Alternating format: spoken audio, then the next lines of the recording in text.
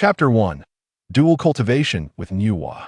In the primordial world, nestled within the slopes of Mount Bujo, there existed a naturally formed cave, wherein the 12th grade primal chaos Qinglian slowly unfurled its petals. Upon this divine lotus rested a diminutive figure, resembling an infant, curled up in slumber. Time slipped by unnoticed until, at last, this ethereal being stretched languidly and opened its eyes. Was it merely the sight of that lightning resembling a QR code, which I scanned with my phone, that precipitated my transmigration? And now, I find myself reduced to nothing but my primordial spirit, cast into this perilous realm of the primordial. Indeed, had it not been for the nurturing essence of the 12th grade primal chaos Qinglian, his spirit would have long since dissipated. Of all forms to transmigrate into, why must it be this? Becoming an innate treasure would have been preferable after all. No tales exist of any innate treasure successfully taking shape in the primordial world. What if someone discovers and refines me? Suddenly, a rumble shook the earth. Surely, I cannot be this unfortunate. The Qinglian understood that someone was assaulting the innate formation protecting the 12th grade primal chaos Qinglian. I truly am a harbinger of misfortune. He wished to strike his own face in frustration. How could he be so prescient? The sounds of destruction grew louder, the innate formation on the verge of collapse. Desperate for escape, yet devoid of limbs, the Qinglian felt despair creeping in. Just then, a voice resonated in his ears. New mission activated. Dual cultivation with Nüwa. Reward, transformation.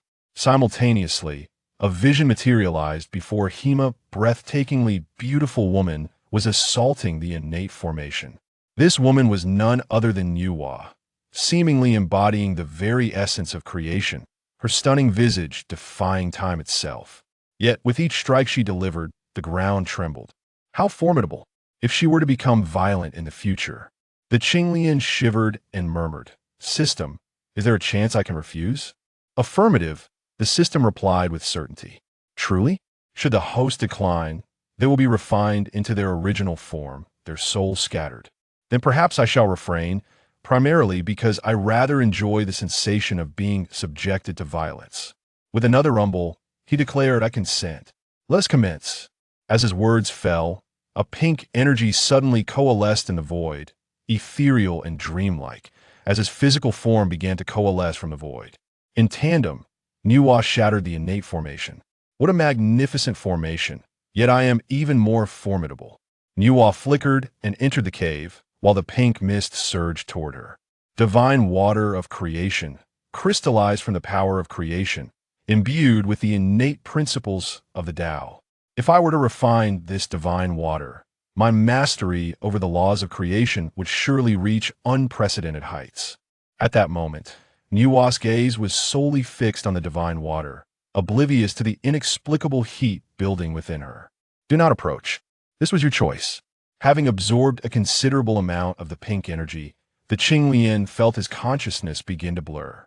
Heavenly thunder stirred the earth's fire. Time passed, though he could not tell how long, until the Qinglian awoke once more. Though his eyes remained shut, he sensed a gaze upon him.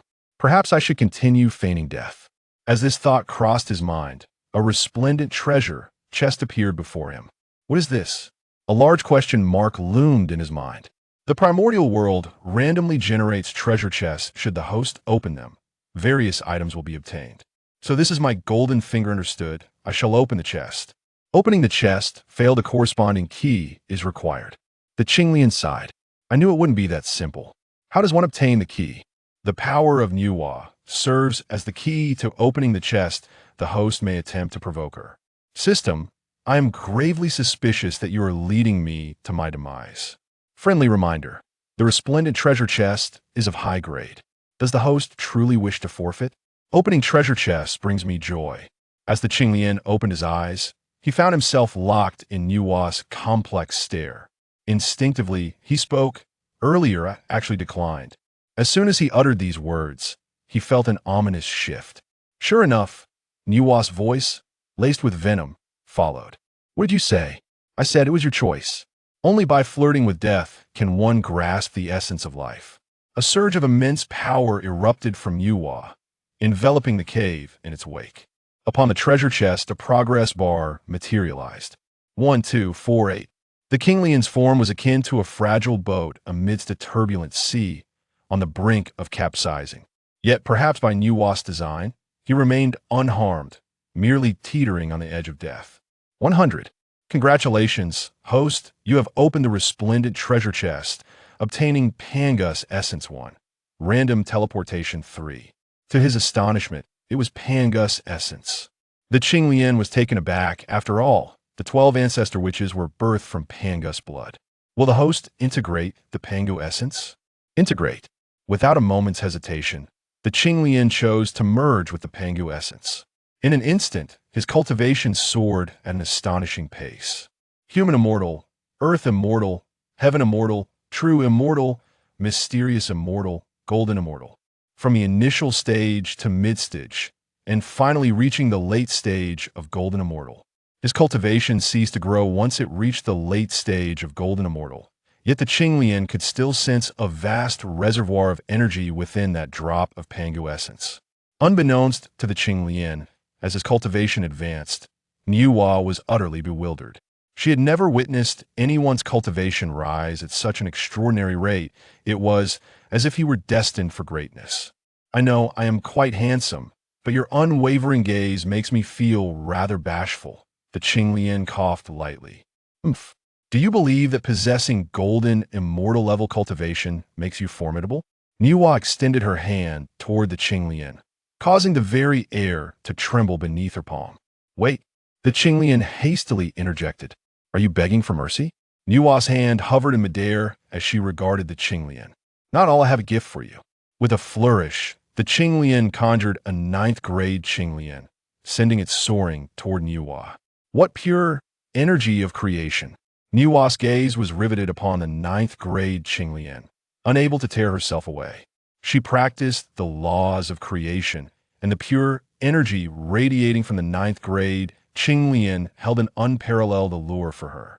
Her earlier dual cultivation with the Qinglian was not without the influence of his original form. Let this serve as our token of affection. Afterward, the Qinglian cast a few lingering glances at Nüwa. You are truly beautiful. I shall return to wed you. Nüwa's cheeks flushed slightly. Then she seethed. You dare to do such a thing to me, and you have shattered my primordialine body. I shall not let you off the hook. Fear not. I shall ensure you accept me. The Qinglian shook his head, a radiant light enveloping his form. I am departing. You cannot escape. Nüwa reached out toward the Qinglian's location, however. Her confident grasp met only empty air. The Qinglian's figure had vanished entirely, leaving behind only the 9th grade Qinglian floating in the void. After a moment's hesitation, Nüwa accepted the 9th grade Qinglian, murmuring, Qinglian, I shall not let you off so easily. Chapter 2. Little 13 Qinglian activated a random teleportation function, and as for where he would be transported, it was merely a matter of luck. Look, a fireball is hurtling towards the Pangu temple from the sky. It must be the handiwork of Donghuang Tai and Emperor Jun, those two avian beings. Ho-yi, renowned for your archery skills, could you please shoot down that fireball? Zhu Rong remarked with a cold snort. Yes, Ancestor Wu. Ho-yi manifested his towering true form as a member of the Wu clan, an ancient bow appearing in his grasp. This was the Ho-yi bow, intrinsically linked to his bloodline. As Ho-yi drew the bow, the spiritual energy of heaven and earth surged madly, coalescing into an energy arrow aimed directly at Qinglian. Damn, I just escaped from the wolf's den only to fall into the tiger's lair. Rest assured, host, during each random teleportation, you will gain a 10-minute invincibility status. Any attack from Daluo, Jinxian, or below will not harm you. The system assured him. Such a boon. Qinglian felt himself enveloped in a radiant spectrum of light, plummeting towards the earth, and he hastily steadied his form. That moment. Ho-yi shouted, releasing an arrow that sped with unimaginable swiftness, seemingly piercing through time and space as it struck the fireball. How dare a mere golden immortal attack my Wu clan? Zhu Rong noted with satisfaction as Ho-yi pierced the fireball, nodding in approval. Haha, Ho-yi, you have done well this time. Zhu Rong, you are rejoicing too soon. The opponent is unscathed, Donghuang interjected, interrupting Zhu Rong's mirth. Impossible. He was clearly struck through the body. Even if he survives, he should be gravely injured. As Zhu Rong spoke, he suddenly paused, for Qinglian had indeed emerged unharmed. This invincibility status is quite remarkable. Just a moment ago, Qinglian had thought himself doomed, only to find the energy arrow pass harmlessly through him. I shall face you. Zhu Rong soared into the air, transforming into a colossal figure of flames. With a mere wave of his hand, two fire dragons lunged toward Qinglian with ferocity. Zhu Rong is overly impulsive. Why engage personally against a golden immortal? What if Donghuang Tai and Emperor Jun were to discover this? Donghuang muttered, observing the astonished expressions on the faces of other ancestor Wus as they gazed at the battle above. Though Zhu Rong is slightly weaker than I, he is certainly not someone a golden immortal can contend with. Just as he finished speaking, he was immediately proven wrong. Did I in the high skies? Qinglian remained motionless, allowing Zhu Rong's attacks to rain down upon him. More crucially, Qinglian sustained no injuries whatsoever. Treasure chests, countless treasure chests. Qinglian's attention was entirely diverted from Zhu Rong to the myriad of treasure chests below. Among them, he even spied a 9-colored treasure chest. It must be noted that a previous 7-colored chest contained Pangu's essence. The treasures within this 9-colored chest must be far more precious. Key required. Hint: defeating the 12 ancestor Wus will grant you a key. Such a demand is utterly insane. With my golden immortal cultivation, how could I possibly defeat the 12 ancestor Wus, who are at the Daluo Jinxian level? Qinglian reluctantly abandoned the notion of the 9-colored chest. Aside from this 9-colored chest, there were numerous 3-colored chests, yet each corresponded to a formidable Wu. Only by defeating the respective Wu could one obtain the key to unlock the corresponding chest. Truly, the Wu clan is filled with battle maniacs. Host, please be aware. The invincibility status lasts only 1 minute. The system's voice jolted Qinglian back to reality. Wait. Observing Zhu Rong's continued assault, Qinglian hurriedly waved his hand. Are you conceding? Zhu Rong paused, looking at Qinglian with confusion. To be honest, you can see for yourself that you cannot harm me. Why not call it a draw? Qinglian proposed. You must be employing some secret technique. I refuse to believe you can maintain this indefinitely. You are not of the Wu clan, yet have intruded upon our sacred domain. Today, you shall undoubtedly perish, Zhu Rong declared, preparing to strike once more. Wait, who says I am not of the Wu clan? Qinglian retorted, then activated the Pangu essence within him that a pressure emanated from his being, resonating subtly with the 12 ancestor Wus. Impossible. This cannot be, Zhu Rong faltered. Losing his balance and plummeting from the sky. Zhu Rong, how shameful. A dignified Daluo Jinxian unable to even maintain flight. Donghuang stepped forward to deliver a mocking blow. Big brother, how can he possess the aura of Pangu's essence? Is it not exclusive to us 12? Zhu Rong disregarded Donghuang's taunt, turning instead to Di Jiang for answers. Di Jiang shook his head in response. Qinglian has encountered all the ancestor Wus on the other side. Qinglian pondered for a moment before choosing to descend, for the Wu clan held an abundance of treasure chests awaiting his exploration. Qinglian, how can you possess the essence of the father god Pangu? Zhu Rong directly inquired. It is innate. Qinglian succinctly replied with just 3 words. How is this possible? Sixth brother, Zhu Rong, enough. The essence of the father god Pangu cannot be refined by any other being. Qinglian, from this day forth, you shall be the 13th ancestor Wu. Di Jiang officially recognized Qinglian as a descendant of Pangu. In an instant, a tremendous aura bestowed itself upon him. Congratulations, host. You have obtained a special key. Should you gain the recognition of the 3 pure ones, you may acquire a special treasure chest and receive the Pangu inheritance. The system's voice momentarily stunned Qinglian, but he chose not to dwell on it further. In life, it is prudent not to reach too high. Just like the 9-colored treasure chest in the Pangu temple, he had claimed to let go, yet he still yearned for it. However, Qinglian understood that with his current cultivation level, defeating the 12 ancestor Wus was an impossibility, that he would have to wait for another opportunity. Wonderful. I am finally no longer the youngest. Qinglian, from now on, you shall be little Hutta beamed with joy, her eyes sparkling with delight. 13. I am your 5th brother. You must call me 5th brother. Zhu Rong's demeanor shifted dramatically. What 5th brother?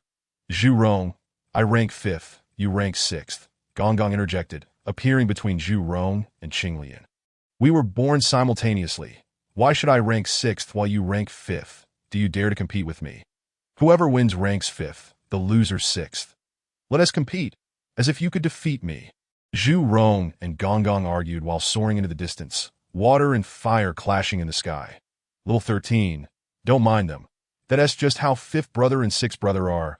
Huda patted Qinglian on the shoulder, almost toppling him. Little 13, your physique is lacking. Come, call me sister. I will help you train. Qinglian, Chapter 3. Who dares to fight in the Wu clan's encampment? The 12-grade creation Qinglian swayed, enveloping Qinglian within, while a robust man relentlessly attacked. Stop. You are cheating. Hui huffed, ceasing his assault. You were the one who came to challenge me. I have yet to lose. How can I stop? Qinglian seized the opportunity to unleash a palm thunder, striking Hui, causing him to grimace in pain. What do you want from me? At this moment, Hui felt utterly frustrated, wishing to spit blood that if he could turn back time, he would never have sought Qinglian for a duel. The defensive power of the 12-grade creation Qinglian was insurmountable. He simply could not inflict any damage. Qinglian nestled within the 12-grade creation Qinglian, occasionally sending a palm thunder Hui's way. Though these strikes were not fatal, they were undeniably painful. Since his birth, he had never encountered such a humiliating battle. Simply concede, and I shall spare you. Inside the 12-grade creation Qinglian leisurely munched on spiritual fruits as he spoke. Impossible. Hui rejected the notion without a second thought. How could he, a mighty Wu clan elder, ever concede? Very well, this will be your final stubbornness.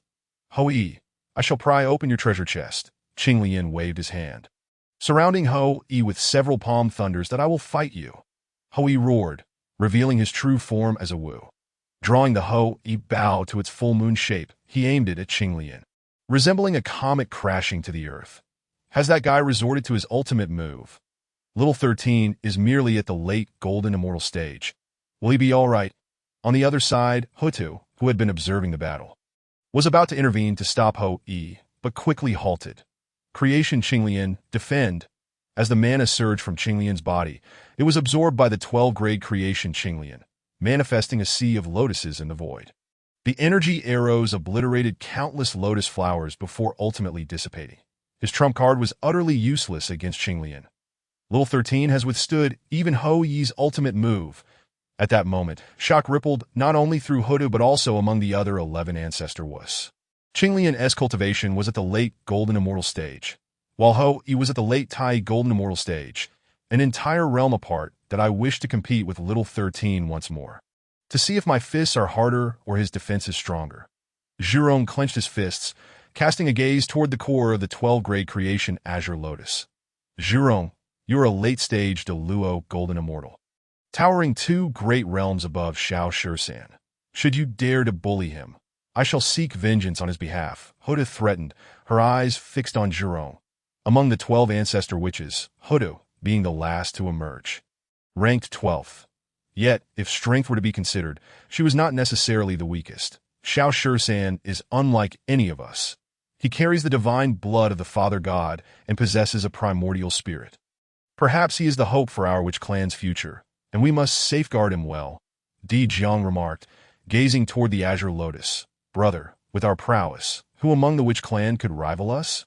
As for Xiao Shisan, he is our brother and currently quite feeble. We will undoubtedly protect him well, Zhu replied dismissively. Roar, break for me.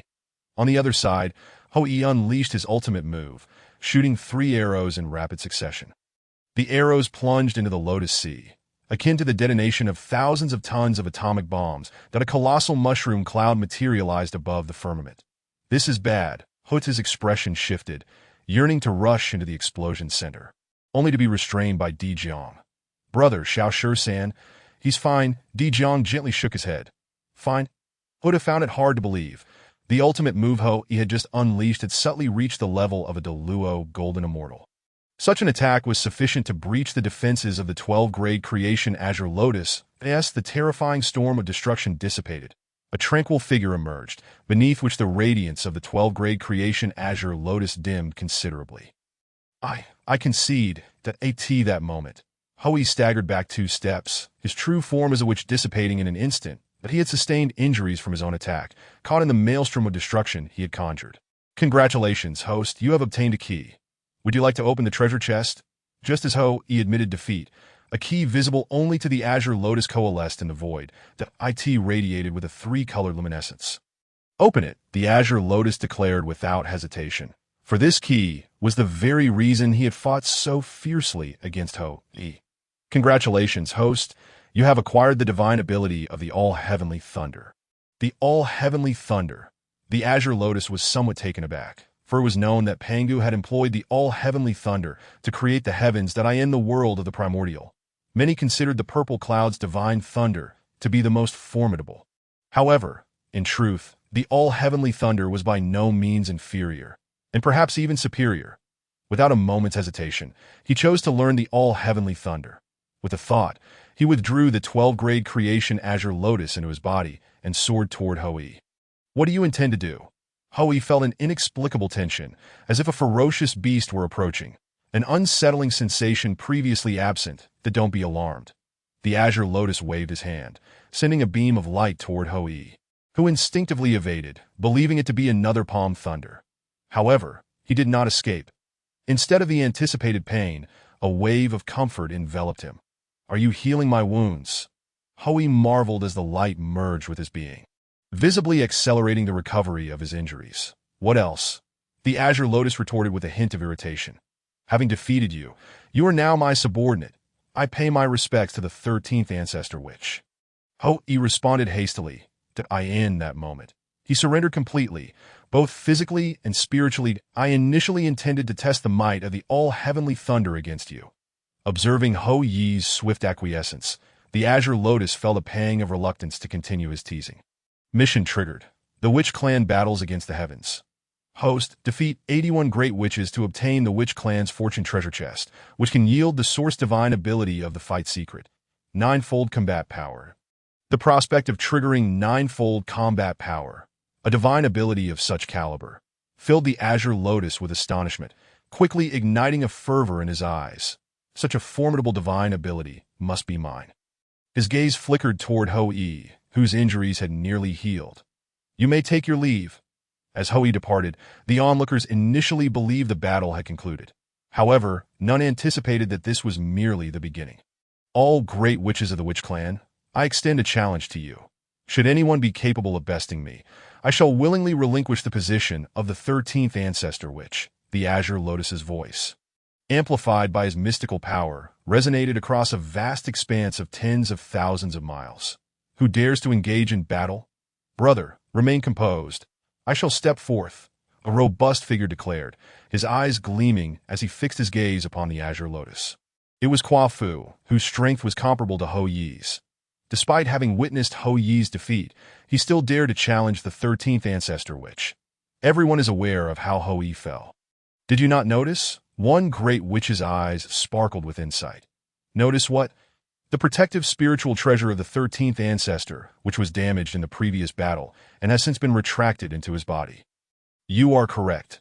Without a protective treasure, the 13th Ancestor, which is surely no match for Kuo Fu, that a group of great witches huddled together, whispering among themselves. One lamented. Had I known, I should have stepped up. Indeed, the Azure Lotus's earlier words have been excessively arrogant. One might say, asking for a beating by modern standards that I, Kuo Fu, have come to challenge you. 13th Ancestor Witch, please bestow your guidance, Kuo Fu stated after bowing to the Azure Lotus. Kuo Fu, is it? The Azure Lotus nodded. Did I in light of your politeness? I shall refrain from using the 12-grade creation Azure Lotus to overpower you. Did I in truth? The Azure Lotus was currently unable to employ the 12-grade creation Azure Lotus, as it had been damaged in the earlier clash with Hui and required time to mend. Thank you, 13th Ancestor Witch, Kuo Fu replied, his face breaking into a smile. You rejoice too soon. The Azure Lotus declared, unleashing a bolt of all-heavenly thunder. The all-heavenly thunder. At that moment, the ancestral Witch of Thunder, Qiangliang, who had been observing from the sidelines, could no longer contain his excitement and revealed himself.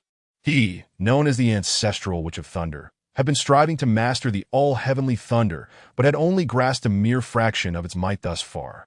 Fourth brother, Do not overreact. Xiao Shisan possesses a primordial spirit. Perhaps he has awakened the legacy of the Father God, allowing him to wield the all-heavenly thunder. You may inquire after the battle concludes, Di Jiang, though equally astonished by Xiao Shisan's mastery of the all-heavenly thunder. Maintained a composed demeanor befitting his stature as the leader of the witch clan. On the other side, Kwa Fu, facing the all-heavenly thunder, felt as if the heavens were fracturing and all existence withering. A profound terror surged within him. That I concede. Struggling to utter those 3 words, Kwa Fu staggered backwards several steps. This cannot be real. Why has Kwa Fu suddenly surrendered?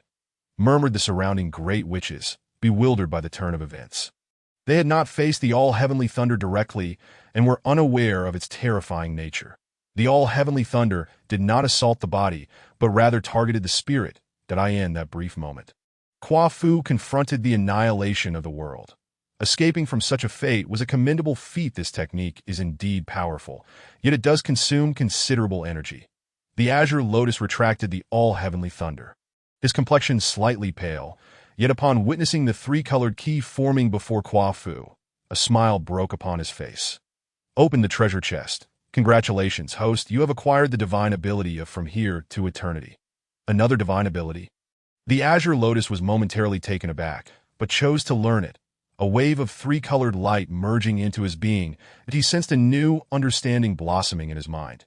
This was an introduction to the ability of From Here to Eternity, a powerful technique not merely for escape, but for traversal.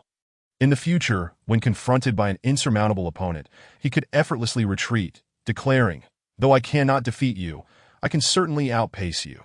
Then, he would add a touch of flair, 30 years in the East River. 30 years in the West River. Do not underestimate the youth in their poverty. Perfect.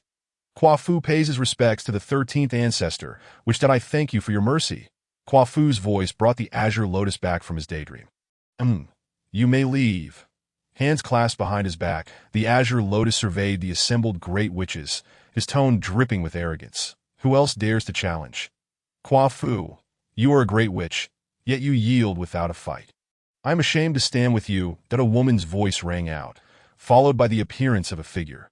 Jiufeng?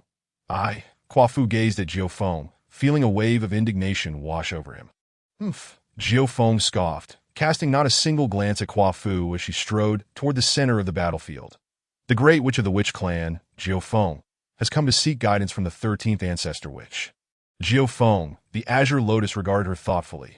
Why do you gaze at me? I was pondering whether, should I defeat you, the other great witches might come seeking vengeance. That in contemporary times, the witch clan faces a severe gender imbalance, with a predominance of males over females. Take the 12 ancestors of witches, for instance. Among them, only 2, Xianming and Hutu, are female. However, it is important to note that there are now 13 ancestors. Zhurong, known for his fiery temperament, frequently provokes the ancestor donghuang. Yet he refrains from provoking Hutu lightly, evidently having learned his lesson. Among the great witches, the number of female witches is similarly scarce. Are you frightened? Jiufeng inquired of Qinglian. Our witch clan stands tall and unyielding. Even if you were to make me weep, no other great witch would seek vengeance on your behalf. No. Why would I cry? Our clan has always shed blood. Never tears. Such a pity, Qinglian replied, shaking his head with a hint of regret. The task at hand was to defeat 81 great witches. It appeared that this endeavor would not be easily accomplished. Let us commence, Jiufeng declared. Sensing that he had regained less than 30% of his magical power, Qinglian nodded. It seemed that after this battle, he would need to cease his challenges, for the great witches of the witch clan were not to be trifled with. In his battle against Hui, he had relied on the invincible defense of the 12-grade primal creation, Qian, and his encounter with Kwa Fu. He had caught him off guard by employing the Dutian Divine Thunder to secure victory.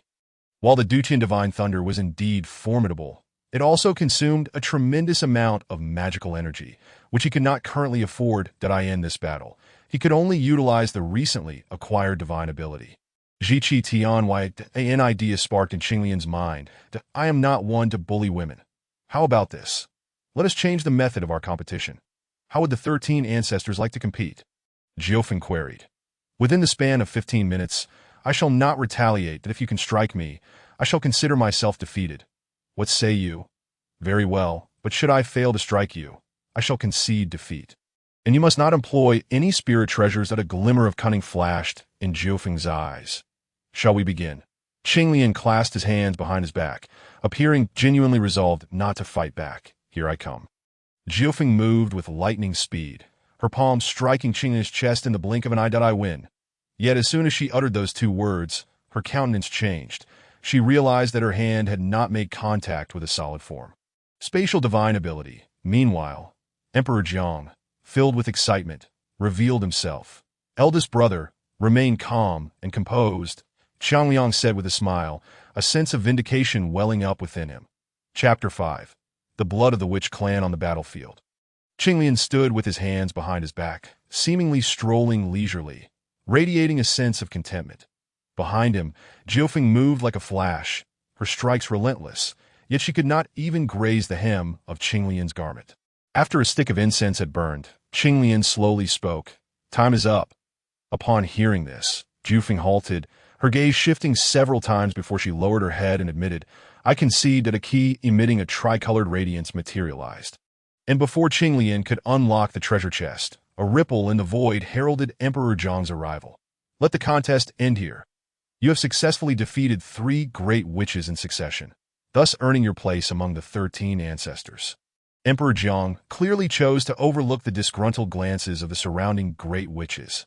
Nodding slightly, it was indeed the most opportune moment to conclude the battle. Should it continue, he would undoubtedly be the one to lose. 13. Follow me to the Pangu Hall.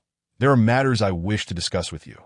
With that, Emperor Jiang strode towards the Pangu Hall, prompting Qinglian to hurriedly follow. Inside the Pangu Hall, the other 11 ancestors awaited. Little 13, come sit beside me. Huda beckoned as Qinglian entered, that he found himself at a loss for words at Huda's designation. Why add the little before 13? In what way was he small? Nevertheless, he obediently took a seat beside Hutu. For she was a beauty. 13. As you have just returned to the Witch Clan, you may be unfamiliar with many matters concerning it. Allow me to introduce myself. I am the first ancestor, Emperor Jiang. The order of the 12 ancestors is as follows. Emperor Jiang, Zhu Juyin, Shebi Shi, Qiangliang, Gonghuang, Zhurong, Rushu, Jumong, Tianwu, Yanzi, Xianming, and Hutu. Eldest brother, I am the 5th ancestor, and Gonghuang, he's 6th brother. That ranking has been established long ago, and you agreed to it at the time. Emperor Jiang interrupted Zhurong that I was deceived by Gonghuang back then. 13. Your return to the Witch Clan adds another ancestor to our ranks, which is a significant event for us. I intend to invite some powerful beings from the Primordial era to announce your identity to the world. How does that sound? Emperor Jiang inquired. Whatever you decide, eldest brother, Qinglian thought with delight, for the Witch Clan was currently a formidable force in the primordial world, and aligning with them would prove advantageous. By the way, I have not seen Sister Nüwa in ages. This is a perfect opportunity to invite her to visit the Witch Clan. Suddenly, Huda's words nearly caused Qinglian to faint. Sister Hutu. Whom did you just mention? Nüwa. Indeed. I have known Sister Nüwa for millions of years. Back then, we traveled the primordial lands together. Ahem. Emperor Jiang cleared his throat, interrupting Huda. Little sister, perhaps it would be best to discuss these matters with 13 later. If you want to hear it, I won't tell you. 13. How did you cultivate the Donghuang divine thunder?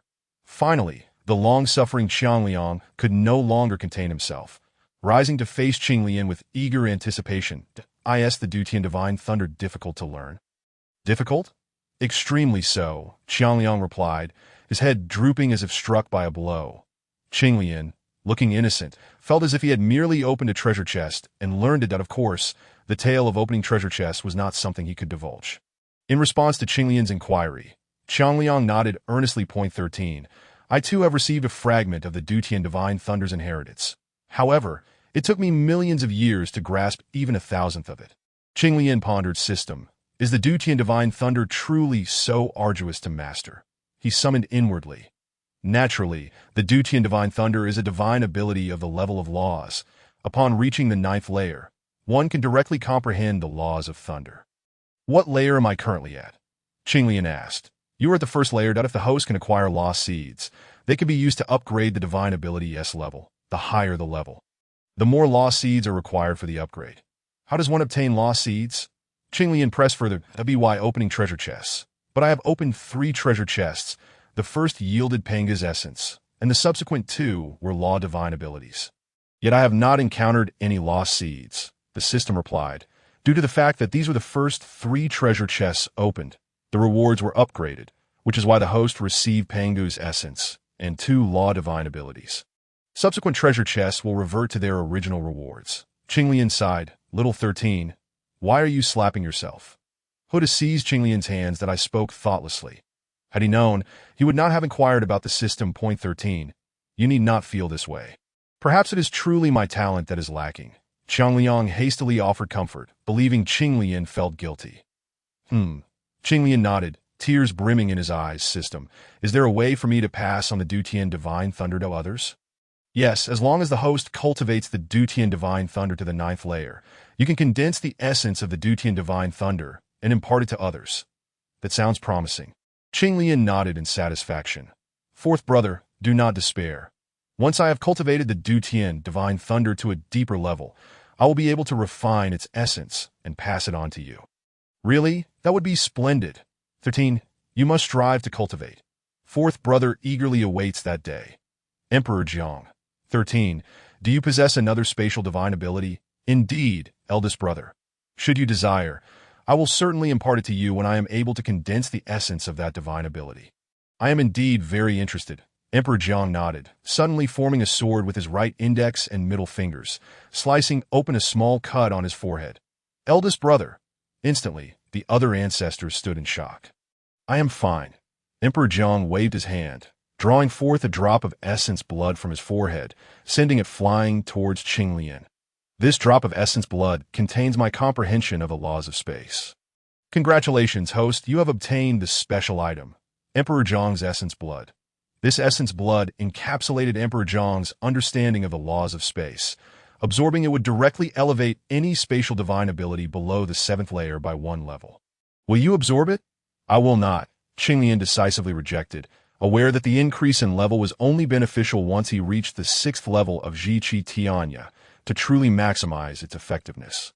After all, the higher the level of the divine ability, the more lost seeds were required. Thank you, eldest brother. Qinglian waved his hand, collecting Emperor Jiang's essence blood, while simultaneously channeling a significant amount of primal energy into Emperor Jiang. On the other side, Qiangliang also forced forth a drop of essence blood to gift to Qinglian. The effects of Qiangliang's essence blood were comparable to those of Emperor Jiang's, albeit with differing attributes. After expressing his gratitude, Qinglian accepted Qiangliang's essence blood as well. Chapter 6. The brother-in-law 13 ancestors have arrived. On a battlefield, 2 great witches were engaged in a contest, surrounded by countless members of the witch clan. At the sound of this exclamation, all fled in haste. Am I truly that terrifying? Qinglian gently stroked his smooth chin, gazing at the fleeing members of the witch clan, feeling somewhat speechless that wasn't the witch clan supposed to be fearless, battling against the heavens and the earth. Was it not merely a request for a friendly spar? Jiufeng pays respects to the 13th ancestor of the witch. Are you not afraid of me? As Jiufeng approached, Qinglian felt a flicker of curiosity. Jiufeng wished to engage in another contest with the 13th ancestor of the witch. Upon hearing this, Qinglian looked at Jiufeng, confirming the absence of any treasure chest, and shook his head in refusal. You are not my match. Come seek me again once your cultivation breaks through to the great Luo Golden Immortal. With that, he turned away and departed. He still had treasures to seek. Although the golden treasure chests were somewhat lower in grade, even the smallest morsel is still meat. Suddenly, Qinglian's eyes brightened that a century had passed in the blink of an eye. And during this time, he had come to understand his system quite well. The system's primary function was to open treasure chests, which could yield anything at random. Naturally, the higher the chest grade, the better the rewards. Ranging from low to high, the chests could be classified as bronze chest, silver chest, golden chest, tricolor chest, multicolor chest, rainbow chest, and 9-color chest. As long as one possessed the corresponding key, they could unlock the chest. Hey, you there, stop! With this shout from Qinglian, the witch clan member, whose cultivation only reached the golden immortal level, trembled, turning to face Qinglian with a smile that was more painful than tears. I pay my respects to the 13th ancestor of the witch. It seems the rumors hold true. The 13th ancestor of the witch has peculiar tastes, even sparing those of merely golden immortal cultivation, that I wish to challenge you. 13th Ancestor of the Witch, I only possess golden immortal cultivation. I know, Qinglian nodded, but surely a golden immortal cannot be compared to another golden immortal. After all, Qinglian, as a golden immortal, was someone whom even the great witches of the Tai golden immortal level would avoid. 13th Ancestor of the Witch, you must think this through. You cannot escape once you engage with me. 13th Ancestor of the Witch, I concede. Looking at the key materializing in the air, Qinglian waved his hand. You may leave. Thank you, 13th Ancestor of the Witch. With that, the Witch clan member vanished before Qinglian's eyes at an astonishing speed. Unlocking the treasure chest, congratulations to the host for obtaining a feather of donghuang tai Yuan. Another feather of donghuang tai. How deep does the Witch clan's enmity with donghuang tai run? Whenever he opened a golden chest, there was a 90% chance it would yield a feather of donghuang tai. He wondered whether these feathers were replicated or directly plucked from donghuang tai himself. If they were indeed plucked directly, it wouldn't be long before donghuang tai became a featherless golden crow. Just as Qinglian's thoughts wandered, a refined gentleman appeared before him, approaching with an air of elegance. This man did not seem to belong to the Witch clan.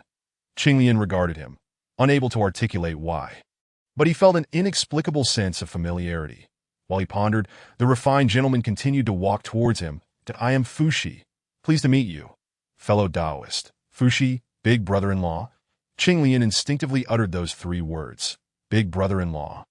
Fuxi looked at Qinglian, puzzled, as it was the first time he had heard such a term. Ahem, fellow Taoist Fuxi. Do not mind that I have yet to introduce myself. I am the 13th Ancestor of the Witch clan. My name is Qinglian. You already know my name. Qinglian suddenly felt a twinge of anxiety as he gazed at Fuxi. Did Nüwa reveal everything to him? According to legend, Fuxi was quite protective of his sister. Would he seek vengeance against Qinglian? The entire Donghuang knows. How could I not? I came specifically because of you, Fuxi stated. The entire Donghuang knows? That shouldn't be the case. While it was understandable that Nüwa might inform Fuxi, how could the entire Donghuang be aware? Could it be that Nüwa issued a bounty across the realm? In an instant, two words flashed through Qinglian's mind. It's over. Big brother-in-law, you must let me explain. Explain what? The 13th Ancestor of the Witch clan, Qinglian. Hasn't the Witch clan already made this known to the entire Donghuang? Fuxi said. Qinglian. So it was a misunderstanding. You scared me that I thought Nüwa had issued a bounty on me. By the way, big brother-in-law, did you come alone? I heard that my sister Nüwa has a very close friendship with Sister Hudu. Didn't she come? At this moment, Qinglian was contemplating whether he should make a run for it. She has entered seclusion, Fuxi replied with a smile. Entered seclusion? How did that happen so suddenly? Upon hearing this, Qinglian hurriedly inquired that it was a sudden realization. She felt the need to enter seclusion for cultivation. Fuxi looked at Qinglian with some curiosity. Do you know my little sister? I suppose I do, Qinglian said. Knowing that Nüwa likely wouldn't be coming, Qinglian felt a sense of relief wash over him. Big brother-in-law, please follow me to the Pangu Hall. Fellow Taoist Qinglian, it would be better if you called me fellow Taoist Fuxi. Big brother-in-law sounds rather strange. Fuxi said strange? I find it quite normal that Qinglian took the initiative to build rapport. The two entered the Pangu Hall, chatting amiably. Within the Pangu Hall, aside from the 12 ancestors of the witch, there were also several great witches, all hiding there under the guise of cultivation. Who were they avoiding? There was no one but Qinglian. For a century, whenever Qinglian encountered a great witch, he would challenge them. And remarkably, he always managed to defeat the Tai golden immortal level great witches despite his own golden immortal cultivation. Great witches. Do I have no dignity? Over time, some great witches, wishing to avoid being challenged by Qinglian, took refuge in the Pangu Hall under the pretense of cultivation, in other places. Qinglian could forcefully command other great witches to accept his challenges. But within the Pangu Hall, it was not possible.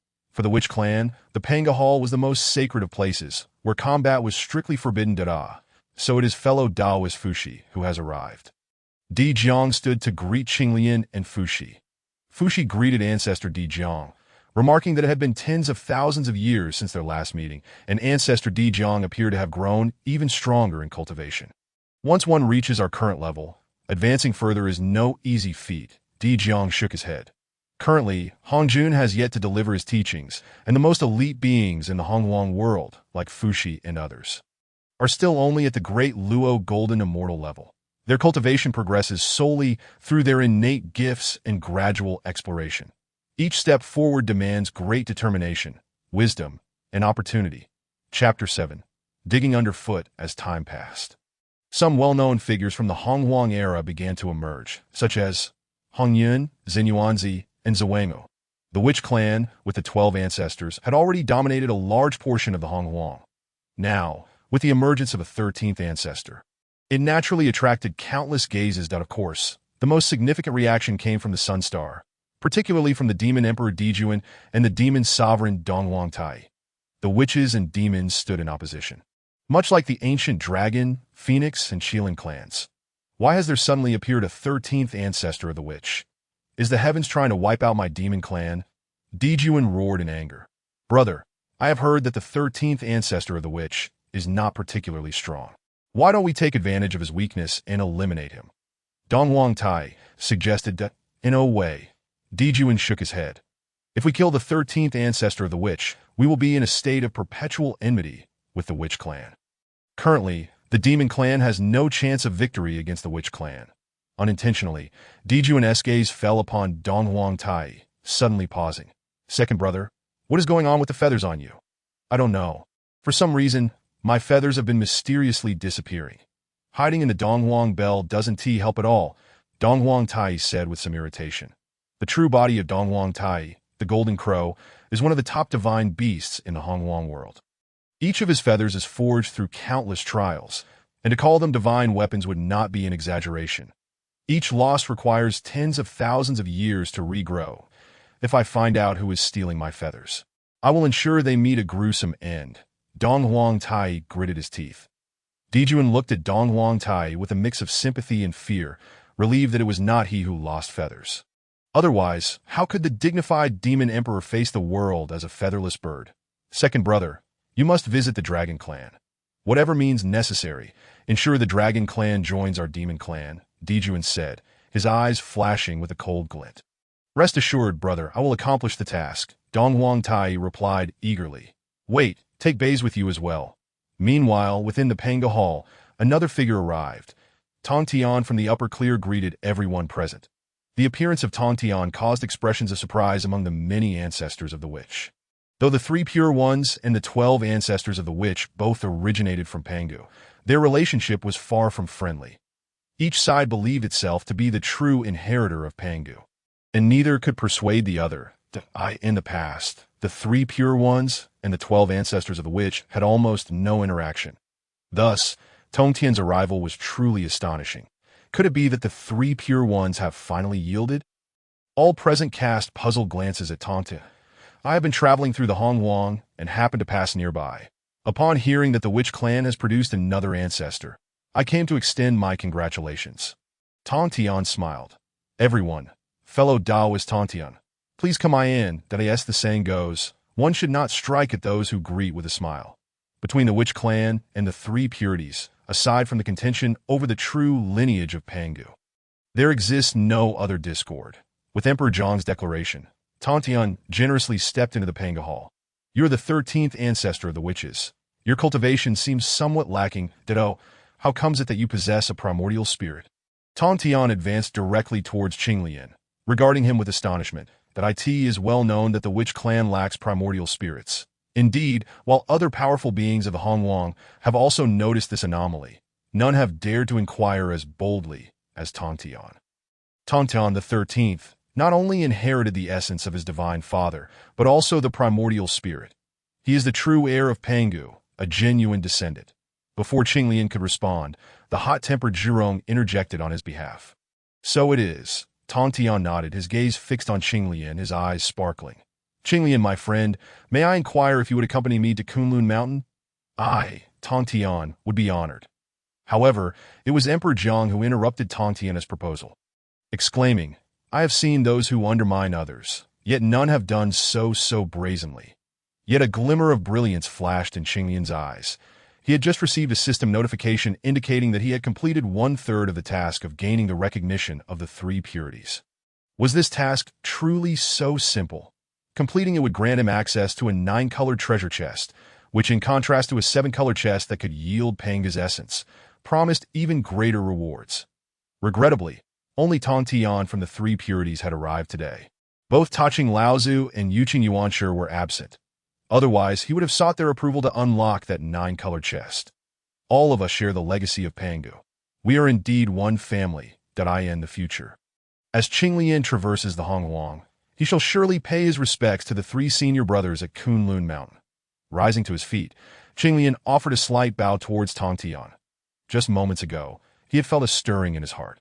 If he were to follow the 3 purities and become one of the 4 purities of Pangu, he would stand a considerable chance of being accepted as a direct disciple by Hongjun. Being a direct disciple of Hongjun would nearly guarantee his path to sanctification. However, after some contemplation, he ultimately relinquished this thought. The 12 ancestral witches had treated him with utmost kindness, genuinely recognizing his worth. Furthermore, even without becoming a direct disciple of Hongjun, with the system's assistance, he could still attain enlightenment. Tongtian nodded and seated himself cross-legged not far from Qinglian, initiating a conversation. That I perceive the aura surrounding you. Qinglian, seems as if you have only recently emerged into existence. Indeed, I have been in this world for less than 1,000 years. In truth, Qinglian had not yet spent 300 years in Donghuang. For beings of immense power, such a span is but a fleeting moment, and oh wonder your name has not yet graced the annals of the Donghuang. Time flies, boom! On the other side, the 12 ancestral witches encircled the blood pool that nurtured the witch clan. Their auras interconnected, this profound sound resonated. The hearts of all present in the Pangu Hall raced in unison. Boom, boom, boom. The sound grew increasingly distinct, reverberating throughout the hall, with every heart synchronizing to its rhythm. As their hearts pulsed in resonance with the sound, the assembled beings felt as if they were harmonizing with the entire cosmos of Donghuang. The once ethereal laws of the Tao now lay bare before them. Easily grasped, that a look of rapture filled the eyes of the Donghuang's mighty, as they became oblivious to all else, their gaze fixated solely on the laws of the Tao. Little 13, do not dawdle. Come forth and receive the baptism from our Divine Father. Suddenly, the voice of Hudo echoed in Qinglian's ear, rousing him from his reverie. The heart of Pangu. Qinglian's gaze fell upon a chaos-colored heart suspended above the blood pool. All that transpired within the hall emanated from this heart. Little 13, what are you waiting for? Hurry and accept the Divine Father's baptism. Huda's voice rang out once more. Ditto. Qinglian soared towards the heart of Pangu. Chapter 8. My damn talent. As Qinglian approached the heart of Pangu, the surroundings began to transform. All vanished, leaving only a dim, gray space devoid of sky or earth. Chaos. The words chaos surfaced in Qinglian's mind. Suddenly, a blue lotus flower appeared before him, blossoming with 36 petals, within which sat a great figure seemingly in deep meditation. With every breath the figure took, the Tao resonated in harmony, and boundless chaotic energy was consumed. Unbeknownst to Qinglian, beneath him, the 12-grade creation blue lotus quietly unfurled, but a small stream of chaotic energy was absorbed by the 12-grade creation blue lotus, merging into his being. Congratulations, host. You have gained a unique opportunity, the baptism of the heart of Pangu. You may choose one of 2 rewards. Choice 1. Directly transform into the body of an ancestral witch, achieving the cultivation level of a great Luo golden immortal within 10,000 years. Choice 2. Become the most powerful chaotic body within the chaos. I choose the second. Naturally, one must select the strongest option. Congratulations. The host has become a chaotic body flawed. Wait, why is my chaotic body flawed? To become a complete chaotic body, the host must refine the primordial 5-element roots in the realm of the Tai Golden Immortal and then open a small 1,000 worlds within the great Luo Golden Immortal. Awaiting the return of that small 1,000 worlds to chaos for the chaotic body to be fully realized, the cultivation of this chaotic body truly so troublesome. Qinglian furrowed his brows. The chaotic body is the strongest physique within chaos. Among the 3,000 chaotic demons, only Pangu possesses it. Pangu is also a chaotic body, that I am determined to obtain this chaotic body. By the way, what are the primordial 5-element roots? The essences of the Bodhi tree, the ginseng fruit tree, the peach tree, the Fusang tree, and the Huanghongli must be gathered by the host in the realm of the Tai Golden Immortal. I understand that as the baptism concluded, the heart of Pangu vanished from sight. The moment Qinglian opened his eyes, he felt an overwhelming surge of power coursing through him that MY cultivation has broken through, soaring directly past the Golden Immortal's perfection to the early stage of the Tai Golden Immortal. Qinglian swung his fist, feeling as though he could shatter the void with a single blow. The 12 ancestral witches simultaneously opened their eyes, fatigue evident upon their faces, clearly indicating that the baptism ceremony had taken a significant toll on them. Little 13, splendid. You have broken through to the Tai Golden Immortal. Hutu winked at Qinglian. Indeed, observing the weary expressions of the 12 ancestral witches, Qinglian felt profoundly moved. Before long, the mighty beings of the donghuang emerged from their enlightenment. Each having gained substantial insights, most expressed their farewells, wishing to retreat and consolidate their newfound understanding. Tongtian, the baptism ceremony has concluded. Are you not leaving? Zhurong could no longer restrain himself, speaking up as he watched Tongtian converse with Qinglian. You all have expended a great deal of energy for this baptism. Go now and recover your vitality. As we share the bloodline of Pangu, rest assured that during this time, with my presence, the witch clan shall remain unharmed, replied Tongtian, but we do not require your assistance. Even if we fall into weakness, we need not fear the likes of Emperor Jun and Donghuang Tai, retorted Zhurong. Qinglian, I have heard that you have comprehended the divine thunder of the Dacians. I too have developed a thunder-based divine ability, which I shall name the Shangqing Divine Thunder. How about we have a contest? Ignoring Zhurong, Tongtian instead cast an intrigued glance at Qinglian. Zhurong fumed with indignation. Had it not been for his slight weakness, he would have surely challenged Tongtian. Point 13. We have sustained injuries to our vitality and require 1,000 years of seclusion. During this time, the witch clan shall be entrusted to you. Emperor Jiang stated, looking towards Qinglian.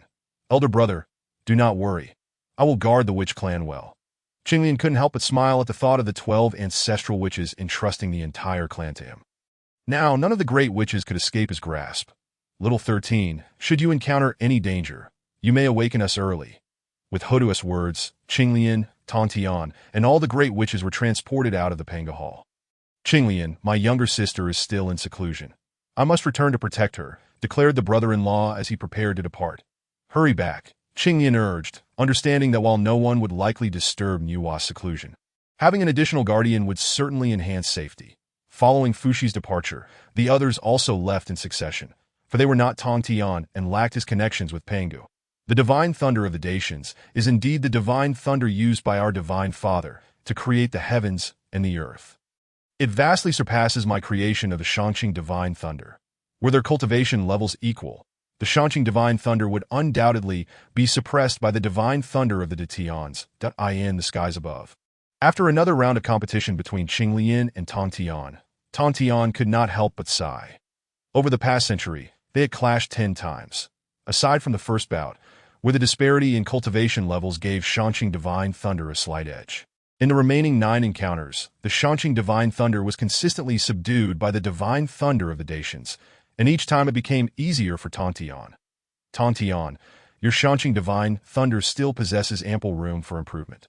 Once fully developed, it shall undoubtedly match the Divine Thunder of the Dacians in strength.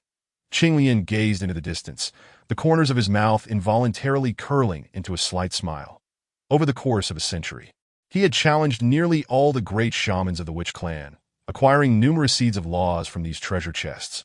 Both the divine thunder of the all-heaven and the distance of a hand's reach had been elevated to the 4th level of perfection.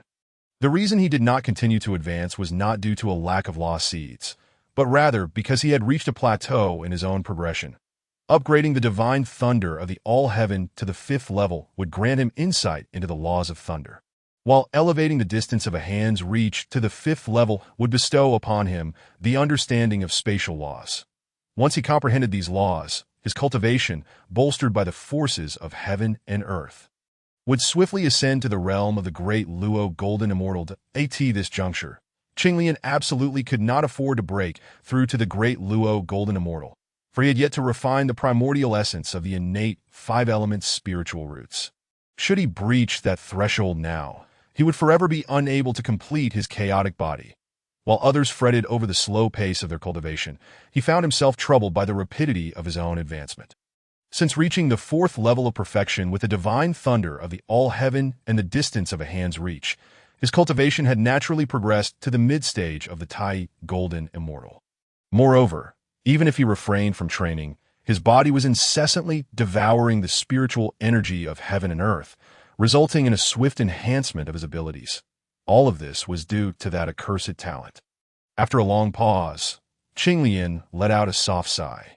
Indeed, your talent is the most formidable I have encountered among all individuals, whether in the comprehension of divine abilities or in the speed of cultivation.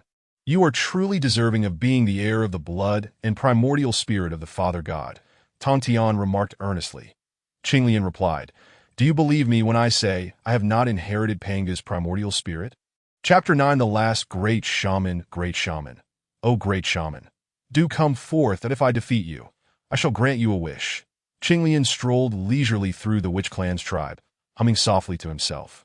While the surrounding members of the Witch Clan kept their distance from him, the 13 shamans, that he needed one more great shaman to complete the task of defeating all 13, yet he could not seem to locate him. Qinglian felt a twinge of frustration. He had essentially challenged all the great shamans of the Witch Clan. Having vanquished a total of 80, only one remained, in his quest to find this last great shaman. He had spent 500 years searching. You had better not show yourself, or I shall surely defeat you so thoroughly that your mother wouldn't recognize you, Qinglian declared menacingly, conveniently ignoring the fact that great shamans were, in reality, motherless at this moment.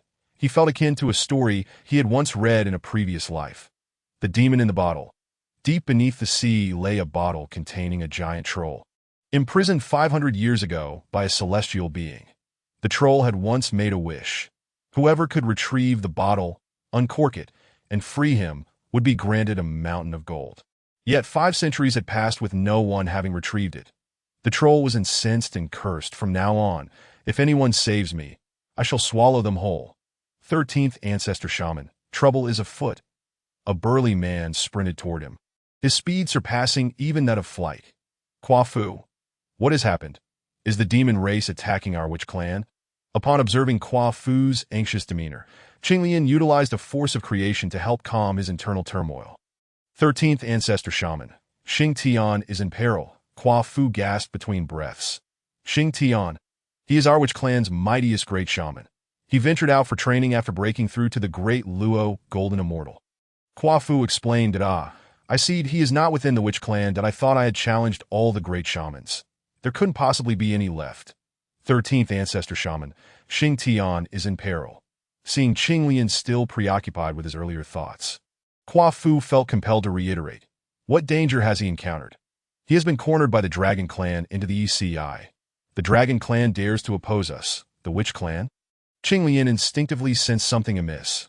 As the Witch Clan was the foremost race of the Donghuang continent, the Dragon Clan would not dare to confront them. How do you know this? Xingtian took several Witch Clan members with him on his training journey, and one of them managed to escape back, Kwafu replied, as he pushed a severely injured ordinary Witch Clan member before Qing. Do not rush. I will heal him first. Once he recovers, we may glean some useful information.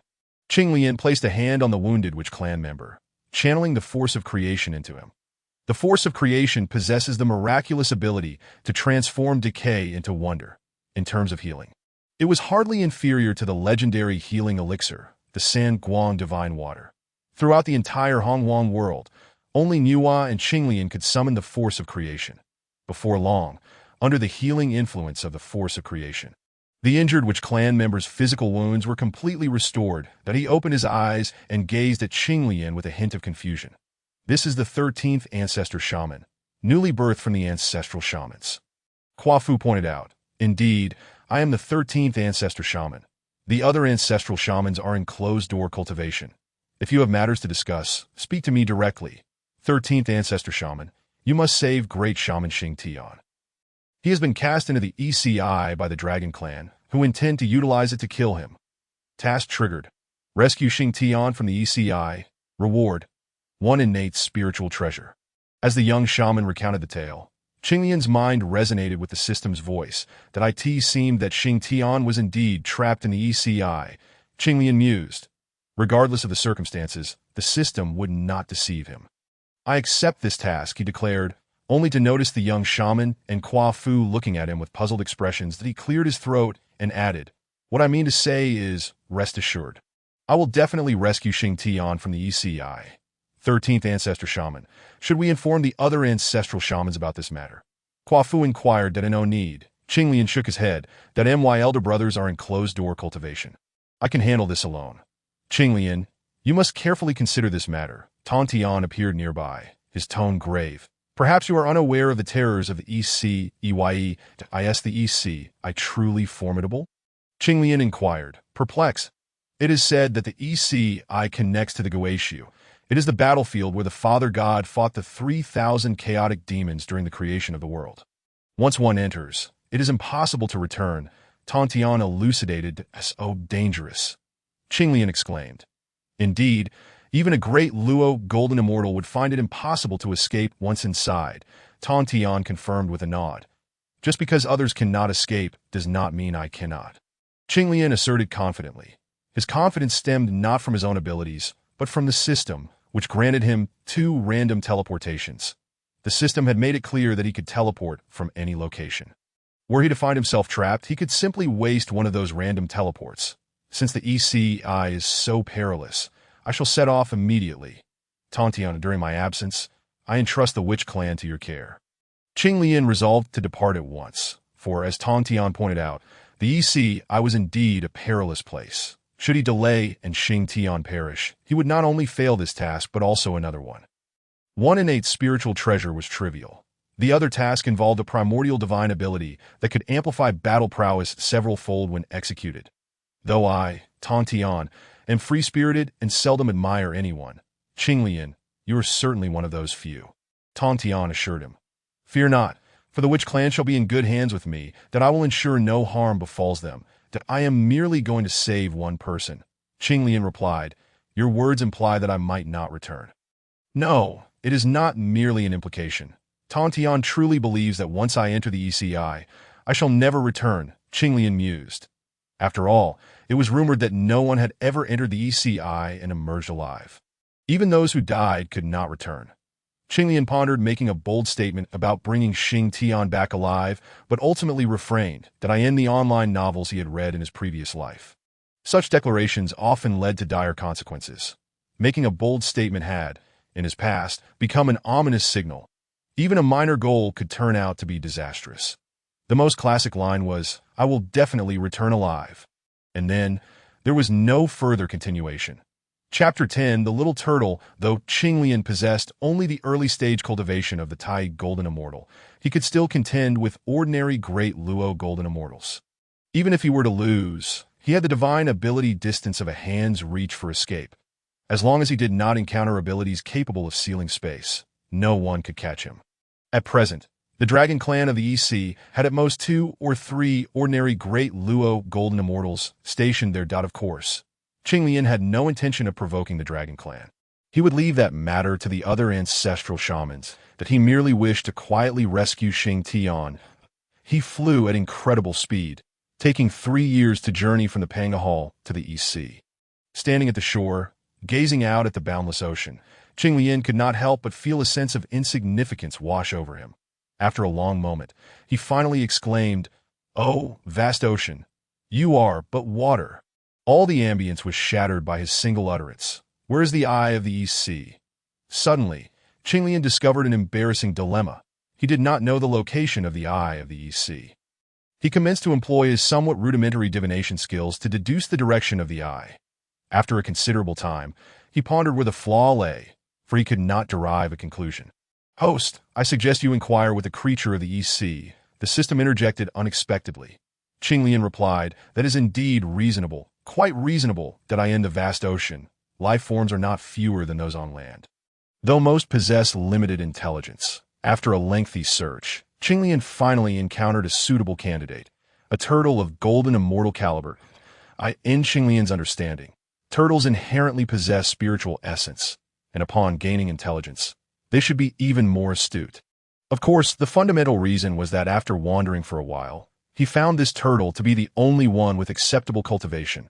Within an underwater cave, a turtle the size of a house lay asleep when suddenly a bolt of lightning struck its shell. Thunder rumbled. The turtle jolted awake, retracting its limbs, tail, and head into its shell. Observing this, Qinglian was left speechless. You are a golden immortal, yet so cowardly that if you do not emerge soon, I shall shatter your shell as well. That a slightly juvenile voice emanated from within the shell. You cannot trick me out. My shell is the hardest in this world, and you cannot break it. Oh, my temper! Without hesitation, Qinglian unleashed several strikes of divine thunder upon the shell. Naturally, he exercised caution. Otherwise, not just the shell, but the entire turtle would be reduced to mere dust. Crack, crack, stop it, stop it! I believe you now. The shell exhibited spiderweb-like fissures, causing the turtle to roll about in pain. Had he perhaps been too heavy-handed? Qinglian felt a twinge of awkwardness. Listening to the turtle's somewhat juvenile voice made him feel as though he were bullying a child. Enough of your wailing. I shall tend to your wounds. With a flick of his hand, a force of creation enveloped the turtle, and in an instant, the cracks on its shell vanished at a visible speed. I feel better. I am no longer in pain. All is well. Cease your noise. Now answer my questions honestly, or I shall peel your shell away. Qinglian spoke with fierce intent. What a naughty fellow, the turtle thought. Its voice sounding akin to that of a young girl. Qinglian shook his head. Respond truthfully to my inquiries, and I shall spare you, understand? Understood. Your body is too large. Shrink down. The smaller, the better. Qinglian's words fell. The house-sized turtle rapidly diminished in size, soon becoming no larger than a fist. Excellent. Qinglian nodded in satisfaction that I just roamed around. Why is it that within a radius of 1,000,000 miles, you are the only golden immortal? He specified 1,000,000 miles, for he had only traversed that distance, and surely beyond that, he would find no other golden immortal that I do not know. I have slept in this cave since birth and have never left. The little turtle trembled as it answered Qinglian's question, clearly aware that this answer would not satisfy him, as, oh, you have never awakened during your slumber. I have awoken a few times, but I quickly fell back asleep. When you awoke, did you notice any stronger beings nearby? Yes, but I avoided them, so they did not discover me. Eventually, they disappeared. This was tantamount to saying nothing. However, it could be inferred that there had originally been other golden immortals in the vicinity. But due to some unforeseen event, they had all vanished. The little turtle had escaped calamity due to its slumber. Let us set that matter aside. I have another question for you. Did you know the location of the Eye of the East Sea? I do not know, but I can attempt to divine the heavenly secrets. You are capable of divining heavenly secrets? Qinglian, who had initially lost hope in the little turtle, suddenly brightened at this revelation. Of course, the little turtle nodded proudly, then waggled its tail. Then begin at once. I have urgent business at the Eye of the East Sea. If you can help me ascertain its location, I shall grant you a request that I can fulfill. Qinglian hastily stated, shifting from coercion to persuasion. Very well. The turtle's shell began to glow, and soon, a beam of light projected from it, revealing a map along with specific coordinates. Qinglian thought to himself that his own divination skills were evidently inferior to those of a little turtle of golden immortal caliber. However, his attention was quickly captured by the map of the Eye of the East Sea. All right, I have memorized the map. As Qinglian spoke, the map disappeared. However, he noticed some cracks had appeared on the turtle's shell. So your divination inflicts harm upon yourself. He waved his hand, channeling a force of creation to heal the turtle. In no time, the healing energy restored the little turtle's injuries entirely. Thank you, as I previously mentioned. If you reveal the location of the Eye of the East Sea, I can fulfill one of your requests. Speak. What do you desire? I wish to stay by your side. The little turtle nestled in his palm, affectionately rubbing its head against his hand. Why do you wish to stay with me? Did you not just call me a villain? Qinglian inquired, puzzled as he gazed at the turtle. The energy you used to heal me earlier. I found it quite delightful, the little turtle confessed openly. You mean the force of creation? Qinglian's eyes glimmered as he produced a third-tier Qinglian that I can offer you two choices. The first is to gift you this third-tier Qinglian as a resolution of the karmic debt for assisting me in locating it. The second option is to accompany me, but I shall reclaim the third-tier Qinglian. The little turtle's gaze flitted between the two options, appearing quite conflicted. After waiting for a moment without receiving a reply, Qinglian looked down to find the little turtle had fallen asleep in his palm. Such a slumbering glutton, the little turtle lay on its back. Limbs sprawled, and when Qinglian poked its belly, it merely rolled over and resumed its slumber. Since you love to sleep so much, I shall call you Little Ming. That a gentle smile graced Qinglian's lips as he beheld the little turtle, which reminded him of a pet turtle he had kept in his past life, both sharing a common fondness for sleep. With a flick of his hand, the third-tier Qinglian transformed into specks of green light, merging into the turtle's body. Consider yourself fortunate. Qinglian placed the little turtle on his shoulder and, with a single step, arrived above the ocean. The spatial coordinates lie in that direction. Having determined the precise location, the subsequent actions became considerably simpler for Qinglian, that he utilized the technique of a step across 1,000 miles, heading toward the eye of the East Sea. Unbeknownst to Qinglian, a trap awaited him ahead. Above the eye of the East Sea, Donghuang Tai stood with his hands clasped behind his back, his once domineering aura now seeming faint and elusive. Below, a colossal whirlpool, the eye of the East Sea, emanated a terrifying gravitational pull, consuming the surrounding seawater and the air above. Yet the current surrounding Donghuang Tai appeared almost frozen, that if one were to observe closely, it would seem as if the eye of the East Sea was gradually contracting. Time passed without measure, and behind Donghuang Tai, a middle-aged man with dragon horns approached. That I pay my respects to the Demon Emperor. All has been arranged according to your command. What is the full extent of the eye of the East Sea's eruption? Can it engulf all 12 ancestor witches? Donghuang Tai inquired without turning his head. Currently, the eye of the East Sea has been maximally compressed by the formation. As soon as the formation dissipates, the eye will immediately unleash tenfold or even 100-fold of its original suction power. No one within its range will be able to escape. The Dragon King spoke, his expression tinged with anxiety. Are you afraid of the Witch Clan? If this time the 12 ancestor witches do not all arrive, my Dragon Clan shall face the wrath of the remaining Witch Clan. You need not worry about that. Your Dragon Clan has joined the Demon Clan, and the Demon Clan will naturally protect you. That a glimmer of cold light flickered in Donghuang Tai's eyes. Those ancestor witches are all brawn and no brain. As long as one of them enters the eye of the East Sea, they will surely attempt to rescue their kin. Once they enter the eye, they shall never escape alive. That a maniacal grin spread across Donghuang Tai's face. Without the ancestor witches, the Witch Clan will be utterly defenseless. Regarding this matter, Donghuang Tai was filled with unshakable confidence. Should this plan succeed, the Demon Clan will ascend as the sovereign of the primordial chaos. Of course, it is likely that Donghuang Tai could never have anticipated that the meticulously prepared trap would not ensnare the 12 ancestors of sorcery, but rather attract only Qinglian upon hearing this. The Dragon King of the East Sea fell silent.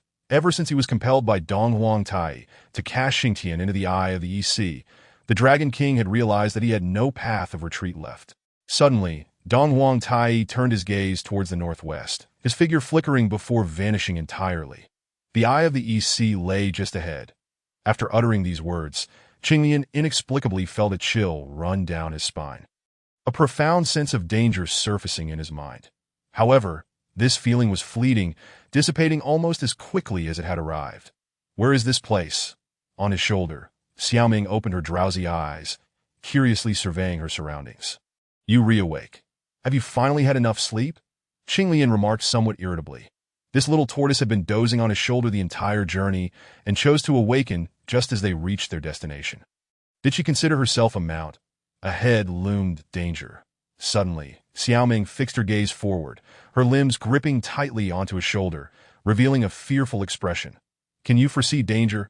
Qinglian pondered his earlier inexplicable sense of foreboding. Beginning to believe Xiaoming's words, cultivators, to varying degrees, possess the ability to sense peril.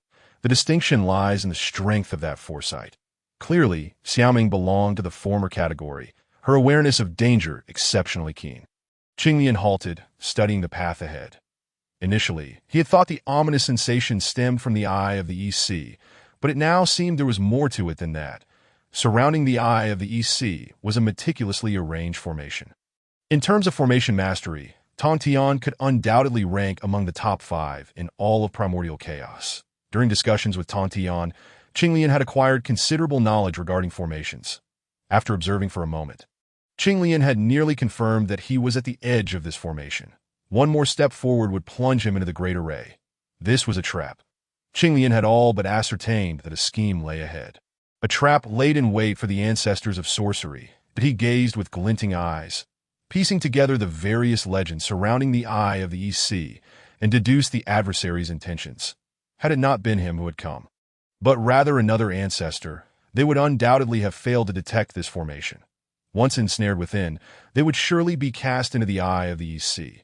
However, I intended to enter the Eye of the East Sea all along. A mocking smile graced Qinglian's face as he perceived the futility of the formation's architect's efforts. Your Majesty, that individual does not appear to be of the sorcery clan, and he seems to have discovered the formation's presence. Should we take action? The Dragon King of the East Sea glanced at Qinglian, now at the formation's edge, a glint of malice flashing in his eyes. Just a mere, tight, golden immortal. You go and eliminate him. Understood. With Donghuang Tai's command, the Dragon King of the East Sea lunged forth, his hand transforming into a dragon claw, reaching for Qing. In a blink, Qinglian's form flickered, and as the dragon claw descended, he instantaneously teleported away. A Tai golden immortal had surprisingly grasped a fragment of spatial law. The Dragon King of the East Sea, now revealed, regarded Qinglian from a distance with astonishment. The spatial law ranks among the most elusive of the 3,000 great laws. Even a Deluo golden immortal may not comprehend it. Chapter 12. The Abyss gazes back at you. Mocking you in this age, the number of Deluo golden immortals among the Dragon Clan is scarce. If my guess is correct, you must be the Dragon King of the East Sea. Qinglian surrounded himself with an aura of spatial power. With a mere thought, he could teleport away. Facing the Deluo golden immortal, Qinglian maintained an air of casualness, though he dared not underestimate his opponent. Indeed, I am the Dragon King of the East Sea. Now that you are aware of my identity, do not expect to leave here alive. If I'm not mistaken, the Dragon Clan has laid this formation to ambush the ancestors of sorcery, correct? How do you know? The Dragon King of the East Sea's body trembled violently, waves of murderous intent surging within him. Because I am also an ancestor of sorcery, Qinglian's voice turned icy. Who dares to raise a hand against the ancestors of sorcery? No, it's impossible. The Dragon King of the East Sea, intimidated by Qinglian's imposing presence, involuntarily retreated several steps. That I know all 12 ancestors. You cannot be one of them. Moreover, as a Tai golden immortal, you cannot possibly be an ancestor. You must be the 13th ancestor recently born of the sorcery clan. I recognize you. I am Donghuang Tai, the Demon Emperor. Donghuang Tai manifested his form, scrutinizing Qinglian for a moment. The ancestors of sorcery are already numerous. You should not exist in this realm. You are afraid. Even upon recognizing Donghuang Tai, Qinglian's eyes revealed no trace of fear. It is you who should be afraid. Donghuang Tai scoffed, but did you not inquire who granted him the audacity? I did, Dragon King of the East Sea. Kill him, did I? The Dragon King of the East Sea hesitated as he gazed at Qinglian. You have no choice left, that if you allow him to escape, you and the entire Dragon Clan will face annihilation. Die. The Dragon King of the East Sea's gaze sharpened as he suddenly lunged at Qinglian. How pitiful, Qinglian sighed, invoking the technique of Zhiqi Tianya, appearing above the Dragon King of the East Sea. Duton Xunlei, with Qinglian's invocation, the skies within a 10,000-mile radius darkened, oppressive clouds gathering as all light was devoured. I am of the Dragon Clan. I can command thunder and lightning by birthright. You dare to use thunder against me. The Dragon King of the East Sea laughed heartily, transforming into a 5-clawed golden dragon, radiant with golden light, soaring into the stormy clouds. Today, I shall show you how the Dragon Clan commands divine thunder. As the 5-clawed divine dragon plunged into the clouds, flickers of lightning danced around him. Roar! In the next moment, a mournful roar echoed from within the clouds, as if he were being torn apart by 1,000 blades. Demon Emperor, save me! Qinglian. This display is simply astounding, causing Qinglian's scalp to tingle. 666. Worthless. Donghuang Tai's expression darkened, his face as grim as storm clouds. True sunfire refined. With a wave of his hand, Donghuang Tai unleashed a ray of true sunfire, akin to a great sun rising from the clouds. Boom! However, In an instant, this great sun was struck by the Tongtian Shinlei and shattered into mere illusions that if you do not act to save him soon, he will surely perish, just a worthless creature. If he dies, so be it. The true sunfire failed to breach Qinglian's divine technique, causing Donghuang Tai to feel a sting of humiliation. Yet, had he not allied with the demon clan? Could he truly watch him die? If word spread, it would tarnish the demon clan's reputation. You seek to escape under the pretense. Donghuang Tai scrutinized Qinglian, his brow furrowing. This indeed presented a conundrum. Qinglian, having grasped the spatial law, was quite a troublesome opponent. The previous two attacks by the Dragon King of the EC had not even grazed his garment, though he labeled the Dragon King a worthless fool. Reaching the realm of the Luo Golden Immortal undoubtedly indicated he was no fool. Should he rush to save the Dragon King, he could not prevent Qinglian from fleeing. Fear not, I shall not escape. Qinglian's gaze turned toward the eye of the EC. Donghuang Bell. Donghuang Tai waved his hand, summoning the innate treasure, the Donghuang Bell. Dong. The Donghuang Bell rapidly expanded, appearing above the stormy clouds, its surface alive with the movements of the sun, moon, and stars coalescing into a cosmic nebula. The nebula's celestial rotation exerted a powerful suction, drawing the ominous clouds below into its embrace. The innate treasure is indeed formidable. Qinglian's form flickered as he surged toward the eye of the EC. Dong! The bell tolled once more, and time itself seemed to come to a standstill in its wake. This is bad. Qinglian's expression shifted as he realized the implications of the time law contained within the Donghuang Bell, one of the most enigmatic among the 3,000 great laws. What was more alarming was that Donghuang Tai had activated the bell's time law specifically to counter Qinglian. As the toll echoed, all things fell silent. Simultaneously, a potent force of destruction surged from behind him, capable of reducing him to ashes. Should I resort to teleportation? After a fleeting hesitation of precisely 0.0001 seconds, he relinquished the notion of utilizing teleportation. Within the depths of the Creation Blue Lotus, the 12th grade Creation Blue Lotus felt his summons and materialized directly beneath him. The 12th grade Creation Blue Lotus severed the laws of time, allowing Qinglian to regain control over his own body in an instant. The magical power within him surged wildly into the 12th grade Creation Blue Lotus, amplifying its defenses to the utmost. Qinglian harbored no doubts regarding the might of Donghuang Tai. The ability of the demon tribe to withstand the onslaught of the witch tribe was largely due to the formidable presence of Donghuang Tai and the Donghuang Bell. Together, they had once withstood the attacks of 6 ancestral witches. This likely explains why Qinglian had drawn the feather of Donghuang Tai from among the numerous treasures of the witch tribe. The Creation Blue Lotus spun rapidly, its speed increasing until it appeared almost as if it were suspended in time. A cerulean radiance surged outward like a tide, colliding with the ripples formed by the laws of time, each force counteracting the other. This scene, while visually captivating, concealed an immeasurable peril.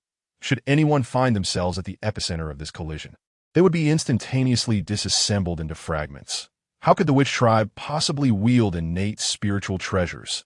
Upon witnessing the emergence of the Creation Blue Lotus, Donghuang Tai was momentarily taken aback. It was common knowledge that the witch tribe lacked primordial spirits and thus could not utilize innate treasures.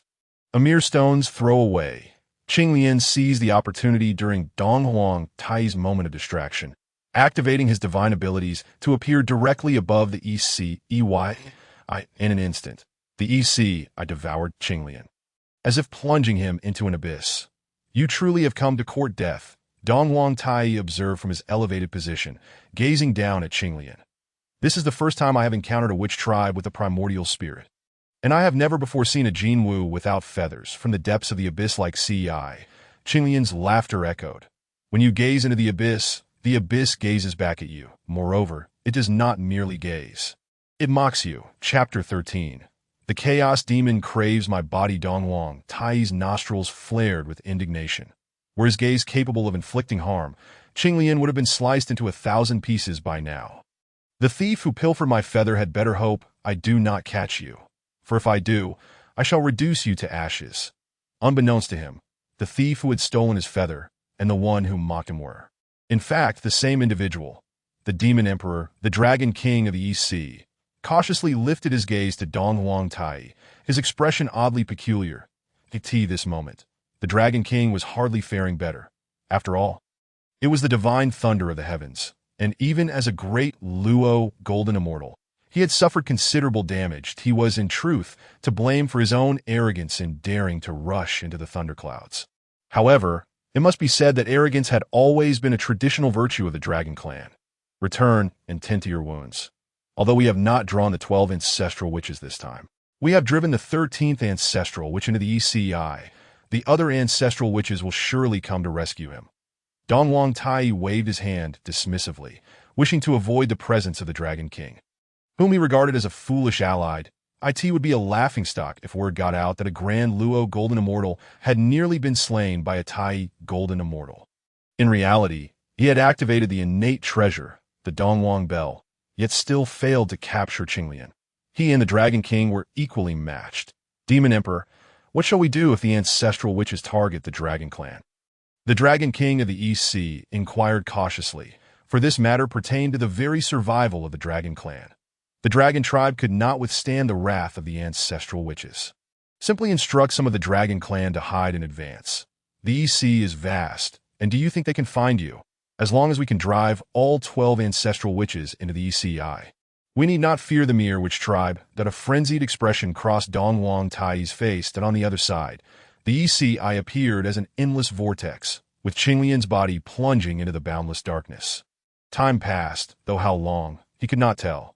The sea had vanished, and the devouring force dissipated. The interior of the ECI.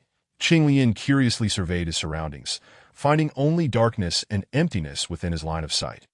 So dark, I fear. Suddenly, a voice echoed in Qinglian's ear, followed by a tight grip on his hair. Xiaoming, do not be afraid. Qinglian extended his hand and cradled Xiaoming in his palm. Beneath his feet, the 12th grade creation Blue Lotus emitted a circle of cerulean radiance, dispelling the darkness. However, this circle of light could only sustain itself within a radius of 3 zhang around him. Beyond that, the darkness remained unyielding. This place is quite intriguing, even capable of engulfing light. There are so many eyes watching us. Xiaoming trembled as she spoke. Strange, why can I not sense them? Qinglian furrowed his brow in response. Releasing his consciousness, upon penetrating the darkness, he could not help but emit a muffled grunt. Something is devouring my consciousness. His expression shifted dramatically as he swiftly retracted his consciousness. In that instant, he glimpsed pairs of eerie eyes, seamlessly merging with the void, as though the void had torn open countless small apertures, revealing black pupils. They could not be detected by mere sight alone. System. What exactly are these entities?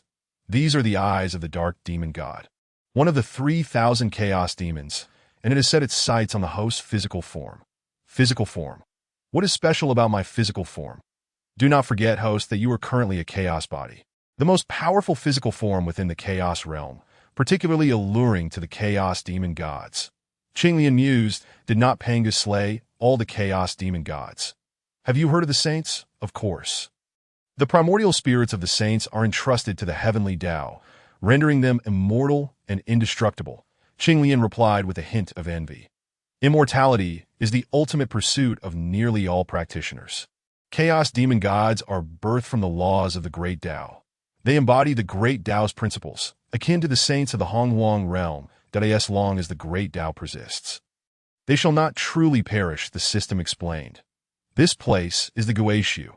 Pangu once opened this realm with great divine powers, burying the essence of all chaos demon gods within and establishing seals to sever the great Tao, thereby preventing their resurrection. So, the chaos demon gods are effectively trapped in eternal slumber. Then what of these dark eyes?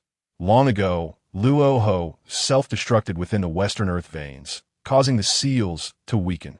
And the chaos demon gods within Guishu are beginning to awaken. That not perilous for the Donghuang world.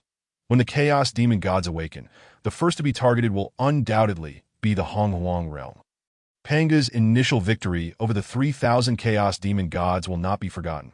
They will seek vengeance. Host, the greatest danger now is not the chaos demon gods, but rather yourself. The chaos body will inevitably attract the attention of all chaos demon gods. Then what should I do? For now, do not worry. The dark demon god seeks to monopolize your chaos body, concealing its aura from others. Should I be grateful to it? A bitter smile crept across Qinglian's face. Do not be deceived by the simplicity of Pangu's slaying of the 3,000 chaos demon gods that I in truth. Each of those demon gods would be as formidable as the saints if they were placed within the donghuang realm. Can I use teleportation to escape directly? Qinglian inquired. Currently, the host is within the dark demon god's domain of laws. Random teleportation carries a 2/3 chance of materializing elsewhere within the domain of laws. With only a 1/3 chance of escaping, the system provided a meticulous analysis. Even with only a 1/3 chance, I must take the gamble. I cannot be trapped here indefinitely that a radiant 7-colored light enveloped Qinglian, growing ever more brilliant until it transformed into a colossal beam, piercing through the domain of laws and becoming the only entity amidst heaven and earth that is such extravagance truly necessary. Qinglian silently scoffed, recalling that when he had used random teleportation before Nüwa, it had not been so ostentatious. Within the 7-colored radiance, his body seemed to transform into light, ascending rapidly, so swiftly that it even surpassed the speed of light. Time appeared to stand still around him. Yet, at that moment in the void, countless eyes materialized, all focusing intently on Qinglian. Each eye blinked, emitting a beam of black light, which ultimately coalesced into a singular entity. This black beam, too, transcended time, colliding with the 7-colored radiance. Boom! Qinglian's luminous form was forcibly revealed once more, and in an instant, it felt as if his body were on the verge of being torn asunder. System, do I not possess an invincible defensive state? Qinglian roared inwardly. Host, the invincible defense only applies to great Luo golden immortals and those of lesser cultivation. Clearly, this attack exceeds the limits of that defense. Damn it! Before Qinglian could take any further action, a colossal spatial rift appeared, engulfing him whole. Chapter 14. Ultraman battles the small monster. The sky hung low and dark. Beneath it lay an ocean coalesced from dark energies, where a 12th grade creation blue lotus quietly emerged upon the surface. Have I escaped? Within the 12th grade creation blue lotus, Qinglian surveyed his surroundings. He recalled that just as he was about to break free from the dark demon god's domain of laws, he had been consumed by a spatial rift. Not at all. The system responded. Here lies the dark sea, the realm birthed from the essence of the dark demon god. So, you mean to say that I have been consumed by the dark demon god? The host may interpret it in such a manner. However, if the host can locate the fundamental source of the dark demon god before it fully awakens, it could, in turn, devour the dark demon god. How shall I search for the fundamental source of the dark demon god? At that moment, as Qinglian inquired of the system, the waters before him began to bubble violently to multitude-eyed fish, sprouting numerous eyes. Leapt from the depths, launching an assault on the 12th grade creation. From the eyes of these multifarious fish, black beams of light shot forth, striking the 12th grade creation Qinglian. Some of the multitude-eyed fish even resorted to ramming their heads against the 12th grade creation Qinglian. The relentless barrage of attacks surged upon the 12th grade creation Qinglian like a torrent of mud and stones. They are ferocious. Xiaoming cowered behind Qinglian, trembling in fear. Did Dio not be afraid? Such an onslaught, even if granted a millennium, could never breach the defenses of the creation Qinglian. After all, the creation Qinglian is a premier innate spiritual treasure, and a top-tier defensive innate spiritual treasure at that. Ordinary assaults are futile against it. Host, these multitude-eyed fish have been nurtured by the dark sea, embodying the essence of its primordial aura. The host may slay these multitude-eyed fish to collect the essence of the dark sea. Once enough primordial essence is gathered, the host will be able to sense the fundamental source of the dark demon god. If that is the case, why wait any longer? The divine thunder of the heavens. With a mere wave of his hand, Qinglian unleashed a bolt of divine thunder, instantly clearing a vast expanse that the system had indicated. Although these multitude-eyed fish perished, a trace of primordial essence remained within them. Unless unforeseen circumstances arise, this trace of primordial essence will return to the dark sea, giving rise to new multitude-eyed fish. Collect. Qinglian cast a sealing gesture, gathering all the primordial essence. The 12th grade creation, Qinglian, resembled a beacon of light amidst darkness, drawing all the multitude-eyed fish toward it. Qinglian was tasked with harvesting them using the divine thunder of the heavens. With each harvest, he claimed a significant bounty. The primordial essence coalesced into a small black orb in his grasp, continuously absorbing the essence left behind by the deceased multitude-eyed fish. But he observed that the more eyes a multitude-eyed fish possessed, the stronger it was, leaving behind a greater quantity of primordial essence upon its demise. For instance, before him appeared a multitude-eyed fish boasting 56 eyes, its power comparable to that of a great Luo, golden immortal in the world of primordial chaos. Its body stretched to 3,000 zhang, and it opened its abyss-like maw, attempting to engulf the 12th grade creation Qinglian whole, a mere step away. Qinglian utilized teleportation to evade the multitude-eyed Fish King's attack. Host, it bears a mark of primordial essence within.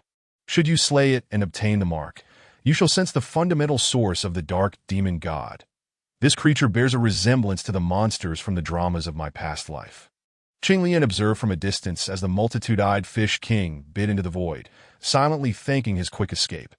Its bite is formidable indeed. Such a massive beast may prove troublesome. Let me transform into Ultraman. Qinglian unleashed his divine ability, law of heaven and earth, his body rapidly ascending to a height of 1,000 zhang within mere breaths. Law of heaven and earth was a divine ability Qinglian acquired from opening a treasure chest in the Witch Clan. Once activated, his physical form could harness the powers of heaven and earth.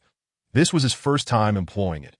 After familiarizing himself with his current form, he extended his right hand toward the direction of the multitude-eyed Fish King, raising his middle finger. Come here. The 56 pairs of eyes of the multitude-eyed Fish King fixated on Qinglian's right hand, emitting a series of roars that in the next moment, it transformed into a blurred shadow. Charging toward Qinglian. Too slow, Qinglian's body shifted, evading the multitude-eyed Fish King's charge while delivering a kick. The massive form of the multitude-eyed Fish King was sent flying by his strike.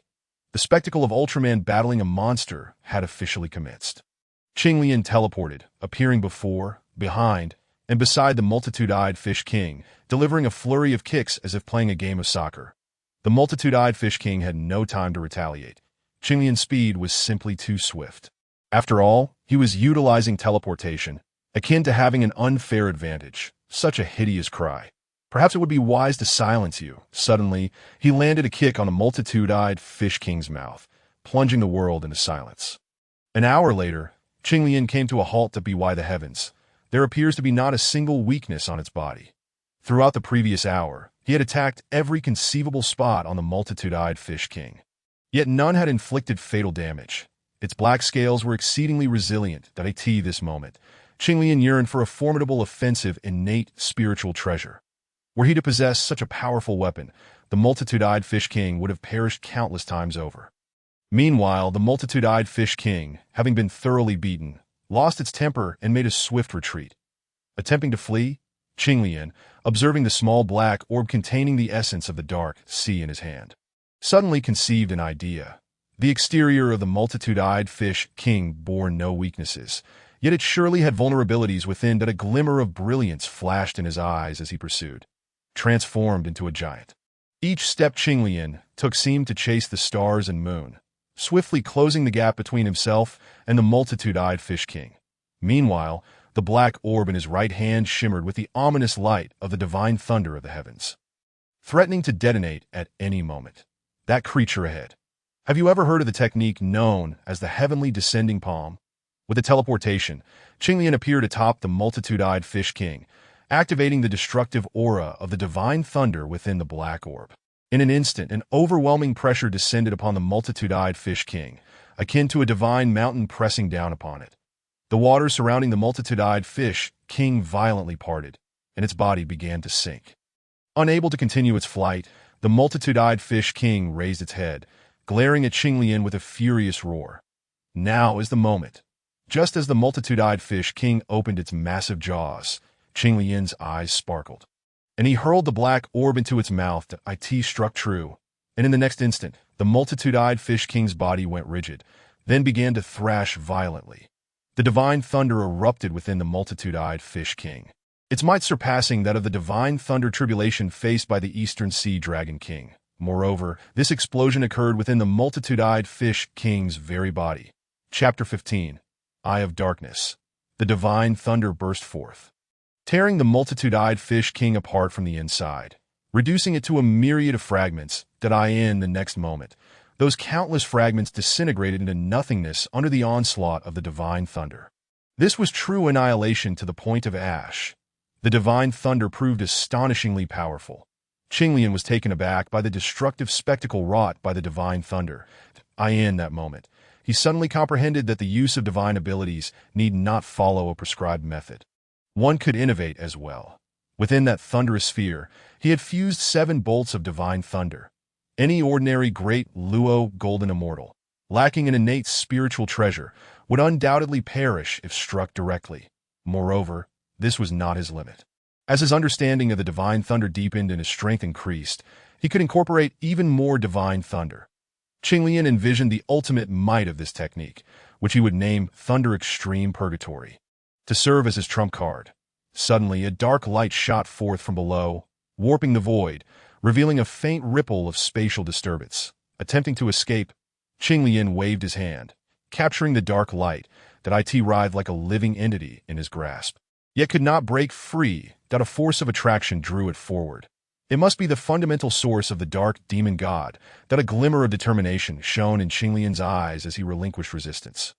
Following the pull with haste, above the dark sea, Qinglian's figure flickered like stars in the night sky, each flicker propelling him miles ahead. However, when compared to the seemingly boundless dark sea, even a distance of miles was trivial. The surrounding scenery remained unchanged. Were it not for the presence of the pulling force, Qinglian would almost believe he was merely treading in place, that he could feel that as he advanced, the pulling force gradually intensified, indicating he was nearing his destination. Below, the multitude-eyed fish occasionally caught sight of him. Yet by the time they attempted to strike, he had vanished once more. Here, the concept of time was exceedingly vague. Qinglian had no notion of how long had passed when a vague outline emerged ahead that it was a continent. Qinglian's spirit surged. He sensed that the fundamental source of the dark demon god lay upon that very continent. The entire landmass exuded an aura akin to a slumbering, unparalleled beast, fraught with peril. System. Why do I feel a sense of trepidation? Are you certain I am not merely delivering provisions to the dark demon god? Rest assured, host. Even if the dark demon god were to forcibly awaken now, it would merely possess the cultivation of a great Luo golden immortal. The chaos demon of the great Luo golden immortal is not so easily dealt with. Qinglian sighed, his speed not only maintained but increased, and before long, he set foot upon the primordial continent. The gravity here is remarkably intense. The moment he stepped onto the primordial continent, the gravitational force surrounding him surged dramatically, and the air became dense, akin to emerging from water into a swamp. Teleportation proved utterly ineffective here, and my speed was diminished to merely 1/5 of its original capacity. Qinglian adjusted to the changes around him. A sudden malevolent wind swept in from behind. How intriguing! Qinglian's body swayed, and a massive shadow darted past the spot where he had just been. Had he not evaded, that shadow would have undoubtedly pierced through his skull. The shadow's appearance was abrupt, as if it had materialized out of thin air. After its failed attack, it melted back into the void, vanishing from sight. Spatial laws. No, this is not merely a matter of spatial laws. Qinglian observed the direction in which the shadow had disappeared, furrowing his brow, but he had already grasped a fragment of spatial laws and could sense that there were no spatial fluctuations at the point where the shadow had vanished. Just then, another sinister wind assailed him from behind. This attack was even more ferocious. Even before it arrived, Qinglian felt a dull ache in his back, but he sidestepped to the left, narrowly avoiding the blow. The shadow again faded into the void. Moments later, the shadow re-emerged behind him. Back for more. Have I given you the opportunity? Qinglian swiftly turned, unleashing a punch enveloped in a layer of lightning. Crackle! The instant his fist collided with the shadow, the lightning erupted forth, surging into the shadow's body. The shadow had no time to emit a cry of despair before it was reduced to ash. Following its demise, it left behind a primordial mark reminiscent of the multi-eyed fish king, albeit considerably smaller. Host, These primordial marks are valuable. They can assist you in merging with the great path of the dark demon. You ought to collect and refine more of them. How does one refine this? Qinglei gazed at the two primordial essences in his hand, attempting to refine them with his consciousness, but to no avail. The primordial marks originated from the dark demon and were of too high a level for him to refine. Just as Qinglei finished speaking, a pull emanated from his brow, and the two primordial marks simultaneously soared toward his third eye. A slender black line, akin to a closed vertical eye, appeared on his forehead, imbuing him with an air of mystery that bore a striking resemblance to the Erlang god of later generations. What is this? Qinglei touched his brow, sensing that a mysterious space seemed to have manifested there. The host may close his eyes and sense it. Upon hearing this, Qinglei shut his eyes, and instantly, he felt as if he were merging with the surrounding void. Although his eyes were closed, he perceived everything with greater clarity through the third eye on his brow. If that shadow were to attack me now, I would undoubtedly evade its detection. Qinglei attempted to open the eye on his brow, but a sharp pain erupted, as though his consciousness were being torn apart, compelling him to halt. What is happening? A normal occurrence. The host needs to absorb more primordial marks to awaken the dark eye. The dark eye. When the dark eye opens, all that the host sees will be darkness. Capable of creating a dark prison to bind all beings, wouldn't that be akin to a domain of laws? Upon hearing this, Qinglei's face revealed a look of astonishment. Only by fully comprehending a certain great path can one construct a domain of laws, wherein one becomes the supreme existence. Under normal circumstances, only a mixed Yuan golden immortal can cultivate a domain of laws. Those who can truly wield a domain of laws are invariably powerful figures among the mixed Yuan golden immortals. It is said that the path to becoming a mixed Yuan great Luo golden immortal is also inextricably linked to domains that in an instant. Qinglei was filled with fighting spirit and began actively seeking out other beings. Indeed, before long, he discovered another shadow concealed within the void that lacked a physical form, merging almost perfectly with the surrounding emptiness. Without initiating an attack, one could hardly detect its presence. Attempting to ambush me again, a sly smile crept across Qinglei's lips as he slowly approached the location of the shadow. When he was but 100 miles away, he executed the technique inch to heaven, appearing directly above it. Little one, let us see who is ambushing whom. Chapter 16. Daring to show off in front of the master. Previously unnoticed, it seemed that the divine thunder of the heavenly realm was particularly effective against these dark spirits. The dark spirits, as the shadow beings were named, were quite formidable, their attacks nearly impossible to defend against. Even a great Luo golden immortal would need to tread carefully. Unfortunately for them, they had encountered Qinglei, who possessed the dark eye. The original hunters were now the hunted. Cautiously approaching, he appeared above the dark spirit using inch to heaven, then unleashed the divine thunder of the heavenly realm. A brilliant display ensued. Directly capturing the dark spirit, Qinglei transformed into a harbinger of death, harvesting dark spirits left and right. One by one, primordial marks were devoured by the dark eye at his brow. Within the dark eye, it appeared as though a miniature world was gestating. Such immense power. You are not a being of this world. How did you come to be here? Just as Qinglei wreaked havoc, a cold voice resonated from not far off, followed by the arrival of over 100 beings striding through the void. Leading them was a grotesquely featured demon. The reason it was deemed a demon was due to its striking resemblance to the legendary fiends. With gaping fangs, a fearsome visage, and a pair of demonic wings. Unlike the countless dark spirits behind it, the demon possessed a corporeal form. How strange. Why does your aura feel so familiar? The demon stared intently at Qinglei, a flicker of confusion crossing its eyes. Meanwhile, the dark spirits behind it became increasingly agitated. With over 100 dark spirits, even the Eastern Emperor Tai would undoubtedly feel a shiver down his spine. Yet, Qinglei displayed no hint of fear. The only entity he regarded with caution was the leading demon. From the demon, Qinglei sensed a trace of the aura of the primordial world, if he were not mistaken.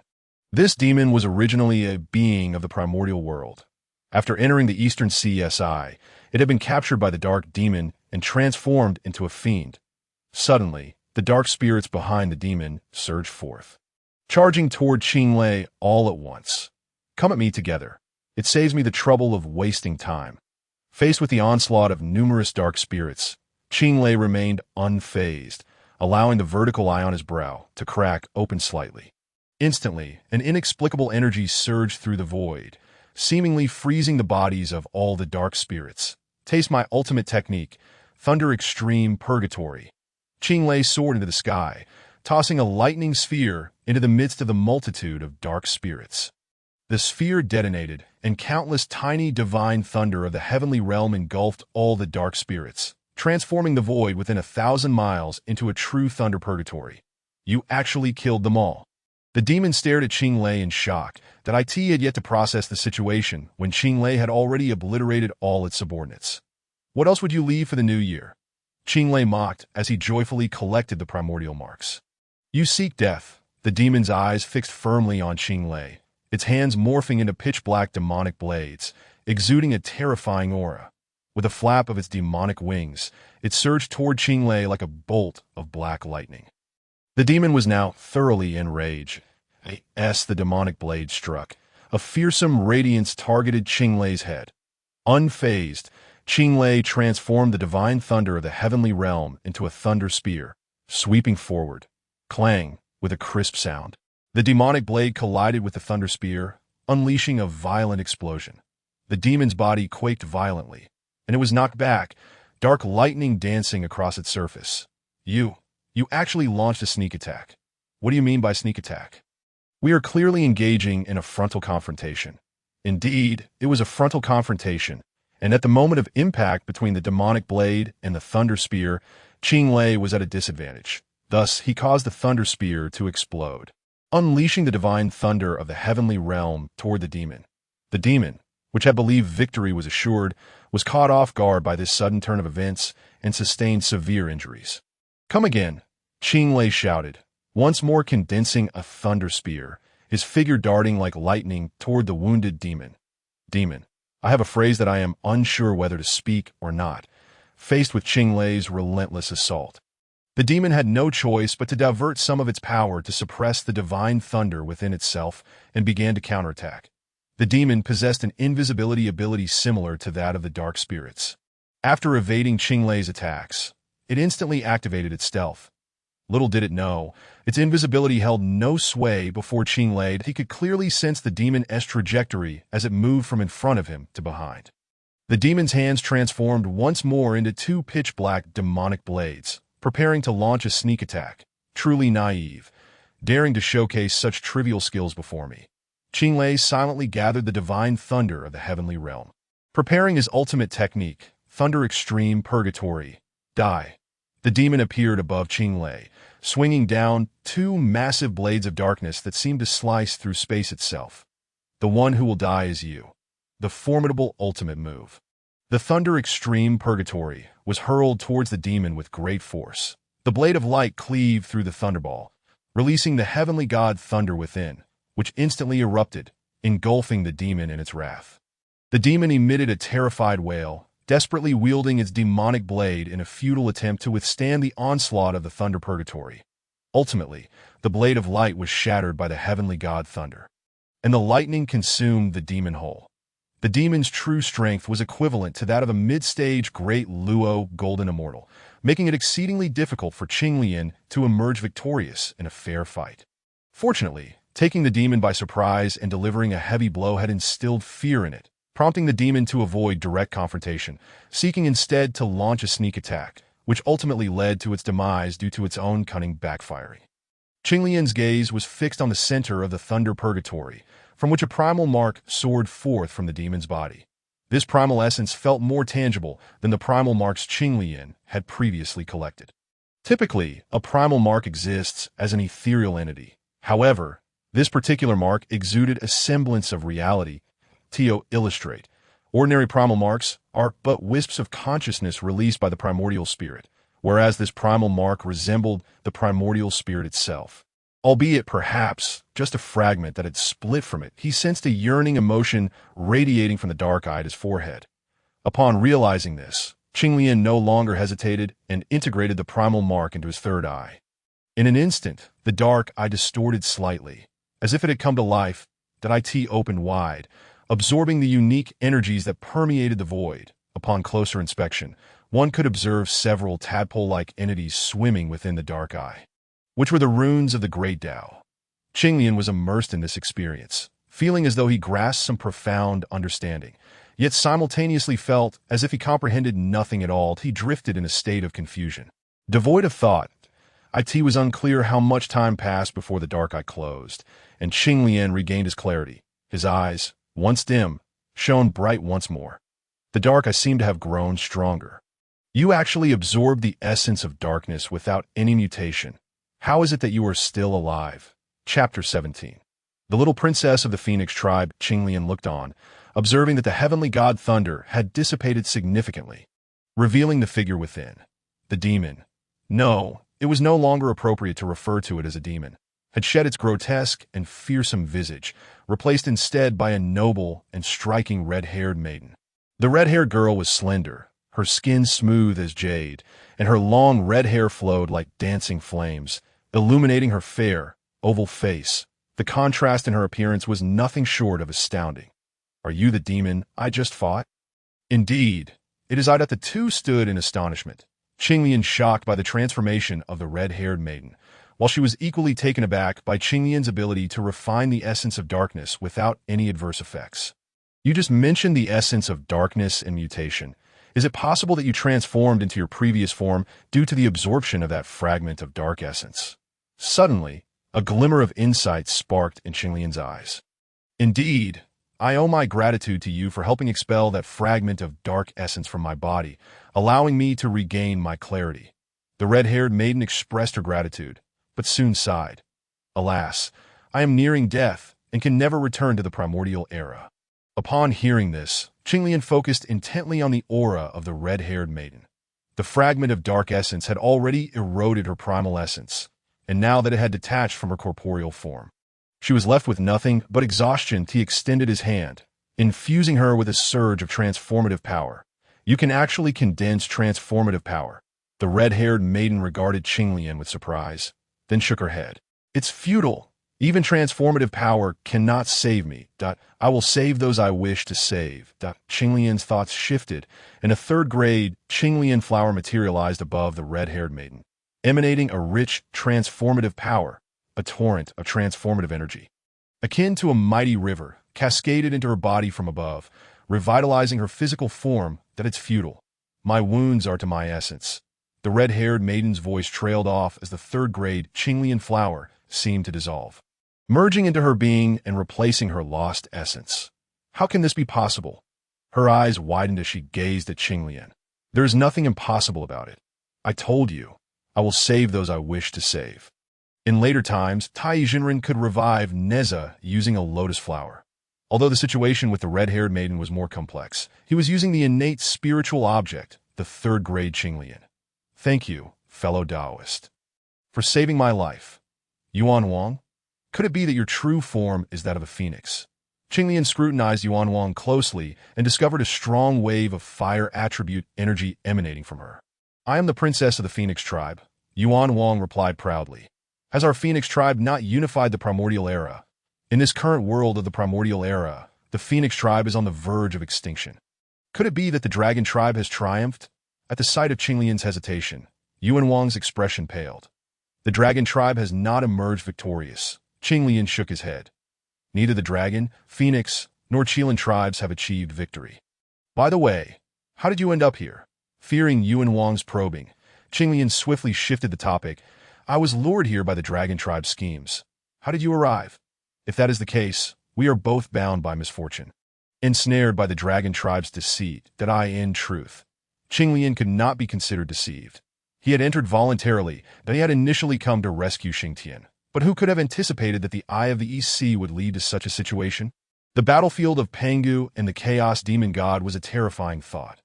Now, that fellow Xingtian could only rely on his own luck to survive, and Qinglian would have to wait until he could escape before addressing the matter further.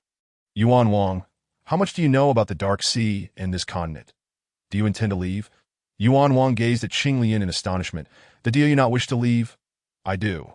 Yuan Wong nodded, then shook her head. This is a dark prison. There is no path to escape. Upon her arrival, Yuan Wong had naturally sought a way out, attempting every method available, only to awaken the dark demon god, which had then controlled her with a fragment of dark essence. Here, there was simply no way to escape. How can you know it is impossible unless you try? I have already tried every method, unless you can defeat the master of the dark prison. At this point, fear flickered in Yuan Wang's eyes, but that is utterly impossible. The master of the dark prison is immensely powerful, and you are merely at the mid-stage of the Tai Golden Immortal. Is being mid-stage Tai Golden Immortal weak? Qinglian rubbed his nose. Had he not been striving to cultivate the complete chaos body, he would not have needed to suppress his own cultivation, of course. Mid-stage Tai Golden Immortal is weak. I am at the mid-stage of the great Luo Golden Immortal, yet I have no power to resist against the master of the dark prison. Yuan Wang recalled the scene when she faced the master of the dark prison. The sky had torn apart, and from the spatial rift, a pitch-black, profound eye had emerged, staring at her, in that instant. Yuan Wang felt as though her primordial spirit was being ripped from her body, sinking into darkness and losing her way. Had Qinglian not extracted the fragment of dark essence from her, she would never have regained consciousness. Such a terrifying existence was utterly despairing, I know your strength far exceeds the realm you have displayed. Yet even so, facing the master of the dark prison, there remains no chance of victory, I do not share that view. According to the system, the dark demon god was merely at the level of a great Luo Golden Immortal. Its ability to swiftly eliminate Yuan Huang relied on the powerful dark eye. Qinglian had also cultivated the dark eye, and as long as his dark eye grew stronger, the dark eye of the dark demon god would hold no power over him. However, the dark eye is indeed formidable, I defeated you. Naturally, I can defeat the dark demon god. That was merely trickery and a sneak attack. Yuan Huang looked at Qinglian with a haughty expression. Dare you challenge me to another match? Just tell me whether I won or lost. Qinglian grinned mischievously at Yuan Huang. It was impossible for him to agree to another match. He wasn't so idle. Humph. Yuan Huang snorted that if you challenge me again, and if you win, I shall marry you. How does that sound? Not at all appealing. Qinglian shook his head. I am a married man, and I am quite devoted. Do not harbor such thoughts towards me. Who is Nüwa? I am the little princess of the Phoenix tribe. Even the ancestral dragon wished to marry me, but I turned him down. Is it not true that the ancestral dragon later attacked the Phoenix tribe? How do you know this? Beauty brings disaster. Chapter 18. I am enraged. Are you prepared to face death? Ahead lay the dark abyss, a vast chasm in the earth, extending far beyond the reach of the eye. Within it resided numerous dark spirits. A place I have never dared to delve into, radiating an aura of immense danger. Are you certain you wish to enter? Before Qinglian and Yuan Wang, the ground appeared as though cleaved by some force, creating a massive rift that extended into the unseen distance. The abyss continually released dark energy, and the dark spirits outside were but manifestations of this energy, that if I am not mistaken, the dark demon should be slumbering in this abyss of darkness that we desire to depart, and this is the sole path you truly wish to confront the dark demon. Yuan Huang's lips parted slightly, her expression one of astonishment as she gazed at Qinglian. If you are frightened, you may wait for me outside. Rest assured, once I vanquish the dark demon, I shall undoubtedly bring you along. With that, Qinglian stepped forward into the abyss, as if transitioning from the realm of light into that of darkness. Here lies pure darkness. Any glimmer of light, upon its emergence, will be mercilessly devoured. Who claims that I am afraid? I am a princess of the Phoenix clan. Yuan Wang followed closely behind Qinglian, stepping into the dark abyss, the Eye of Darkness. After a brief moment of disorientation, Qinglian opened the Eye of Darkness, discerning the surroundings. The void resembled a vast nest, teeming with lurking dark spirits. If I can eliminate all these dark spirits, my Eye of Darkness is sure to evolve. Just as this thought crossed Qinglian's mind, a soft sound suddenly emanated from behind him. Yuan Wang's head collided with his back. Were you not afraid? I instructed you to wait outside. How did you follow me? I am a princess of the Phoenix clan, not a coward. With a haughty expression, Yuan Huang declared to Qinglian, in light of your saving my life, I have decided to join you in defeating the dark demon. Qinglian replied, do you believe you can withstand it? Yuan Huang retorted, if I cannot, I shall die alongside you. Ahem, why does that sound so peculiar? My dear girl, we have just met. There is no need for such vows of life and death. Did you not intend to slay the dark spirits to acquire the source marks? With so many dark spirits here, I shall assist you in gathering them. Be cautious. I am a princess of the Phoenix clan. These mere dark spirits pose no threat to me. With that, Yuan transformed into her true form. A phoenix seemingly ablaze. The flames enveloped her, and although they merely clung to her body, they stood out remarkably in this absolute darkness. Instantly, the surrounding dark spirits pounced towards her like cats drawn to blood. Thunderous hellfire. Clearly, this was not the first time the two had collaborated. Qinglian hurled a thunderous hellfire into the most densely populated area of dark spirits. The divine thunder exploded, and all dark spirits within its range transformed into source marks. However, unlike the situation outside the dark abyss, there were simply too many dark spirits here, and the influx attracted even more. Qinglian had cleared a substantial number of dark spirits with the thunderous hellfire. Yet the remaining multitude surged towards Yuan. Yuan, be careful. Before he could finish, the flame surrounding Yuan suddenly flared, igniting all dark spirits that made contact from the inside out. The surrounding dark spirits did not cease their assault. Rather, they recklessly flung themselves at Yuan like moths to a flame. Utilizing this fleeting moment, Qinglian unleashed a second thunderous hellfire. 3 hours later, through the synergy of Qinglian and Yuan, tens of thousands of dark spirits were obliterated. Have you lost your mind? You attracted so many dark spirits at once. I have already resolved to die alongside you. So, of course, I must go all out, Yuan replied with an air of nonchalance. I am a princess of the Phoenix clan. If I am to die, I shall do so gloriously. Qinglian sighed in exasperation. I am truly formidable. Why can you not trust that I can defeat the dark demon? Ridiculous. 2 mere insects dare to challenge my master. The void trembled as an unsightly demon emerged, accompanied by a legion of 10,000 dark spirits. Qinglian, it is the abyssal demon, the sovereign of the dark abyss. I have battled it before, and its strength surpasses mine slightly, Yuan said, her expression growing solemn as she regarded the abyssal demon. So it is you. How dare you betray your master and become so hideous? You dare to call me ugly.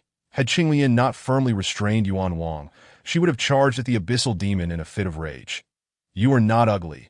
It is the abyssal demon that is grotesque. The name itself indicates that it must be too hideous to face the light, hence it lurks in the abyss. With Qinglian's reassurance, Yuan's fury began to subside. That am I truly not ugly? Do not dwell on its appearance. It is either aesthetically challenged or mentally deficient. Qinglian gently squeezed Yuan's hand, and she instantly understood. How pitiful it is. Being ugly is one thing, but being mentally impaired as well. Perhaps we should spare it. Meanwhile, as Qinglian and Yuan exchanged banter, the abyssal demon seethed with rage. How dare you? I shall slay you both. The abyssal demon roared, unleashing a torrent of dark energy that transformed into a ferocious beast.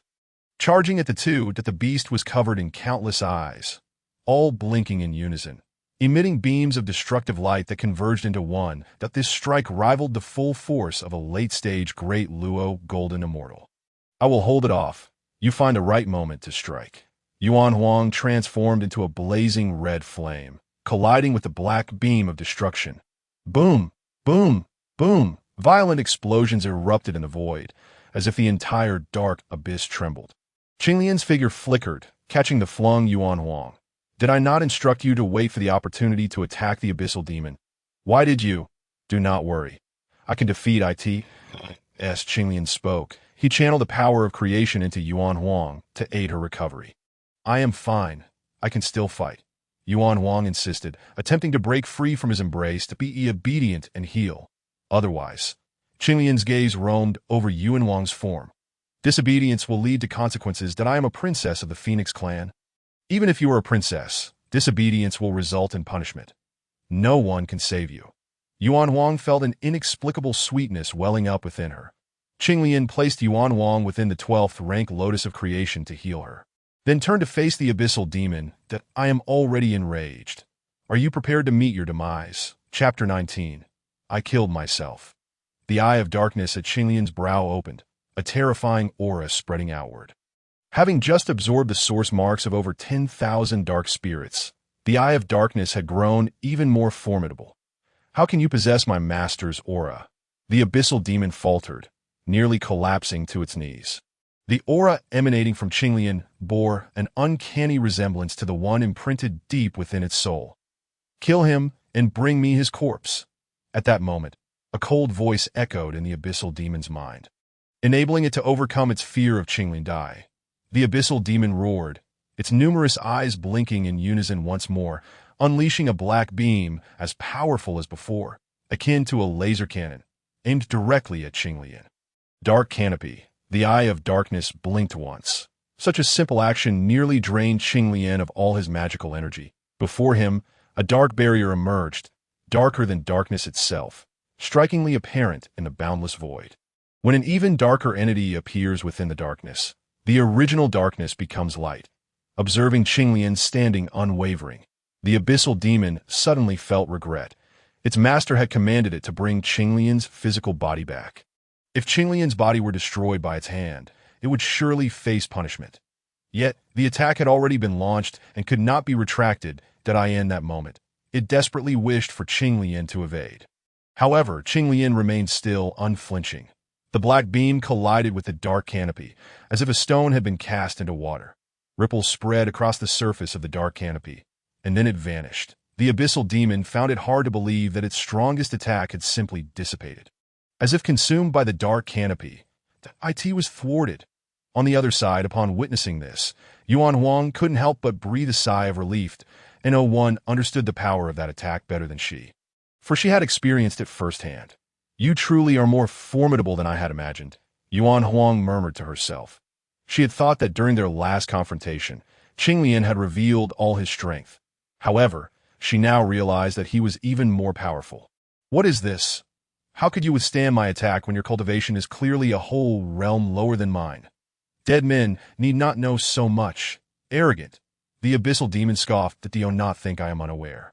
At this moment, you have no magical energy left within you, that if you still wish to kill me, you should graciously concede. I may allow you to retain a complete corpse. Who says one cannot kill without magical energy?" The corners of Qinglian's mouth curled slightly as his words fell, and once again, ripples appeared across the dark expanse of the heavens. "You can barely sustain your own powers, yet you dare to speak so brazenly." Before the abyssal demon could finish its sentence, its eyes widened in astonishment, as if it had witnessed something utterly unfathomable. Before it, a black beam gradually emerged from the surface of the water, expanding outward in concentric circles. "This is my divine ability, that I in the dilated pupils of the abyssal demon." The black beam instantly pierced through its form. A gaping hole appeared in its belly, as if all flesh and blood had been evaporated. "I have killed myself." The abyssal demon stared wide-eyed, collapsing in a fit of unwillingness and despair. As it fell, it carried with it a deep sense of pain and resentment. "The deathly canopy can reflect attacks not exceeding twice my maximum limit, truly defying the natural order. This technique, the dark canopy, although it utilized the Eye of Darkness, was, strictly speaking, a divine ability uniquely created by Qinglian. It belongs to Qinglian alone." Where the abyssal demon fell, a source of dark energy emerged, and as it appeared, it darted like lightning towards Yuan Wong. "Damn it!" Qinglian's expression shifted dramatically. He wished to intervene, yet he found himself devoid of any magical power. Meanwhile, the dark source leapt and burrowed into Yuan Wong's brow. The surrounding dark energy surged violently into Yuan Wong, washing through each of her cells, eroding her very essence. "Yuan Wong, quick, kill me. I cannot control myself any longer." Yuan Wong gazed at Qinglian, her voice strained, her eyes alternating between deep affection and cold indifference. In that moment, she relinquished all defenses, knowing that should Qinglian act, he could bring about her demise. Yet, Qinglian remained still. Soon, Yuan Wang's form began to shift. Though she did not transform into a demon, strange patterns emerged upon her face, exuding an otherworldly allure. Yuan Wang regarded Qinglian, her aura coalescing as if preparing to strike. However, a closer inspection would reveal a glimmer of struggle deep within her eyes. Ultimately, Yuan Wang vanished in a flicker, retreating into the depths of the dark abyss, leaving Qinglian with nothing but her silhouette. Yuan Huang, wait for me to rescue you. Qinglian yearned to follow, yet the grim reality held him back. He had no magical power left within the dark abyss.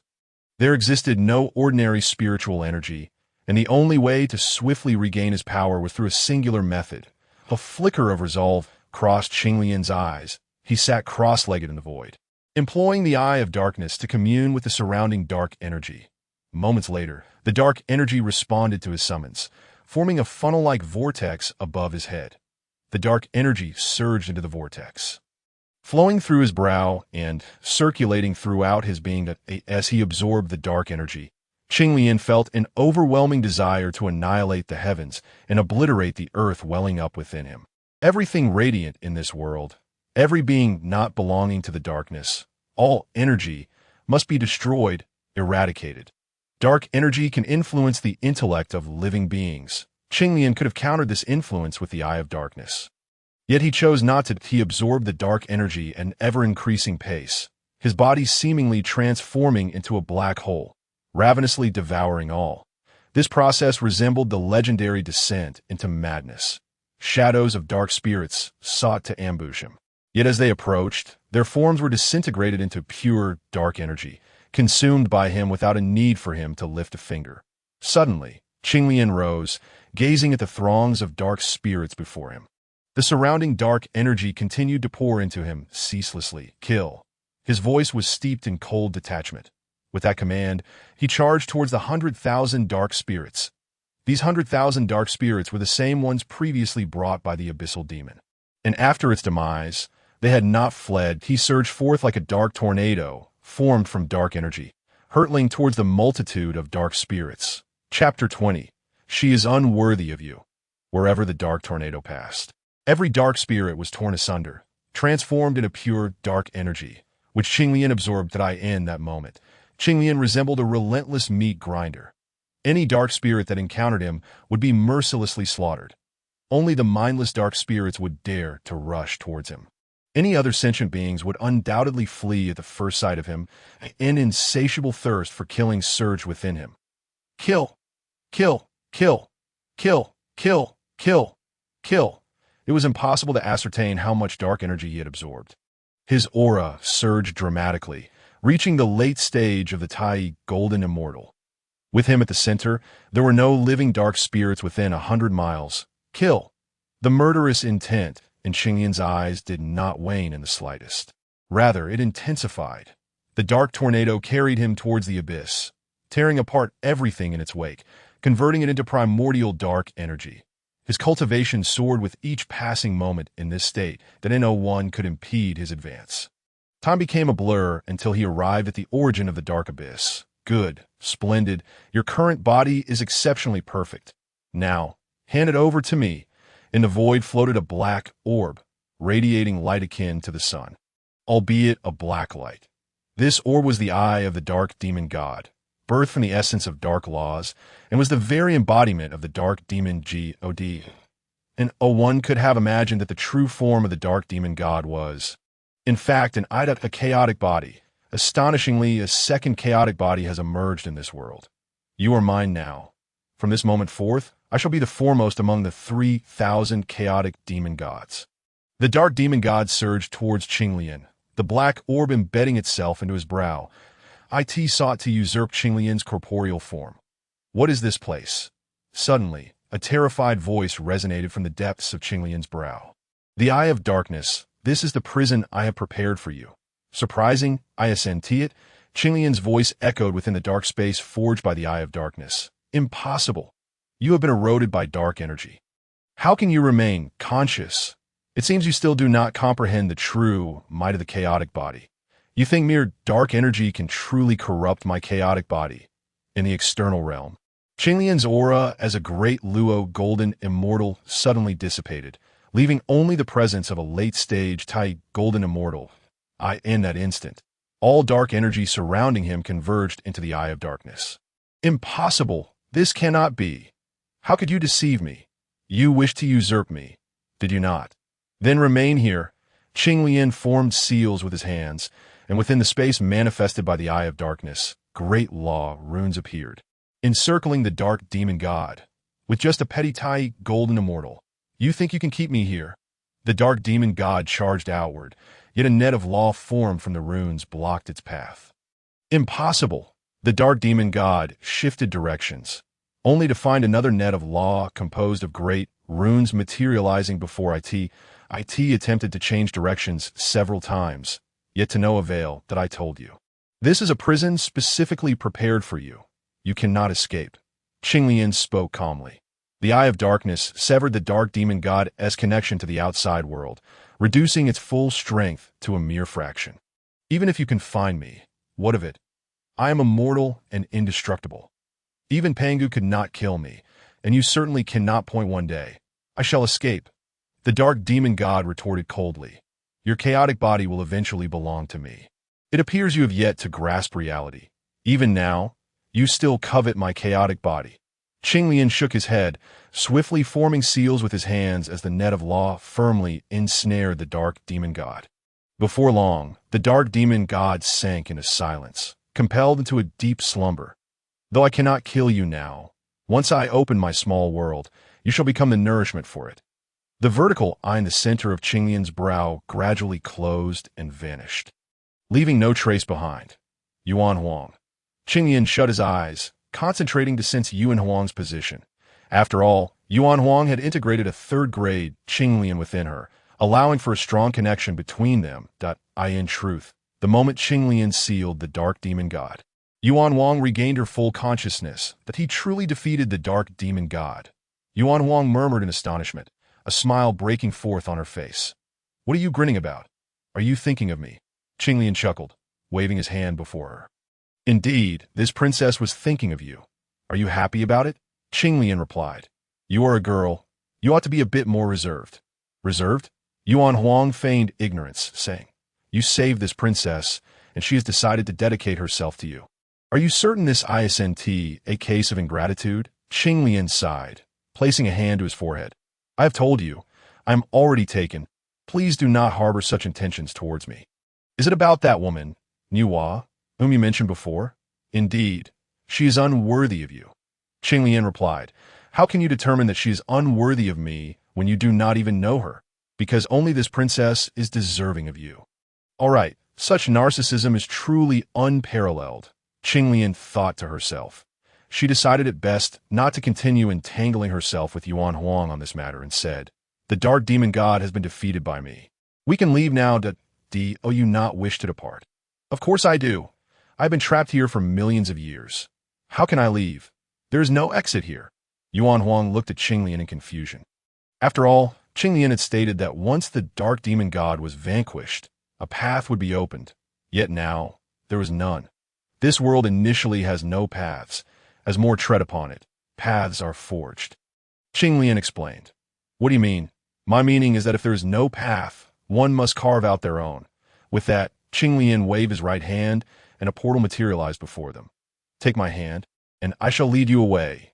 Qinglian extended his hand, and Yuan Huang quickly grasped it, their hands tightly intertwined. This is my first time constructing such a portal, so follow closely behind and refrain from moving about. He earnestly cautioned Yuan Huang, for although he had sealed the dark demon god, thereby gaining control of this space, he only possessed a rudimentary grasp of it. He was uncertain of where this portal would truly lead. As Qinglian and Yuan Huang stepped into the portal, they were instantly engulfed in a whirlwind of sensation, their bodies being pulled forward by an unseen force. Were it not for Yuan Huang's firm grip on Qinglian's right hand, they surely would have been teleported to disparate locations. That a faint glimmer of light emerged from the darkness, and the long-awaited illumination appeared before them. That we have emerged. This princess has finally escaped that accursed place. They quickened their pace towards the light. Roar! Upon the earth, a colossal bird with 3 pairs of wings spotted the shooting stars streaking across the sky, with a mighty flap of its wings. It took flight in pursuit.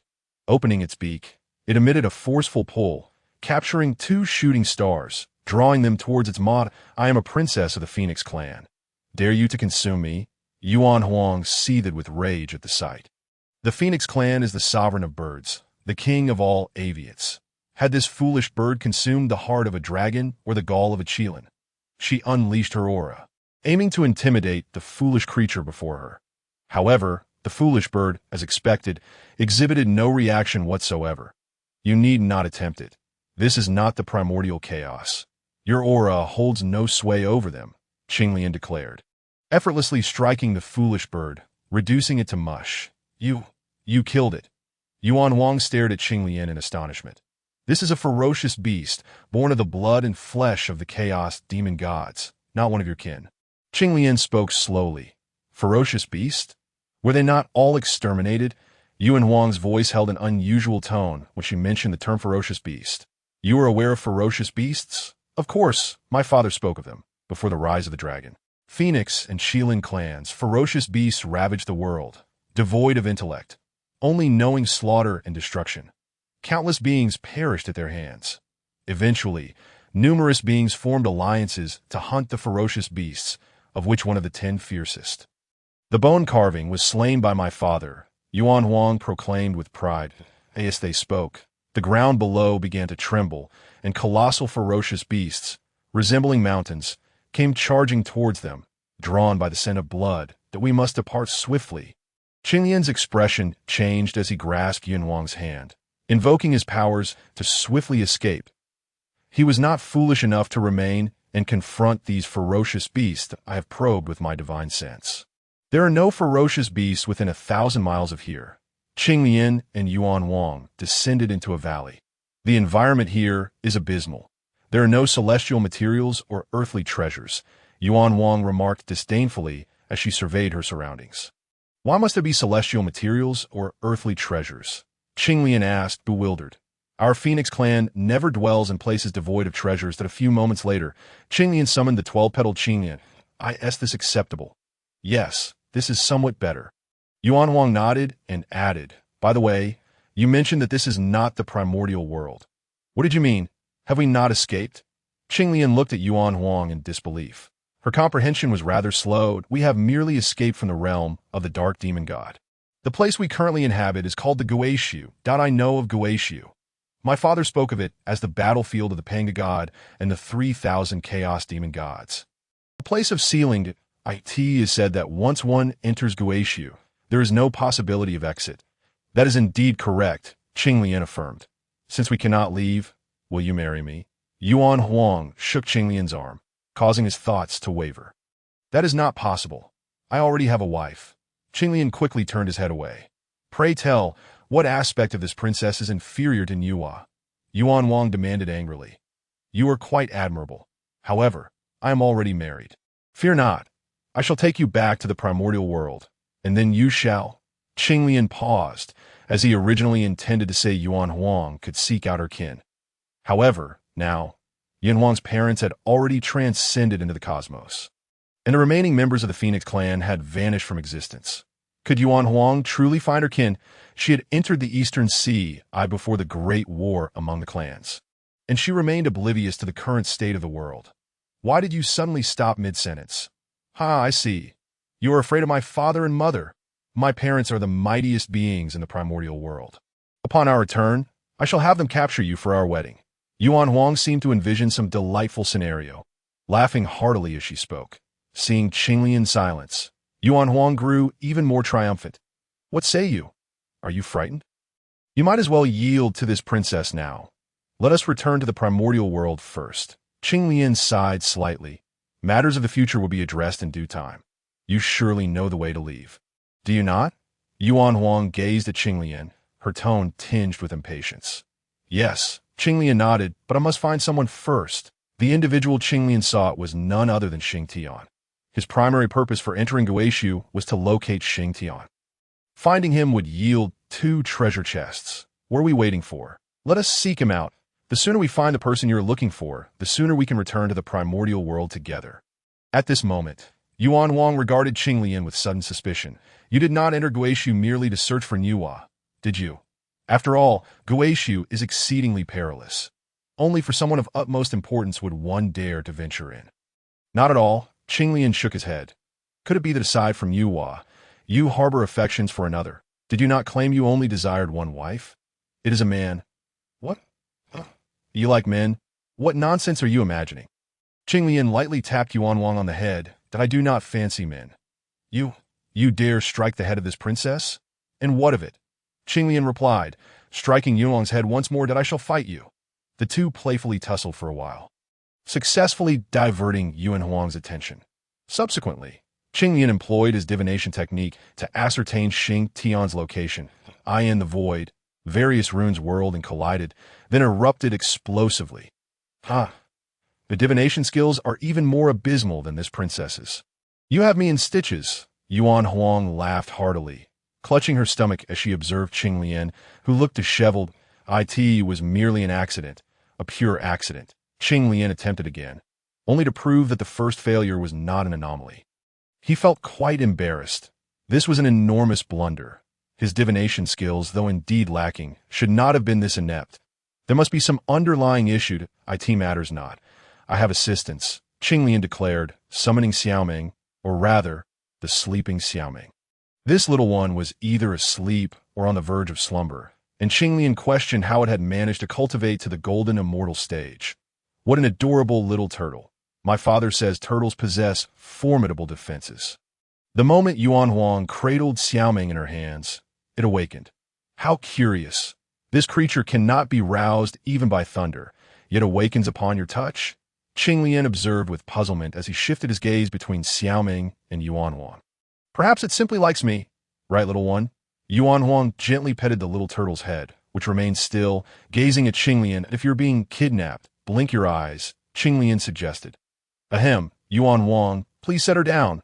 We require her assistance in locating someone. Yes, finding someone, and you are seeking a man. Yuan gently set down the little turtle.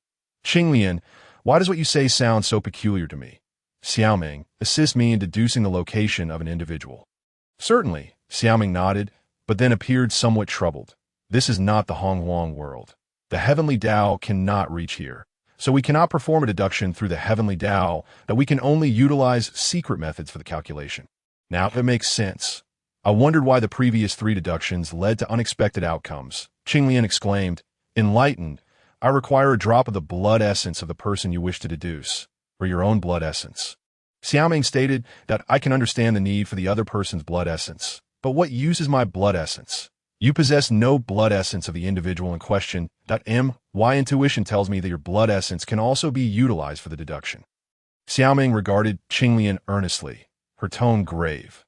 Very well, I shall provide you with a drop of my blood essence, but do not waste it. Qinglian reluctantly extracted a drop of his blood essence, feeling a pang of pain. Blood essence is the essence of life itself, and losing even a drop could take millennia to replenish without opportunity. His blood essence floated in the void, entwined with strands of chaotic energy, exuding an aura of primal antiquity. Are you perhaps a long-lived oddity? Yuan remarked, sensing the ancient aura emanating from Qinglian's blood. Regarding him with skepticism, I have sensed something amiss about you for quite some time. Are you pretending to be innocent? Indeed, I am nearly 3,000 years old, Qinglian replied without lifting his head. Yuan, it would be long before Qinglian discovered that in the Donghuang world, 1 year is not merely a year, but a cycle of 12,960 years, a complete rotation of time. Xiaoming, commence. With Qinglian's words, Xiaoming opened her mouth and swallowed his blood essence. Immediately thereafter, intricate runes began to manifest upon a shell on Xiaoming's back, forming an arcane pattern. The pattern resembled a painting, albeit shrouded in a mist that obscured clarity. Faintly, a figure wielding a massive axe was seen battling a ferocious beast. Xing Tian. This must be Xing Tian. Upon seeing the silhouette brandishing the giant axe, Qinglian was overcome with excitement. This could yield 2 treasure chests. If we locate Xing Tian, the treasures will be ours. Yuan, he certainly has a preference for men. Unbeknownst to Qinglian, his radiant expression led Yuan to misunderstand his intentions, that he was still preoccupied with thoughts of his 2 treasure chests. One treasure chest contained a secret technique that could amplify his combat power 9-fold, attainable only by defeating Xing Tian. The other treasure chest housed a congenital spiritual treasure, which could only be claimed by rescuing Xing Tian. Unfortunately, the image remained too obscured. Clarity would have been preferable. Just as Qinglian finished speaking, Xiaoming's body began to tremble violently, and the shell on her back displayed cracks resembling a spider's web. Xiaoming, halt! Qinglian's expression changed as he transformed his internal magical power into creative force, channeling it into Xiaoming like a mighty river. Within Xiaoming, an unknown backlash force clashed with his creative force, neither able to fully suppress the other. The struggle between the two forces threatened to tear Xiaoming's body apart. I shall assist you that a flame appeared in Yuan's hand, its size akin to a fist, appearing unremarkable at first. Yet upon entering Xiaoming's body, it immediately fragmented into countless strands, permeating every cell within her. In the next moment, Xiaoming's aura and life force seemed to dissipate entirely, as if she had perished. "You've killed her?" Qinglian glared at Wong, anger flickering in his eyes. "Oh, not worry. This is the Nirvana fire, capable of gathering all her life force. Thus, the backlash force within her will assume she is dead and will dissipate on its OWAS if to validate Yuan's words.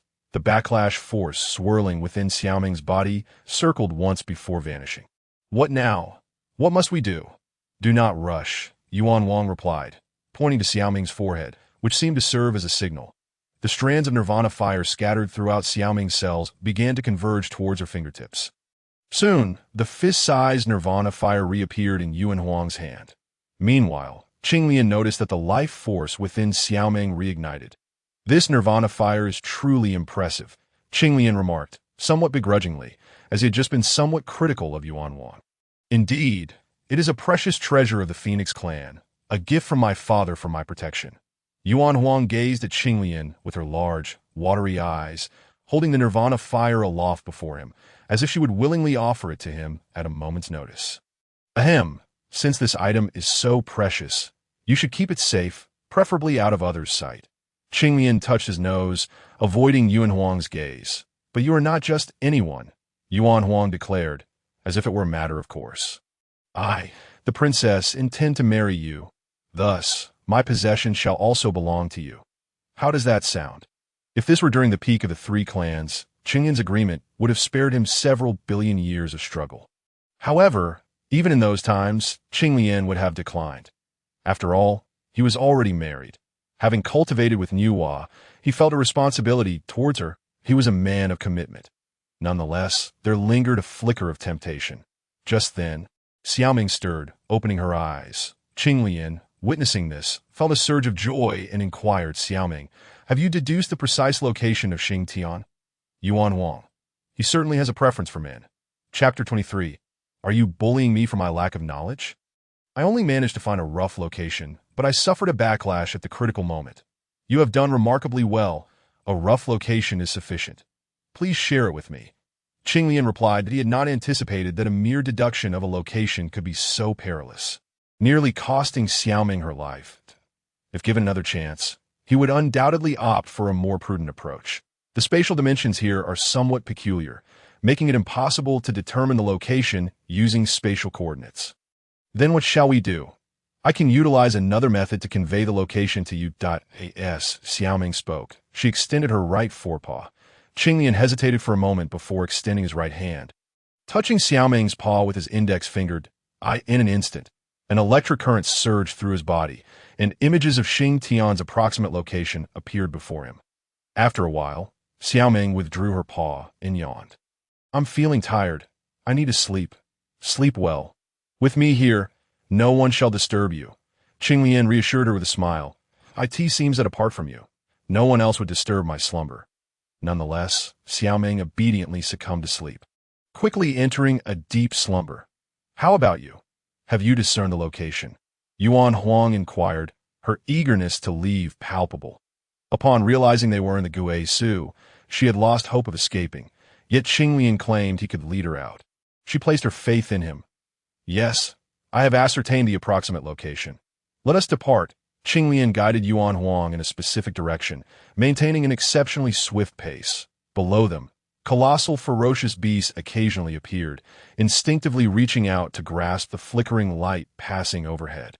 Of course, at Qinglian's speed, these beasts could only grasp at empty AI or so many ferocious beasts. If they were to enter the Hongwang world, it would surely spell disaster. Yuan muttered, observing the mountain-like creatures. Rest assured, they cannot reach us now. When I grow stronger in the future, they will be mere offerings, Qinglian reassured her. Within the Guisu, the ferocious beasts were a lesser concern. The most perilous threat remained the chaotic demon gods that could awaken at any moment. With the seal on Pangu now compromised, the chaotic demon gods could resurrect at any time. However, Qinglian chose not to voice this concern, as it would only serve to heighten Yuan's anxiety that I thought someone was boasting. Turns out it's just two ignorant donghuang cultivators. It's been ages since I've tasted the flesh and blood of donghuang cultivators. Before them appeared the skeletal remains of a gigantic bird, its bones gleaming silver, devoid of any flesh. Most alarmingly, the skeletal structure was in motion. Bone sculpture. That is a bone sculpture, Yuan exclaimed, pointing at the giant bird skeleton. Indeed, I hail from one of the 10 great beast clans. The Bone Sculpture clan. Being devoured by me is a stroke of good fortune for you. Just a skeleton, and you wish to eat us? Do you truly believe you can? Qinglian retorted, appearing above the bone sculpture's head. His fist carrying a fierce wind, aimed at its skull. Be cautious. The bone sculpture's body is exceptionally hard, and should its bone spines pierce your skin, it will drain your essence. Yuan hastily charged forward and alerted Qinglian. As Qinglian focused his gaze, he indeed discovered that the skeletal sculpture was adorned with a multitude of sharp bone spikes. Resembling feathers, he immediately halted his advance and hurled a bolt of Donghuang divine thunder at the bone sculpture. The thunder erupted upon the creature's head, causing several bones to shatter into countless fragments. Truly, its body was remarkably resilient. Despite being struck by the Donghuang divine thunder, it sustained only minor injuries, Qinglian lamented. I shall end your existence. At that moment, the bone sculpture was beyond mere anger. A formidable wave of murderous intent emanated from it. You have already uttered that statement. There is no need to reiterate it. The bone sculpture retorted, You mock me for my lack of education. Consumed by rage, the bone sculpture lost all semblance of reason. Its bone spikes, shedding and emanating an eerie bloodlight, all directed towards Qinglian. Should those bone spikes find their mark, Qinglian's body would likely be reduced to a sieve, far worse than 1,000 cuts. This exemplified the bone sculpture's fury at that moment. Dai no, Yuan, who had just rushed forward, attempted to intervene, but it was evidently too late. In her wrath, her body ignited with crimson flames. These crimson flames swiftly enveloped the entire form of the bone sculpture. Without its spikes, the creature's defenses appeared significantly diminished, and its body began to melt beneath the fiery onslaught. Please. The agonized roar of the bone sculpture echoed amidst the crimson flames. That I hail from the Beast King clan. If you slay me, you shall not escape unscathed. Release me, and I swear to my king that I shall never harm you. The bone sculpture began with threats, then shifted to pleas for mercy. However, Yuan remained unfazed. Her primordial true fire blazed more fiercely. Aiming to reduce the bone sculpture to ashes, Qinglian, I will avenge you. As Yuan's voice faded, a familiar sound reached her ears. Avenge what? I'm not dead. Were you not pierced by those bone spikes?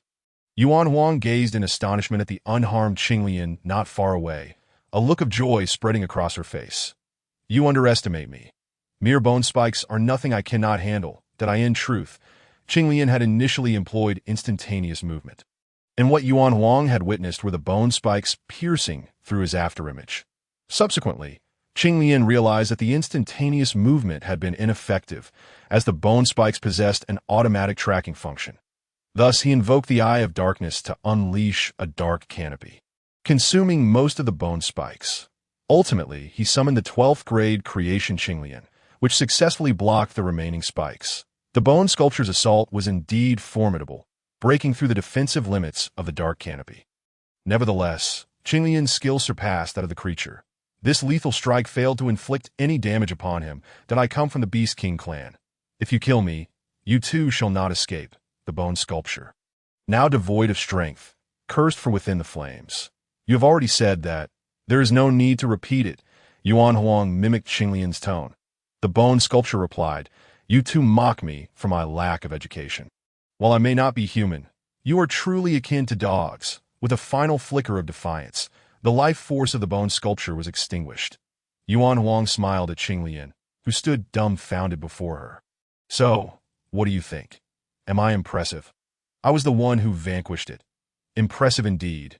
Qinglian nodded, adding, though I am unsure of the meaning behind the bone sculpture's final words, we should hasten our departure from this place. Chapter 24. I allowed you to flee 1,000 miles. I did not grant you the advantage of cheats. The bone sculpture's strength remained formidable. Should more arrive, they would truly be in peril. 7 days later, based on Xiaoming's calculations, they had arrived at the approximate location of Xingtian. The expanse of the Guishu was simply immense. Even knowing Xingtian's general position, locating him was no simple task. Guishu was not a true void, devoid of all things that in fact, countless fragments of land floated within Guishu. However, apart from the ferocious beasts, no other beings inhabited these landmasses. The so-called 10 royal clans were the mightiest among the ferocious beasts, distinguished from the lesser beasts by their awakened intelligence. During these 10 days, they had also encountered another type of Taotai among the 10 great beast royal clans. This Taotai was colossal, devouring a continent spanning millions of miles. As they passed, a significant portion of that land had already been consumed. After a mere glance, he swiftly led Yuan Wong away. This moment, the two traversed the distant void, appearing above a seemingly massive continent. Could there be formidable, ferocious beasts here? Yuan Huang inquired of Qinglian. Based on their experiences over the past few days, the larger the land, the stronger the ferocious beasts. Let us not dwell on that. We should enter first, Qinglian replied. Whether or not there were powerful beasts was uncertain, but Xingtian was undoubtedly present on this continent. Upon entering the expanse of the void continent, they were instantly subjected to a gravitational force 1,000 times stronger. Yuan Wang instinctively clung to Qinglian, and together they transformed into a massive fireball, plummeting downward. Under such terrifying gravity, even flight was impossible. Thus, Qinglian held Yuan Huang tightly, positioning her atop him, as he was certain his robust physique would withstand the fall. Boom! The ground proved surprisingly soft. This was Qinglian's initial impression upon making contact with the earth, akin to crashing onto a bed of cotton. Roar! It was only when he heard an enraged roar beneath him that Qinglian realized he had not landed on cotton, but rather on a ferocious beast. You vile bipedal creature! How dare you ambush me? I shall slay you! The colossal creature shook its body, dislodging Qinglian and Yuan Wang. Before them stood an enormous tiger, more precisely, a white tiger. Its fur was pure snow white, devoid of any blemish, and it appeared remarkably beautiful. However, at that moment, the white tiger regarded the two with fury. Bipedal creatures, are you not intimidated by my grand and majestic form? Surrender now, and I shall feast upon you. The white tiger raised its proud head, gazing down at Qinglian and Yuan Wang, who appeared as insignificant as ants.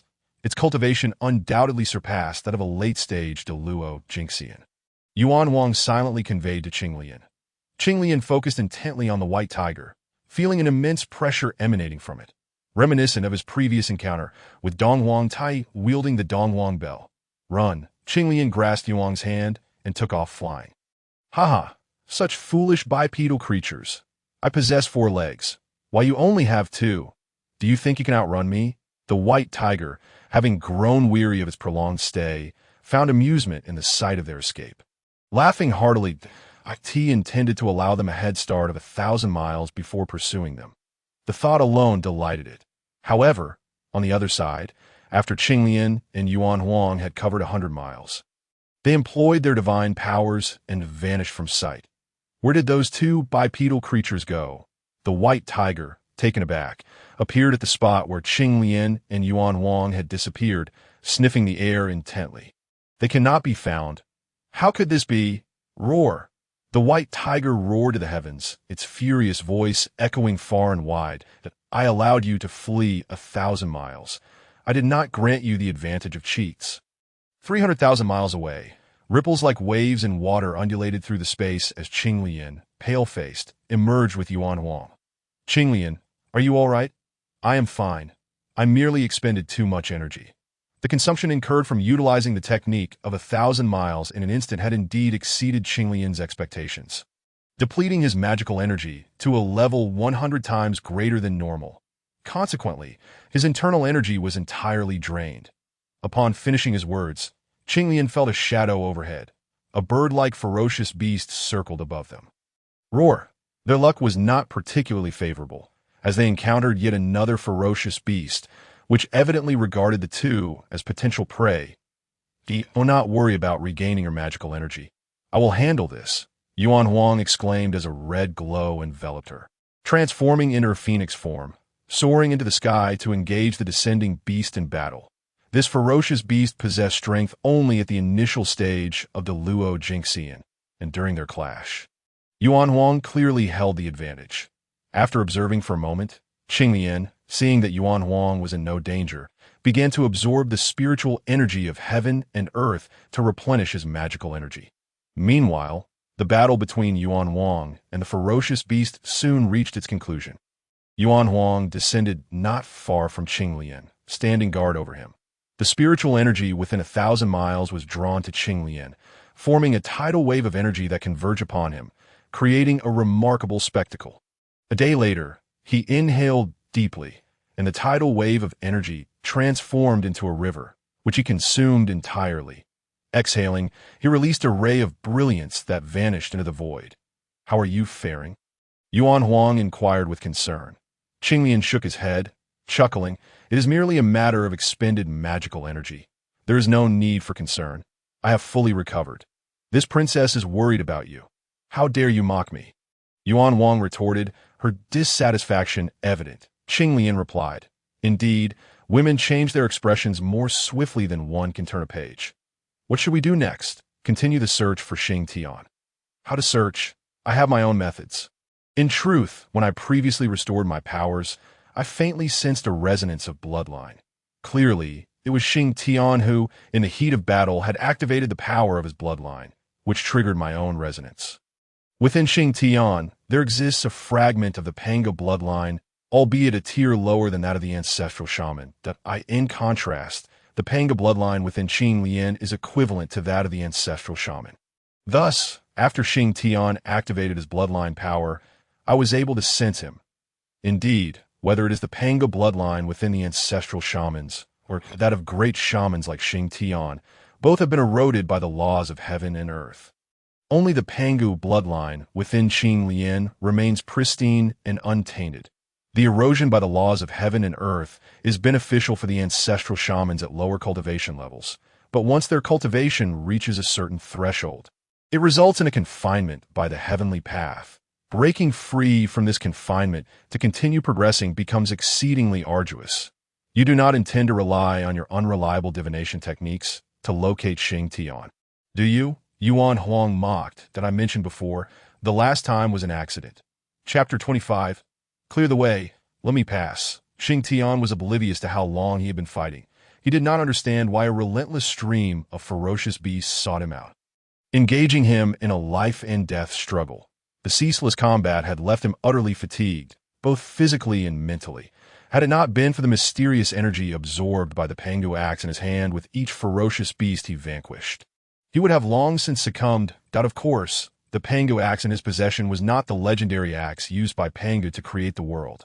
Instead, it was a fragment of the Pangu axe that he fortuitously acquired, combined with various rare materials to forge his own innate divine weapon. Although the shaman clan could not wield innate spiritual treasures, they could maximize the potential of the innate divine weapons they forged. Just as Hoes Bao was no less than an innate spiritual treasure in his capable hands, in summary, Xingtian was able to endure for so long largely thanks to his innate divine weapon, the Pangu axe. Yet, even with the Pangu axe, he felt himself on the brink of collapse. His body and spirit had reached their limits. He was nearly spent. The surrounding ferocious beasts seemed to sense his impending demise, charging at him with renewed fervor. With a mighty roar, Xingtian swung the Pangu axe once more, unleashing a sharp arc of axe light that cleaved 3 ferocious beasts in half before him. After this all-out strike, a bitter smile crept onto his lips. He had no strength left within him. Even the Pangu axe, which resonated with his will, now felt as heavy as a mountain. Could it be that I, Xingtian, am destined to perish here today?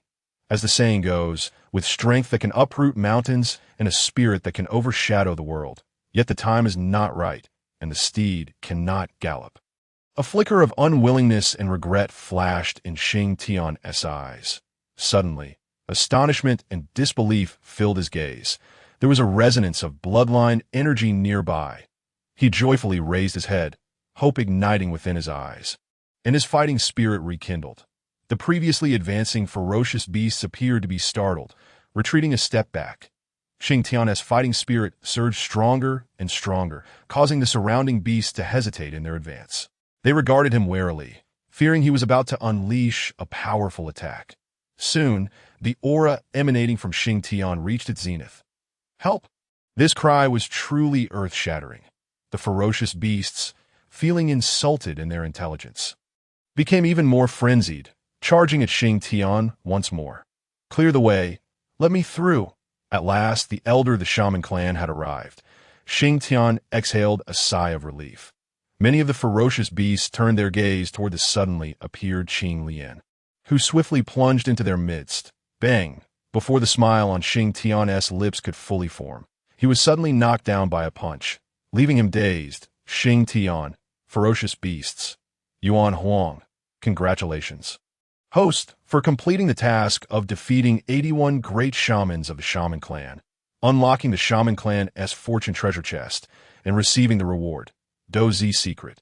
The Dozi secret, one of the primordial secret arts, can double one's combat strength and can be further enhanced, with a maximum potential to increase combat strength by 9 times. Despite the simplicity of the introduction to the Dozi secret, its power is undeniable, not to mention a 9-fold increase in strength.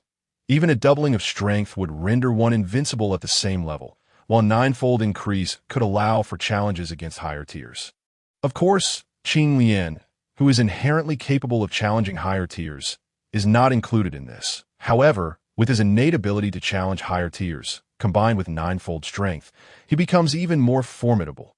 "Can I use the law seeds to enhance the Dozi secret?" Yuan inquired of the system in his heart. "Yes. Good. Use all remaining law seeds to enhance the Dozi secret." Without hesitation, Yuan directed the remaining law seeds toward enhancing the Dozi secret. With the law seeds consumed, the Dozi secret was now capable of enhancing strength by 5 times. Dozi secret. 5-fold strength. Without a moment's hesitation, Yuan activated it, feeling as though every cell within him was infused with power. With a single punch, he could shatter a mountain peak. Fation Xiangdi. After employing Fation Xiangdi, his stature reached 3,000 zhang, and his power surged an additional 50%. Kill! He charged toward the nearest ferocious beast, sending it flying with a single punch. Without pausing, he continued to push forward, dispatching one ferocious beast after another, akin to Ultraman battling small monsters, 1 punch for each small beast. When did he grow so strong? Yuan Huang watched Yuan in astonishment, as if observing a monster. While others gradually improved their strength, Yuan had been granted a veritable faucet of power. Then, as if struck by a thought, Yuan Huang couldn't help but smile. Truly, a man worthy of my admiration. Yuan Huang's voice was unguarded, and both Tongtian and Yuan, being extraordinary individuals, clearly heard her words as Yuan's fist struck with force. The ferocious beast that was meant to be sent flying was instead obliterated. Meanwhile, Tongtian's gaze shifted back and forth between Yuan and Yuan Huang, lost in thought. Regardless, his furtive glances did not escape Yuan Huang's notice. Noticing how much Yuan valued Tongtian, Yuan Huang felt an inexplicable irritation toward him. With a wave of her hand, she summoned Tongtian closer. "Senior, I must bow my head," Tongtian conceded. As he was quite aware of the situation, that do not be afraid. "We are here to rescue you." The more Yuan Huang insisted he not be afraid, the more anxious Tongtian became, especially after Yuan had struck him with such force upon entering the fray. That punch nearly caused him to question his existence. The shaman clan, stand tall. How could I be afraid?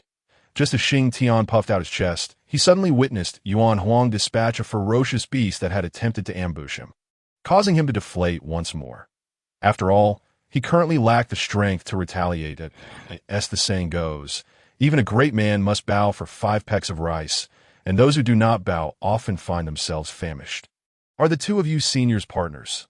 Xing Tian expressed his gratitude for their life-saving assistance. Indeed, we are partners. Though you may not be the most handsome, your discernment is commendable. Xing Tian. What kind of look is that? I'm the most handsome man of the shaman clan. Indeed, you both seem like a match made in heaven. A perfect couple, like a dragon and phoenix. Do not mention the dragon clan to me. As soon as Xing Tian uttered the words dragon and phoenix, he felt a chill in the air and promptly swallowed the rest of his words. Forgive me, it was a slip of the tongue. The dragon clan is merely a group of petty individuals, a band of shameless rascals. Once I escape, I shall ensure they suffer. Speaking of the dragon clan, Xing Tian was filled with indignation, for it was they who had manipulated him into this predicament. Had it not been for Qing Lian and Yuan Huang, he would have perished here today. Chapter 26. Deceived into submission. Before long, all the ferocious beasts within 100 miles had been dealt with. Beyond that radius, some ferocious beasts lurked in the shadows, observing but not attacking or retreating. Begone! Qing Lian bellowed, his voice resonating like thunder, causing a 7,000 zhonghai mountain to crumble under the force. This proclamation possessed astonishing destructive power. The concealed ferocious beasts retreated like a receding tide, and within moments, all were gone. Xing Tian of the Shaman clan, I thank you for your life-saving grace, Senior. You need not call me Senior. I am the 13th Ancestral Shaman of the Shaman clan. You may refer to me as the 13th Ancestral Shaman. The name 13 was bestowed upon him by Ho-Tu, and Qing Lian had grown accustomed to it within the Shaman clan. Of course, Ho-Tu often prefixed it with a diminutive, calling him Little 13. However, Qing Lian did not feel particularly small in any regard. Impossible. Our shaman clan only has 12 ancestral shamans. There cannot possibly be a 13th. Xing Tian. I am not well read, so do not attempt to deceive me. I can still count from 1 to 12. Qing Lian did not refute this statement, but silently released his own aura, activating the essence of Pangu's blood. Instantly, Xing Tian's eyes widened in astonishment. This aura was all too familiar to him. It was the essence of the father god Pangu, although it bore slight differences from the auras of the 12 primordial witches.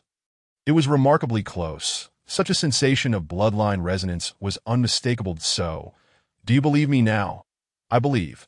Xing Tian nodded and bowed to Qing Lian, saying, Xing Tian pays respects to the 13th primordial witch.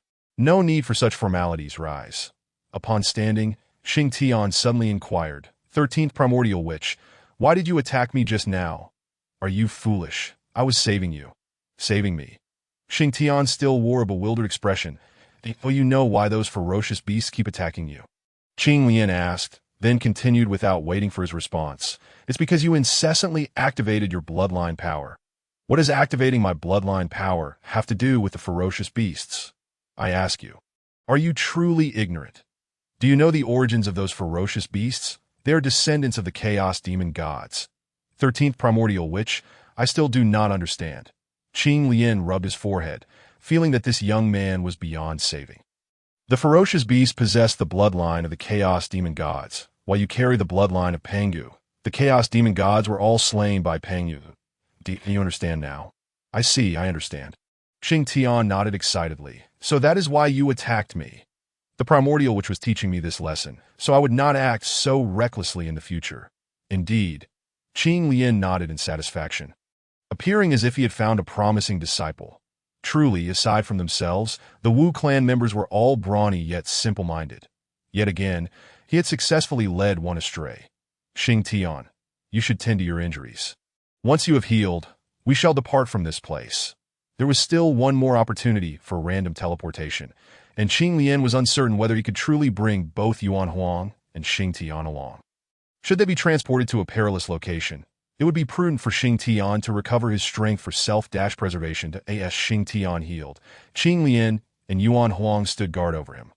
Qing Lian's gaze fell upon Yuan Huang several times, intending to say something, but ultimately remained silent. Upon returning to the Hongwang world, Yuan Huang would have to confront the harsh reality. The once dominant Phoenix clan had perished. Why are you secretly watching me, princess? Yuan Huang approached Qing Lian and said, You can look as much as you like. Didn't Xing Tian say we are destined partners? That was a misunderstanding.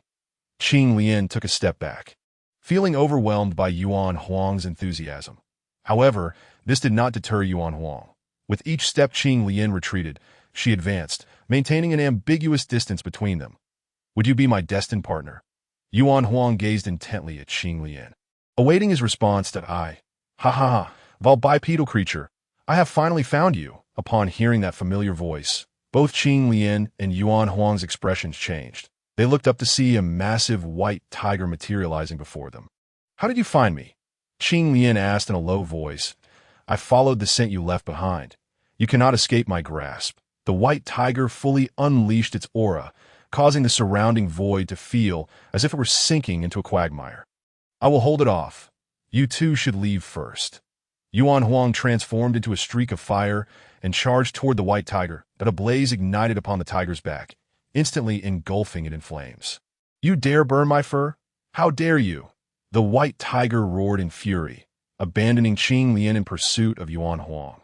System, did you not say that after I saved Xingtian, I would be rewarded with a piece of innate spiritual treasure? Where is my innate spiritual treasure? The system replied. Congratulations, host. You have obtained a low-grade innate spiritual treasure, the Hongmeng Dao sword, that as the system's words concluded, an ancient stone sword appeared in Qing Lian's hand. Its blade seemingly forged from stone, yet polished by the passage of endless time, returning to its essence. System, are you certain you are not jesting? This truly is an innate spiritual treasure and won't shatter upon the slightest touch. Qing Lian observed the Hongmeng Dao sword, genuinely unable to perceive its extraordinary nature. Rest assured, host, even if the entire chaos were to be destroyed, the Hongmeng Dao sword would remain unscathed. I am not well read. So do not deceive me. Even the treasures of chaos have been shattered. How could the Hongmeng Dao sword be so formidable? Qing Lian expressed skepticism, feeling as though the system was exaggerating. The Hongmeng Dao sword is indestructible, its might surpassing your imagination. You will understand upon personal experimentation. Just then, Yuan Huang was struck by the white tiger and was in dire straits. Qing Lian could not afford to hesitate. He brandished the Hongmeng Dao sword and charged forward. You insignificant bipedal creature, you dare attempt to ambush me. The white tiger glanced at Qing Lian, noting his mere golden immortal cultivation, and chose to ignore him, continuing its assault on Yuan Huang. The aura surrounding it was composed of the great forces of heaven and earth, rendering it impossible for a golden immortal to breach Daiyan the next instant.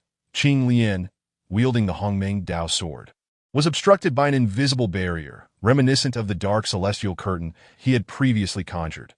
Below the great Luo golden immortal level, one relies solely on personal strength, while above it, one can communicate with the forces of heaven and earth. Naturally, the great Luo golden immortals Qing Lian had encountered previously wielded the forces of heaven and earth in a rather crude manner, unlike the white tiger, which could manifest an invisible aura around itself. Bipedal creature, you should save your breath. You cannot break through my aura, the white tiger mocked, perhaps out of boredom, or perhaps wishing to toy with the two.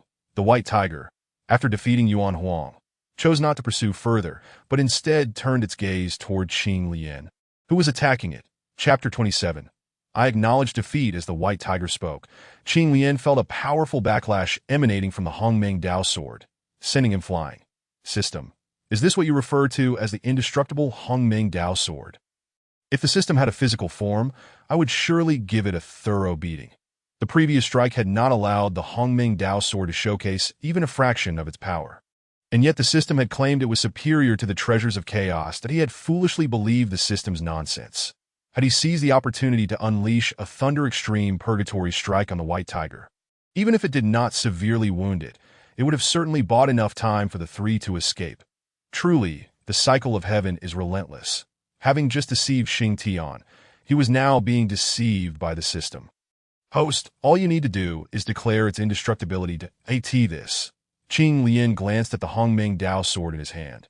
This seemingly ordinary stone sword had just withstood the combined might of both himself and the white tiger without a single mark upon it. What use is mere hardness? Am I to use it as a shield? Qing Lian scoffed that if the host wishes, it is entirely feasible that I ask you. You previously claimed the Hongmeng Dao sword to be so formidable. Surely it must possess abilities beyond mere hardness. The Hongmeng Dao sword is indeed immensely powerful. It was originally a primordial level treasure. However, after the Hongmeng world shattered, It suffered severe damage, and its grade has now fallen to that of a low-grade innate spiritual treasure. Nevertheless, even if the Hongmeng Dao Sword's power is diminished to a mere fraction, as long as the host can harness its full potential, it can still defeat the White Tiger. Oh, not bore me with such meaningless drivel. Just tell me how I can unleash the full might of the Hongmeng Dao Sword. It is quite simple. You must drip blood to recognize it as your master. Did I mishear? Are not the various spiritual treasures in the Donghuang world refined through the primordial spirit? How is it that here it requires blood to recognize its master? Qing Lian's conversation with the system seemed lengthy. Yet in reality, only a fleeting moment had passed in the outside world. His body had flown over 100 miles through the void before gradually coming to a halt. Bipedal creature, you are too weak.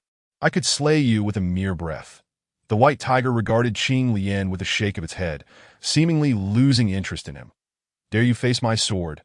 Qing Lian's gaze was fixed on the White Tiger, and his aura surged. He activated the Do character secret technique to amplify his strength fivefold.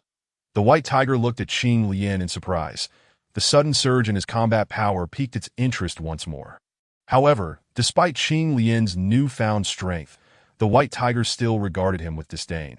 For even with this increase, he remained vastly inferior. Previously, it could have effortlessly slain Qing Lian with a single breath.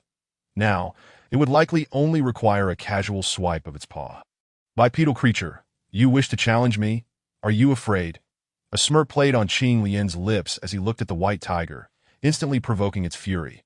What do I have to fear? I could easily sweat you dead with a single paw. Wait, what else do you wish to say? My time is precious. After I slay you, I shall return to my slumber. You claim to be powerful. Do you dare face my sword? If you win, I shall grant you any request. If I win, you must comply with my demands. Upon hearing this, the White Tiger's eyes darted rapidly, contemplating the fairness of the proposition. The bipedal creature runs quite swiftly. Should it emerge victorious, it would serve as my steed. How delightful that would be! After all, the physique of the bipedal creature is rather diminutive. Even if consumed as a mere morsel, it would scarcely suffice to fill the gaps between my teeth. Bipedal creature, I have consented, but you must be swift and refrain from contemplating escape. Even if you flee to the ends of the earth, I shall find you. Allow me a moment to prepare.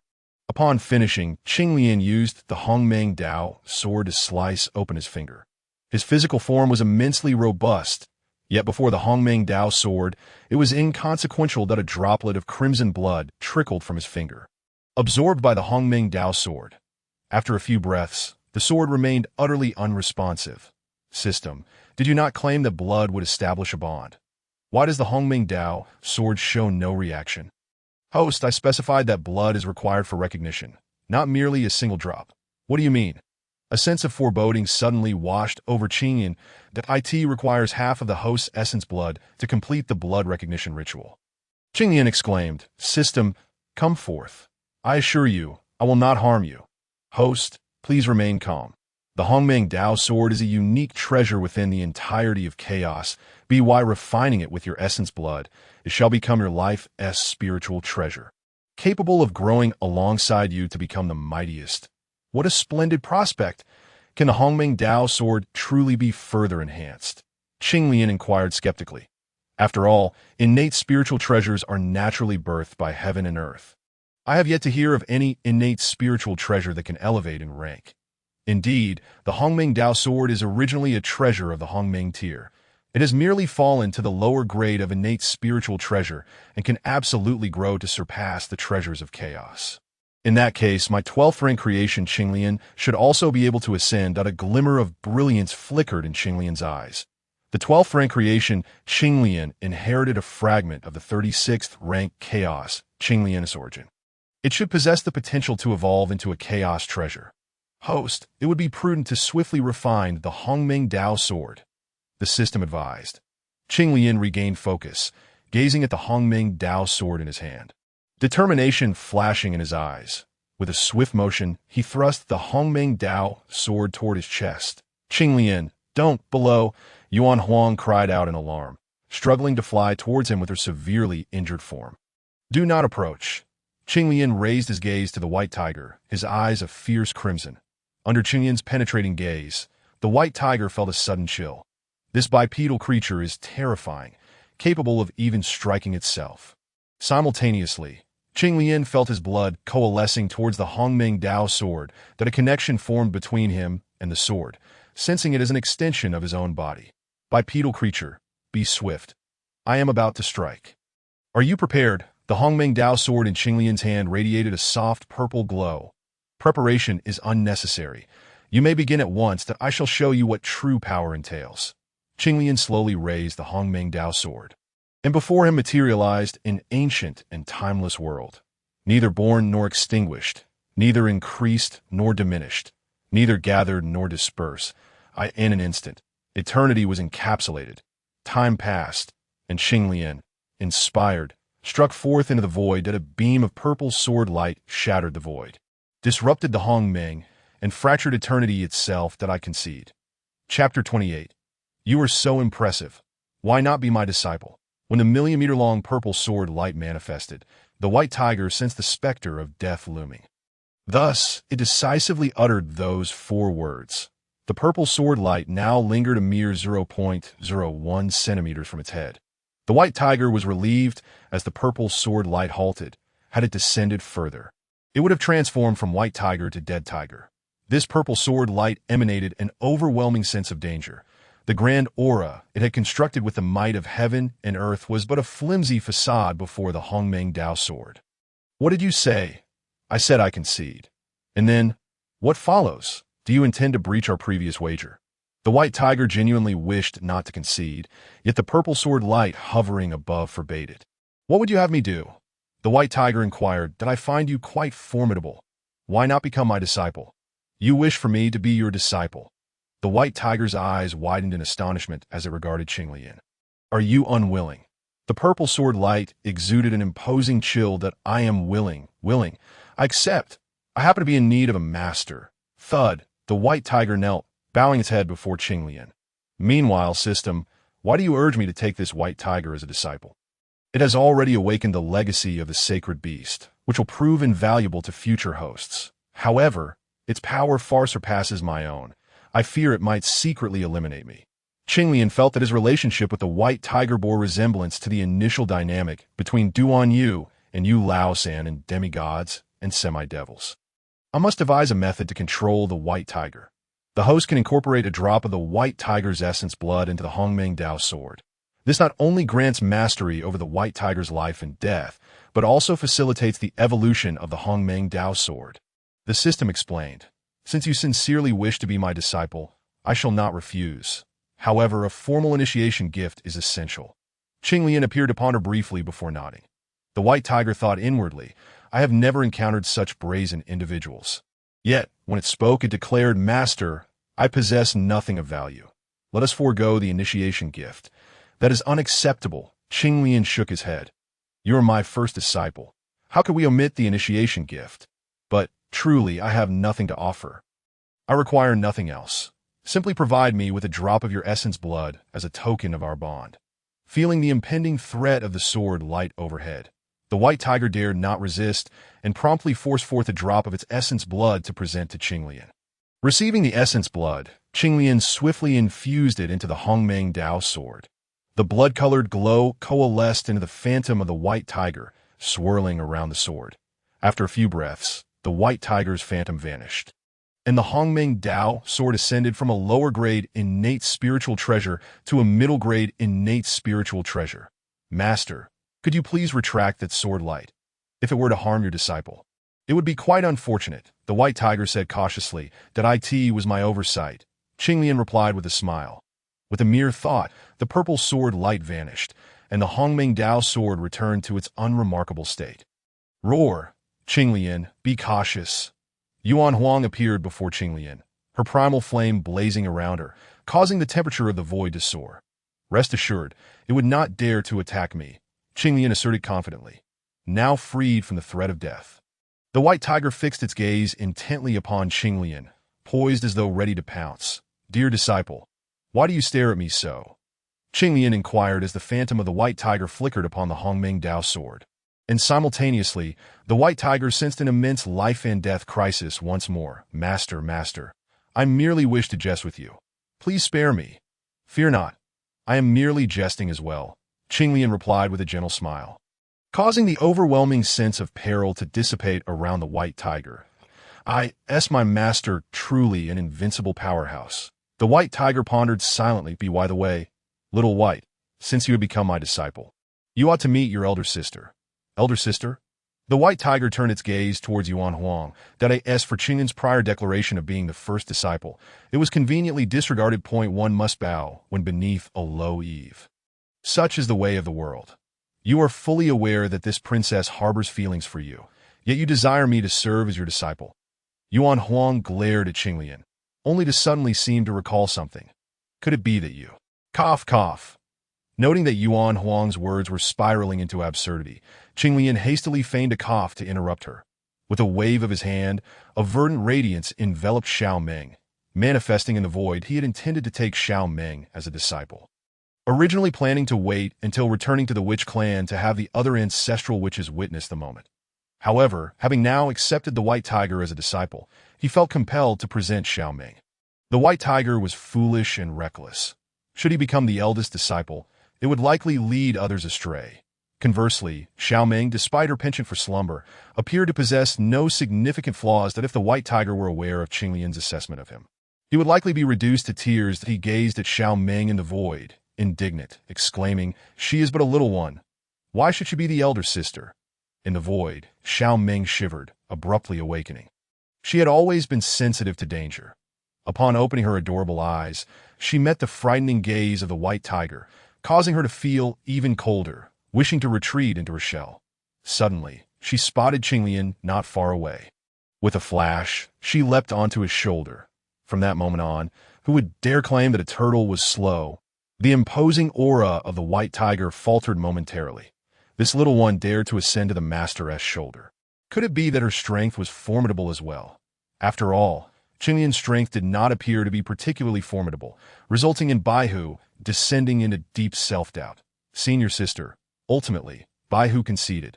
What if senior sister truly possesses extraordinary prowess? If I fail to curry favor with her now, I am certain to face dire consequences in the future.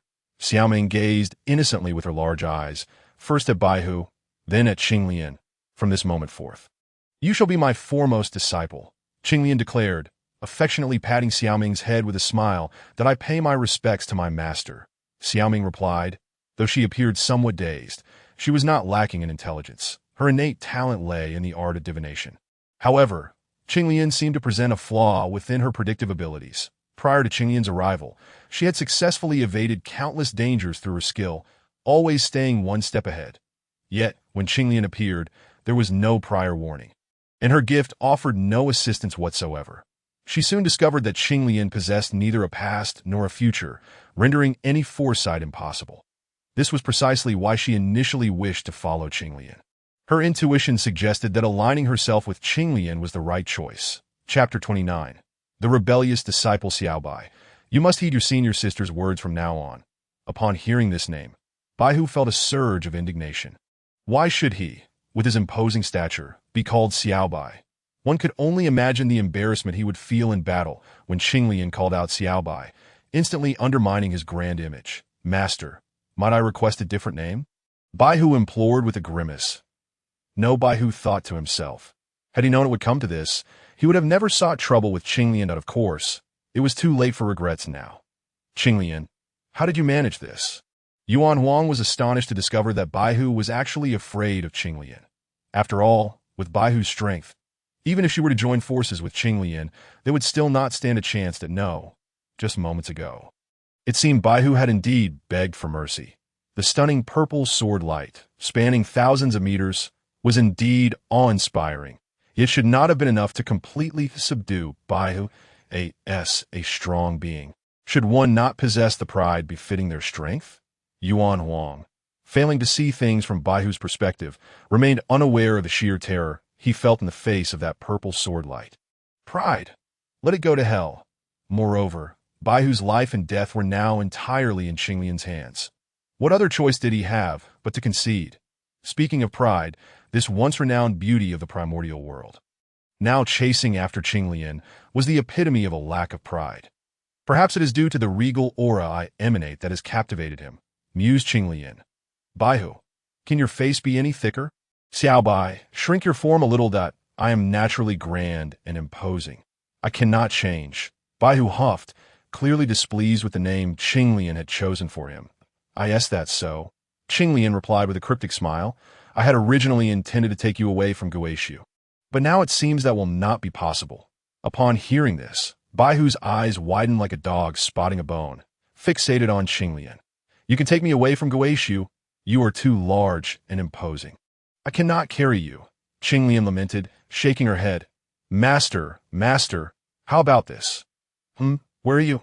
Master, I'm right here. Qinglian felt a tug at her pant leg and looked down to see Baihu, now resembling a small puppy, wagging his tail enthusiastically. Master, look at me. Is this acceptable? Baihu pleaded, still wagging his tail. Yuan Wong, witnessing the scene, could not contain her laughter at that two-legged beast. What are you laughing at? Baihu snarled, glaring furiously at Yuan Wong. Xiaobai, what did you just call me? Two-legged beast. Repeat that. Yuan's brows furrowed as she glared at Baihu. Two-legged beast, two-legged beast, two-legged beast.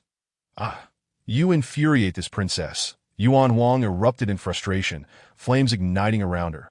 The flames encircled her, a tangible display of her fury. Baihu, undeterred, radiated a fierce aura. Though he had shrunk in size, his presence was unmistakable.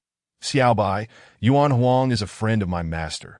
Do not be disrespectful, Qinglian admonished. Upon hearing this, Baihu instantly deflated like a punctured balloon, his fierce demeanor evaporating. Xiaobai, do you now recognize who this princess is? Yuan Wong boasted that why you are a two-legged beast, that I am your master's partner. You should address me as Master Mother, Yuan Wong chided. Baihu looked at Qinglian in confusion, and upon seeing her silence, he finally acquiesced. Master Mother, to whom Yuan Wong nodded in satisfaction before turning her gaze to Xiaoming perched on Qinglian's shoulder, speaking gently. Xiaoming, do you remember me? Xiaoming trembled slightly, nodding vigorously. Master Mother, Baihu thought to himself. Senior sister actually fears this two-legged beast. Could she be exceptionally powerful? Countless thoughts raced through his mind. The term two-legged beast was indeed terrifying. They appeared so weak, yet could unleash such formidable strength. In the future, he would certainly need to exercise caution. Baihu remained oblivious to the fact that he was about to encounter many more of these so-called two-legged beasts in the primordial world.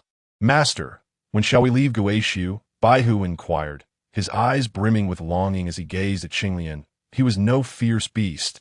He felt utterly out of place in Guishu and had long desired to leave. Yet, not only had he failed to escape, but he had also faced attacks from the fierce beast royal family and nearly perished. Eventually, he returned to the very land that had nurtured him, falling into a deep slumber until Qinglian and Yuan Wong arrived to awaken him. There is no hurry. We shall wait a few more days. Currently, we need to allow Xingtian to recover his strength, as well as for Yuan Wong and Qinglian to tend to their injuries. Previously, in the battle against Baihu, Yuan Wong had sustained significant wounds, while Qinglian had suffered a severe depletion of essence due to the blood sacrifice of the Hongmeng Dao sword. A month later, both Xingtian and Yuan Wong had ceased their healing, but Qinglian continued. The Hongmeng Dao sword hovered above Qinglian's head, and none, be it Xingtian, Yuan Wong, Xiaoming, or Xiaobai, could approach. Any attempt to do so would result in an automatic counterattack from the sword. Yuan Wong looked at Qinglian, her eyes filled with concern. She knew Qinglian possessed the power of creation. Such prolonged healing was not typical for ordinary injuries. You all keep an eye out for the fierce beasts. I will assist him in recovery. Ultimately, Yuan Wong sat cross-legged opposite Qinglian, her primordial spirit igniting with nirvana fire as it ascended from her body towards Qinglian. Sensing the approach of Yuan Wong's primordial spirit, the Hongmeng Dao sword quivered slightly, as if issuing a warning. Yuan Wong disregarded it, her primordial spirit, imbued with nirvana fire, continuing to draw nearer to Qinglian. The Hongmeng Dao sword trembled more violently, seemingly on the verge of attacking. Beneath the chilling sword light, Yuan Wong felt a shiver run through her entire primordial spirit. Qinglian, she called out. Qinglian suddenly opened his eyes and nodded at Yuan Wong. The nirvana fire detached from Yuan Wong and flew towards Qinglian. Beneath Qinglian, A crimson lotus flower appeared, enveloping him in flames, as though he were being reborn from the fire point 3 days later. The fiery lotus dissipated, transforming back into nirvana fire that returned to Wong. And Qinglian was completely restored. He had not anticipated that the ritual to refine the Hongmeng Dao sword would be so taxing. Without the assistance of the nirvana fire, he wondered how long it would have taken him to recover. As a treasured relic of the Phoenix clan, the nirvana fire was indeed an extraordinary and unparalleled force. Master, this is wonderful. You have completed your healing. Can we leave Goeishu now? Baihu exclaimed excitedly, gazing at Qinglian. Rebellious disciple. Qinglian replied, knowing that Baihu was only concerned about leaving and not at all about his master. Baihu had certainly earned the title of rebellious disciple. With an expressionless nod, Qinglian stated, I will open the passage between realms. You all gather closer to me. Chapter 30. The terrifying beast emperor returns to the primordial world as Qinglian's words echoed. A radiant, multicolored holy light enveloped him. Yuan Wong, Xingtian, Baihu, and Xiaoming. In mere moments, the seven-colored holy light pierced through the entire continent they inhabited, extending into the unknown void beyond.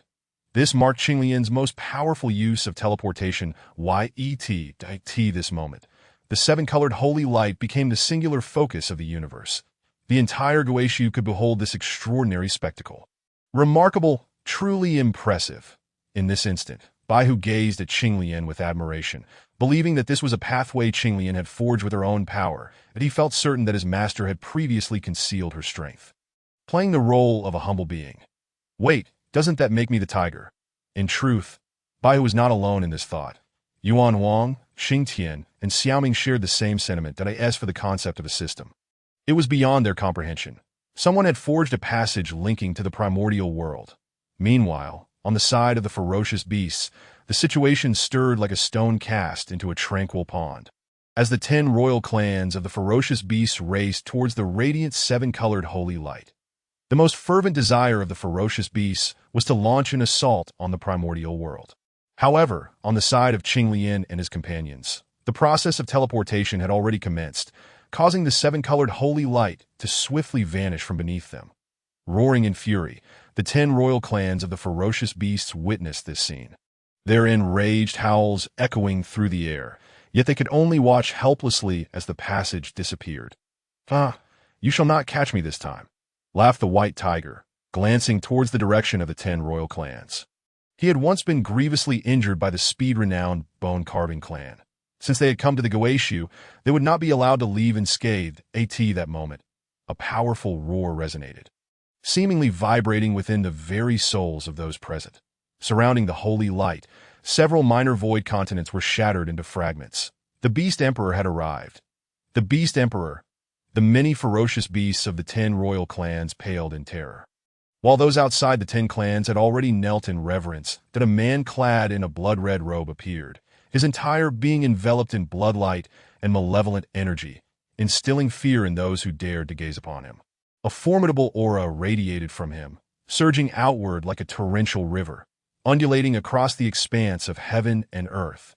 Even separated by the seven-colored holy light, Qinglian could sense the overwhelming power of the Beast Emperor. He observed the gradual disappearance of the holy light, seemingly unperturbed. Interesting, I cannot even discern the source, he murmured, conjuring a black spear that exuded boundless malevolence. Beware, host, that is the god-slaying spear. If it strikes you, it will injure your true spirit, leaving even a saint wounded, the system cautioned. Such formidable power, Qinglian thought, eyeing the god-slaying spear with quiet vigilance. If given 10 more breaths, he could escape from the Goeishu. However, the Beast Emperor would not grant him that time. He brandished the god-slaying spear and thrust it towards Qinglian's direction. The god-slaying spear disregarded the barriers of time and space, piercing directly through the 9-colored holy light. The holy light trembled, maintaining its form for 3 breaths before being pierced through with a gaping hole. Fighting word secret, quintuple battle power, dark celestial canopy. Qinglian unleashed his strongest defensive divine ability to shield himself from the god-slaying spear. Yet, after barely enduring a single breath, his most formidable defense, the dark celestial canopy, was shattered to 12-petal primordial Qinglian. With a muffled grunt, Qinglian summoned the 12-petal primordial Qinglian to stand before him. The 12 petals spun rapidly, colliding with the god-slaying spear thousands of times within a single breath. After 3 breaths, the 12-petal primordial Qinglian dimmed and shrank swiftly, retreating into his energy sea. Only 3 breaths remained, though only 3 breaths were left. Qinglian had no more trump cards at his disposal. The god-slaying spear approached him relentlessly, and as he found himself with no escape, the Hongmeng Dao sword suddenly manifested before him. A glimmer of hope sparked in Qinglian's eyes upon seeing the suddenly appearing sword. Right, I almost forgot about you. Grasping the sword's hilt with both hands, he channeled his inner power ferociously into the Hongmeng Dao sword. The sword expanded rapidly, transforming into a shield before him. The system had once mentioned that the Hongmeng Dao sword could be used as a shield, and Qinglian had regarded it as a jest. Little did he expect that the joke would become reality.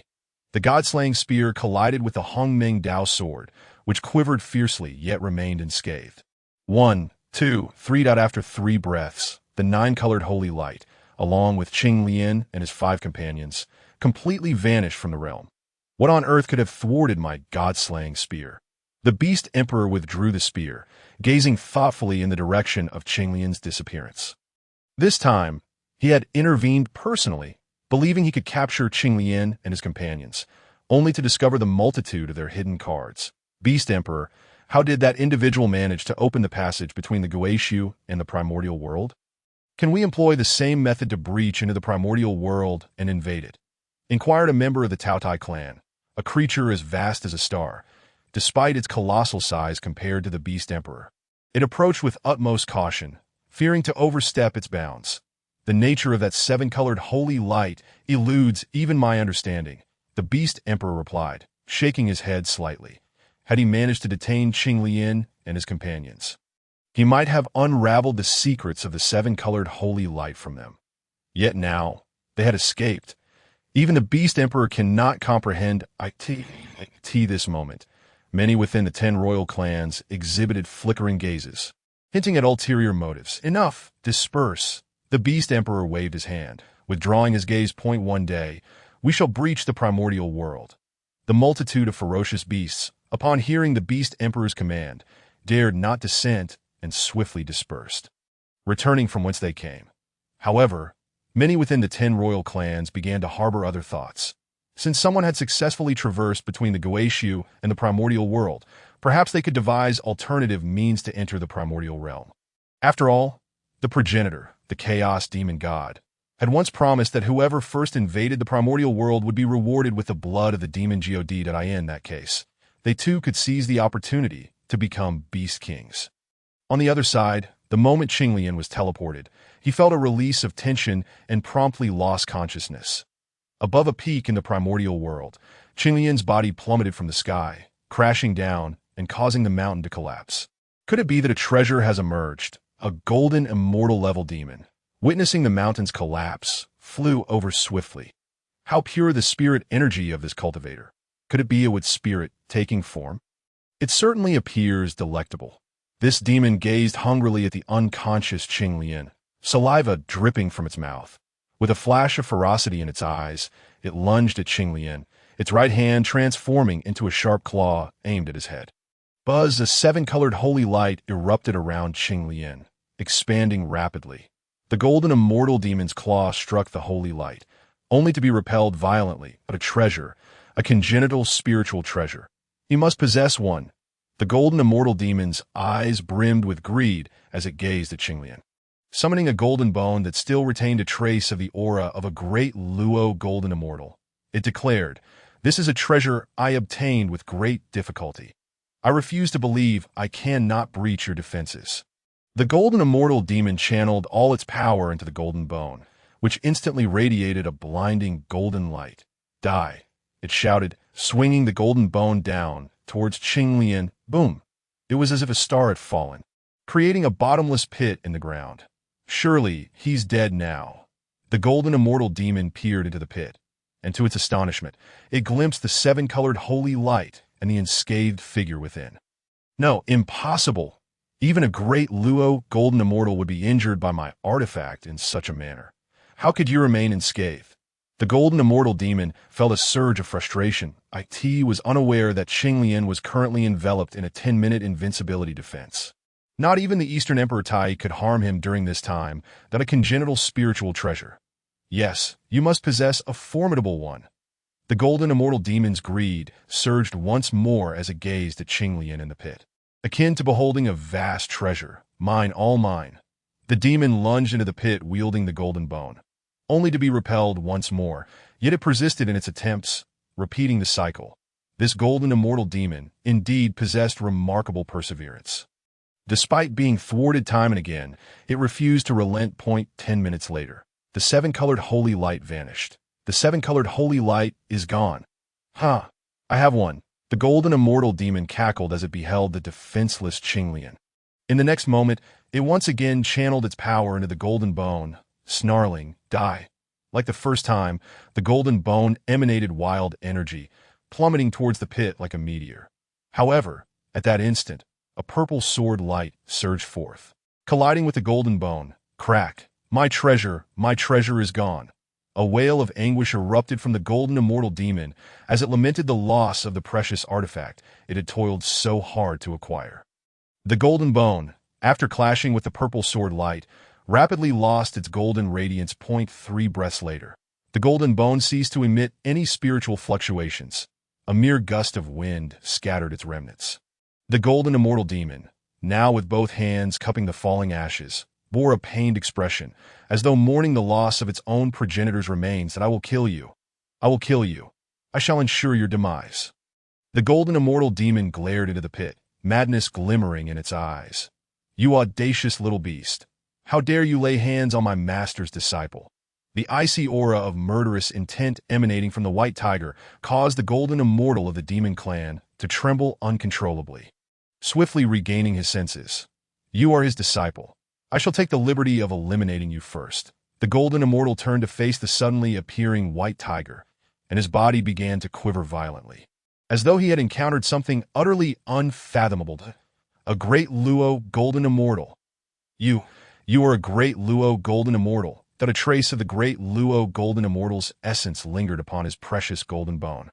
Thus, upon seeing the white tiger, he instantly recognized its formidable status. Moreover, this great Luo golden immortal, the white tiger, was evidently many times more powerful than the owner of the golden bone. The realization that he had just attacked the master of such a being made his heart quail with dread. "Ye exalted immortal, I did not mean it. I beseech you, spare my life." "Spare your life?" Yes, spare me. I implore you, exalted immortal, spare my life." The golden immortal of the demon clan, witnessing the slight abatement of the killing intent radiating from the white tiger, hastily pleaded for mercy. "Let me ponder this." Upon hearing this, the golden immortal's face lit up with ecstatic joy. It seemed that this exalted immortal was inclined to let him off the hook. Surviving the wrath of a powerful great Luo golden immortal would indeed be an extraordinary stroke of luck. Should word of this event spread, it would provide him ample material for boasting throughout his life. However, before the smile could fully spread across his face, a fierce wind surged from behind, tearing him apart. How could this be?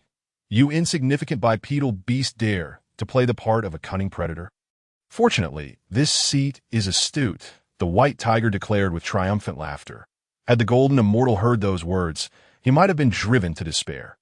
Even if he were to borrow a myriad of bravado, he would never dare to play the role of a predator, for he was, in truth, akin to a mere pig. If he were to be slain outright by the white tiger, he would not have felt such despair. To be killed by a great Luo golden immortal would have been a tale worth telling.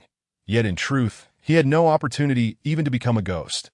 After vanquishing the golden immortal, the white tiger approached the edge of a deep pit. Calling out loudly, "Master, master!" There was no response from below. I just scanned the surroundings with my primordial spirit. There are many bipedal beasts here. Bipedal beasts are too dangerous. It is safer to stay with master. With a mighty leap, the white tiger jumped into the deep pit. The moment of his descent, the Hongmeng Dao sword flashed into existence before him, startling the white tiger. "Master, master, it's me, I'm Xiaobai. I am Xiaobai."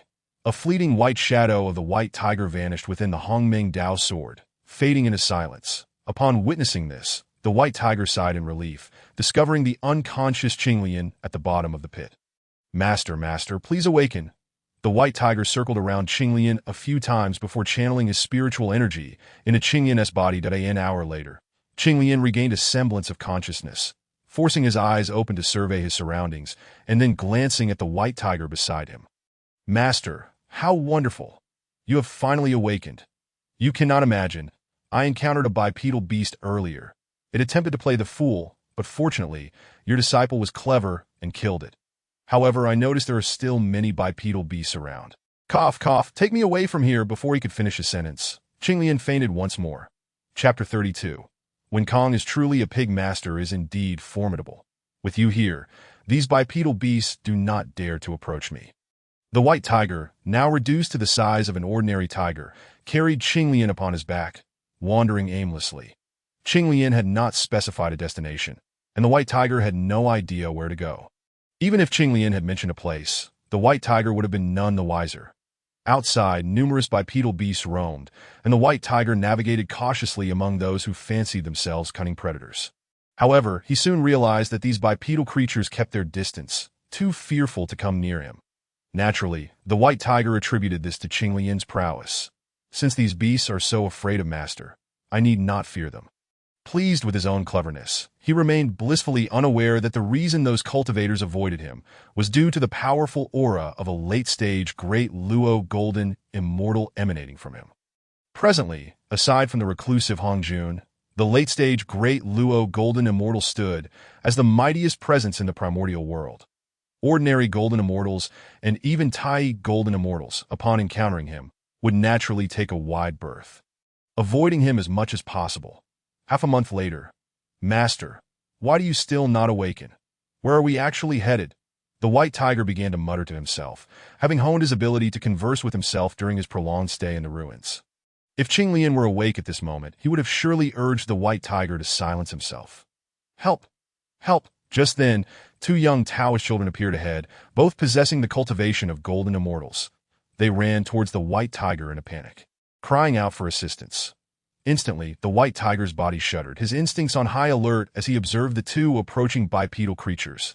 Although he sensed no immediate danger from them, he remained vigilant.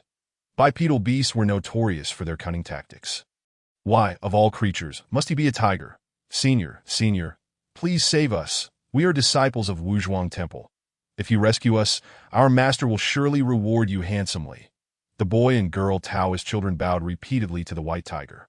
Wuzhuang Temple? The white tiger was taken aback, entirely unfamiliar with the term. However, the two young bipedal beasts appeared rather endearing. Who are you? I am the demon king of Tang Kong. Do you dare to oppose my clan? Tang Kong revealed his true form, a green-faced, tusked beast resembling a wild boar, albeit much larger in size, possessing the cultivation of a late-stage Tai golden immortal. Yet upon seeing Tang Kong, the white tiger merely laughed. An insignificant four-legged creature dares to speak to me in such a manner. You must be tired of living and wish to take shortcuts. Are you certain you wish to oppose my demon clan? Tang Kang's voice turned frigid as he issued a threat. What is a demon clan to me? The white tiger scoffed. Tang Kong the demon king. The two Taoist children. This senior is quite audacious. Even our master, the great immortal Yuan, would not dare to speak of the demon clan in such a manner. You are bold. Tang Kong had intended to find some pretext for retreat, but the white tiger's words left him with no avenue for escape. If he were to withdraw now, how could he maintain his standing among the demon clan or justify his position as a demon king? Of course I am bold. Do you see? My master is right on my back. The white tiger replied with pride. Tang Kong the demon king. The two Taoist children. What on earth is this? Tang Kong weighed the disparity between himself and the white tiger, suppressing his rising fury. If you wish to save them, why not take one of my attacks? If you can withstand it, our grievances shall be settled. The white tiger, recognizing the familiar ploy, fixed his gaze upon Tang Kong the demon king, his eyes gleaming with a cold light. Tang Kong felt a surge of trepidation. This was his only plan for escape, but if the white tiger agreed, he could merely feign a strike and then turn to flee. In doing so, he would have engaged with a great Luo golden immortal and would not lose face. Oh, you see the person on my back? I see him. The senior mentioned that he is your master. Although Tang Kong was puzzled by the white tiger's inquiry, he answered earnestly, suspecting that the white tiger's mind might be unhinged, and of course, he dared only to harbor such suspicions in silence. You dare to make such a move in front of my master? As the white tiger spoke, his aura erupted violently, enveloping Tang Kong the Demon King in an invisible force in that instant. Tang Kang's expression shifted dramatically. Previously, he had sensed the white tiger's status as a great Luo golden immortal, but had not comprehended the full extent of its power. However, as the white tiger's aura surged, Tang Kong felt a presence equal to that of a demon emperor as senior. I have already seen through everything. You, a mere four-legged beast, wish to emulate my master. Today, I shall act on behalf of my master and eradicate you. With the final syllable of the word eradicate, Tang Kang's body convulsed violently. A look of terror, although this may seem somewhat exaggerated. The ginseng fruit tree is indeed a top-tier, innate spiritual root of the wood attribute.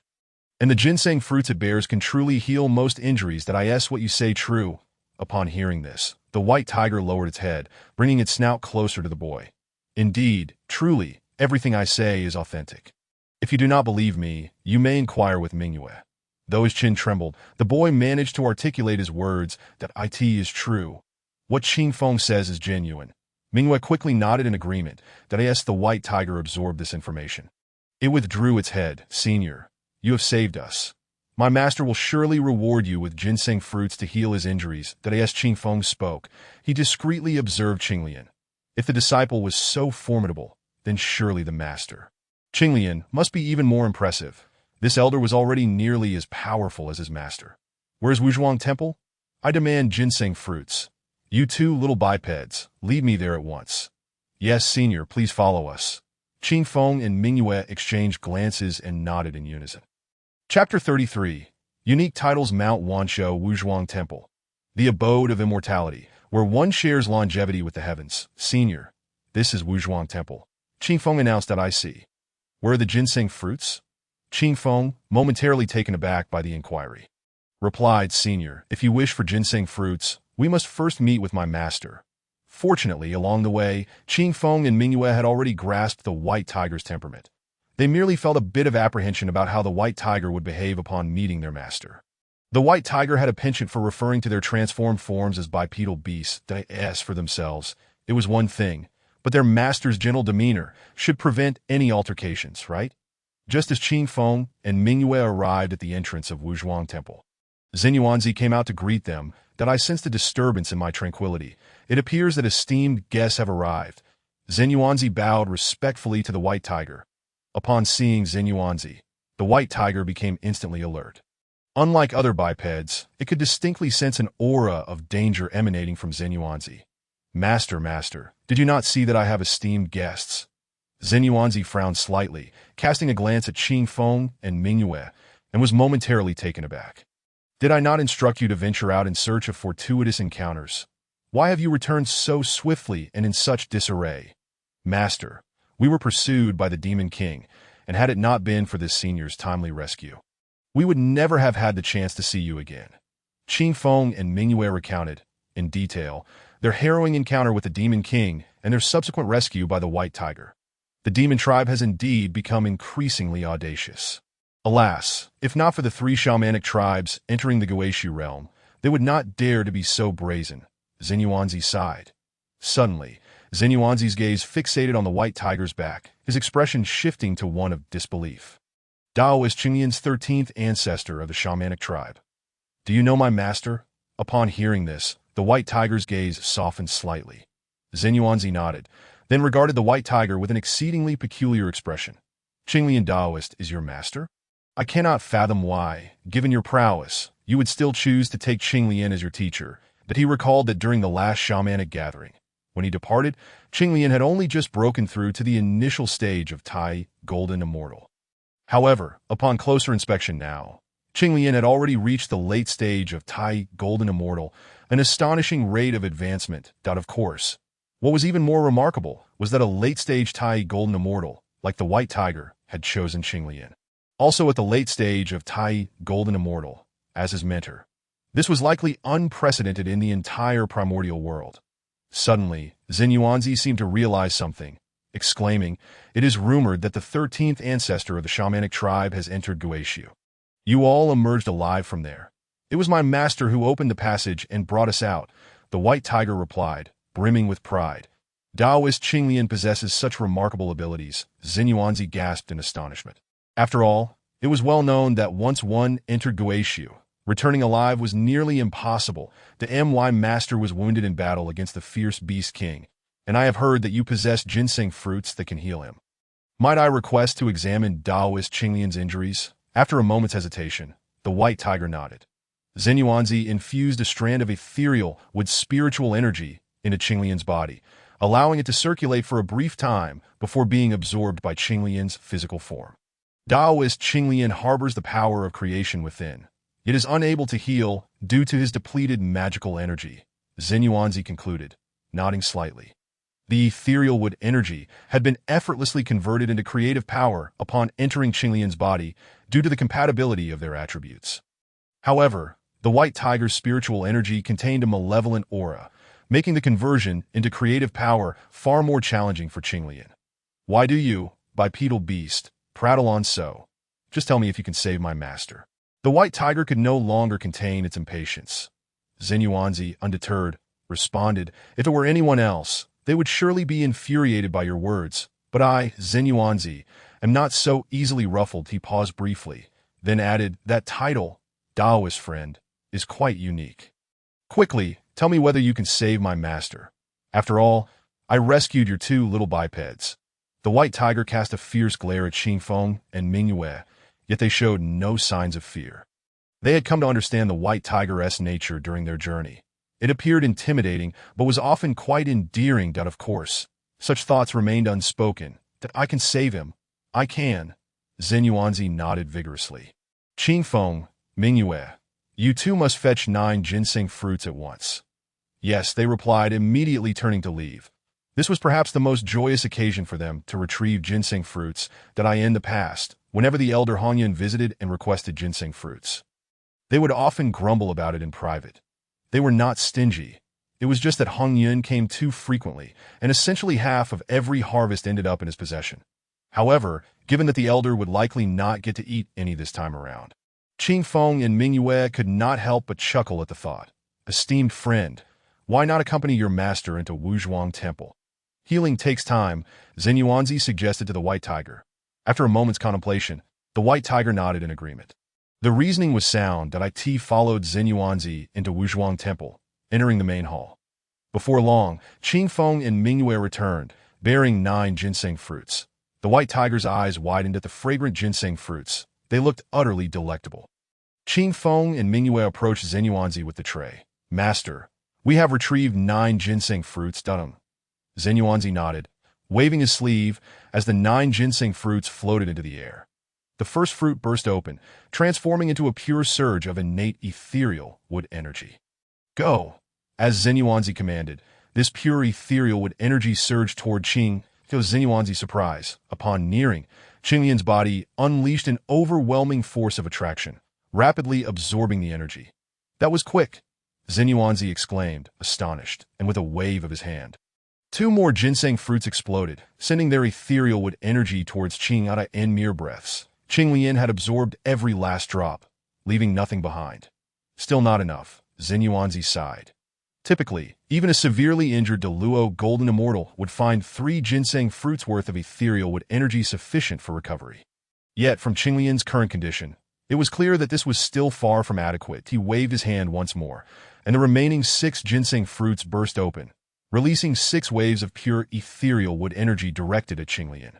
Meanwhile, the white tiger, enticed by the enticing aroma, could not help but twitch its nose, reveling in the delightful fragrance. Chapter 34. Where's my inept disciple now? After absorbing the energies from the 9 ginseng fruits, Qinglian's aura steadily intensified. These 9 ginseng fruits do not seem sufficient. Is there more? My master requires them all. Xinyuanzi took a deep breath and replied, Qingfeng, Mingyue, you two must fetch the remaining 5 ginseng fruits as well. Qingfeng and Mingyue exchanged glances, recognizing the white tiger's formidable nature, and swiftly turned to gather the fruits that not worry. Taoist Qinglian's vitality is now on the rise, and there should be no issues. Xinyuanzi reassured. The white tiger's gaze remained fixed on the entrance, and soon, Qingfeng and Mingyue returned, cradling a tray adorned with 5 fragrant ginseng fruits. "This is all that remains here," Zhen Yuanzi stated, preparing to convert the 5 ginseng fruits into ethereal wood energy for Qinglian, when suddenly, in a flash of white light, 2 of the fruits vanished. "My master cannot consume so many. I shall take 2 for myself." Zhen Yuanzi, although a myriad of thoughts flashed through his mind. Zhen Yuanzi's hands did not falter. The remaining 3 ginseng fruits were shattered by him, transforming into 3 pure clusters of wood elemental essence, which were absorbed by Qinglian. Upon completing these actions, Zhen Yuanzi finally spoke. "In 3 days, my dear friend Qinglian should awaken." "Very well. I shall await here for 3 days." That moment, outside Wuzhuangwen, a crimson cloud raced in from the horizon. From a distance of 10,000 miles, I could already scent the fragrance of the ginseng fruit. "Could it be, Brother Zhen Yuan, that you anticipated my arrival and prepared the ginseng fruit in advance?" Before he could finish, a hearty laugh echoed from outside. That was the arrival of the second lord. Qingfeng and Mingyue exchanged glances, both detecting the amusement in each other's eyes. What a fortuitous coincidence. Outside, the crimson cloud entered without awaiting Zhen Yuanzi's welcome. Why has the fragrance of the ginseng fruit vanished? Could it be that your 2-legged beast's nose is more acute than mine?" At that moment, the white tiger glanced at the crimson cloud and scoffed disdainfully. "That a demon tribe." The crimson cloud exclaimed in surprise upon spotting the white tiger in the corner. "What is a demon tribe? I am the sacred beast, the unparalleled white tiger of heaven and earth." Upon hearing these 4 words, not only was the crimson cloud astonished, but Zhen Yuanzi was equally taken aback. It is said that when the heavens first opened, 4 great sacred beasts were born. However, for reasons unknown, all 4 have transcended the world. This was the first time both Zhen Yuanzi and the crimson cloud beheld a living sacred beast. "You claim to be a sacred beast? That must be a falsehood." The crimson cloud scrutinized the white tiger for a moment, shaking his head. "You 2-legged beast, how dare you declare me false?" A massive surge of malevolent energy erupted from the white tiger. A presence so potent it seemed capable of withering all things, annihilating heaven and earth. "My friend, do not be angered. It is all a misunderstanding." With a wave of his hand, Zhen Yuanzi summoned a sacred text that confined the white tiger's overwhelming malevolence within a small space. "I shall not quibble with such a trivial 2-legged beast." The white tiger glanced at the floating text radiating an earthy glow, then cast a look at the crimson cloud, snorting disdainfully. "Such heavy malevolence. My friend should strive to minimize slaying in the future, lest you become entangled in karmic retribution. You 2-legged beast are even more verbose than he. Is this how all 2-legged creatures behave?" The white tiger glared at the crimson cloud. Hearing this, the crimson cloud paused, then turned to Zhen Yuanzi, saying, "Brother Zhen Yuan, I have been here for quite some time. Why has no ginseng fruit been presented?" "Alas, dear friend, you have arrived at an opportune moment. The ginseng fruit has already been consumed." "Consumed? How could that be? I calculated that there should be 14 remaining. Could it be that you 2 have pilfered some?" "It was my master who consumed them." "Your master?" The crimson cloud looked at the white tiger, momentarily stunned. The prowess of this being was certainly not beneath his own. How could such a figure have a master? "He is the 13th ancestor of the witch clan, the esteemed Qinglian." Zhen Yuanzi explained to the crimson cloud, who simultaneously noticed Qinglian, who was recovering from injuries, that it truly is the 13th ancestor. Was it not said that he entered the abyss? "The abyss is but a trifle. For my master, it is a mere matter of convenience. He enters and exits as he pleases." Zhen Yuanzi replied. The crimson cloud mused. If Qinglian were awake, he would surely admonish the white tiger that such boasting is unwarranted. "Do you really believe the abyss is akin to one's own abode? Brother Zhen Yuan, is there truly not a single ginseng fruit left?" The crimson cloud inquired, unwilling to relent. "Alas." Zhen Yuanzi nodded. "If you desire to partake." "Dear friend, you must await the next harvest of ginseng fruit." "Does that not mean I must wait 10,000 years? By then, I would likely forget the taste of the ginseng fruit. Unlike the future where ginseng fruits ripen every 10,000 years. The current ginseng fruits mature once every 12 cycles of 129,600 years, yielding 36 fruits each time. That a single cycle is over 12 times longer than the future ripening period. Naturally, the ginseng fruits that ripen once every cycle also possess effects vastly superior to those that mature every 10,000 years. The flavor of the ginseng fruit is truly delightful. When the time comes, I shall certainly return. The white tiger laughed heartily. Not at all. The crimson cloud immediately interjected in opposition. You two-legged creature, do you wish to provoke me? You are but a tiger demon. Do you think the ancestor fears you? 3 days later, the vortex of spiritual energy surrounding Qinglian suddenly dissipated, and he opened his eyes. What a refreshing slumber, but he stretched lazily. Every cell in his body rejoicing that I, Jin Yuanzi, have the honor of meeting you, esteemed friend Qinglian. Congratulations on your recovery. Jin Yuanzi spoke slowly from his seat. Could it be that I am at Wanzhou Mountains Wuzhuangwen? Indeed, this is Wanzhou Mountains Wuzhuangwen. Jin Yuanzi nodded with a smile. But how did I come to be here? Have you forgotten, dear friend? It was your disciple who brought you here for healing. Qinglian, upon hearing this, quickly examined his body and discovered the lingering pure wood elemental essence within. Did you use the ginseng fruit to heal me? Indeed, a total of 14 ginseng fruits were utilized, 12 for you and 2 consumed by your disciple. I must apologize for the trouble caused, and I shall certainly educate him properly, meanwhile expressing my heartfelt gratitude for your life-saving grace. Qinglian bowed respectfully to Jin Yuanzi. Jin Yuanzi evaded the bow. There is no need for such formality. Dear friend, that I owe you a karmic debt for our enlightenment at Pangu Hall, and your disciple has also saved the lives of my 2 attendants. Upon hearing this, Qinglian was taken aback. Where's my unworthy disciple now? Chapter 35. One must maintain some modesty as a master recovering from injuries. It was rather disappointing that his disciple was not by his side to attend to him, but had vanished. In Qinglian's heart, the white tiger was undoubtedly a troublesome disciple. Jin Yuanzi's lips twitched slightly before he replied. Your disciple has found a kindred spirit in my esteemed brother, Yuan, and they have gone out to discuss the Tao. Qinglian, upon hearing this, extended his consciousness outward, discovering the white tiger indeed engaged in a debate with Yuan. However, it was not the type of discourse he had envisioned, but rather a heated argument, with the white tiger occasionally resorting to physical confrontation when outmatched. The atmosphere between them was charged with a sense of fiery energy. Qinglian shook his head, about to retract his consciousness when he suddenly sensed a multicolored treasure chest. This chest was located near the ginseng fruit tree. As Qinglian drew closer with his divine sense, he received a prompt. The top 10 innate spiritual roots of the primordial world, the ginseng fruit tree, has suffered damage due to the opening of the heavens. And its essence is degrading. It can be restored with the infusion of Sanguang divine water or Zhao Hua divine water. Zhao Hua divine water. I happen to possess some. What did you say? Qinglian, Jin Yuanzi inquired. Puzzled, I just scanned with my divine sense and inadvertently discovered that the ginseng fruit tree seems to be severely compromised. If not treated, its grade will likely decline. I too wish to save the ginseng fruit tree. It coexists with me, and while I have gathered the earth's spiritual energy of Wanzhou Mountain with the sacred text, it can merely maintain the tree's current state. Hearing this, Jin Yuanzi sighed slightly. He shared a symbiotic relationship with the ginseng fruit tree.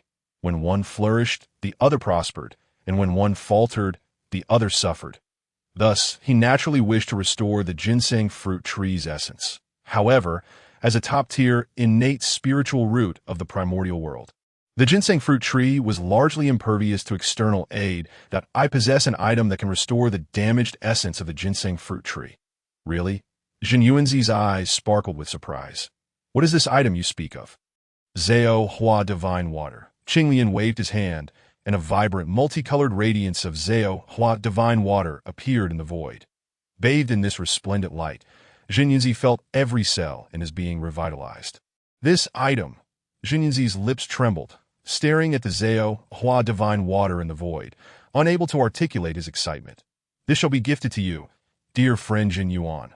With this Zhao Hua divine water, I am confident it will restore the essence of the ginseng fruit tree. That I, Jin Yuanzi, am profoundly grateful for your immense kindness. Jin Yuanzi immediately utilized his sleeve magic to collect the Zhao Hua divine water before hastily making his way to the ginseng fruit tree. At this moment, Jin Yuanzi had completely shed the image of a transcendent being. Qinglian wore a slight smile. leisurely following behind Jin Yuanzi. Upon reaching the base of the ginseng fruit tree, Jin Yuanzi summoned a rain of spiritual energy.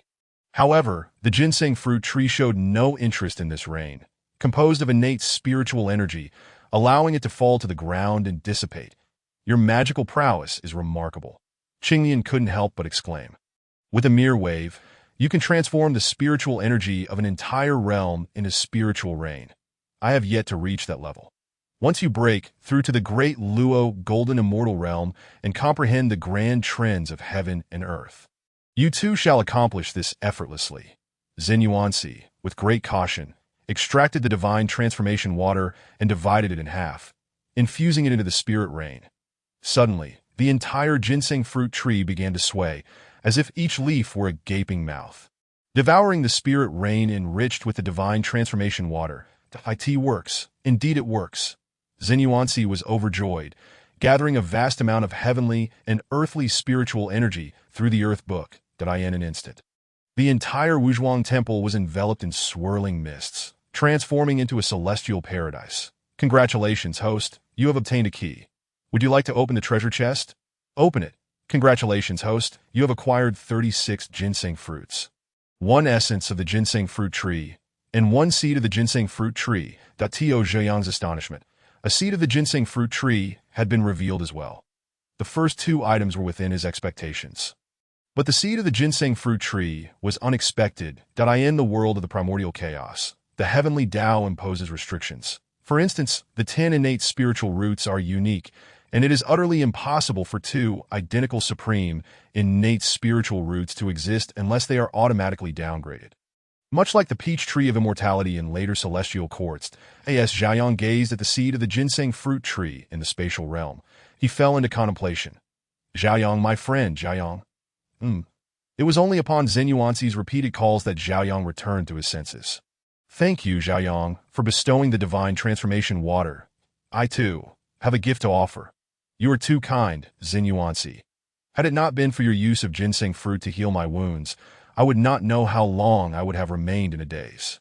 There is no need for gifts. That Xiaoyang's gains were indeed substantial. Disregarding the 36 ginseng fruits, the essence of the ginseng fruit tree was one of the innate elemental essences required for the perfection of the chaos body. And he had additionally acquired a seed of the ginseng fruit tree. One must not be overly greedy.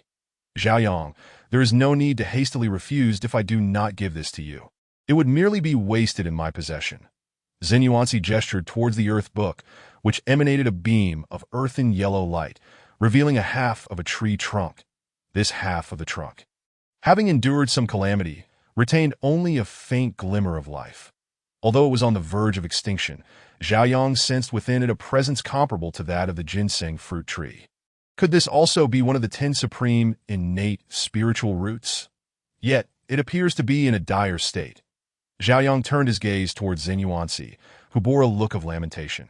This is the legendary Huanghongli tree, the foremost among the 10 innate spiritual roots. Unfortunately, it has suffered a great calamity. When I encountered it, it was already in this condition, were it not for the compatibility of the earth book's attributes with it. This last trace of life would have long since dissipated. The Huanghongli tree, the foremost among the 10 supreme, innate spiritual roots, Zhejiang's heart trembled at the sight of the Huanghongli tree, that it was universally acknowledged in the world of the primordial chaos. As the fruits of the Huanghongli tree were deemed extraordinarily miraculous, that it was said that a cultivator who consumed a Huanghongli would undoubtedly become a great Luo golden immortal, provided they did not perish. This was an achievement unattainable by the other 9 supreme, innate spiritual roots. However, the Huanghongli tree seemed to have vanished from the primordial chaos long ago. That Zhen Yuanzi's fortune was indeed remarkable. He had managed to acquire 2 of the 10 supreme, innate spiritual roots.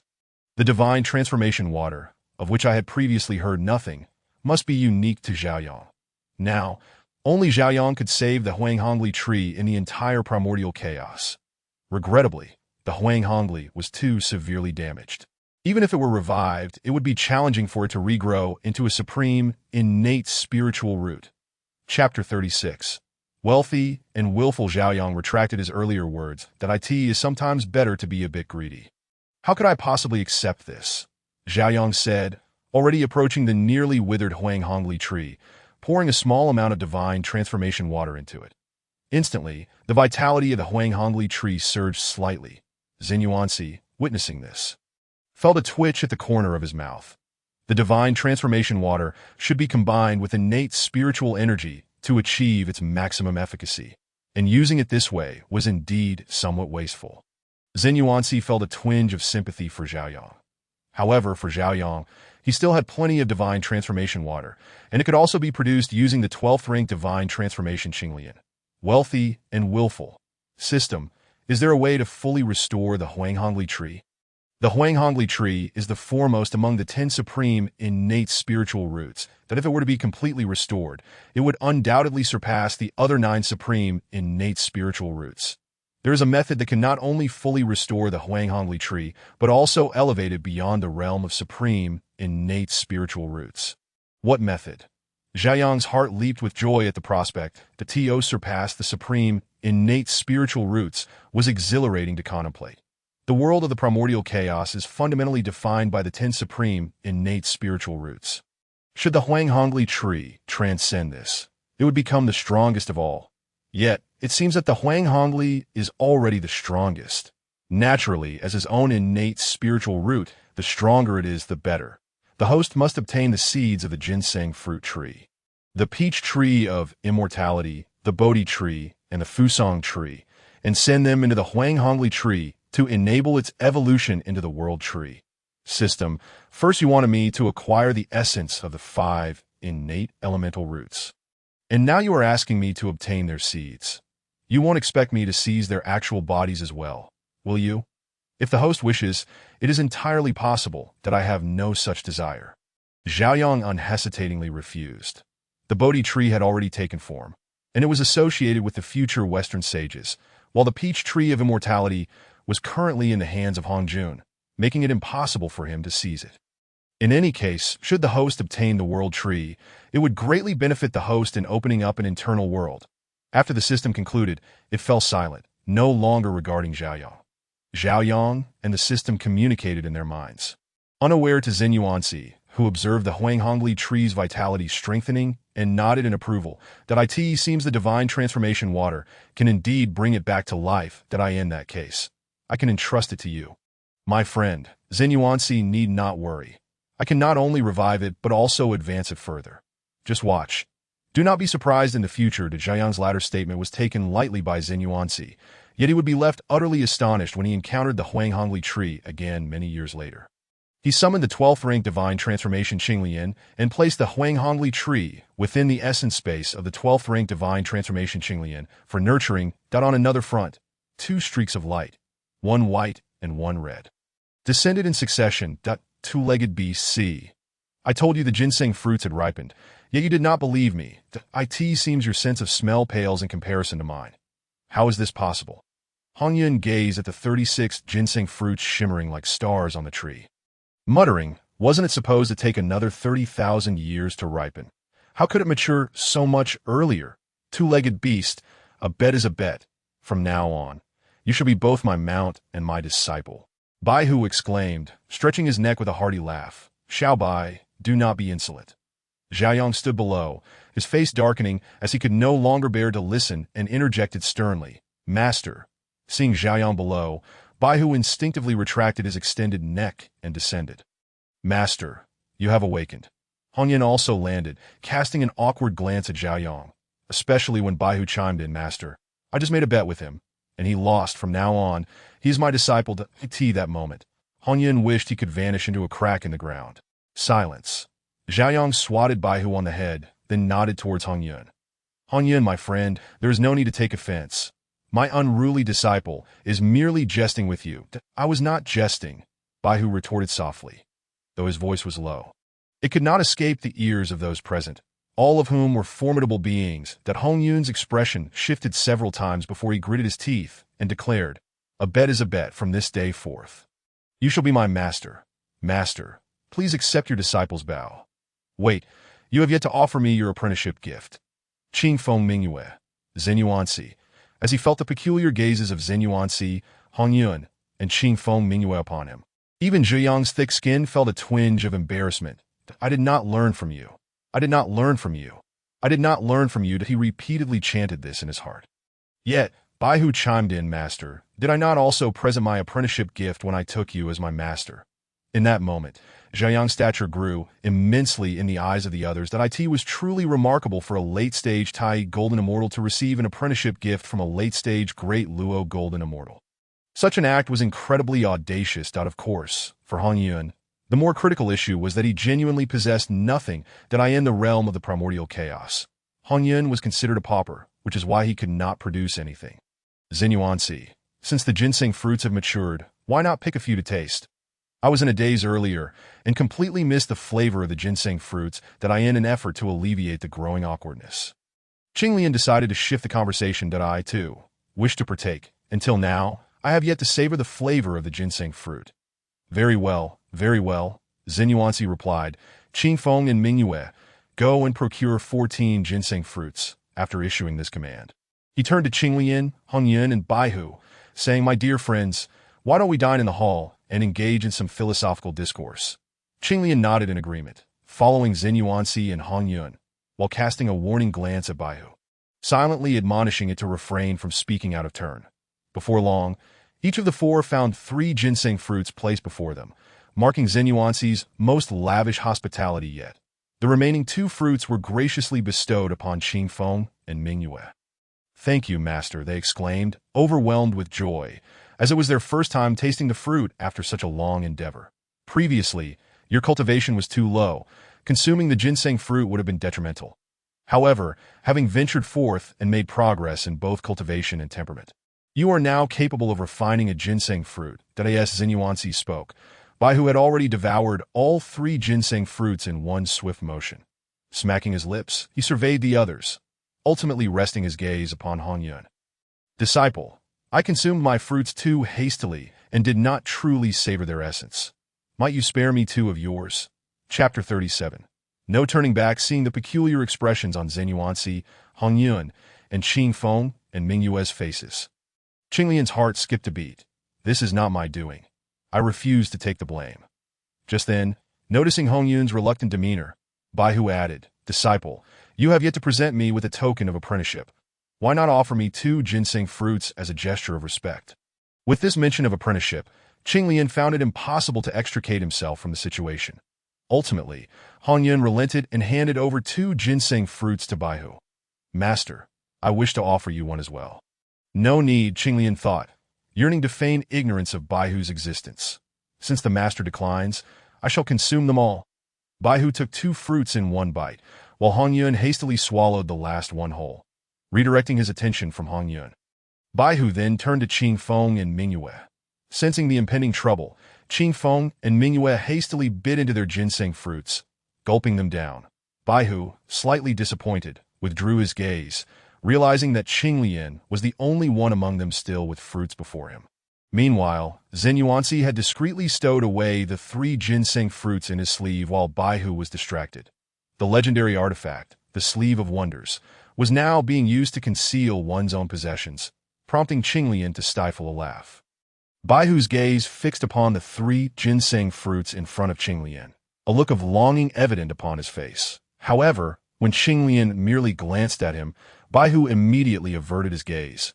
Thus an odd scene unfolded, with Qinglian leisurely enjoying the ginseng fruit while the others could only watch in envy. Master, what does this ginseng fruit truly taste like? Baihu finally could not contain his curiosity as he observed Qinglian savoring a fruit. Patience. I shall eat for you to see, Qinglian replied, picking up another ginseng fruit to slowly consume. Baihu, Hongyun, Yuan, and Qingfeng Mingyue all shared a collective thought. Is this truly how one should behave? You indulge. Yet your expression suggests pure ecstasy. Are you attempting to tempt us? Master, you have already devoured 2. What of the last one? I shall reserve this final fruit for my senior sister, Qinglian declared, waving his hand to make the last ginseng fruit vanish without a trace. My friends, this fruit is affected by the 5 elements. It may wither in wood, dissolve in water, char in fire, and sink into earth. When preserving it, ensure it does not come into contact with any of the 5 elemental substances, lest it lose its spiritual essence. Yuan, Noticing Qinglian stowing away a ginseng fruit offered a timely warning. Little did he know, Qinglian possessed 36 ginseng fruits safely stored within the confines of his system space. In this space, what one places inside remains unchanged upon retrieval. The last ginseng fruit had indeed been secured within the system space. Just as the four were about to delve into philosophical discussions, a resounding chime echoed throughout the heavens and the earth. The Eastern Emperor bell. Upon hearing the familiar toll, a glint of cold light flashed in Qinglian's eyes. It was the same bell that had once been used against him by donghuang in the Eastern Sea. Could it be that the demon and witch clans have begun their conflict? Yuan observed the horizon. Two ancestral witches are missing. Qinglian inquired, confusion etched across his face as he looked at Yuan. What do you mean, my friend? Why are there 2 fewer ancestral witches in the witch clan? Are you truly unaware? Qinglian, Yuan continued. Just as I emerged from the return to ruins, the news broke that you had sustained severe injuries in the Eastern Sea. The ancestral witch Hutu and the ancestral witch Xianming went to your aid but fell into donghuang trap, becoming ensnared in the Eastern Sea's whirlpool. Donghuang. Upon hearing this, a surge of murderous intent erupted from Qinglian. You need not worry, as you were able to bring Baihu back from the return to ruins. I am confident you can also retrieve Hutu and Xianming, Yuan reassured him. Yet, only Qinglian knew that his ability to bring Baihu back was due to a system reward teleportation. And he had already exhausted his 3 teleportation opportunities. The prospect of retrieving Xianming and Hutu through his own strength remained daunting, especially since even formidable beings like the Beast King could not breach the barriers between realms. Nevertheless, I still possess an opportunity. The Witch Clan's 9-color treasure box could yield the Pangu inheritance. Since Pangu established the seals between these realms, the inheritance should contain a means to traverse them. This thought flickered through Qinglian's mind before he temporarily set it aside. The most pressing matter now was to return to the Witch Clan and investigate. Baihu, we must depart. Are we going to fight? Master, tell me who to strike, and I will immediately charge in to vanquish them. Baihu exclaimed, sensing Qinglian's burgeoning aura of menace. Indeed, wait for my signal and unleash your fury. Qinglian mounted Baihu's back, enveloped by a spatial law. And in a single leap, Baihu vanished from sight. The manipulation of spatial laws. Yuan marveled at Qinglian's mastery of spatial principles, having only begun to grasp them himself after attaining the late stage of the Deluo Golden Immortal Realm, eventually creating the spatial divine ability of the Sleeve of Wonders by sheer coincidence. Farewell, Yuan, he said. Hongyun, the impending battle between the witch and demon clans is beyond our capability to intervene. Do not involve yourself. Thank you for the warning, but I fear it may be too late to avoid entanglement. Hongyun replied with a wry smile. Having taken Baihu as my master, and he being a disciple of the 13 ancestral witches, I am already entwined with the witch clan. Yuan frowned slightly. Hongyun, the notion of apprenticeship was merely jest. There is no need to take it to heart. Initially, I too found it absurd that Baihu, a Deluo Golden Immortal, would take Qinglian, a Tai Golden Immortal, as his master, but now I find a peculiar respect for the arrangement. There is no loss for me. With that, Hongyun transformed into a beam of light, pursuing Qinglian and Baihu's departing figures.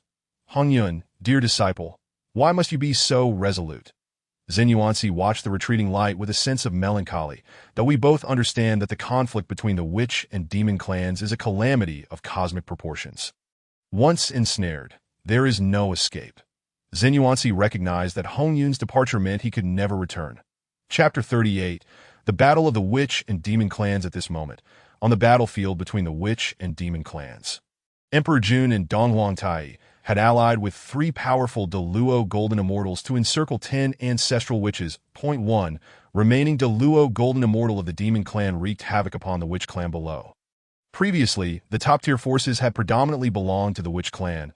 Even with the demon clan wielding the Eastern Emperor Bell, they were still no match for the witches. However, now, with 10 ancestral witches trapped by the Eastern Emperor Bell, they could only watch helplessly as their kin were slaughtered. Donghuang, you feathered fiend, if you possess any courage, engage me in battle without the Eastern Emperor Bell. Zhurong roared. Zhurong, cease your struggles. Your witch clan is doomed today. From this day forth, the entirety of the wild shall be under the dominion of our demon clan. Donghuang Tai retorted with a triumphant laugh. All members of the witch clan, heed my command. Enter the Pangu Hall. In the skies, Emperor Jiang gestured, unleashing waves of spatial power to project his voice outward. Truly, as an ancestral witch of space, he could transmit sound externally. Yet did they truly believe they still had a chance? With a mere wave of his hand, Emperor Jun caused the river diagram and Luo book to swiftly magnify in the void. All the demon kings obeyed his command, setting up the river Luo grand array. While the nine-spirit primordial saint exerted all his might to eradicate the witch clan as the river Luo grand array activated, it formed its own space, encasing the entire battlefield below. The members of the witch clan felt as if the very heavens and earth were rejecting them. Their full strength reduced to merely half. Even more despairing was the fact that on the side of the demon clan, the top-tier powerhouse, nine-spirit primordial saint, occasionally struck down the witches. Brother, we will fight them to the end. Zhurong exclaimed, his eyes bloodshot as he gazed at the fallen witches below. The defense of the Eastern Emperor Bell is far too formidable. Even if we 10 join forces, it would take at least a decade to breach it. Emperor Jiang, too, yearned to rush out and rescue the witches, yet the impenetrable defense of the Eastern Emperor Bell thwarted their efforts. The combined might of the 5 late-stage Luo Golden Immortals, including Eastern Emperor Tai, nearly unleashed the full potential of the Eastern Emperor Bell. Trapped within the small world constructed by the Eastern Emperor Bell, they found themselves ensnared in an indestructible prison. If only our 11th and 12th sisters were here, we could summon the true form of our Father God and easily shatter this mere Eastern Emperor Bell. Enough, Zhurong. Spare us your complaints for now. We must devise a plan to rescue our fellow witches. If nine-spirit primordial saint continues his onslaught, our clan may face annihilation. Gong interjected. How can we save them? What options do we have? We are all trapped here, and who among the wilderness dares to challenge the demon clan? Just as Zhurong finished speaking, a sudden sound of a zither echoed across the battlefield, imbued with a unique power that caused both the fighting witches and demons to halt their actions. Even the late-stage Luo Golden Immortal, nine-spirit primordial saint, cast a bewildered glance around. Fuxi, do you intend to oppose my demon clan? Emperor Jun coldly inquired, unable to fathom why Fuxi would aid the witches. Taoist Jun, this battle has already resulted in countless casualties. Why not cease hostilities here? Fuxi, standing atop a mountain peak, gently played the Fuxi zither. Across from him, nine-spirit primordial saint was horrified to discover he could not move. Not because he was unable, but because he dared not. The sound of the Fuxi zither melded with the resonances of heaven and earth. Any movement on his part would invite the wrath of the cosmos. All demon kings, obey my command. Strike down Fuxi. He cannot resist now. Emperor Jun coldly commanded. Though Fuxi had seized control of nine-spirit primordial saint, he too found himself ensnared in a predicament akin to that of his adversary. All witches, hold back the demon clan. Do not allow them to approach Fuxi, Emperor Jiang ordered. Equally unaware of why Fuxi chose to assist the witches, yet resolute that the demon kings must not harm him. Ha ha ha, Eastern Emperor Tai, your cunning plans have come to naught. Once I escape, I shall first strip you of your feathers and then dismember you, serving your remains to the witch clan. Zhurong laughed heartily. How infuriating! Upon hearing the word strip feathers, a flash of rage crossed Eastern Emperor Tai's eyes. His fur, the fur upon his body, had long been nearly plucked by some unknown entity in that moment of instability. The 10 ancestral witches simultaneously struck, causing the Eastern Emperor Bell to tremble violently under their assault. Second brother, steady your focus.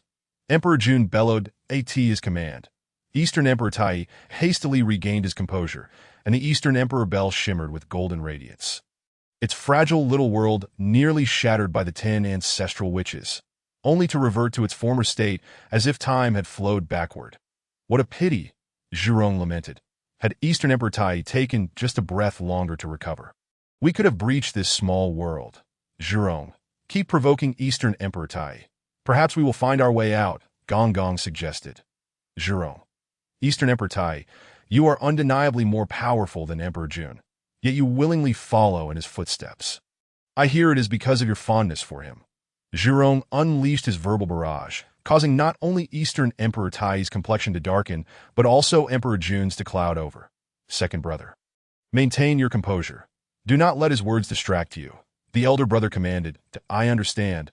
Eastern Emperor Tai replied, his gaze fixed on Zhurong, as if he wished to flay him alive with his eyes. Brother, it is time to summon the Dragon Clan.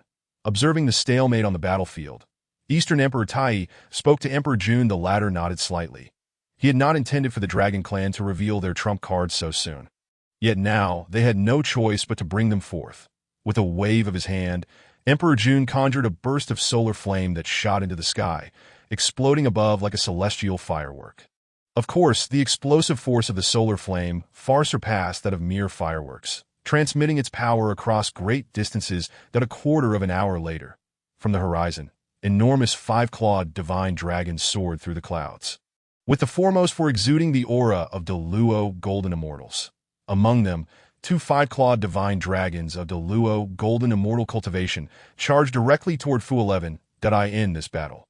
The demon clan had gained the upper hand. Should they eliminate Fuxi, the witch clan would stand little chance of recovery. As the two five-clawed divine dragons approached Fuxi, a thunderous tiger roar suddenly resounded, and the dragons felt a flash of white light before blood rained down from the skies. It was Qinglian and Baihu who had arrived. The ancestral witches, including Emperor Jiang, displayed expressions of surprise upon seeing Qinglian. Impossible. I had driven you into the abyss. How can you possibly appear here? Eastern Emperor Tai exclaimed, his eyes wide with shock, akin to a commoner encountering a ghost. The myth that the abyss was a one-way passage had been shattered after countless epochs. Dragon King of the East Sea. In the conflict between the witch and demon clans, your dragon clan could have stayed aloof. Yet you insist on meddling. Qinglian scoffed at the panicked Dragon King of the East Sea nearby. Since your dragon clan is so foolish as to oppose my witch clan, then perish. The Dragon King of the East Sea retreated in alarm, shouting, Ancient Zhulong, save me. Does the Dragon Clan still harbor hidden powers? Qinglian's gaze sharpened at the Dragon King's words, preparing to act when a voice echoed from the heavens. Who dares to strike at my Dragon Clan? Before the speaker arrived, a tremendous aura bore down upon Qinglian. A late-stage Deluo golden immortal. Emperor Jun's eyes glimmered with surprise. This time, it seemed even heaven itself was aiding their demon clan. This hidden power of the Dragon Clan was indeed a late-stage Deluo golden immortal. Xiaobai, I leave him to you. Master, he is more formidable than I am. Baihu glanced at Zhulong, his previously arrogant demeanor dissipating in an instant. The identity of Zhulong was not to be underestimated. He had existed in the same era as the ancestral dragon, gravely injured and falling into slumber after the war among the three clans. Qinglian suspected that if Zhulong were at his peak, his cultivation would surely exceed that of a Deluo golden immortal. After all, during the era of the three clans, Zhulong was a prominent figure among the dragons, which is why the Dragon King of the East Sea referred to him as ancient. What is there to fear? Are you not the sacred beast White Tiger? Go confront him. But Zhulong's massive form loomed like an unending mountain, instilling a sense of oppression that daunted me. Do you know what the consequences of losing entail? What consequences? You will be captured by Eastern Emperor Tai and his ilk, then roasted on the Sun Star, becoming a barbecued white tiger. I shall confront them. Baihu charged forward, brimming with murderous intent toward Zhulong. 13 ancestral witches. The 13 ancestral witches of the Witch Clan possess only late-stage Tai golden immortal cultivation. You shall be the first to die among the ancestral witches. By killing you, I will gain renown across the wilderness. A Deluo golden immortal five-clawed dragon laughed uproariously at Qing. Do you not think you are celebrating too soon? What do you mean? Do you believe you can escape my grasp? Have you not noticed that your companion, the Dragon King of the East Sea, has already fled? Qinglian shook his head. He is far more astute than you. Recognizing that he is no match for me, he chose to retreat early. Impossible. The Deluo golden immortal dragon turned to find that the Dragon King of the East Sea, who had once stood beside him, had truly vanished. At that moment, a powerful sense of crisis surged within him. He looked up to see a flash of purple sword light engulfing him. Why is a Tai golden immortal so strong? The dragon's life force extinguished with that question lingering in the air. Qinglian surveyed the battlefield before soaring toward Nine-Spirit Primordial Saint. Although Nine-Spirit Primordial Saint was ensnared by Fuxi's control through the Fuxi Zither, rendering him immobile, Several witches attempted to seize the opportunity to strike him down, but were thwarted by the powerful cosmic force surrounding him as Qinglian approached Nine-Spirit Primordial Saint. He too sensed the formidable cosmic force at play. You cannot come closer. Should you take another step, you too will be bound by the cosmic force as I am, Nine-Spirit Primordial Saint warned, his eyes glinting with cold light. Though it was their first encounter, he had heard of this 13 ancestral witch's reputation more than once. To kill you, must I personally approach? Qinglian infused the magical energy within him into the Hongming Dao sword, and in an instant, the sword's body surged dramatically, transforming into a colossal blade that seemed to reach the heavens. Though not as exaggerated as during his confrontation with the white tiger, it still extended for thousands of meters. Qinglian wielded the immense sword like a child, bringing it down in a sweeping arc. The forces of heaven and earth, in the presence of the Hongming Dao sword, crumbled like mere tofu, effortlessly cleaved apart. A terrified roar erupted from Jiuling Yuan Sheng, as the scent of death enveloped him. In that fleeting moment, Jiuling Yuan Sheng was faced with a choice.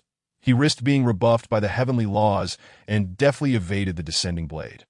13th Ancestor Wu, I must concede, you are indeed formidable. Yet, no matter how powerful you are merely at the late stage of the Tai Golden Immortal, while I stand a whole realm above you. At that moment, Jiuling Yuan Sheng revealed his true form, a lion with 9 heads. However, 5 of those heads had already burst into a mist of blood, leaving the remaining 4 heads wounded to varying degrees.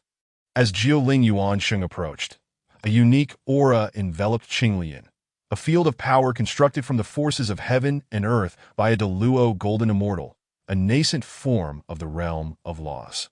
Many formidable beings of the primordial age referred to this as a small world, where they were the undisputed masters. That do not think that Qinglian, as merely a late-stage Tai Golden Immortal, could withstand such an environment. Even a mid-stage Deluo Golden Immortal would find themselves at the mercy of their surroundings.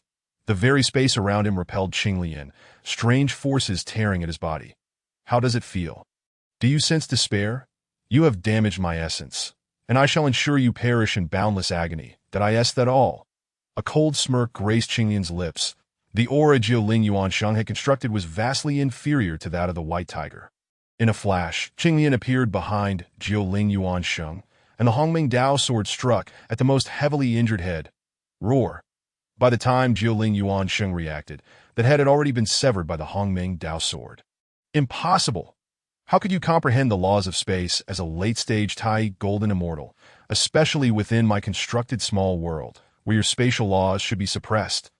Jiuling Yuan Sheng immediately retreated, distancing himself from Qing At that moment.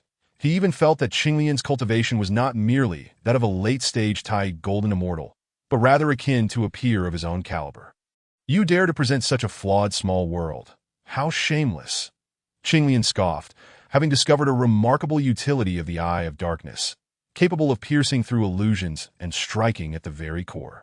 In Qinglian's perception, Jiuling Yuan Sheng's small world was indeed riddled with flaws, as he had activated the 5-fold battle power of the Dozi secret. Suddenly, Qinglian's brow furrowed as he glanced towards the battlefield of the White Tiger and Zhu Long. There, Zhu Long's massive form coiled around the white tiger like a constrictor, tightly ensnaring him.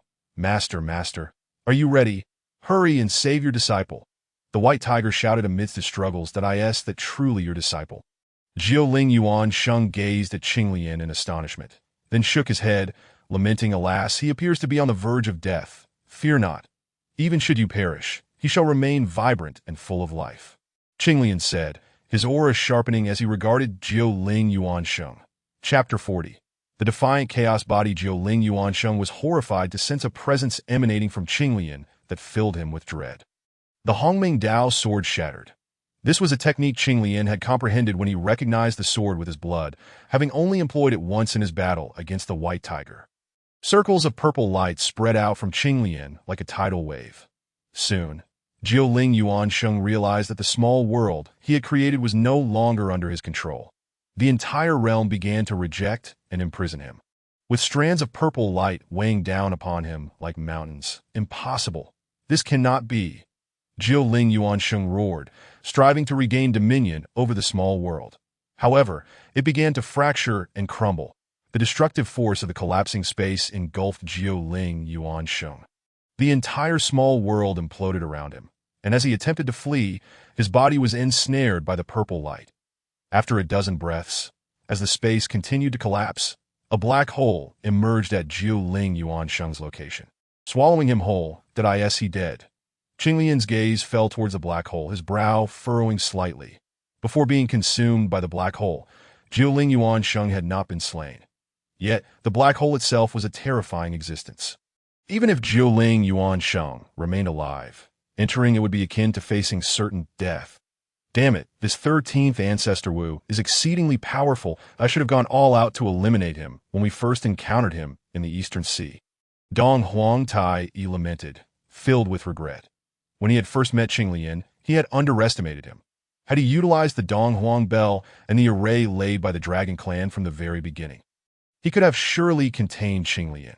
But at that time, Qinglian was merely at the mid-stage of the Tai Golden Immortal realm, and he had not deemed him a threat, that he could never have anticipated that Qinglian would emerge alive from the Guishu.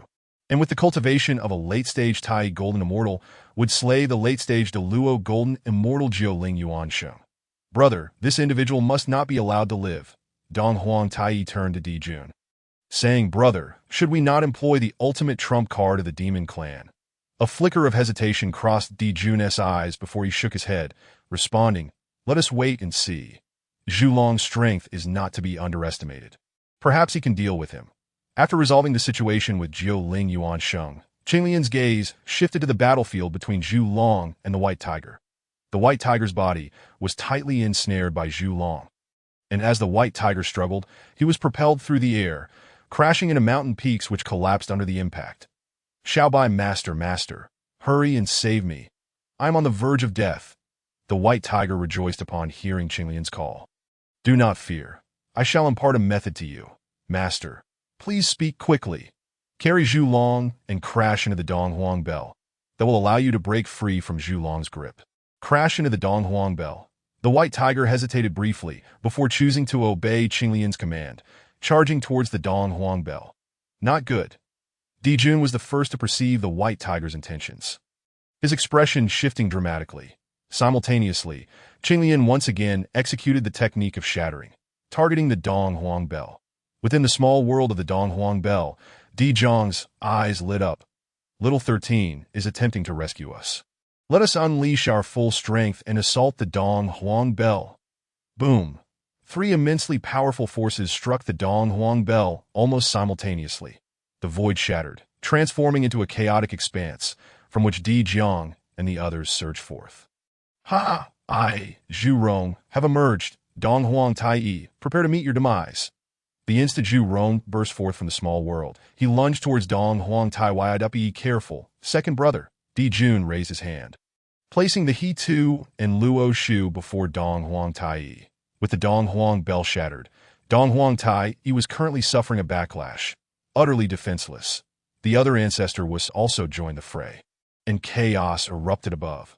Although this maneuver was immensely powerful, it also consumed an extraordinary amount of energy. Qinglian felt a wave of weakness wash over him, and he promptly retrieved 3 ginseng fruits to refine. Feeling somewhat better, Master, it is far too perilous outside. Just now, I nearly couldn't return. The White Tiger shrank rapidly, hiding behind Qinglian, pursued by Zhulong. Seeing this, Qinglian's expression darkened as he hurled the White Tiger towards Zhulong. Xiaobai, remember you are a tiger, not a cat.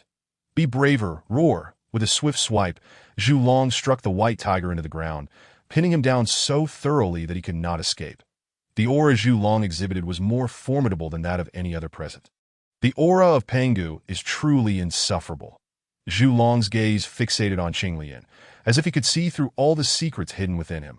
Qinglian could feel the eye of darkness pulsating, the eyes of the dark demon god quivering with a hint of fear. Are you the chaos demon god? Qinglian's heart sank.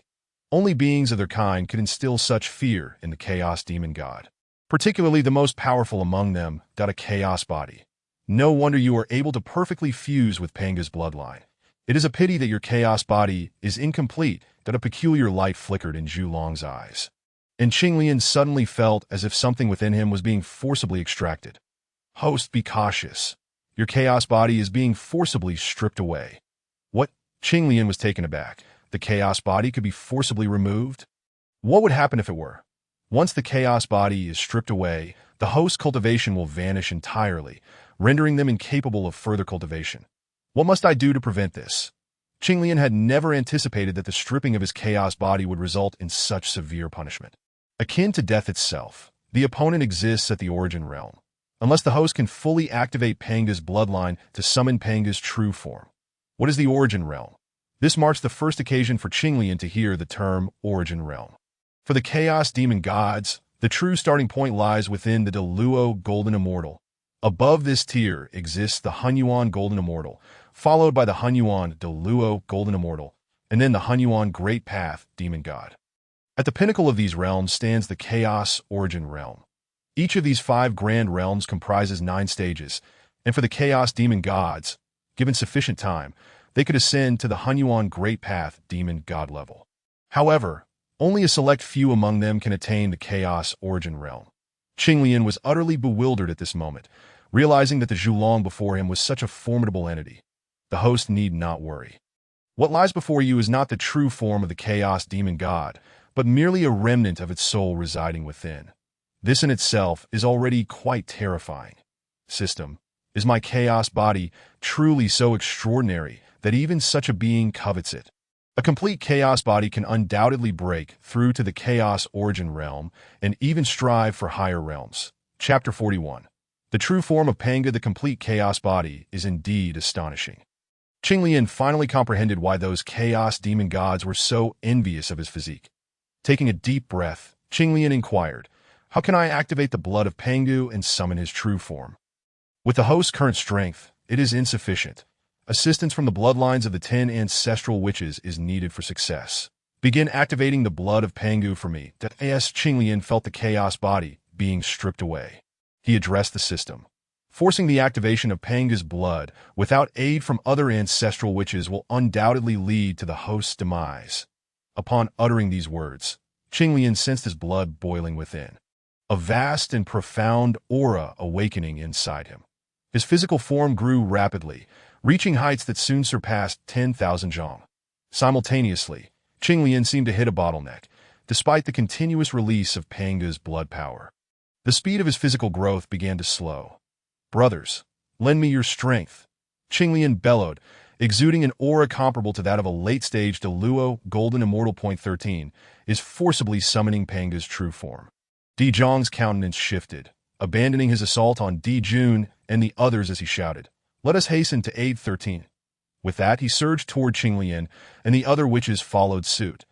The power of 10 bloodlines surged into Qinglian's body like a mighty river, causing his physique to expand rapidly, soon reaching 100,000 zhang.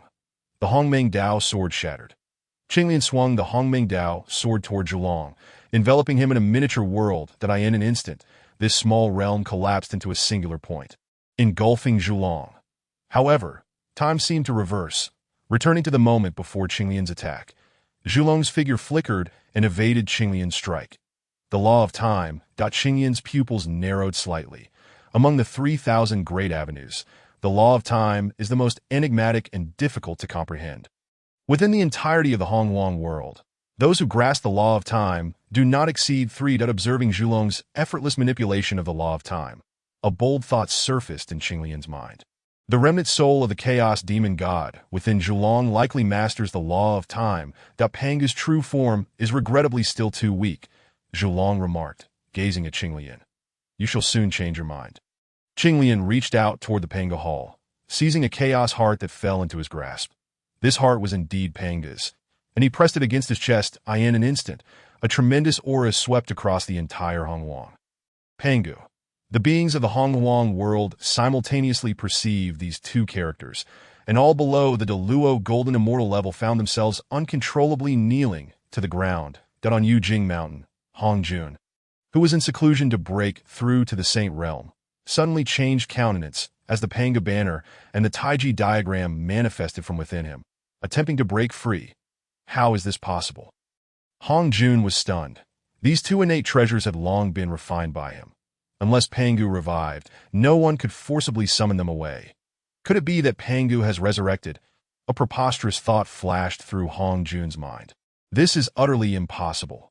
Innate treasures emerge from within Hong Jun, radiating the light of laws, forcing the Pangu banner and the Taiji diagram back into submission. At that moment, a colossal chaos hand manifested above Yujing Mountain, obscuring the sky.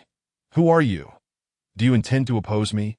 Hong Jun queried, looking at the gigantic chaos hand above him, and without hesitation, summoned his 3 corpses to set up the extermination sword array. The chaos hand paused briefly before descending, and the extermination sword array erupted with countless beams of sword light, yet was effortlessly grasped by the chaos hand, dissipating into nothingness. Yuan de Luo, golden immortal. A deep-seated terror flooded Hong Jun's consciousness, causing him to break into a cold sweat that if the esteemed one desires the Pangu banner and the Taiji diagram, feel free to take them. Hong Jun spoke tremulously. As since his emergence, aside from encountering his destined nemesis, Luo Ho, he had navigated smoothly through life without such proximity to death. The chaos hand hovered in midair, pausing for several breaths before striking toward Hong Jun's head with the Tao of Creation Jade Plate. The Jade Plate trembled violently, and soon a shadow materialized from within it, taking the form of a serpent composed of the light of laws. Unexpectedly, you have located my avatar. The law serpent struggled momentarily within the chaos hand. But upon realizing escape was futile, it surrendered that I am the origin serpent. One day, my true form shall descend upon the Donghuang world, and your chaos body shall be stripped from you. As the law serpent concluded. Itself detonated without hesitation, beams of law light attempting to flee from the chaos hand. However, the chaos hand grasped tightly, condensing all the law light into a small sphere. This sudden turn of events left Hong Jun utterly stunned. Within the Tao of Creation Jade Plate, there were indeed other beings, suggesting that the owner of the chaos hand was here to save him. Just as Hong Jun prepared to express his gratitude, he observed the chaos hand seize a stream of light below and vanish swiftly. The esteemed one has taken the peach tree. Could it be that the peach tree also harbors? After a moment of contemplation, Hong Jun bowed 3 times in the direction the chaos hand had departed. Thank you for saving my life. After all, had Qinglian not intervened, Hong Jun would have never discovered the law serpent's existence before attaining sainthood. Recently, he had been preparing to utilize the Tao of Creation Jade Plate to merge his 3 corpses into sainthood, but if the law serpent had attempted a surprise attack at that moment, he would have been doomed. Hong Jun recalled the Tao of Creation Jade Plate and conducted a meticulous inspection, finally feeling reassured. Meanwhile, on the battlefield, Zhulong's body suddenly self-destructed, before the terrifying force could fully manifest. A chaos hand descended, rendering it null and void. The once mighty dragon of the lineage, Zhulong, perished. However, after delivering that strike, the immense power within Qinglian rapidly dissipated, leaving him unable to maintain Pangu's true form any longer. 13. How are you? The ancestral witches looked at Qinglian, concern evident in their eyes that I am fine. Qinglian replied, shaking his head, though he felt a profound emptiness within. Were it not for Di Jiang supporting him, he would likely have faltered. This was the consequence of forcibly summoning Pangu's true form. Even when the 12 ancestral witches united to summon Pangu's true form, they would suffer considerable energy depletion. This time, however, it was solely Qinglian. Brother, we must utilize our ultimate trump card to utterly obliterate the witch clan. If they recover and summon Pangu once more, our demon clan will be utterly outmatched. Donghuang Tai gazed at Qinglian with cold eyes, resembling a venomous serpent. Qinglian's emergence had completely disrupted the demon clan's plans. Chapter 42. Lightening the atmosphere, he is dead. That detestable 4-legged beast has finally perished. The white tiger leaped from the deep pit and laughed heartily. Master, whom shall I strike next? I shall crush them flat. The white tiger's audacious bravado momentarily left Donghuang Tai astonished. Is he truly this arrogant? Nevertheless, the aura emanating from the white tiger, signaling his late-stage Deluo golden immortal prowess, was not to be underestimated. The 9 layers of the Deluo golden immortal realm are categorized as follows. The 1st to 3rd layers constitute the early stage. The 4th to 6th layers represent the mid-stage, and the 7th to 9th layers denote the late stage. In the Donghuang world, the majority of those at the late stage of the Deluo golden immortal realm are typically at the 7th layer. such as Jiuling Yuan Sheng, who possesses 7th layer cultivation. The White Tiger, however, is at the 8th layer of the Deluo Golden Immortal Realm, a rank only matched by Dijun and donghuang Tai among the entire demon clan. Now, with donghuang Tai severely injured and Qinglian having lost the strength to continue fighting, Dijiang and the other 10 ancestral witches had all suffered significant energy depletion from summoning Pangu. Should one utilize the demon clan's ultimate trump card and engage the witch clan in battle? As Dijun pondered, a powerful aura re-emerged on the horizon. Hong Yun, what brings you here? Dijun questioned. Perplexed upon seeing the newcomer, that my good disciple. You have also arrived. Come, let us together crush these bipedal beasts. Upon encountering the crimson cloud, the white tiger's eyes sparkled with intrigue, and with a swift motion, he positioned himself behind Han my dear disciple. Charge ahead. I shall fend off the foes that pursue you from behind. Han Yin replied, Are you truly intent on opposing my demon kin? Dijun's gaze settled upon Han Yun, the threat implicit within it. Han Yun harbored no desire for conflict with the demon race. Shaking his head, he observed Dijun's expression soften slightly as he continued. However, as the White Tiger is my master. Should you choose to attack him, I shall not remain idle. Are you mocking me? Dijun's countenance turned icy at these words. Indeed, my disciple is indeed toying with you. What will you do about it? A smug expression adorned the White Tiger's face. Very well. These words seemed to be squeezed out from Dijun's nostrils, and with a deep breath, he commanded, Let us withdraw, with a wave of his hand. The He-Tu and Luo Shu swiftly swept away all the demon kin. Are you attempting to flee? I have yet to indulge myself, he exclaimed.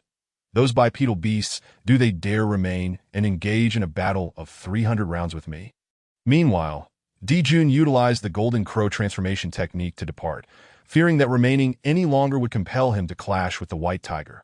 How swiftly he runs, not even daring to respond to my call. He must be frightened away by my unparalleled might, he scoffed. Han Yin lamented, standing alongside such a person is truly a source of shame. Even more so, he is my master. Were it possible, I would wish to end my life with a block of tofu. You have miscalled the name. He surely would not respond, Qinglian remarked as he approached the White Tiger, gazing in the direction of Dijun and the others as they departed. Both Dijun and donghuang Tai are 3-legged golden crows. You ought to refer to them as 3-legged beasts. Han Yun mused, Is this not the saying that a master reflects the nature of the disciple? No, it is more accurately stated that the master shapes the disciple.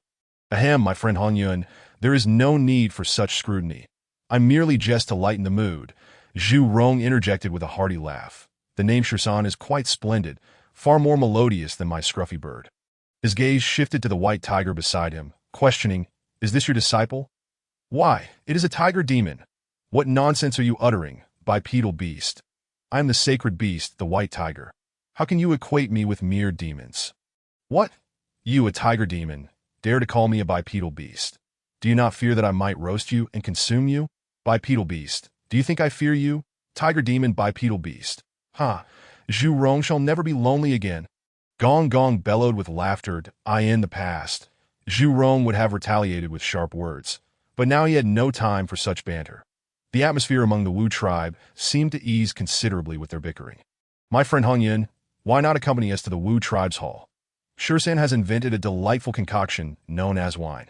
I'm certain you will find it to your liking, Dijiang proposed. Wine? I have never heard of such a thing. Han Yun replied, curiosity etched on his face, that it is a splendid beverage. Every young man of the Wu tribe relishes it. Zhu Rong interjected, that I wish to partake as well, that I devised a method of soaking the carcasses of demon beasts in wine. Not only does it enhance the flavor, but it also elevates one's cultivation, Zhu Rong remarked while appraising the White Tiger. Bipedal beast, I have stated countless times that I am not a demon. But the sacred beast, the White Tiger, I am a sacred beast, not a demon. Meanwhile, Qinglian, listening to the discussions, shook his head. Wine was an invention he had conceived after conversing with Tongtian, realizing he had nothing to offer his guests. He crafted wine from hundreds of spiritual roots and fruits of the primordial world, which not only delighted Tongtian, but also won the favor of the entire Wu tribe. That it was also through this wine that he forged a profound bond with Tongtian. No, rather, a friendship. Brother, you all return to the Pangu Hall first. I shall pay a visit to my friend Fuxi, Qinglian declared, and without waiting for Di Zhang's response, he soared towards Fuxi's location. This battle had exceeded all expectations. With Fuxi stepping in to assist, although Qinglian had an inkling of the underlying reasons. Fuxi remained seated atop the very mountain where Qinglian had first appeared. Earlier, when the candle dragon had attacked Qinglian, Fuxi had used his music to restrain the beast. However, the candle dragon had already attained the cultivation of a Hongyuan golden immortal. The Fuxi's spells had been thwarted, resulting in backlash, and it was only after Di Jun and Donghuang Tai retreated that he began to heal. At this moment, sensing an approaching presence, Fuxi abruptly opened his eyes. "What brings you here?" he inquired coldly, fixing his gaze on Qinglian. Qinglian was taken aback, slowly bowing to Fuxi before speaking. "I am deeply grateful to you, Fuxi, for your timely intervention. Otherwise, our Wu tribe, barring the ancestral shaman, would likely face total annihilation." Fuxi regarded Qinglian's bowed form, remaining silent for an extended period before finally replying. "It was my sister who urged me to assist the Wu tribe." Nüwa, it must truly be her, Qinglian thought, just then noticing a peculiar light flicker in Fuxi's eyes. "Qinglian, what precisely have you done to my sister?" "I have done nothing." Qinglian's heart raced, suddenly feeling akin to a child facing a disapproving parent. "Nothing? Then why did my sister, upon hearing me mention that the 13 ancestors of the Wu tribe are Qinglian, grit her teeth and declare she would slay you?" I am unsure." Qinglian evaded Fuxi's piercing gaze and inquired, "How is Nüwa faring now?" "My sister has been in seclusion since her last return, not even allowing me to see her." Chapter 43. Deceiving Fuxi from his instincts. Fuxi sensed that his sister's change was undeniably linked to Qinglian. Furthermore, during their last meeting, Qinglian had inquired about his sister and had even affectionately called him big brother-in-law, though he had no idea what that entailed. "Fuxi, if you genuinely believe I am at fault, then let us do this. Once the matters of the Wu tribe are resolved, I shall accompany you to see Nüwa. How does that sound?" Though Qinglian had initially been coerced in a dual cultivation with Nüwa, he had come to regard her as his wife. Even the former beauty of the primordial world, Yuan, had attempted to seduce him multiple times, yet he remained unyielding. Speaking of Yuan, he wondered how she was faring now. During their transportation, they had been forced apart due to an attack from a ferocious beast. He and the white tiger had ended up together. If all had gone according to plan, Yuan, Xingtian and Xiaoming should have been transported together. However, upon his recent observations, Xingtian had not returned to the Wu tribe. "Are you truly willing to accompany me to see my sister? She has expressed her intent to kill you." Fuxi regarded Qinglian with suspicion. "Of course, big brother-in-law. Allow me to be frank with you. In truth, your sister has feelings for me. She confessed her love to me that day, but I was too shy to respond. And thus, love turned to resentment. You understand, Fuxi." "I do not understand. Fear not. In truth, I have come to realize that there is no shame in loving someone. What is there to be shy about? True love requires courage, and I have resolved to bravely face my feelings. This time, it shall be I who confesses, seeking to rekindle this love, Fuxi." Such reasoning sounds compelling, yet I cannot shake the feeling that you are deceiving me. "My sister has feelings for you. Why have I never heard her mention this?" Fuxi scrutinized Qinglian, torn between belief and skepticism. "You know how it is.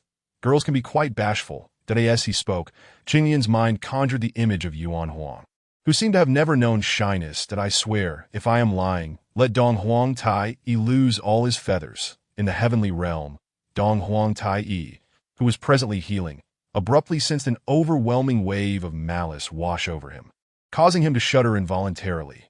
"Why do I feel inexplicably cold?" he mused, beginning to yearn for his once beautiful plumage, which had offered both beauty and warmth. "If I discover who has stolen my feathers, I shall certainly pluck every last one from them." Facing Fuxi, Qinglian felt a sudden chill, causing him to shiver. "My friend Qinglian, what is the matter?" "Nothing," Qinglian replied, shaking his head and producing a ginseng fruit to offer to Fuxi. "Fuxi, this is a ginseng fruit I procured from Taoist Yuan. It will serve you well for your recovery." Fuxi regarded the ginseng fruit in Qinglian's hand, then looked back at him, shaking his head. "Qinglian, you should keep this ginseng fruit for yourself. Your injuries are more severe than mine. Big brother-in-law, from this day forth, we are family. I give it to you, so take it without reservation." Qinglian insisted, pressing the ginseng fruit into Fuxi's hand. Fuxi gazed at the ginseng fruit in his grasp, touched by Qinglian's thoughtfulness. Despite Qinglian's more grievous injuries, he chose to bestow this precious fruit upon him. What Fuxi did not realize was that Qinglian's spatial system contained a total of 33 ginseng fruits. As for Qinglian's injuries, they were merely trifles for one endowed with the power of creation. Big brother-in-law, you should focus on healing here. I will tend to some matters before joining you to see Nüwa. Do not worry, my friend Qinglian. I will speak well on your behalf to my sister. Primarily, Fuxi found Qinglian to be quite commendable, and moreover, his sister harbored a fondness for him. Although Fuxi did not entirely trust Qinglian's words, it was indeed a fact that his sister had urged him to lend assistance to the witch clan. After bidding farewell to Fuxi, Qinglian soared towards the Pangu Hall, reflecting on his recent gains along the way. Firstly, he had integrated the heart of Pangu into his own being. However, when he later attempted to extract it, it seemed as if the heart had taken root within him, rendering it impossible to remove. The heart of Pangu harbored an immensely powerful energy that in truth, Qinglian's previous manifestation of the Million-Zhong Pangu true form had only tapped into less than 1% of the heart's energy. One could only imagine the terrifying potential should the energy within the heart of Pangu be fully unleashed. Furthermore, even without activation, each pulse of the heart within him passively fortified his physical form. This signified that even in the absence of cultivation, his body was constantly growing stronger, that in addition to the heart of Pangu, he had procured two significant treasures, a sphere of laws and a peach tree. The sphere of laws was formed from the remains of the serpent of laws, encapsulating the 3,000 great laws inscribed upon the creation jade disc. Naturally, the 3,000 great laws contained within the sphere were not as complete as those on the creation jade disc, amounting to roughly 1/10 of its entirety. Nevertheless, even this fraction was remarkable that as for the peach tree, he had seized it from Hongjun, and indeed, it was a genuine theft. While he had previously contemplated snatching the peach tree from Hongjun, it had merely been a whimsical thought to his astonishment. It had actually come to fruition, and so unexpectedly at that. Unbeknownst to Qinglian, after he had pilfered the peach tree, Hongjun was filled with gratitude towards him. At that time, Qinglian had also considered appropriating a few innate spiritual treasures from Hongjun, with the Pangu banner and the Taiji diagram being the most coveted. However, as soon as this thought crossed his mind, he sensed the watchful gaze of the heavenly Tao. His instincts warned him that should he take action, divine retribution awaited him. In the primordial world, the heavenly Tao truly existed, and Hongjun was destined to be the first sage of the heavenly Tao of the future. Thus, he was naturally sheltered by it. Nonetheless, Qinglian felt immensely gratified to have successfully snatched the peach tree from Hongjun. Knowing the complete reverse of the chaotic body, for Qinglian, perfecting the 5 great spiritual roots of the chaotic body was even more crucial than the innate supreme treasures. Presently, he had acquired 3 of the 5 elemental spiritual roots, leaving only the Fusang tree on the Sun Star and the Bodhi tree of the Western Zuni to obtain. Ironically, what should have been the most challenging to acquire, the source of the peach tree, had been completely seized by him. It could be said that in the future, without the peach tree, the heavenly court would be unable to hold the peach festival, yet this bore no consequence for him. Upon entering the Pangu Hall, a rich aroma of liquor wafted toward him. Qinglian inhaled deeply and remarked, "Truly extravagant. This wine must have been brewed from at least 10,000 varieties of spiritual roots and fruits." Chapter 44. Spiritual Wine Taoist Tongtian. This wine is crafted from over 10,000 spiritual roots and fruits, possessing a rich and mellow flavor. It must be savored slowly, Zhu Rong enthusiastically introduced to Hongyun. Suddenly, he realized that half of the spiritual wine in his barrel had mysteriously vanished. Turning around, he discovered the culprit. You tiger demon, dare to steal my spiritual wine." The white tiger burped, feeling somewhat guilty as he retorted, "I am a sacred beast, not a tiger demon."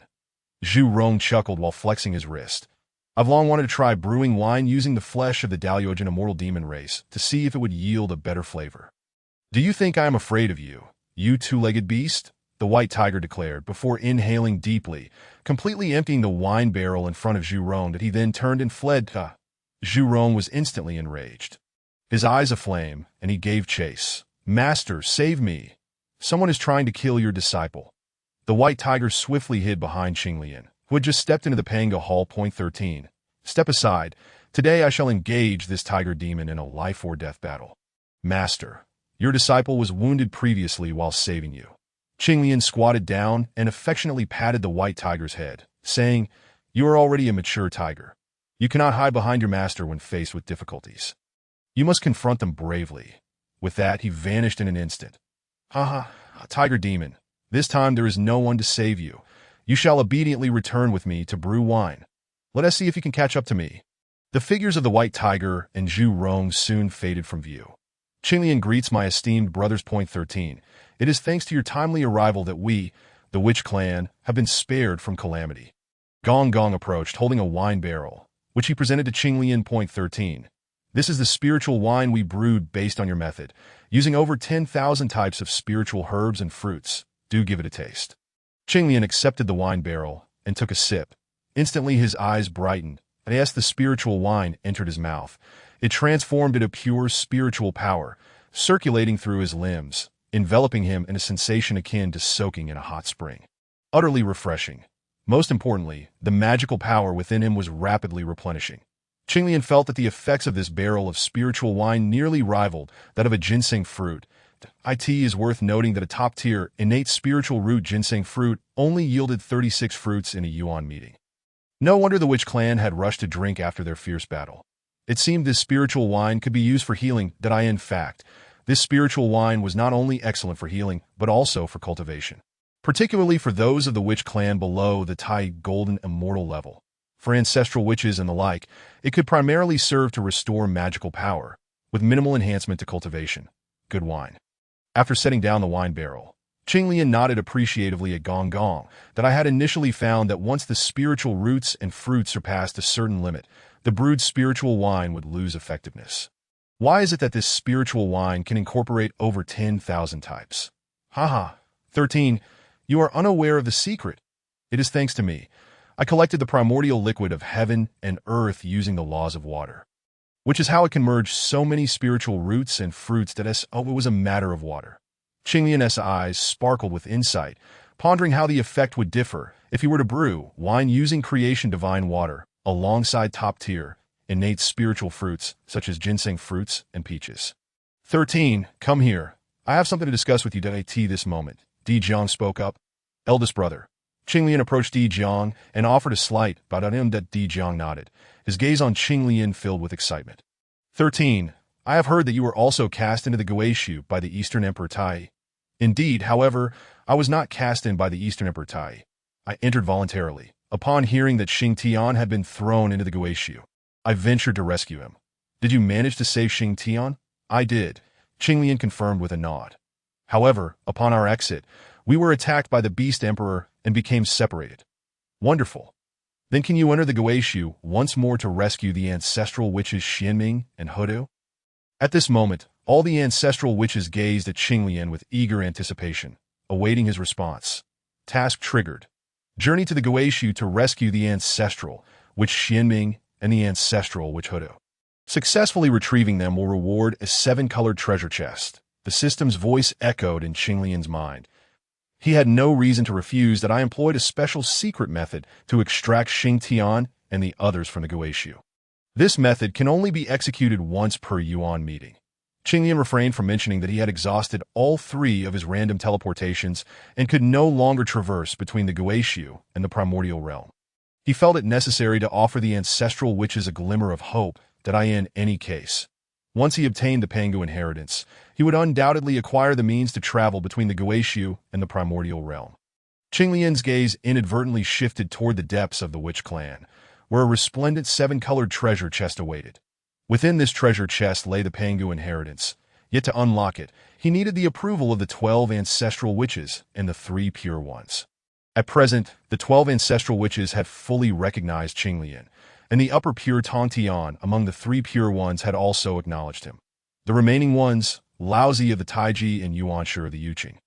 Qinglian resolved to visit Kunlun Mountain when time permitted. That a Yuan meeting was not too long. The Di Jiang's face lit up with joy upon hearing this. A Yuan meeting still offered hope.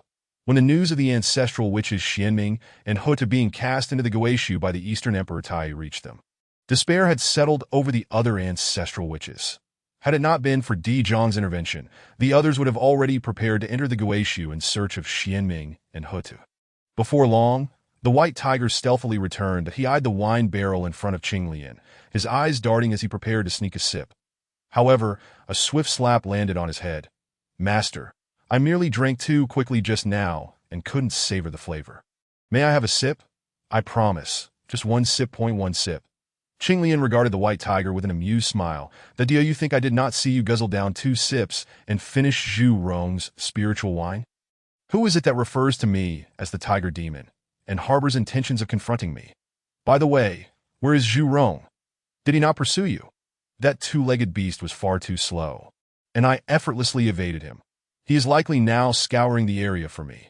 Qinglian, it is not out of the question to grant you this jar of spiritual wine, but later. I must first attend to a matter, and you shall serve as my steed for a time." The white tiger glanced at Qinglian, then at the spiritual wine before him, ultimately succumbing to temptation and nodding in agreement. "Remember, during your time as my mount, you are forbidden from speaking without my permission." Chapter 45. The Master of Change. Buzhou Mountain is the foremost divine mountain of the primordial world, a true ancestral vein. In the entirety of the primordial realm, only Fuxi and Nüwa have the honor of using Buzhou Mountain as their sanctuary, for they are the progenitors of Yin and Yang, birthed upon its peak. After exchanging a few words with the ancestral witches, Qinglian ascended Buzhou Mountain alongside Fuxi. Fuxi regarded Qinglian's mount, the white tiger, hesitating to voice his thoughts that to treat a late-stage Deluo golden immortal as a steed is a feat likely unmatched in the primordial realm outside of Qinglian. Fuxi could not help but feel a twinge of envy in his heart that I have heard that my brother-in-law possesses remarkable skills in divination. I wonder if he could assist me in divining a certain individual? After a bit of persuasion from Qinglian, Fuxi had grown accustomed to being addressed as such. "Pray tell, which individual does my friend wish for me to divine? I do not wish to boast, but I consider myself unparalleled when it comes to divination techniques." A confident smile graced Fuxi's face. In terms of divination skills, Fuxi held absolute confidence. "Feng is a great witch of my clan, known as Xingtian." The name of the little princess of the Phoenix clan nearly slipped out, but he managed to retract it just in time. "Very well, let me give it a try." Fuxi slowed his pace, beginning to divine Xingtian's whereabouts in his mind, a process that would take an hour. "Friend Qinglian, the person you asked me to divine seems to be trapped in a certain location. Beyond that, I cannot discern further details." Fuxi looked at Qinglian, a hint of embarrassment in his demeanor, as his earlier bravado was swiftly countered. "Trapped in a certain place?" Qinglian's expression grew serious.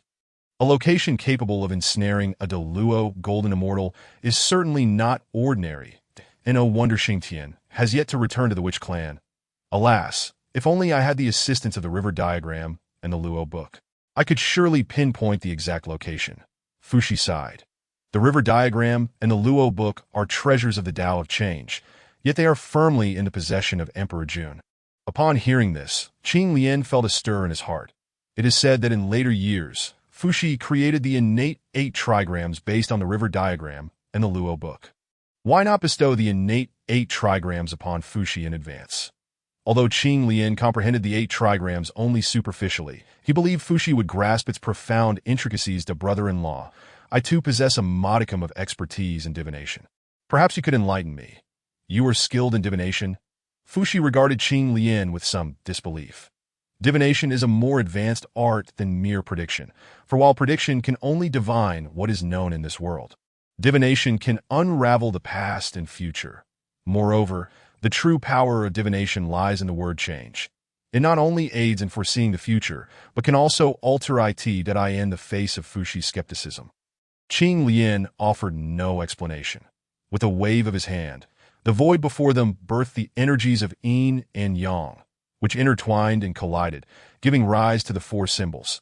The evolution of the innate 8 trigrams begins with Taiji, followed by the 2 forms, then the 4 symbols culminating in the 8 trigrams, representing the cosmos' formation. Initially, Fuxi wore a calm expression, but as the process continued, his demeanor grew increasingly solemn, eventually becoming enraptured. The primordial energies of Yin and Yang had transformed into the 8 trigrams. with the 8 symbols stretching space as if carving out the heavens. Of course, the mastery of the innate 8 trigrams had already fallen into Fuxi's hands.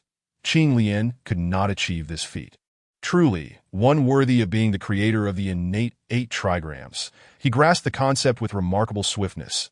Qing Lian mused that, to be honest, the progression from Taiji to the 2 forms, the 4 symbols, and finally to the 8 trigrams was entirely his own evolution. Yet even he did not fully understand what he had created. That it was akin to Qing Lian in later years writing an equation stating that 1 + 1 = 2. Only for Fuxi to deduce why 1 + 1 = 2 and rapidly derive a series of calculations such as addition, subtraction, multiplication, division, and calculus in the realm of divination. Fuxi indeed possessed great talent, coupled with a profound foundation. What Qing Lian accomplished at that moment was akin to merely breaking through a layer of glass for him. Congratulations, host, for witnessing the evolution of the innate 8 trigrams. You have comprehended the divine ability of the innate 8 trigrams. Suddenly, the voice of the system echoed in Qing Lian's mind that I too have grasped the innate 8 trigrams. Qing Lian found it hard to believe. This was a divine ability of divination, and with his talent in divination, which had been ridiculed countless times by Yuan Wong, he could comprehend a divine ability. Though incredulous, he knew the system's alerts could not be erroneous. The host now possesses the heart of chaos, the heart of Pangu. All spells and divine abilities in this world can be easily comprehended by the host. So that is it. Qing Lian mused, touching the spot where his heart lay, realizing that not only was the chaos body extraordinary, but the heart of chaos was equally remarkable. Meanwhile, Fuxi slowly opened his eyes. Upon closer inspection, one would notice the 8 great symbols of the innate 8 trigrams spinning continuously in his gaze. With each complete rotation of these symbols, Fuxi gained greater insight into the art of divination. That it appears that my friend Qing Lian is the true master of divination. I shall forever remember the grace of your teachings. Fuxi bowed deeply to him. The brother-in-law, you misunderstand. Qing Lian interjected. Friend Qing Lian, there is no need for pretense. Your ability to create the innate 8 trigrams signifies that you have already attained mastery in divination, surpassing even Fuxi, the brother-in-law. What if I were to say that the innate 8 trigrams were actually your own creation? Would you believe me? Fuxi replied, do you take me for a fool? Alas, why is it that speaking the truth earns no belief? At that moment, Fuxi began to ponder whether he should take Qing Lian as his master. After all, even the White Tiger, who was also at the late stage of the Luo Golden Immortal, was serving as Qing Lian's steed, making it quite reasonable for him to seek Qing Lian as a mentor. Qing Lian discreetly observed Fuxi, noticing the increasingly peculiar glances directed at him. He hastily spoke before Fuxi could. Brother-in-law, why not attempt to divine Xingtian's location once more? Fuxi nodded, his gaze on the innate 8 trigrams accelerating suddenly, transforming thousands of times in an instant. The positive and negative innate 8 trigrams emanated from Fuxi's eyes, colliding in the void, creating a haze of chaos. Soon, the 4 symbols of yin and yang formed, dispelling the chaotic mist to reveal a clear scene within that Xingtian's figure materialized in the void. And not only him. Qing Lian also glimpsed Yuan and Xiaoming. They found themselves within a gray, indistinct realm, seemingly on a journey, with the scenery around them constantly shifting. Suddenly, the little dreamer, who had been resting her hand on Yuan Huang's shoulder, opened her eyes, gazing into the void. The image shattered in an instant. That little turtle possesses quite profound divination skills, Fuxi exclaimed in astonishment. That is my senior sister, the White Tiger interjected. Upon hearing this, Fuxi's gaze lingered on Qing Lian for a moment, a flash of realization crossing his eyes. So that is it. Chapter 46. Living off others, how does one explain to Fuxi that he does not harbor a hidden identity of a powerful being? Qing Lian found himself in a quandary. Qing Lian, just ahead is the cave dwelling of my sister and me. You may enter from now on. She will be entrusted to you. Fuxi gestured toward a certain void. Nüwa was unaware that her brother had already entrusted her to another. As the formation unfolded, Qing Lian instinctively activated the Eye of Darkness, causing the scenery ahead to shift. In the void, streams of spiritual light danced, the very essence of the formation's patterns intertwining with the Earth's veins. This is Buzhou Mountain, where the Earth's veins serve as the primordial foundation. Should anyone force their way in, they would surely face a fierce onslaught. Qing Lian guided the white tiger to evade the streams of spiritual light, entering the grand formation. Unbeknownst to him, Fuxi had been observing him from the shadows. The Tio so effortlessly breached the grand formation I have laid, truly. A master of divination. I cannot compare to such prowess. Fuxi shook his head with a sigh. If it weren't for his sister's happiness, he would have eagerly sought to become Qinglian's disciple at once. As Qinglian stepped into the formation, he observed two adjacent caves, one of which was adorned with blooming flowers, exuding an air of exquisite beauty. Without a doubt, this cave must belong to Nuwa. In front of the cave, a similar array of spiritual light flickered, yet it posed no challenge for Qinglian. He paused before the cave, feeling a profound sense of trepidation, as if approaching home after a long absence. In truth, Nuwa within the cave had already sensed Qinglian's presence outside, her expression shifting with a mix of familiarity and strangeness at the sight of him. She never anticipated that their mutual cultivation would result in the emergence of a new life within her. This was a secret she had even kept from Fuxi.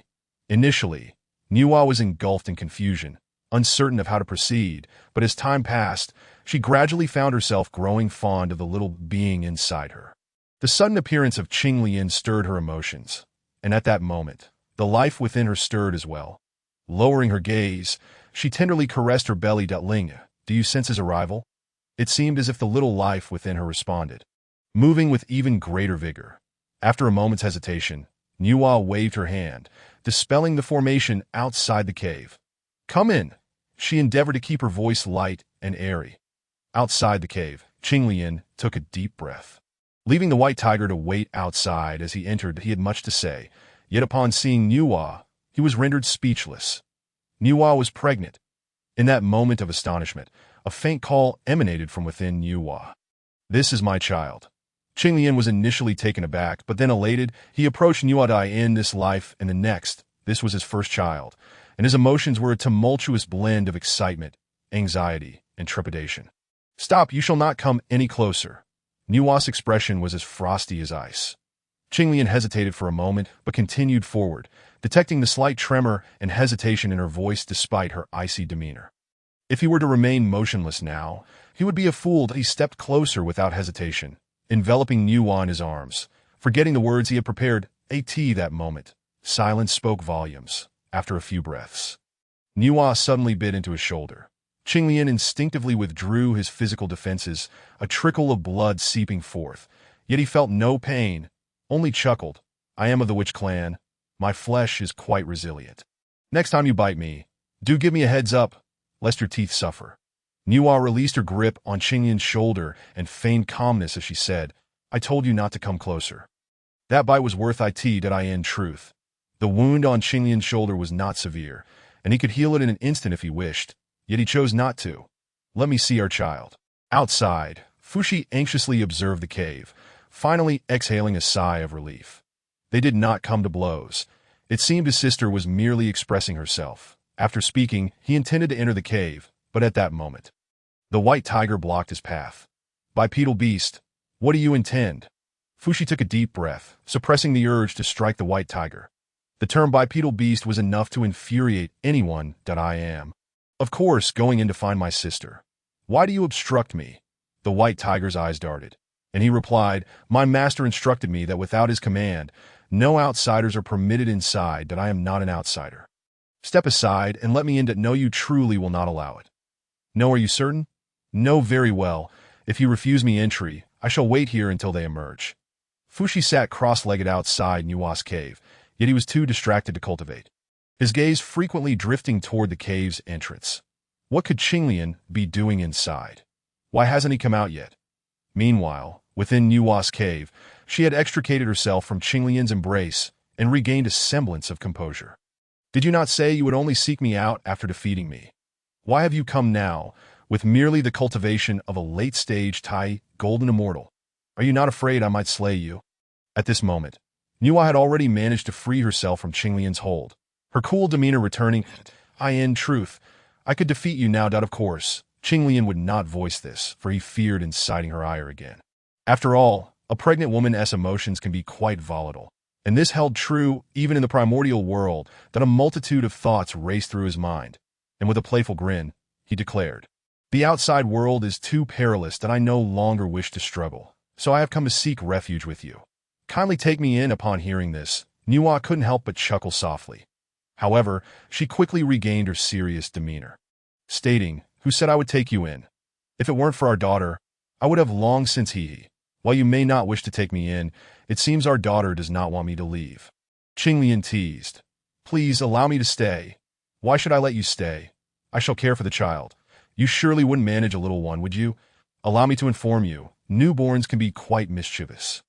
Qinglian rubbed his hands together. "I am quite capable of tending to a child. When our daughter is born, I will take care of her, and you will only need to protect us." Nüwa glared at Qinglian. "You want me to protect you? Indeed. You see, I currently possess only the late-stage cultivation of a tied golden immortal, so I certainly need your protection, that I know you are one of the most formidable beings in the entire primordial world."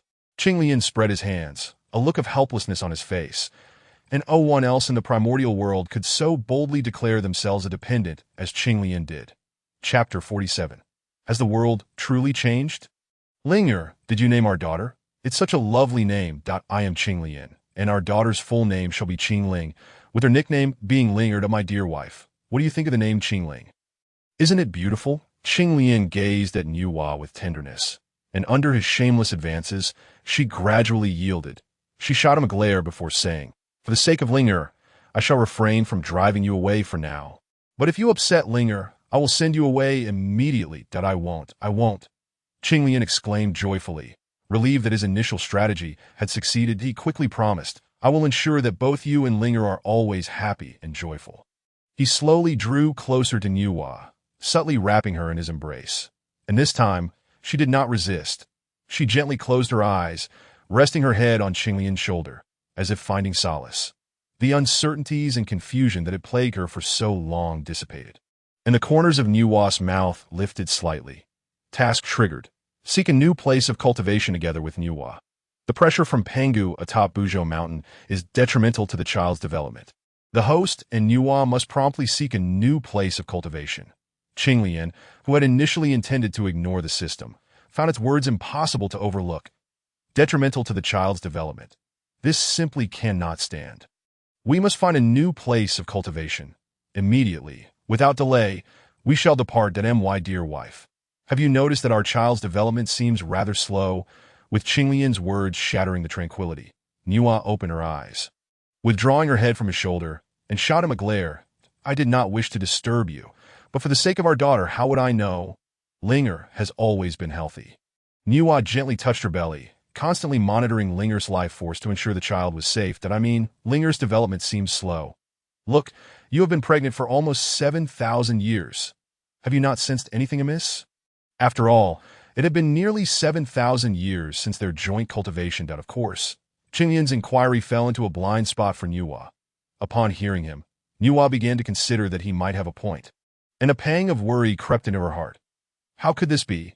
Linger, she won't be in any danger, will she? Do not fret. Linger is safe for now. Seeing Nüwa's anxious expression, Qinglian quickly reassured her. The reason for this delay is due to the pressure from Pangu on Buzhou Mountain. Just think, even a regular golden immortal cannot withstand the pressure from Buzhou Mountain, let alone Linger. Then, what should we do? Nüwa looked to Qinglian, unconsciously viewing him as her pillar of support. It's simple. We move. Qinglian smiled that as soon as we relocate away from Buzhou Mountain, the pressure from Pangu will naturally dissipate, and it will no longer affect our daughter. Leave Buzhou Mountain? Nüwa paused for a moment before responding. You are right. We must leave immediately. Right now, observing the flustered Nüwa, Qinglian felt somewhat speechless. Could it be that the legends were true? That pregnant women become foolish? Do not be so hasty. Even if we leave immediately, we must inform my brother-in-law, Fuxi. First, upon hearing the name of Fuxi, Nüwa became somewhat composed that I have not disclosed my pregnancy to my brother. This matter left Nüwa at a loss for words on how to communicate with Fuxi, prompting her to declare seclusion upon her return, retreating into hiding. Although Fuxi sensed something amiss, he did not pursue the thought further. It's all your fault. Yes, it's my fault for arriving too late. Qinglian nodded repeatedly, comforting Nüwa. You need not worry about my brother. I will explain everything. Outside the cave, Fuxi anxiously remarked, "Why aren't they coming out yet?" He gazed longingly at the silent cave. Just then, Qinglian, supporting Nüwa, slowly emerged from the cave. Observing Nüwa's state, Fuxi immediately exclaimed in anger, "Qinglian, have you been bullying my sister?" After all, in Fuxi's mind, Qinglian was exceptionally powerful. "Impossible," Qinglian hastily denied. "If we are speaking of bullying, it is rather your sister who has bullied me. Do you see the bite mark on my shoulder?" Qinglian revealed the teeth marks on his shoulder for Fuxi to see. This is a bite from my sister. No, it cannot be. My sister is so gentle and lovely. How could she bite anyone?" Fuxi was incredulous, turning his gaze to Nüwa, only to find her gripping Qinglian's waist tightly with one hand, causing his mouth to twitch involuntarily. This must be a deception. It cannot be true. That moment, Nüwa cast a playful, yet reproachful glance at Qinglian. Clearing his throat, Qinglian spoke, "Big brother-in-law, we are preparing to go on our honeymoon. We have come to bid you farewell." What is a honeymoon? To put it simply, it is to enjoy the mountains, waters, and scenery together. Isn't the scenery here beautiful? Why must we go elsewhere? Qinglian replied, "Brother, why are you asking so many questions? Am I not allowed to go out for fun?" Nüwa's expression darkened slightly. "Very well, of course you can. How about this? I will accompany you." With Fuxi's voice, Qinglian felt Nüwa's grip on his waist tighten significantly. He understood that Nüwa did not wish for Fuxi to know about her pregnancy just yet, so it was impossible for Fuxi to join them. "Big brother-in-law, we are going on our honeymoon. Why would you come along? To be a light bulb?" Qinglian quickly interjected. "What is a light bulb?" Qinglian explained, "It is something that emits light and heat. Could it be the sun?" "Yes, if you come along, you would be that sun." Fuxi looked at Qinglian with suspicion. "You are not planning to bully my sister while taking her out, are you?" Before Qinglian could respond, Nüwa interjected, "Brother, I am quite formidable now. With his meager cultivation, he could not possibly bully me. I could defeat him with just one hand to defeat him." Fuxi glanced at Nüwa and then at Qinglian, suddenly realizing that his sister seemed to have misunderstood something. Although Qinglian appeared to possess only the cultivation of a late-stage Tai Golden Immortal, his true strength had already vanquished 2 late-stage Great Luo Golden Immortals, making him an undeniable hidden powerhouse. Just as Fuxi was about to caution his sister, Qinglian interrupted, "Indeed, big brother-in-law, if anyone should be worried, it should be me. That if I suffer domestic abuse, you must support me." Witnessing Qinglian's utter disregard for propriety, Fuxi fell into a state of speechlessness. Has the world truly changed? How could someone so powerful disregard their own dignity? Fuxi glanced at Qinglian and then at the white tiger. How should one put it? These two truly were worthy of being master and apprentice. Chapter 48. Honeymoon with Nüwa. Little by, conceal your cultivation and cooperate with me. For every 10,000 years, I shall reward you with a ginseng fruit, Qinglian secretly communicated to the white tiger. Upon hearing the words ginseng fruit, the white tiger's eyes instantly sparkled, and he discreetly observed Qinglian and Nüwa before replying. "I want 3. Deal." The white tiger mused, "Will I be shortchanged?" Little by, come here to at Qinglian's call. The previously sleeping white tiger sprang up, wagging its tail joyfully. "What an adorable little tiger." Observing the pristine white tiger, Nüwa's eyes sparkled with delight. "That he is not adorable at all, quite fierce, so do not be deceived by his appearance." Fuxi interjected, "That I in the next instant." Fuxi's eyes widened as he watched the white tiger prance over to Nüwa, nuzzling her outstretched palm. "That a strong being should not behave like this. Why must you shatter my worldview?" Qinglian chuckled. "This is my steed, little but he has traversed much of the primordial chaos, and we have decided to let him guide us in search of a new abode. I am not deceiving you. Once we leave Buzhou Mountain, I will get lost," the white tiger declared. "Come, I will help you mount." The moment Nüwa sat atop the white tiger, Fuxi's eyes twitched once more. In that instant, Fuxi's worldview was utterly shattered. "Big brother-in-law, we are departing now. Do not worry, I will bring my wife back to see you in the future." Fuxi stared at Qinglian's departing figure for a while before realizing that his sister had been whisked away. Looking at the now empty cave, he felt a tinge of regret. Had he known, he would not have brought Qinglian along. His sister, who had grown up alongside him, had been easily deceived by Qinglian's words. After all, she was his sister, with whom he had spent countless years cultivating together. How could she leave so abruptly? Indeed, Women are quite extroverted. Fuxi felt a gentle sorrow wash over him at the foot of Buzhou Mountain. We have finally left Buzhou Mountain. Indeed, I feel that Lingerer seems much happier now. Feeling the changes in the little life within her, Nüwa beamed with joy. Of course, we have now escaped the oppressive influence of Pangu. Qinglian replied with a smile. Nüwa nodded, glancing around before turning to Qinglian. But where shall we go next? The world is vast. We can go wherever we desired. I will certainly find a top-notch blessed land as our abode for my wife. Nüwa's expression darkened slightly as she remarked. However, the current primordial world still harbors many powerful beings. Most of these blessed lands already have masters. We might as well select a spiritual location as our abode for now. That won't do. An abode is closely tied to one's fortune. An ordinary spiritual location could hardly sustain your fortune, leading to its rapid depletion. But, no buts. Leave this small matter to me. Your husband, in truth. Qinglian had his own preferred abode in mind. The 3 fairy islands of the East Sea, Penglai, Fangzhong, and Yingzhou. However, the East Sea was distant, and it was also the territory of the Dragon Clan. Although Qinglian was not afraid of the Dragon Clan, who could tell if there was an ancient monster akin to Zhu Long among them? Qinglian sensed that the Dragon Clan might be connected to the fierce beasts. As the legendary 9 sons of the dragon all bore the bloodline of fierce beasts. With Nüwa currently pregnant, it was unwise to take such risks. Additionally, according to later legends of the primordial world, there was a peerless powerhouse named Yang Mei in the East. It was said that Yang Mei was the reincarnation of the spatial demon god among the 3,000 chaotic demons, who had been in seclusion in the East Sea. His only emergence occurred after Hongjun attained sainthood when he competed against Hongjun. The outcome was that the newly ascended Hongjun was defeated.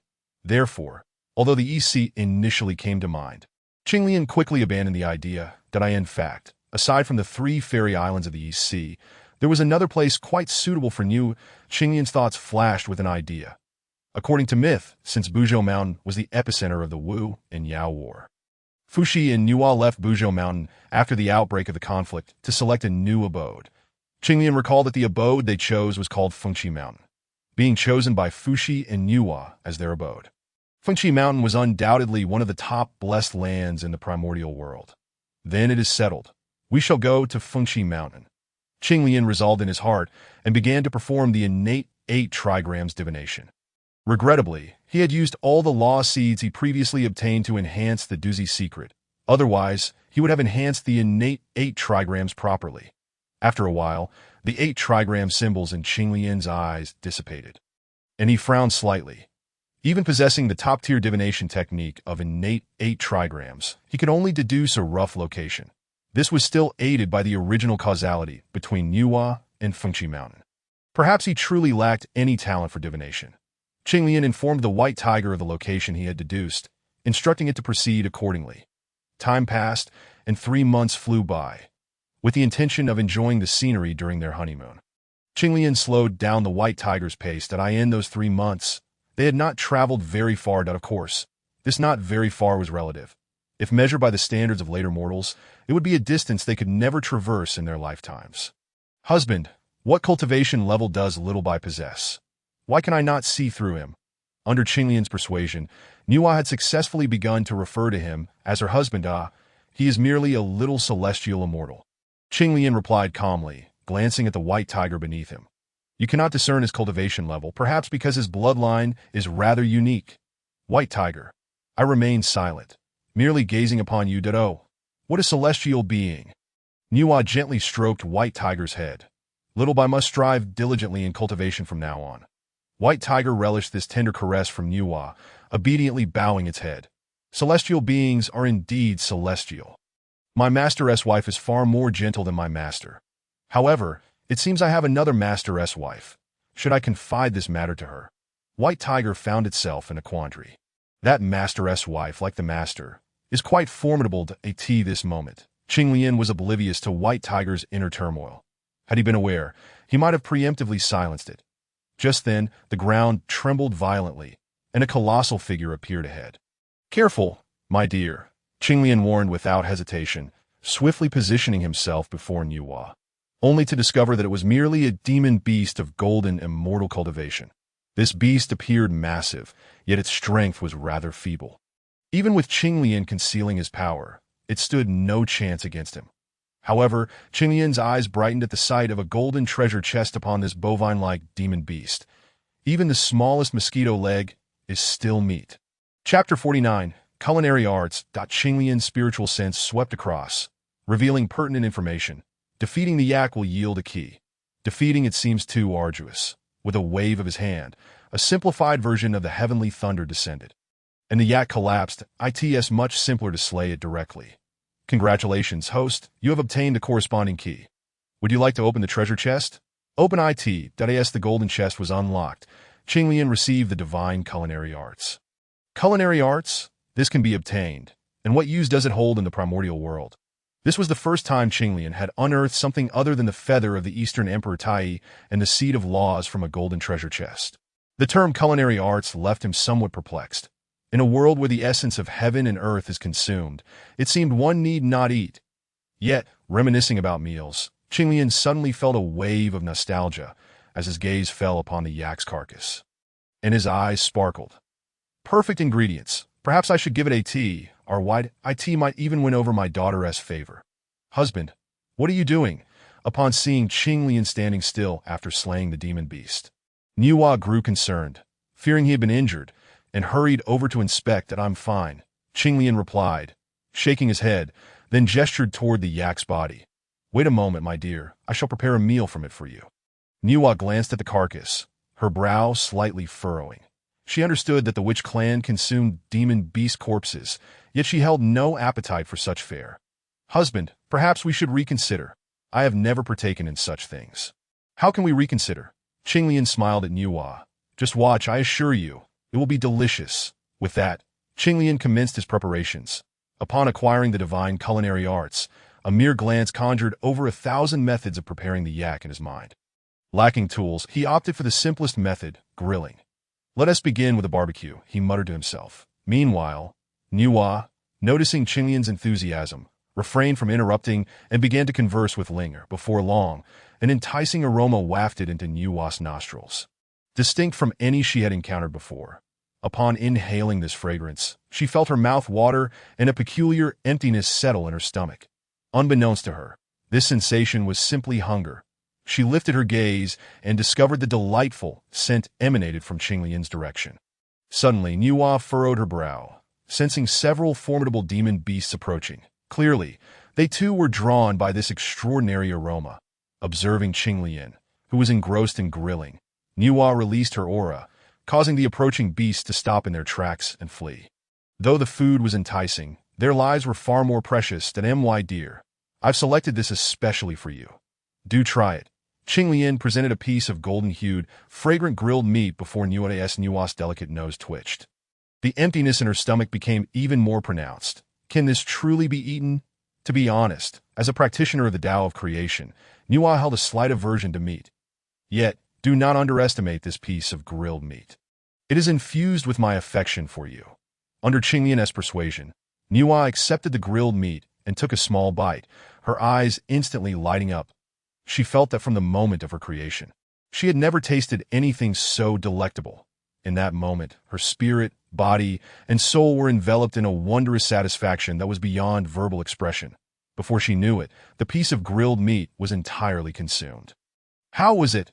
Was it not exquisite? Nüwa, slightly embarrassed, nodded, having initially rejected it only to find herself so deeply satisfied that in truth, the grilled meat was not inherently this delicious. It was Qinglian's divine culinary arts that enhanced it. The color, aroma, and flavor fully awakened Nüwa's senses, elevating her spirit through this experience that, of course, given that Qinglian's culinary arts were still at the first level, he could not achieve the final step. He could only evoke a slight sensation of this nature. Nevertheless, this was already quite remarkable. Should his culinary arts reach level 9 in the future, it is conceivable that one might experience such transcendent satisfaction that it could lead to enlightenment while eating. This culinary arts ability was not as trivial as Qinglian had initially believed. Rather, it was a profoundly powerful auxiliary skill. After all, seeking enlightenment is a formidable challenge for any being. Otherwise, the saying to hear the Tao in the morning and die in the evening would not hold such weight. At this moment, Nüwa did not ponder excessively. She regarded Qinglian, who was lost in thought, and shyly murmured, "Husband, is there more? I wish to eat more." "Indeed, indeed, my dear, as much as you desire." Qinglian promptly went to retrieve more grilled meat. But upon turning around, he was met with anger. There stood White Tiger by the grill, voraciously devouring the grilled meat, having consumed over half of the yak in mere moments. White Tiger remarked, "You two enjoy your romance. I shall indulge in my feast."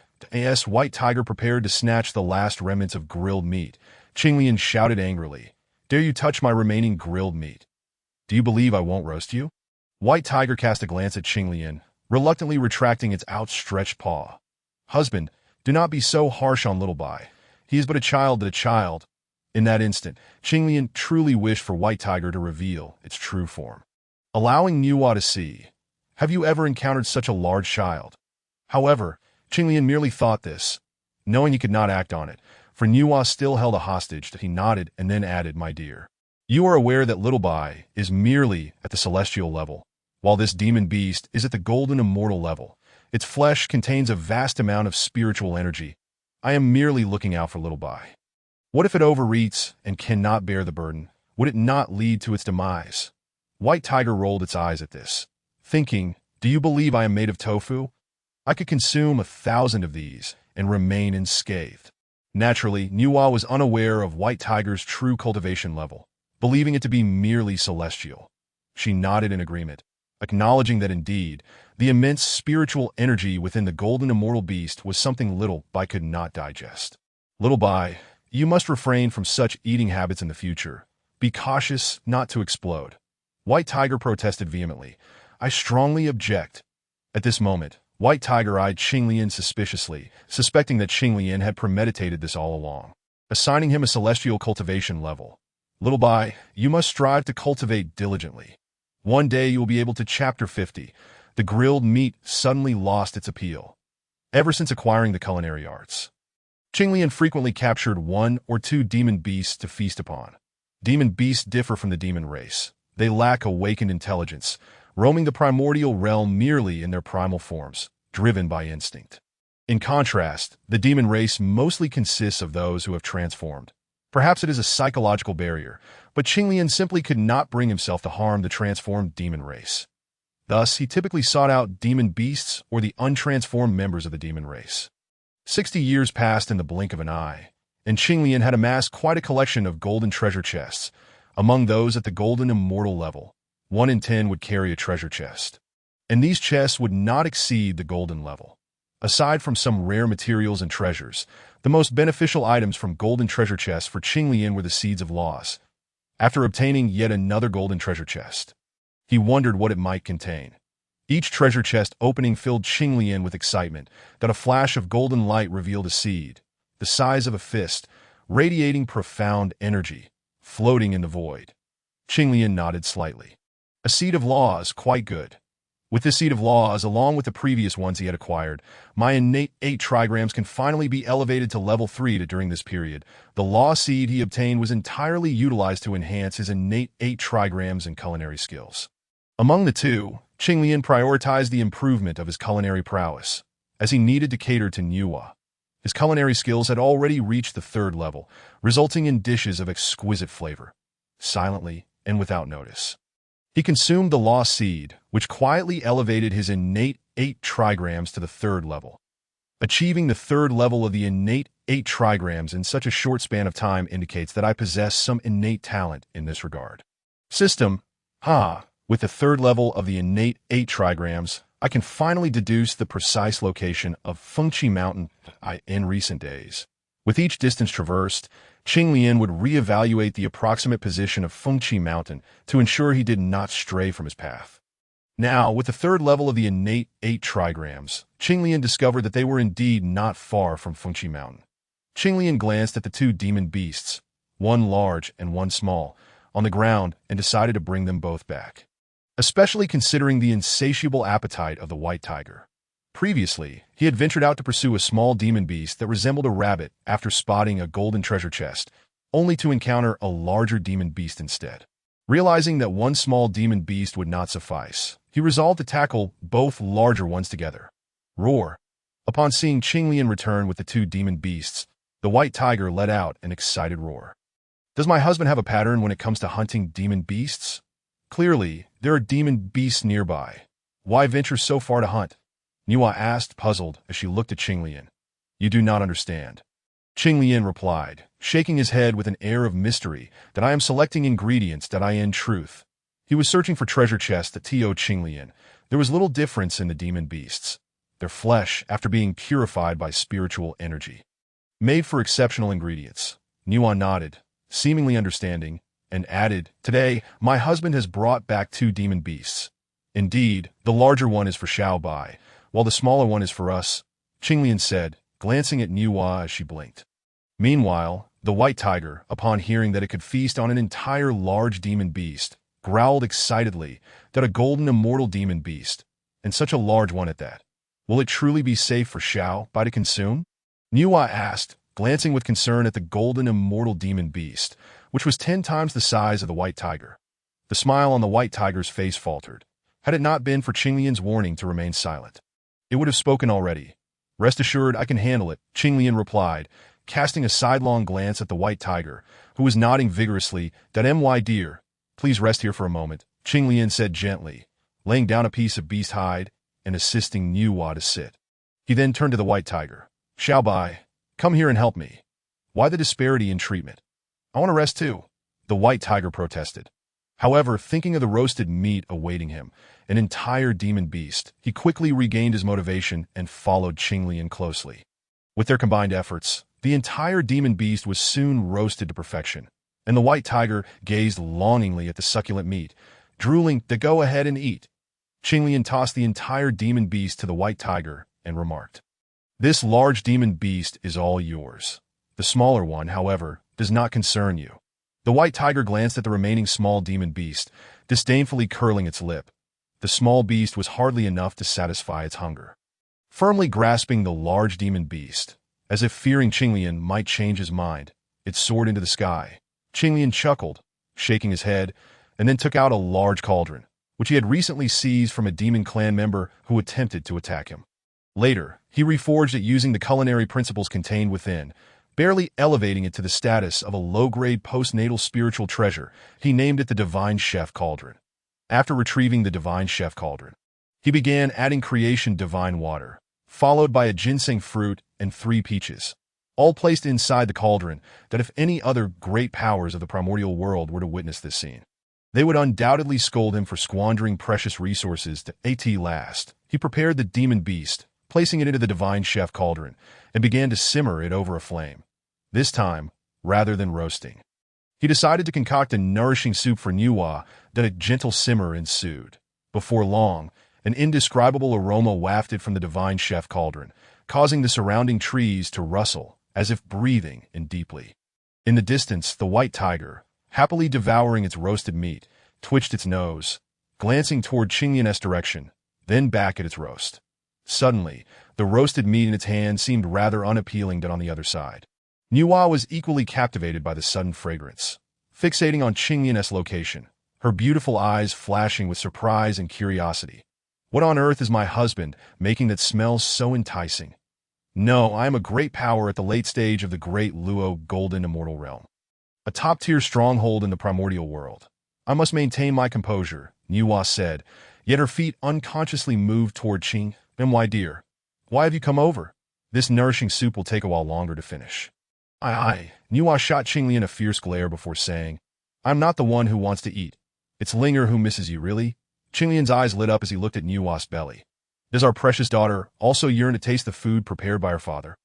Rest assured, once you arrive, I will ensure to cook for you. Chapter 51. I truly do not wish to break through, master. It smells delightful. May I have just a taste? The white tiger transmitted quietly to Qinglian. We agreed previously. The large demon beast is for you, while the small one is not your share. Master, please, just a tiny morsel. I can trade you the leftover roasted meat. No trade. The white tiger gazed at Qinglian with a mournful expression, taking deep breaths that it truly smells wonderful. Seeing this, Qinglian waved his hand, using the innate 8 trigrams to manifest an illusionary realm that enveloped the Divine Chef Cauldron. Yes, it's still fragrant, the white tiger replied. Not at all. Continue enjoying your roasted meat, Qinglian said nonchalantly. The white tiger lowered its head, realizing that the roasted meat suddenly seemed more appetizing again. 3 hours later, Qinglian extinguished the flames that ate that moment. Both he and Nüwa abruptly looked up at the sky, where a golden radiance descended at an astonishing speed. This was a beam of merit light, which split in half as it fell. One half directed toward the divine chef cauldron, and the other toward Qinglian. Observing this, Qinglian waved his hand, directing the half that was meant for him toward the divine chef cauldron. Why doesn't my husband absorb this merit light? Nüwa looked at Qinglian in astonishment. By absorbing this merit light, your cultivation should break through to the perfection of the Tai Golden Immortal Realm, enabling you to challenge the great Luo Golden Immortal stage. Breaking through is utterly impossible. Without gathering the innate 5 elements essence, it will never be achievable in this lifetime. While Qinglian could easily reach the perfection of the Tai Golden Immortal with minimal effort, the thought that others required countless years of hardship to achieve such a feat only added to his frustration. Such was the reality that if one were to assign blame, it could only be attributed to his extraordinary talent. Naturally, he could not voice this sentiment aloud that I believe that once the divine chef cauldron absorbs the merit light, its grade will improve, allowing me to create even more delectable dishes for my wife and our precious daughter. As for my own breakthrough, it can wait. Upon hearing this, Nüwa was profoundly moved, and for the first time, she threw herself into Qinglian's embrace. Husband, I am so grateful for you. Of course. Qinglian felt immense satisfaction at Nüwa's spontaneous affection. Husband, please do not behave this way in the future. The primordial world is fraught with danger. You should prioritize enhancing your cultivation. Isn't my wife here with me? Surely you will protect me, right? What if my husband encounters an unbeatable foe while alone in the future? If I cannot win, I can always invoke your name. Qinglian stated with unwavering confidence.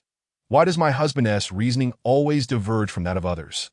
Nüwa sighed internally. It was evident that her husband had no intention of cultivating further. Looks like I must train even harder to become stronger so I can protect my husband, Nüwa thought, a smile gracing her lips as her heart calmed slightly. She then slowly spoke. Husband, I am hungry. It should be about time to eat. However, since the nourishing soup contains merit, I am uncertain if any changes have occurred that it would be prudent to have someone test it first. Qinglian's gaze fell upon the white tiger not far away. Master, considering how obedient I have been lately, may I have just a tiny taste? The white tiger looked at Qinglian with pitiful eyes. Qinglian smiled and nodded slightly, transmitting, since you have asked so nicely, I shall share a bit with you. Indeed, master, you are truly benevolent. Rest assured, I shall be exceedingly obedient from now on. If you instruct me to stand, I shall stand. If you bid me to sit, I shall sit at this moment. The white tiger was filled with gratitude towards Qinglian, fully aware that Qinglian had begun to regard him as a test subject. My husband, the spiritual energy within this nourishing soup is remarkably profound. With only the cultivation of a celestial immortal, can little white truly withstand it? Nüwa inquired with a hint of concern after learning of Qinglian's intentions.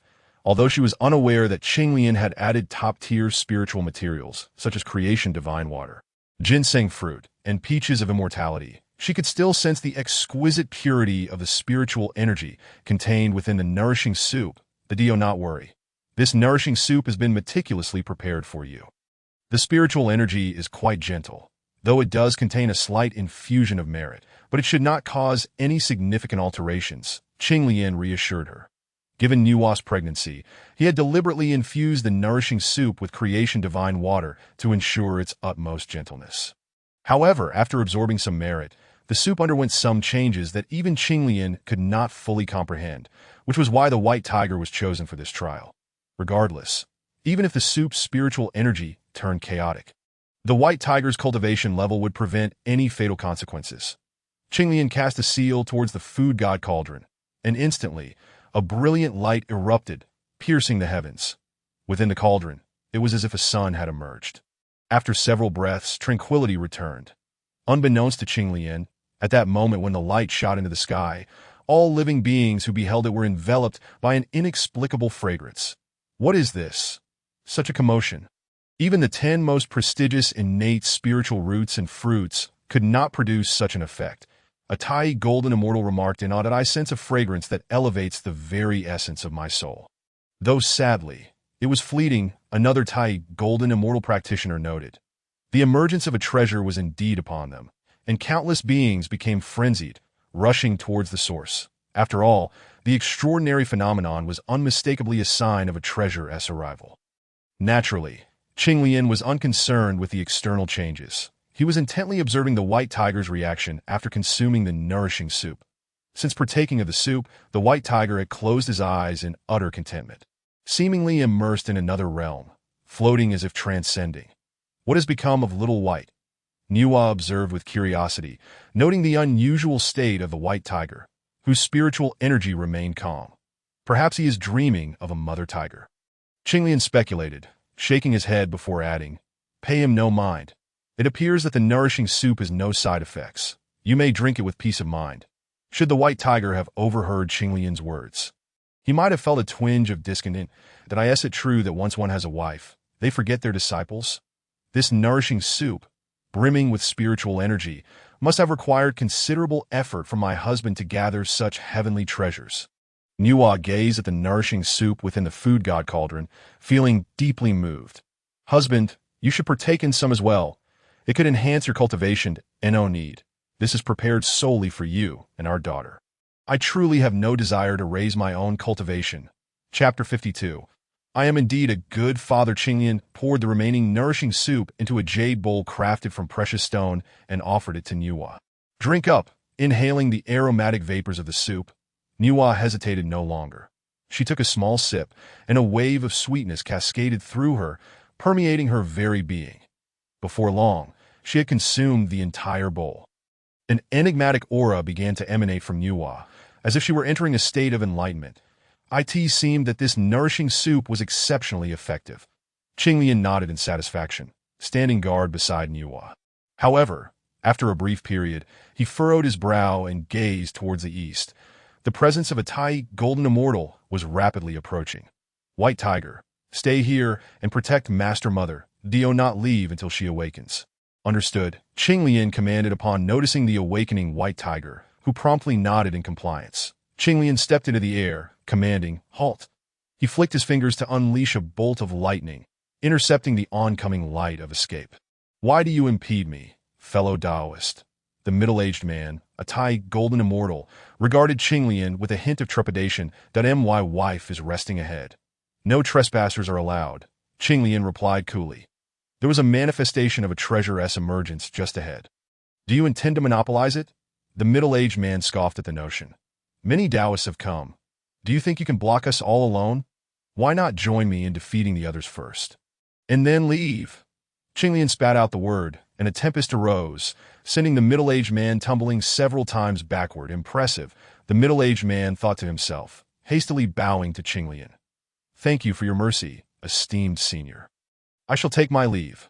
"Wise choice," Qinglian remarked, watching the man retreat before his figure flickered, reappearing in another direction. That if it were not absolutely necessary, he would prefer to avoid confrontation, especially if Nuwa were to awaken and sense the fluctuations in spiritual energy, which could be difficult to explain.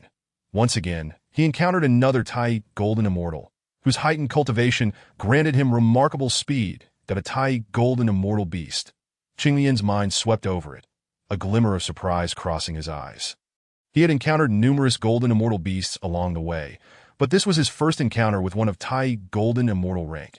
Before him stood a six-eyed demon spider, its body cloaked in darkness, supported by 8 slender, sharp legs.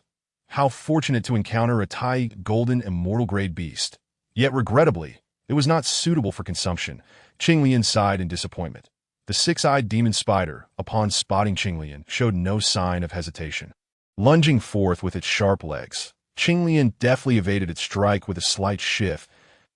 As Qinglian prepared to strike down the six-eyed demon spider, he suddenly found his right leg ensnared by a crystalline web. He exerted a forceful tug, yet found himself unable to break free. Moreover, a chilling aura emanated from the web. This web was intriguing. Even a nascent Deluo golden immortal would struggle to escape once ensnared. A spark of inspiration flickered in his eyes. It was not the web's formidable nature that captivated him, but rather the realization that he had an ample supply of golden crow feathers on hand. With these feathers combined with the crystalline web, he could craft a splendid outfit for Linger. After all, as a father, it was only right to prepare clothing for his daughter in advance. Indeed, I am a model father. Qinglian mused, his gaze towards the six-eyed demon spider, now tinged with newfound appreciation. Seeing Qinglian ensnared, the six-eyed demon spider ceased its assault and began to expel more silk towards him. Qinglian made no effort to resist, allowing the crystalline web to cocoon him within an icy shroud. "Let the storm come even fiercer," he declared.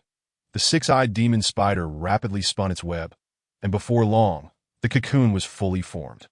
Just as it prepared to retract the cocoon, Qinglian executed a sudden teleportation. Emerging unscathed, and with a wave of his hand, the cocoon vanished. "Come again. I assure you, I will not resist," Qinglian challenged the evidently stunned six-eyed demon spider. Once it regained its composure, it was filled with fury. Those crystalline threads were the result of countless years of refinement, and to have them so easily taken was intolerable. It frantically lashed out with its 8 legs against Qinglian. Yet before its strikes could land, Qinglian teleported above it. "I command you to continue spinning. Do you comprehend?" His fists rained down upon the six-eyed demon spider's head like a tempest. "This is utterly unfair. Is this fellow a demon?" The six-eyed demon spider lamented. Ultimately, it surrendered all remaining silk to Qinglian, who then released it, primarily because the six-eyed demon spider was not a desirable ingredient. Moreover, freeing it now would allow for future encounters when crafting clothing, as one must not exhaust their resources all at once. The icy silk of the six-eyed demon spider was of a chilling attribute, while the feathers of the three-legged golden crow were of a blazing nature. Combining these two attributes should yield a fine garment. Qinglian nodded in satisfaction, relieved that he had not discarded the feathers of the Eastern Emperor Tai, which he had acquired from treasure chests in the past. Despite initially feeling they would be of no use, suddenly he frowned, gazing in another direction. "Did I merely brew a soup? Why is this still ongoing?" 3 streaks of light sped towards him from the same direction. "A mere golden immortal dares to come here and act recklessly. All of you leave." Qinglian's voice thundered in the ears of the 3, causing them to halt abruptly. "Senior, we did not mean to offend. We shall take our leave," they hastily declared as the 3 streaks of light sped away with increased urgency. "Did I end the primordial world?" Strength spoke volumes. As long as one possessed sufficient power, they could command respect from all. This period had proven rather leisurely, encountering nothing but a throng of novices. Qinglian shook his head, for it was precisely because he encountered nothing but novices that he had lost all desire to take action. Of course, this term novice was relative. Did I end the current primordial world, a golden immortal could already be considered a preliminary member of the powerful elite. Meanwhile, a Taik golden immortal was capable of suppressing an entire region and could essentially assume the role of a demon king within the demon clan. One need only look to the renowned figures in later periods such as the 3 Pure Ones and Nüwa, who at this time were merely in the late stage of the great Luo golden immortal. It would likely be after Hongjuan's teachings that the primordial world would welcome a grand era, one where golden immortals would be as plentiful as dogs, Tai golden immortals would be abundant, and great Luo golden immortals could act with impunity. "Ta-da, my wife is awakening." Suddenly, Qinglian felt a stir in his heart and flew downward. Chapter 53. Zifei Peng. How can one know the aspirations of the Peng? It seemed that my primordial spirit had grown stronger. And astonishingly, I had just gained enlightenment. Nüwa was somewhat bewildered. Had it not merely been a sip of soup? How had enlightenment come about? She turned her gaze towards Qinglian, who was smiling at her, and recalled her earlier embarrassment from drinking the soup too greedily. Nüwa shot him a glare. "What are you staring at?" Qinglian replied, "Women are indeed unfathomable beings. Nüwa dear, let us continue our journey. Ahead lies a splendid location that could serve as our place of cultivation," Qinglian said with a smile. "Really?" Nüwa's eyes sparkled with excitement, no longer dwelling on previous matters. Over the past few decades, she had identified several appealing spiritual mountains that she wished to use as her sanctuary, but all had been rejected by Qinglian. Her curiosity piqued. What kind of sanctuary was Qinglian seeking? Could it truly be a wondrous paradise? Yet, even if such a place existed, it would most likely already be claimed. "Rest assured, my dear, the place I have found this time will undoubtedly satisfy you," Qinglian declared confidently, summoning the white tiger. "Let us continue our journey." The two mounted the white tiger, which noticeably increased its speed this time. Without further delays, after 7 days, the trio was nearing Fuxi Mountain. "Stop!" Nüwa suddenly spoke. Qinglian quickly halted the white tiger. He too sensed that the forces of heaven and earth were converging in a particular direction ahead. A sign that a living being was about to undergo a lightning tribulation, that a being was indeed undergoing tribulation ahead, and it was a transformation lightning tribulation at the Tai Golden Immortal level. Nüwa gazed into the void ahead, where the power of thunder was gathering, accompanied by a magnificent celestial might. "Let us circumvent this area. The heavenly might within this tribulation could lock onto us should we enter." Nüwa advised that it cannot be avoided. Qinglian shook his head. "That sanctuary lies just ahead." Qinglian felt puzzled. Why would someone come to the vicinity of Fuxi Mountain to undergo a lightning tribulation with the presence of heavenly might? They dared not extend their consciousness to investigate. "My dear, please rest here for a moment while I take a look," Qinglian said, transforming into a streak of light and soaring into the void. "Be careful, my husband, and watch your safety, that do not worry. I am capable of taking care of myself." Soon, Qinglian beheld the one undergoing tribulation, a golden-winged great Peng, whose aura had reached the pinnacle of golden immortal. After passing the transformation tribulation, it would attain the Tai Golden Immortal status, to have the innate dual energies of Yin and Yang accompanying. It was indeed remarkable that a glimmer of excitement flashed in Qinglian's eyes. Suddenly, Qinglian's gaze swept across the void, and he paused in surprise. In that space, he spotted a colorful treasure chest. After a brief moment of astonishment, Qinglian quickly regained his composure. The void likely concealed someone, as even my consciousness had been evaded, indicating significant power. Having encountered a colorful treasure chest, Qinglian naturally could not let this opportunity slip away. Activating his dark eye, he indeed saw a middle-aged Taoist concealed within the void. Intently observing the golden-winged great Peng preparing for its tribulation, his eyes gleaming with greed. This middle-aged Taoist had not noticed Qinglian's arrival. His cultivation was undoubtedly at the late stage of the great Luo Golden Immortal. Yet he sought to seize something from a junior. Qinglian inwardly scorned the middle-aged Taoist before shifting his focus back to the colorful treasure chest. Treasure chest key. Cause and effect. Persuasion by reason. Preventing Yuan from taking the golden-winged great Peng to the western continent. This person was actually Yuan. Overwhelmed with astonishment, Qinglian inadvertently leaked some of his aura, which was promptly detected by Yuan. "Who goes there?" Yuan turned, warily eyeing the direction of Qinglian's presence. Qinglian stepped forth from the void, enveloped in layers of space, appearing both distant and near.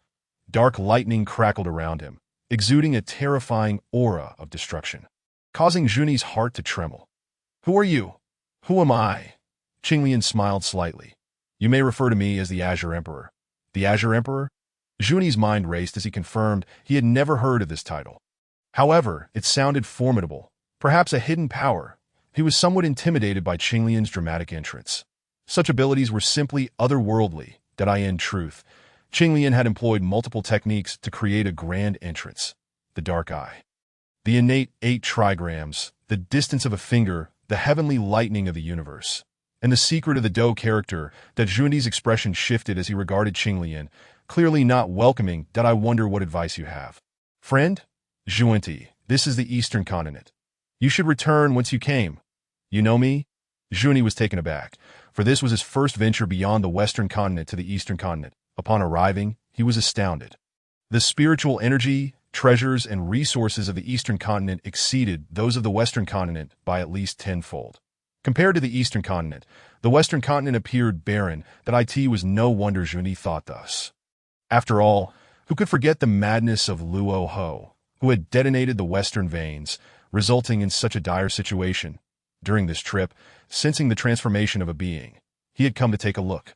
Then he spotted the golden-winged great Peng below, accompanied by the innate dual energies of Yin and Yang, which instantly captured Yuan's interest. That a being so exceptionally gifted, possessing great fortune and destiny, why had it not been born in the Western Continent? Thus, Yuan entertained the notion of forcibly taking the golden-winged great Peng to the Western Continent. Naturally, before he could act, Qinglian appeared, seemingly perceiving his intentions at a glance. This only heightened Yuan's wariness of Qinglian. He took a deep breath and said, "To be honest, this being is fated to be with me in the West at O. Is that so? Then tell me, am I fated with the West?" Xuandi's eyes brightened at this. "If you would come to my Western continent, I have no desire to." Xuandi thought Qinglian was merely jesting. Considering he could not discern Qinglian's strength, he suppressed his anger and said, "Then it seems we are without fate." Well spoken. Willingness denotes fate. Unwillingness denotes lack of fate. Qinglian nodded, pointing towards the golden-winged great Peng undergoing tribulation below. "If it does not wish to go to the West, does that not also indicate it is without fate?" Xuandi replied, "It seems that way indeed." He had never considered these points, for had Qinglian not appeared, he would have forcibly taken the golden-winged great Peng to the Western continent. "You are not the golden-winged great Peng. How do you know it does not wish to go to the Western continent?" After a moment of silence, Xuandi spoke. Qinglian's lips twitched involuntarily, and he instinctively retorted, "You are not me. How do you know I do not know the golden-winged great Peng does not wish to go to the Western continent?" Chapter 54. Overstepping Boundaries. Friend, this golden-winged great Peng truly has a connection to my Western continent. I implore you not to interfere. Now it is lost, for I intend to take him as my disciple. "You are overstepping your bounds." Xuandi furiously pointed at Qinglian. "Indeed, I am bullying you. What can you do about it?" Qinglian replied, gazing at Xuandi with indifference. Though Xuandi was a late-stage great Luo golden immortal, he frequently came to the Eastern continent to take advantage, claiming whatever treasures he found were fated to be in the West. As they spoke, a bolt of heavenly lightning suddenly shot towards Xuandi, infused with overwhelming destructive intent, causing his complexion to shift dramatically. Without hesitation, he summoned the Seven Treasures Mysterious Tree to counter the heavenly lightning. The originally radiant Seven Treasures Mysterious Tree dimmed rapidly upon colliding with the heavenly lightning. What a pity! A top-tier innate spiritual root has been refined into a spiritual treasure, Qinglian thought, casting a regretful glance at the Seven Treasures Mysterious Tree. Xuandi watched as the heavenly lightning entwined around the Seven Treasures Mysterious Tree, destroying the innate radiance he had painstakingly cultivated, and felt an immense pain in his heart. "Senior, such divine abilities. I concede." Xuandi conceded, then turned to Qinglian. "Might I ask if you could withdraw your divine ability?" Xuandi discovered he was unable to dispel the heavenly lightning entwined around the Seven Treasures Mysterious Tree and had no choice but to seek Qinglian's aid. Unbeknownst to Xuandi, Qinglian's seemingly random strike had actually drawn upon the essence of the heavenly lightning. The heavenly lightning wrapping around the Seven Treasures Mysterious Tree was not ordinary, but the original source of the heavenly lightning. "Since you have conceded, I shall withdraw my divine ability." Qinglian spoke as he waved his hand, summoning back the primordial source of the heavenly divine thunder that was entwined atop the Seven Treasures Meow Tree. "Thank you, esteemed senior, for your magnanimity. I shall take my leave now." "Wait, esteemed senior. Do you have any further instructions?" Qinglian observed a potent fluctuation of spatial energy surrounding the elder, yet it seemed he had not cultivated the laws of space. What could be the reason for this? Previously, it was this very spatial disturbance that prevented Qinglian from detecting the concealed presence of Xuandi at the first instance.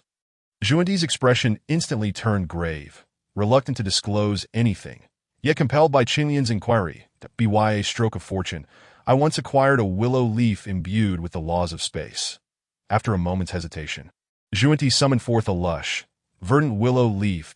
At a glance, Qinglian could perceive the formidable fluctuations of spatial laws contained within. Could this willow leaf be a remnant of the Yangmei's true form? But how did it end up in Xuandi's possession? In an instant, countless thoughts flashed through Qinglian's mind. "Hand it over. Let me take a look." "Yes, esteemed senior." Qinglian accepted the willow leaf, and a surge of spatial energy emanated from it, beginning to invade his body. Indeed, it was an invasion. While most would be oblivious to it, Qinglian had already grasped a fragment of spatial law. He hastily released the willow leaf, which floated serenely in midair, neither ascending nor descending. Around the leaf, rings of space flickered in and out of existence, like ephemeral dreams that seemed to beckon Qinglian to pick it up once more. "Interesting," he murmured. Xuandi regarded Qinglian with a hint of anxiety, remembering how he had come to the Eastern continent and had much taken from him. This was the first time he had been robbed. The willow leaf was of extraordinary origin, one of his trump cards. He could only hope that Qinglian would not take an interest in it, and would return it after a glance, and no wonder in later generations Zhuanti could comprehend one sand, one world, one leaf, one Bodhi. It was likely largely due to this willow leaf. Furthermore, Qinglian speculated that this willow leaf was likely intentionally left for Zhuanti by Yangmei. After all, it was a part of Yangmei's true form. Not an ordinary willow leaf. Yangmei could not possibly be unaware of it. I shall uncover the secret contained within this willow leaf.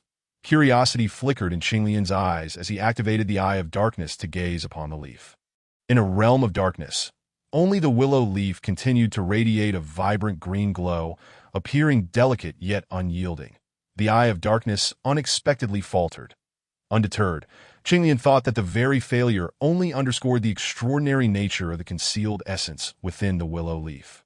Within the space of the Eye of Darkness, the eyes of the dark demon god glimmered faintly. Over this time, he had refined the eye to a small extent that, of course, this was still less than 1% of its total power. But now that the dark demon god had once again succumbed to slumber, Qinglian could barely tap into the power of this as the eye of the dark demon god emerged. The glow emanating from the willow leaf vanished entirely. However, at that moment, the willow leaf suddenly ignited, swiftly turning to my treasure. My treasure. How could you vanish so? Zhuanti wailed. Zhuanti was unaware of why the willow leaf had spontaneously combusted. He only knew that his heart ached intensely, that it was merely a willow leaf. What is there to lament, especially when it burned of its own accord, unrelated to me? Esteemed senior, our western lands are barren. This willow leaf is a treasure to me as well. Is that so? Qinglian turned to Zhuanti and remarked, the 7 treasures meow tree in your possession appears quite remarkable. Allow me to study it. Upon hearing this, Zhuanti's expression changed dramatically. He ceased his wailing and quickly replied, esteemed senior, I have matters to attend to. I must take my leave. With that, Zhuanti vanished into the horizon with utmost haste. Fearing that if he lingered any longer, he might lose the 7 treasures meow tree as well. Qinglian shook his head, choosing to disregard him, and instead focused on the colorful treasure chest. System, open the treasure chest. Congratulations, host. You have obtained 24 Bodhi seeds, 1 Bodhi tree essence, and 1 Bodhi tree seed. Bodhi seeds, I recall that Yifan Injitian possessed such a thing. Every 12 epochs, a Bodhi tree can yield a Bodhi seed, which aids individuals in comprehending the laws of the Great Tao. Currently, aside from the host, only Zhuanti possesses 3 Bodhi seeds, the system explained. Upon hearing this, Qinglian's lips curled into a smirk. Zhuanti refining the Bodhi tree into the 7 treasures meow tree is indeed akin to killing the goose that lays the golden eggs. Had I known he possessed Bodhi seeds, I should have seized them directly. Boom. Meanwhile, the transformation tribulation of the golden-winged Great Peng had reached its final stage. He was at the pinnacle of the golden immortal realm. Yet he was enduring a tribulation meant for the Tai golden immortal level. Fortunately, the innate talent of the golden-winged Great Peng was extraordinary. Otherwise, he would have perished under this terrifying tribulation long ago. Nevertheless, the final few tribulations grew increasingly potent, and the innate yin-yang energies above his head had been dispersed, leaving him severely wounded. Am I destined to perish in this tribulation today? Chapter 55. The Great Peng spreads its wings. Resentful of heaven's indifference, the golden-winged Great Peng, a child of the phoenix, Qinglian gazed down at the golden-winged Great Peng, an inexplicable light flashing in his eyes. The BY bloodline. This golden-winged Great Peng could be considered a younger brother to Yuan Wong. As Qinglian observed the golden-winged Great Peng undergoing tribulation, he noticed the latter preparing to burn his essence blood, and he shook his head slightly. For a pinnacle golden immortal to endure the Tai golden immortal level transformation tribulation and make it this far is already commendable. Who goes there? A flicker of vigilance arose in the heart of the golden-winged Great Peng, yet he could not spare any more thoughts. The tribulation was already descending, and surviving the tribulation was paramount. In the next moment, as he prepared to burn his essence blood, the golden-winged Great Peng realized that his body was suddenly beyond his control. What is happening? Despair flooded his heart as the tribulation loomed above him, and he sensed the breath of death drawing near. Just then, a surge of transformative power flooded into his body, and instantaneously, his injuries healed. Take note, This is how innate yin-yang energy is utilized as this voice resonated. The golden-winged Great Peng felt a sudden surge of devouring power emanating from his wings. The previously scattered innate yin-yang energies seemed to respond to a call, reintegrating into his wings, subsequently, as he spread his wings wide. The energies of yin and yang surged forth, manifesting as a Tai Chi diagram that collided fiercely with the tribulation. Heavenly thunder is indomitable. The Tai Chi diagram, however, spun rapidly, grinding down the tribulation bit by bit. I never knew I possessed such might. The golden-winged Great Peng couldn't believe it. He had effortlessly withstood a bolt of heavenly tribulation. Consequently, he felt a surge of confidence regarding the upcoming tribulations. However, in the next moment, the golden-winged Great Peng was horrified to find his body uncontrollably ascending towards the looming tribulation clouds. This is a provocation against the tribulation. Meanwhile, on the other side, Qinglian's lips curled into a smile. This is how one should face a tribulation. It's far more interesting. The golden-winged Great Peng realized that his speed had increased at least tenfold compared to before, with a single flap of his wings. He covered vast distances. Were it not for the tribulation clouds also rising with him, he would have already plunged into them. Nevertheless, he soon discovered that he was rapidly approaching the tribulation clouds. In truth, the golden-winged Great Peng desperately wished to halt his ascent, but his body remained uncontrollable. It feels as though I'm rushing towards my own demise. Above, the tribulation clouds seemed to seethe with fury, and the remaining 3 bolts of tribulation began to merge, brewing a tempestuous energy within the clouds. However, before the final bolt of heavenly tribulation could strike, the golden-winged Great Peng had already plunged into the heart of the clouds. He soared amidst the tribulation clouds, and a massive yin-yang Tai Chi diagram emerged, voraciously consuming the energy within the clouds that a quarter of an hour later, the tribulation was entirely devoured by this Tai Chi diagram. The golden-winged Great Peng gazed in astonishment as the diagram shrank and landed before him. This moment, the golden-winged Great Peng had successfully transformed, appearing as a youthful figure clad in a black and white robe, formed from the yin-yang energies. His hair a striking golden hue. This item is called the yin-yang diagram. Considered a token of our first meeting, Qinglian's figure emerged slowly from the void.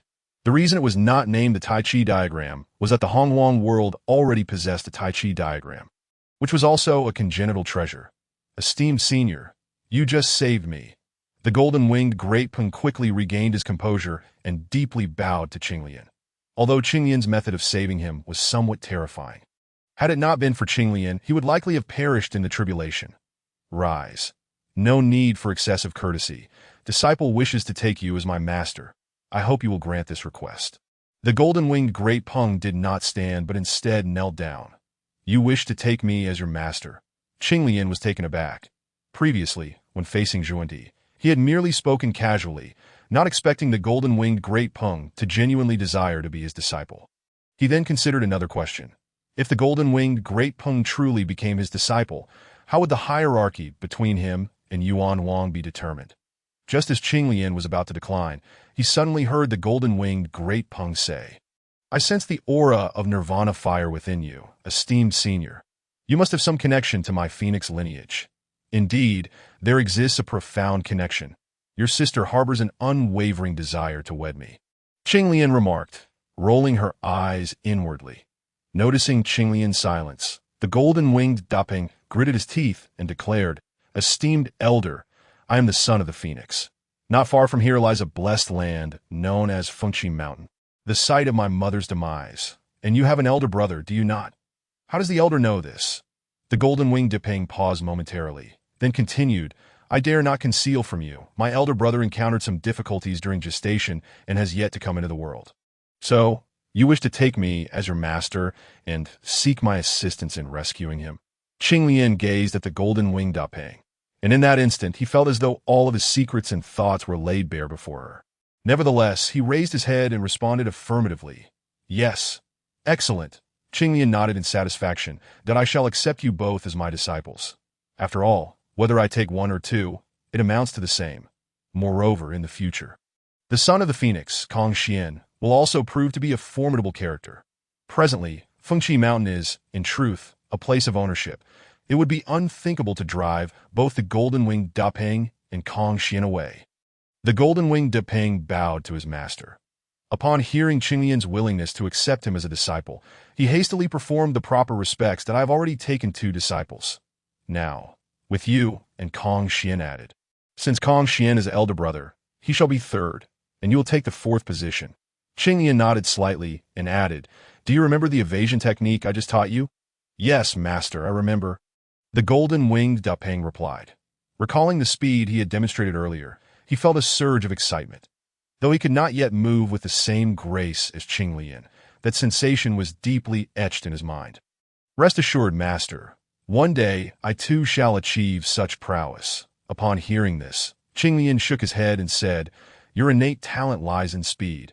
Achieving what I demonstrated earlier will be no challenge for you. And it certainly does not represent your limits.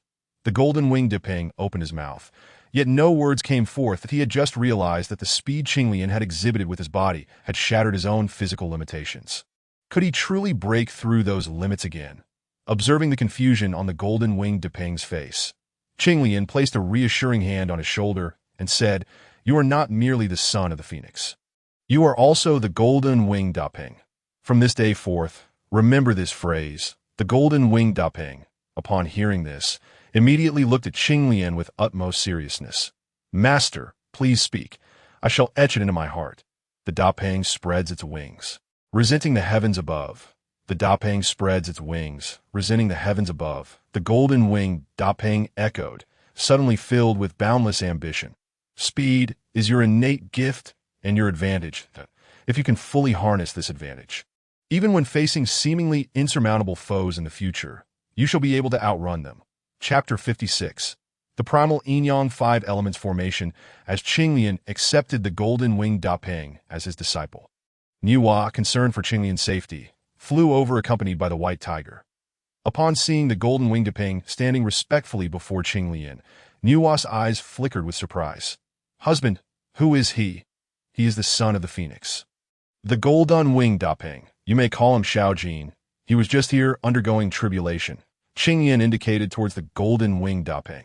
Xiaojin has already pledged himself as my disciple. By the way, Xiaojin, this is your mistress.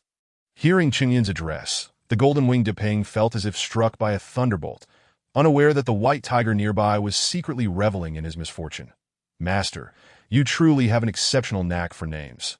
He managed to say, soon. The golden-winged Dapeng gathered his composure and respectfully bowed to Nüwa. Disciple Xiaojin Shi Dapeng, greetings to my mistress. That a peculiar light danced in Nüwa's eyes. The son of the phoenix. Merely from his name, one could ascertain he was a being of profound fortune, having also transcended the Tai golden immortal level during the tribulation of transformation. Naturally, his innate abilities were beyond question. How did my husband manage to have him take him as a master? Could it be through coercion? Yet, observing the golden-winged Dapeng's respectful demeanor, it did not appear to be a ruse. Nüwa found herself perplexed by the intricacies of this situation. My dear, Xiaojin is currently bowing to you. Qinglian gently draped his arm around Nüwa. Nüwa's face flushed. Previously, when Qinglian embraced her, they were always alone, and she conveniently overlooked the presence of the white tiger. Now, however, it was in front of the disciple, and as she gently struggled to free herself, seeing she could not, she resigned herself to it. Little Jean, please rise. Thank you, mistress. Xiaojin, please lead the way ahead. My intention in accompanying your mistress was to find a blessed land as a temporary abode for our teachings. Having deduced our path led us here. Encountering you must also be fate, Qinglian stated. Yes, the golden-winged Dapeng replied promptly, leading the way. Before long, they arrived at Fuxi Mountain. Fuxi Mountain loomed magnificently, its beauty enchanting. The peak reached into the clouds, adorned with blossoming auspicious clouds, while melodious birdsong resonated in the air. Verdant grass thrived at the cliffs, floral fragrances wafted from the ridges, and the ethereal scent of orchids mingled with the vibrant greenery, exuding an aura of vitality. Within the mountain, an extraordinary formation stood guard. Upon arriving at the formation, the golden-winged Dapeng turned to Qinglian, a hint of hesitation in his expression. Master, I have been solely focused on my training and have yet to comprehend the formation within this mountain. I am unable to control its operation. This is the primal yin-yang 5 elements formation, a harmonious blend of offense and defense, not much inferior to the primal formation you encountered previously, Nüwa remarked.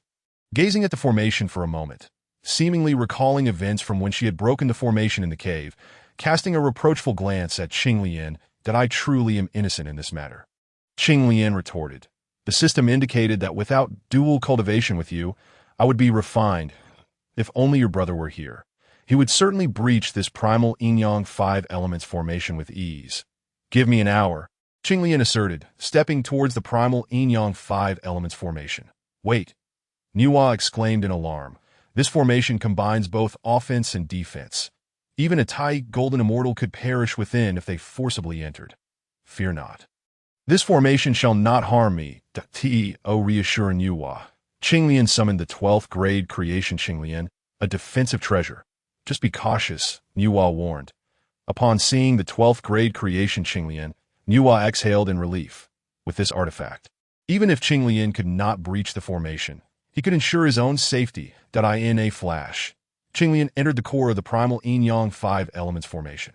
With the Eye of Darkness, traversing the formation posed little challenge for him.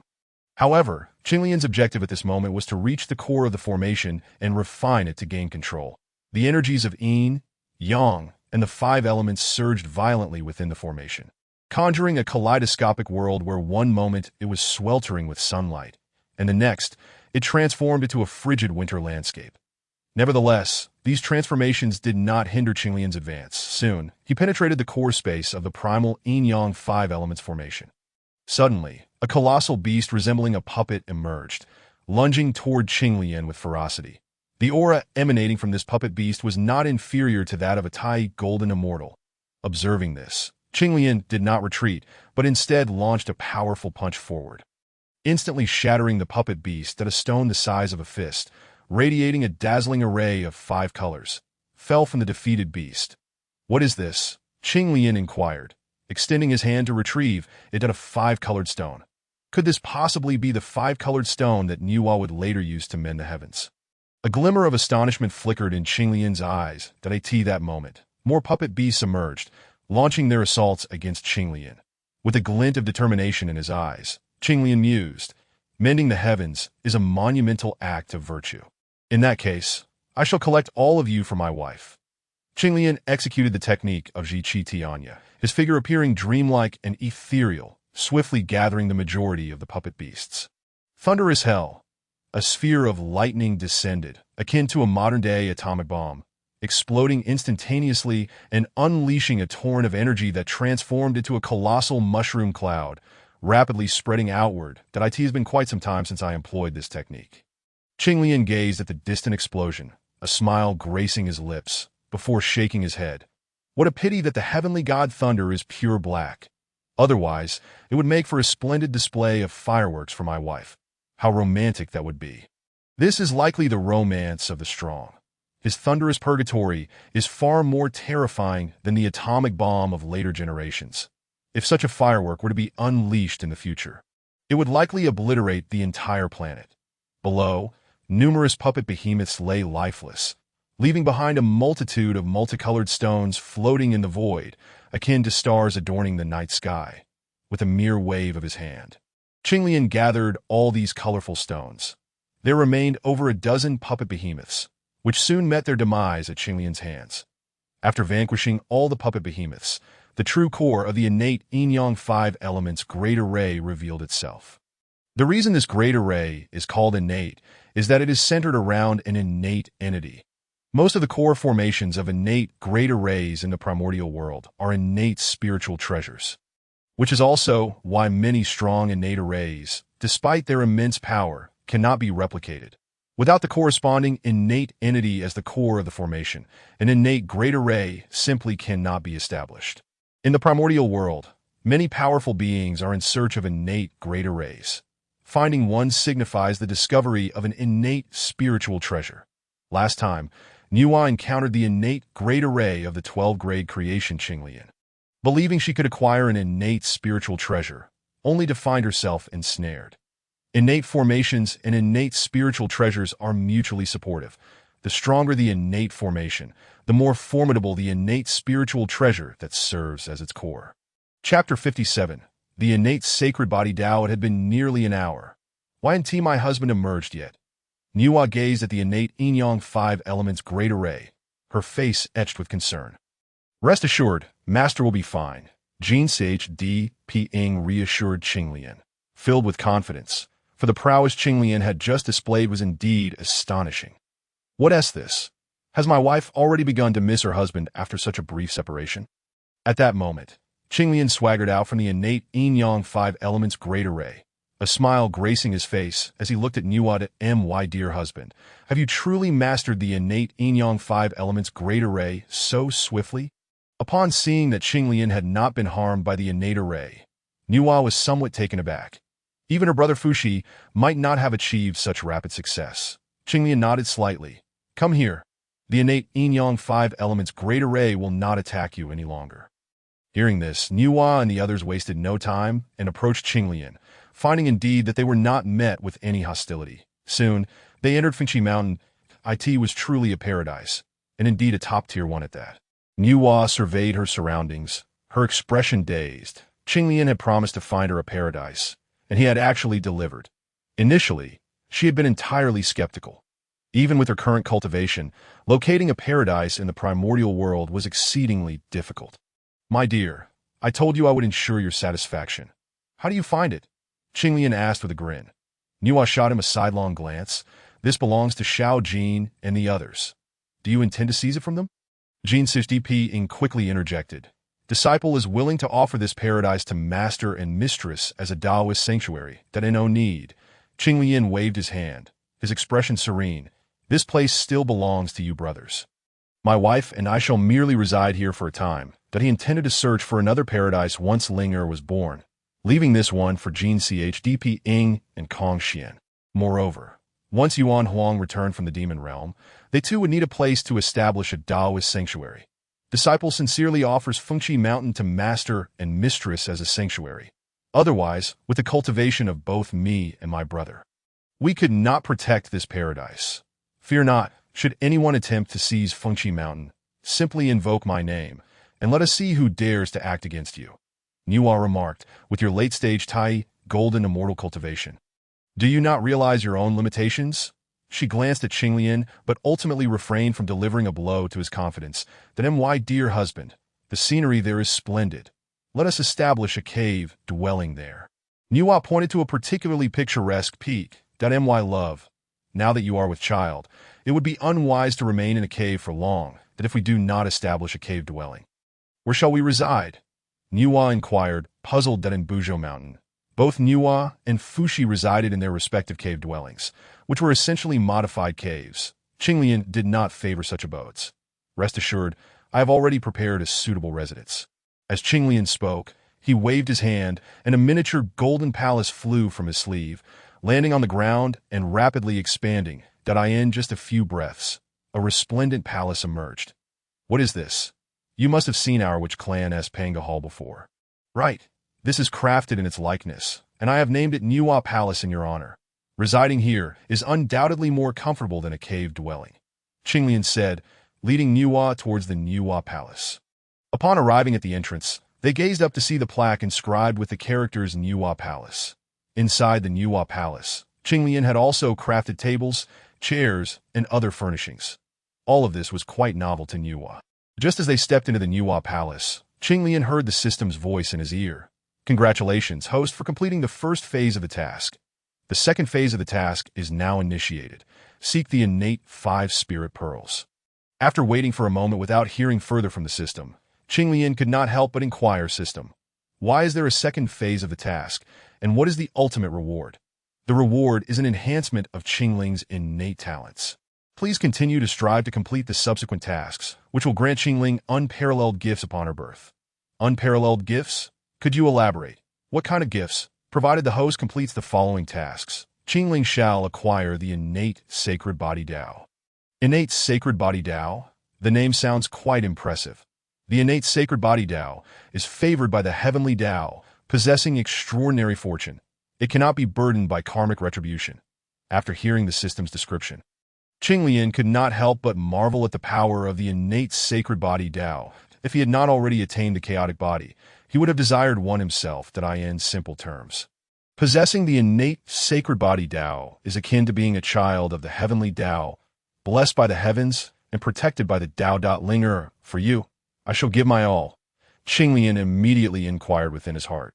Where can the innate five-element spirit pearls be found? This time, the system did not respond, but instead revealed a map before Qinglian's eyes. A map of Fuxi Mountain, with a colorful treasure chest marked upon it. The innate five-element spirit pearls resided within this colorful chest. Qinglian's eyes sparkled with excitement as he swiftly directed his consciousness towards the treasure chest. Treasure chest key. Proceed to the undying volcano to seek the southern Mingli fire to heal Tongtian. The treasure chest key was unexpectedly linked to the healing of Tongtian. Qinglian was momentarily taken aback.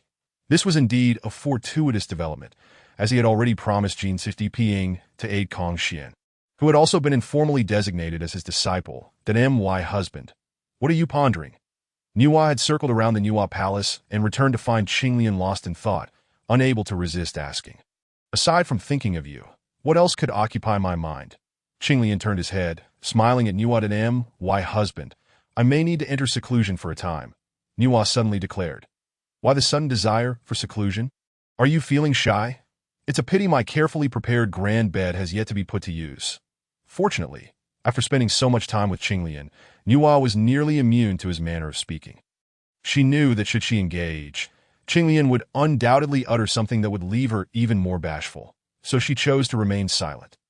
Ever since our last dual cultivation, I have sensed my cultivation nearing a breakthrough. Initially, I intended to wait until Linger was born before secluding myself to break through. However, just a few days ago, after consuming the nourishing soup you made, I directly attained enlightenment, and now my cultivation is nearly uncontainable. I see. Qinglian nodded. That is indeed a good thing. After Linger is born, you will not only need to protect me, but also safeguard Linger. So hurry and enter your seclusion. Chapter 58. Master will take you flying with Nüwa entering seclusion.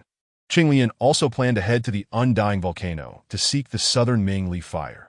The Undying Volcano had once been the ancestral ground of the Phoenix clan, and it was likely that there were still members of the Phoenix clan residing within. Thus, Qinglian intended to bring Jin Ping along. After all, Jin Ping could be considered the prince of the Phoenix clan, that of course, before that he needed to maintain appearances. Upon exiting the Nüwa palace, Qinglian spotted Jin Ping waiting outside. Master. Upon seeing Qinglian, Jin Ping quickly bowed. No need for such formalities. Take me to meet your brother Tongtian. Qinglian replied with a slight nod. Yes, Jin Ping exclaimed, his face lighting up with excitement as he led the way for Qinglian. Master is so formidable. Surely you can heal my brother. The golden-winged rock silently offered a prayer in his heart. Before long, they arrived at a place where the five elemental forces converged, with the spiritual energy of the five elements continuously gathering from the heavens and the earth. Absorbed by a colossal egg radiating with a divine spectrum of colors. Master, this is my elder brother, and he was once able to communicate with me. But later, a certain cultivator discovered this place and forcefully intruded. That cultivator appeared benevolent, and my brother and I were caught off guard. Little did we know, he not only sought to seize control of Phoenix Nest Mountain, but also aimed to usurp my innate yin-yang energy and my brother's innate five-element energy. In an effort to save me, my brother invoked a secret method to connect with the innate yin-yang five-element great array, vanquishing that individual, yet he became trapped in his current state. The golden-winged rock gazed sorrowfully at the colossal egg emanating divine light, and lamented, I never imagined that Tongtian would possess such loyalty and righteousness. Qinglian silently nodded in agreement. The golden-winged rock, looking at Qinglian, cautiously inquired, Master, is there hope for my elder brother? There is hope. Really, would I deceive you? Observing the jubilant expression of the golden-winged rock, Qinglian shook his head and replied. However, to rescue your brother, you must first accompany me back to the Undying Volcano. As long as I can save my brother, I am willing to go anywhere. The golden-winged rock declared without hesitation. Master, let us set off at once. Qinglian's gaze lingered briefly on a nearby colorful treasure chest before he nodded. Please wait a moment. I have a matter to attend to. With that, Qing Lian swiftly approached the white tiger. Master, the white tiger, who had been sprawled on the ground in slumber, jolted awake upon seeing Qing Lian. Little Bai, I must be away for a while. During my absence, you are to take good care of your master's wife. Do you understand? Rest assured, master. Your disciple will fulfill this duty with utmost diligence. The white tiger replied, swallowing hard as he looked at Qing Lian. Master, can you grant me the ginseng fruit you promised? You seem less like a white tiger and more like a gluttonous beast reincarnate. Qing Lian remarked with a hint of exasperation that we agreed upon 3 ginseng fruits over 10,000 years. And barely a century has passed, yet you demand 1 already.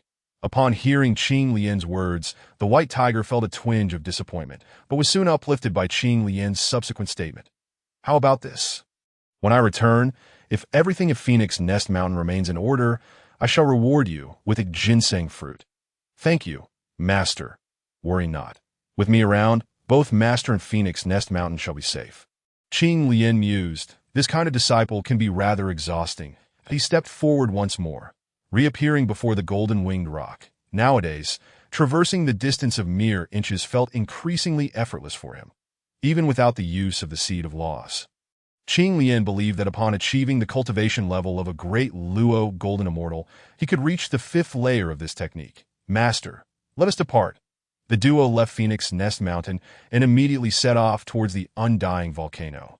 Located in the southeastern region of the primordial world, a considerable distance from Phoenix Nest Mountain. Little Jean, your flying speed is rather sluggish.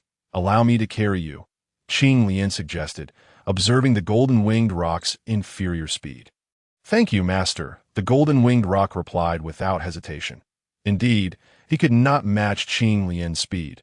While Qing Lian strolled gracefully through the void, he transformed into his true form and chased after him. Yet he was unable to catch up.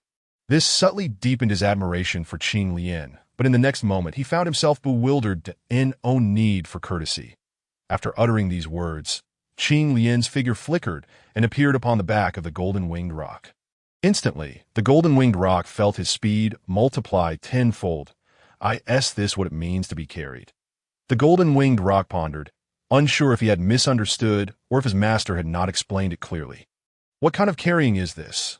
I, the offspring of the phoenix, have become a mount, and it seems I even consented to it that, of course, had the golden-winged rock known that Little Bai was the sacred beast white tiger, he might not have felt so indignant.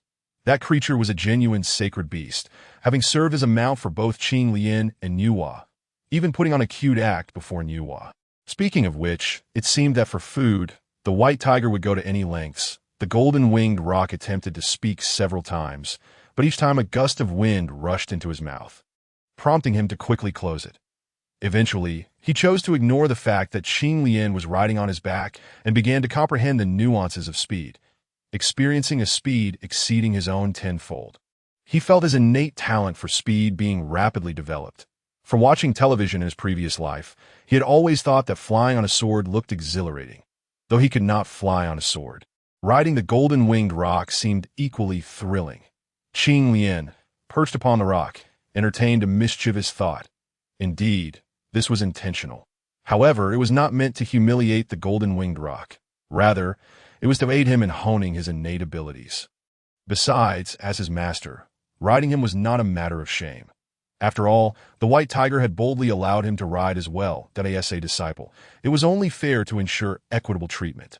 Qing Lian then recalled his eldest disciple, Xiaomeng. That one seems unsuitable for riding.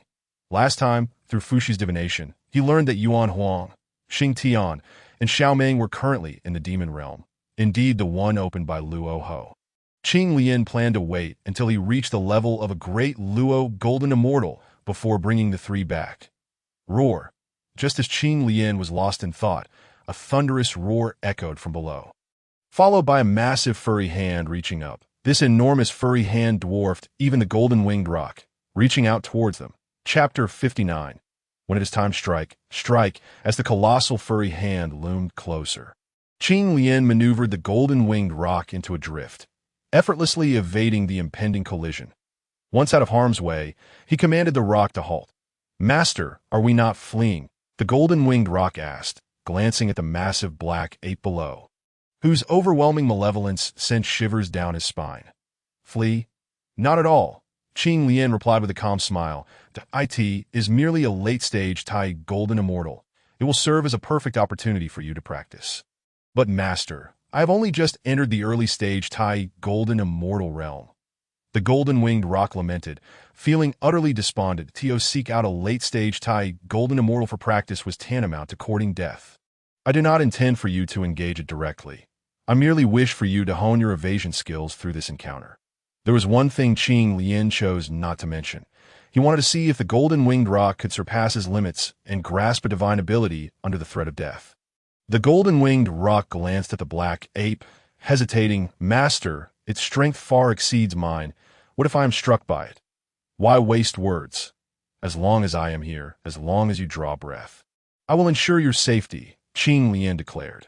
With that, the golden-winged rock's body was uncontrollably propelled towards the black ape.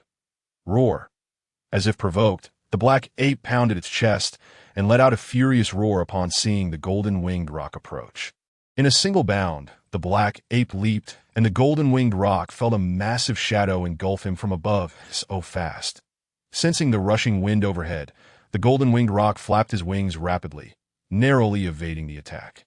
Not bad. Qing Lian nodded in approval at the rock's agile maneuver. In truth, Qing Lian's primary aim for training was the white tiger, who resembled a lazy, gluttonous figure from later generations. However, the white tiger's strength was so formidable that Qing Lian could not find a suitable opponent for him. Meanwhile, the golden-winged rock had skillfully dodged several of the black ape's attacks, demonstrating a marked improvement in speed. Qing Lian's satisfaction grew as he observed this. Disciple, bask in the affection I have for you. Meanwhile, in the heavenly court, Donghuang Tai Yi, aided by countless heavenly materials and earthly treasures, finally recovered from his injuries.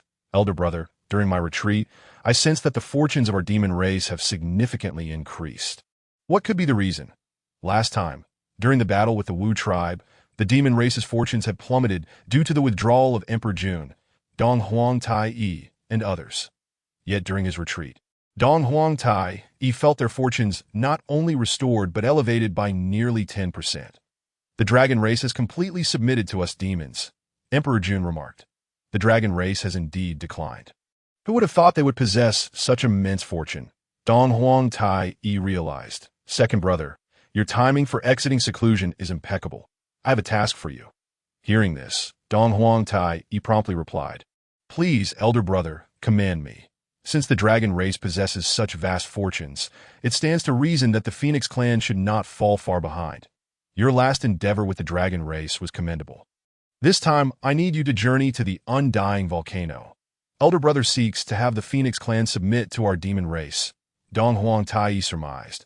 Precisely that Jun nodded slightly. The greater the fortune of the demon clan, the swifter our cultivation will be. With the recent subjugation of the dragon clan, the demon clan's fortune has surged, and I have now attained the pinnacle of the 8th level of the Deluo Jinxian. Thus, it can be said that brother is but a step away from reaching the 9th level of Deluo Jinxian. Upon hearing this, Donghuang Tai Yi's face lit up with joy. Beyond the 6th level of Deluo Jinxian, each subsequent tier is tremendously arduous. However, each ascension brings forth a significant enhancement in power. Indeed, if I can subdue the Phoenix clan and harness their fortune, I shall break through to the 9th level of Deluo Jinxian. Jun nodded in agreement. Such is the power of fortune. With ample fortune, one's strength can soar rapidly. Fear not, brother. I shall make my way to the immortal fire mountain at once. Be cautious, second brother. Do not act recklessly. The Phoenix clan may possess hidden strengths akin to the Dragon clan. The memory of the Dragon clan's Zhu Long still lingered vividly in Jun's mind. The aura it emitted at last was even beyond that of Deluo Jinxian. Alas, Zhu Long was ultimately slain by Qing Lian, who summoned the true body of Pangu. Jun harbored a profound wariness towards Qing Lian. Though Qing Lian appeared to have modest cultivation, one could not measure her by ordinary standards. Rest assured, brother, I too have reached the late stage of the 8th level of Deluo Jinxian. And with the aid of the Eastern Emperor Bell, as long as I do not encounter the Ancestral, which of the Wu clan, Qing Lian, no one shall pose a challenge to me. Donghuang Tai Yi held firm confidence in his own strength. In conjunction with the Eastern Emperor Bell, he could contend even against practitioners of the 9th level of Deluo Jinxian. Only the variable of Qing Lian left him with a persistent unease that Dijun and Donghuang Tai were unaware that Qing Lian had already cast a shadow over their hearts. "Brother, I shall set off now." With that, Donghuang Tai transformed into a golden crow and departed from the heavenly court. Behind him, Dijun shook his head. He had initially intended to send several demon kings alongside Donghuang Tai to lend weight to his presence. On another front, the golden-winged Great Peng was utterly exhausted, and as the colossal ape's fist was about to strike his back, Qing Lian shook his head, his figure flashing to appear atop the golden-winged Great Peng's back. He extended his right hand and unleashed a punch of his own.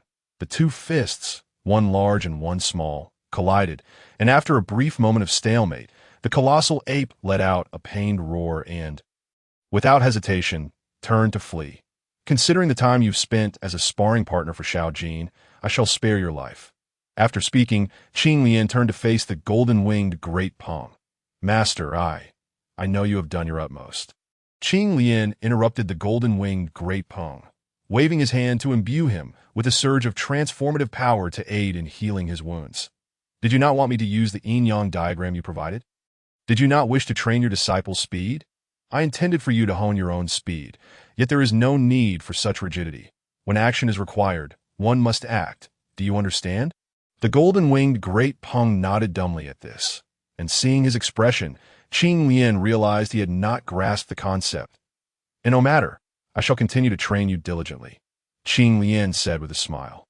"Once you acquire my true teachings, you will traverse the vast expanse of Honghuang with ease." That a sense of foreboding began to stir within the golden-winged Great Peng, and this unsettling premonition soon manifested into reality. Chapter 60. The Immortal Fire Mountain and the Phoenix Clan. Deep within the Immortal Fire Mountain, a towering wudong tree, reaching a height of 1,000,000 zhang, took root amidst the sea of flames. A superior innate spiritual root known as the Wudong Divine Tree.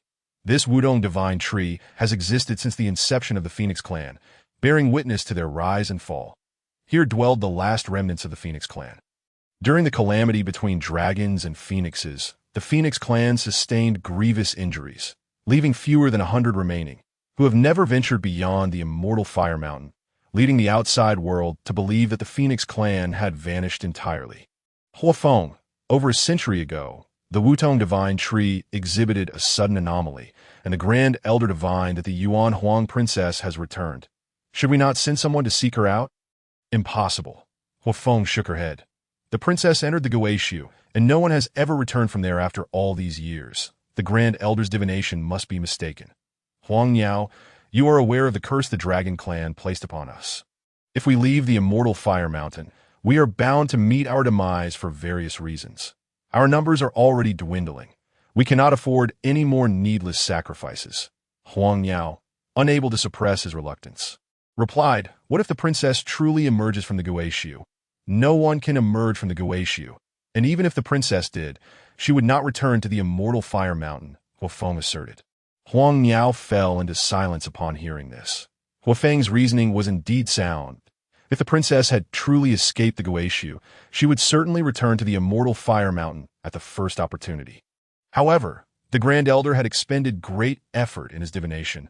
Could it truly be erroneous? I recall the Grand Elder also foresaw a dire calamity approaching the Phoenix Clan in the near future. Huang Niao looked up at the heavens, suddenly noticing a streak of light hurtling towards them from above. Not good. Enemies approach. The Phoenix Clan, proud and aloof, generally refrained from engaging with outsiders, especially over the past 1,000,000 years since the calamity between dragons and phoenixes. They had not interacted with the outside world at all. The streak of light descending from the sky clearly signaled ill intent. That IT is a master of the late stage of Deluo Jinxian. Huafeng was taken aback as she gazed up at the sky. As the current leader of the Phoenix Clan, her cultivation was the highest among them, yet she had only reached the 4th level of Deluo Jinxian. Additionally, the Phoenix Clan had 4 other members at the early stage of Deluo Jinxian, including Huang Niao and 3 other elders.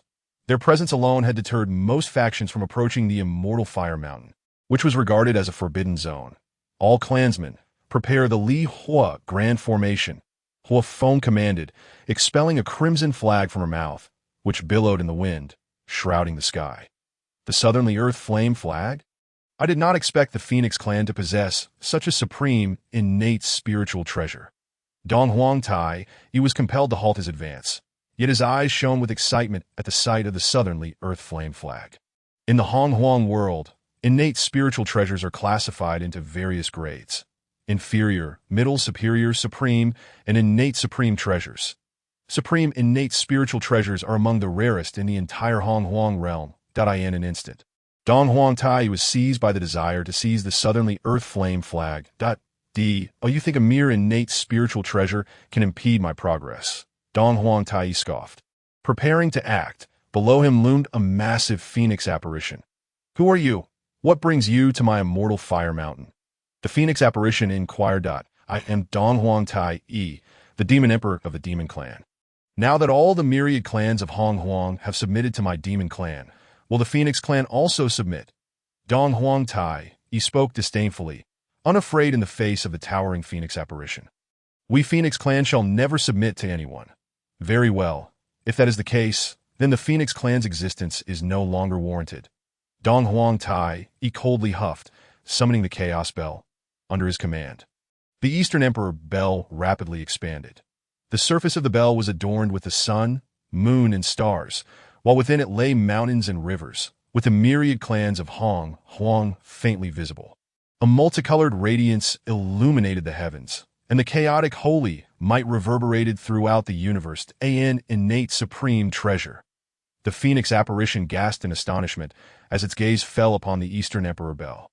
Donghuang Tai remained silent, pointing a finger as the Eastern Emperor Bell plummeted towards the Li Hua Grand Formation below. Boom! The entire Li Hua Grand Formation trembled violently, had it not been for the support of the Southernly Earth Flame flag. It would have been unable to withstand the might of the innate supreme treasure.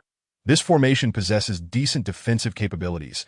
I wonder how many of my strikes it can withstand, Donghuang Tai smirked, continuing his relentless assault with the Eastern Emperor Bell. Boom! Boom! Boom! 3 consecutive strikes sent some of the phoenixes, whose cultivation was merely at the golden immortal level, reeling and spitting blood from the overwhelming backlash. Stop! The phoenix apparition bellowed in fury, exhaling the southern Ming leaf fire, which twisted the very void in its wake. Are you unaware that I am a 3-legged golden crow? We naturally wield the true fire of the sun. Yet you dare to attack me with flames. Donghuang Tai ignited with golden solar true fire, facing the incoming southern Ming leaf fire without a hint of fear. The southern Ming leaf fire and the solar true fire were both among the most formidable divine fires in existence, and neither could claim superiority over the other. They were evenly matched at this moment. That I shall ask you one last time. Will the Phoenix clan submit to the Demon clan? Donghuang Tai inquired coldly. I, the Phoenix clan, would rather die than submit to the Demon clan, the Phoenix apparition replied resolutely. Very well. Since you seek death so fervently, I shall grant your wish. Donghuang Tai manipulated the Donghuang bell, causing it to amplify further, with strands of chaotic energy cascading from it, entwining around the bell. The elemental forces of earth, wind, water, and fire revolved around the Donghuang bell, and the void shattered like a mirror.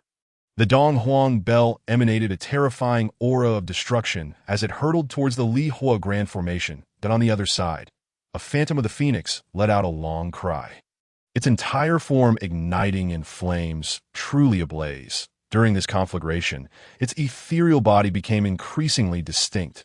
Fire Phoenix, have you lost your mind?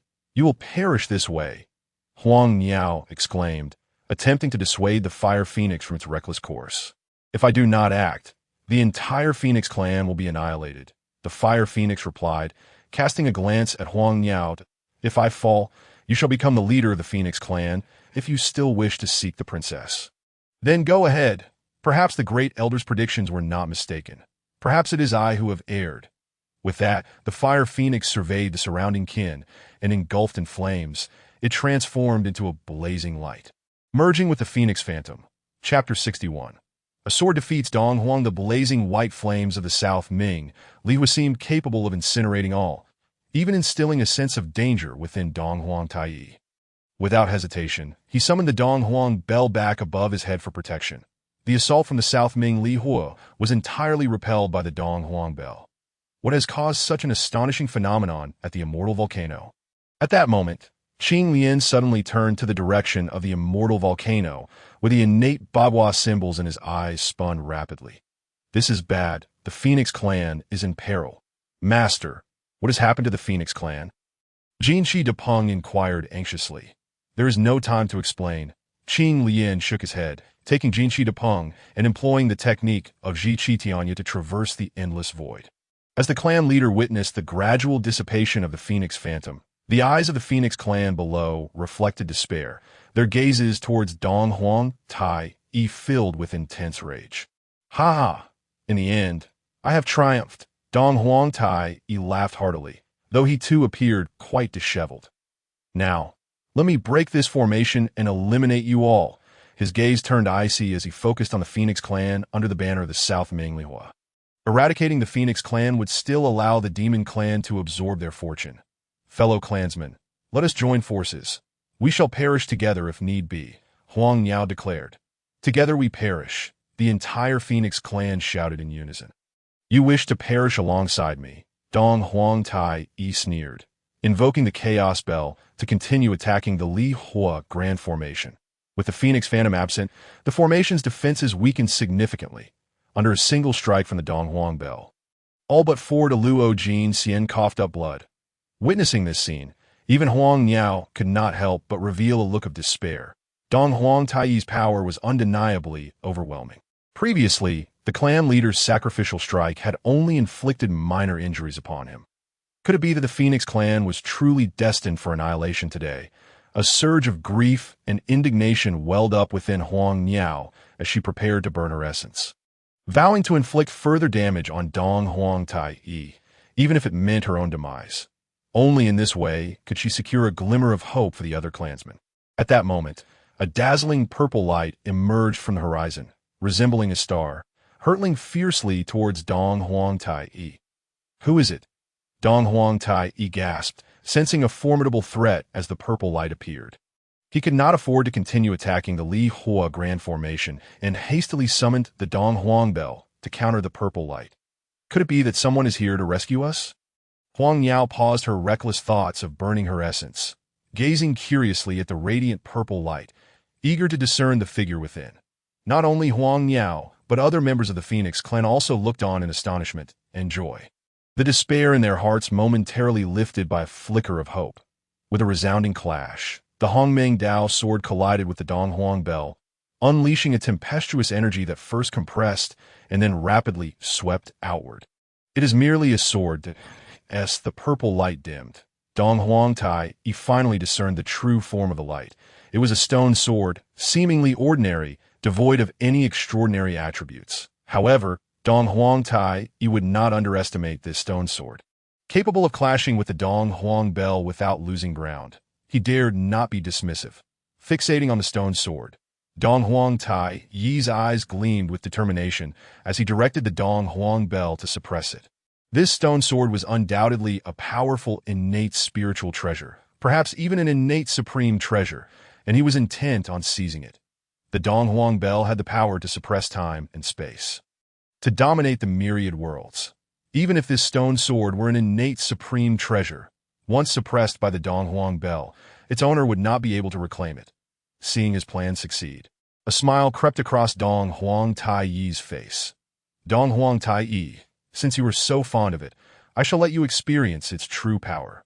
Meanwhile, Qing Lian emerged from the void with Jinshi Depeng. Observing Donghuang Taiyi's maneuvers without interference, the Hongmeng Dao sword resonated with his spirit. He could sense that the formidable might of the Donghuang Bell held no sway over the Hongmeng Dao sword. Qing Lian, Donghuang Tai, he was genuinely taken aback. Previously, he had declared before Di Jun that, in the entirety of Honghuang, he feared no one except for the Ancestral, which Qing Lian of the Wu clan.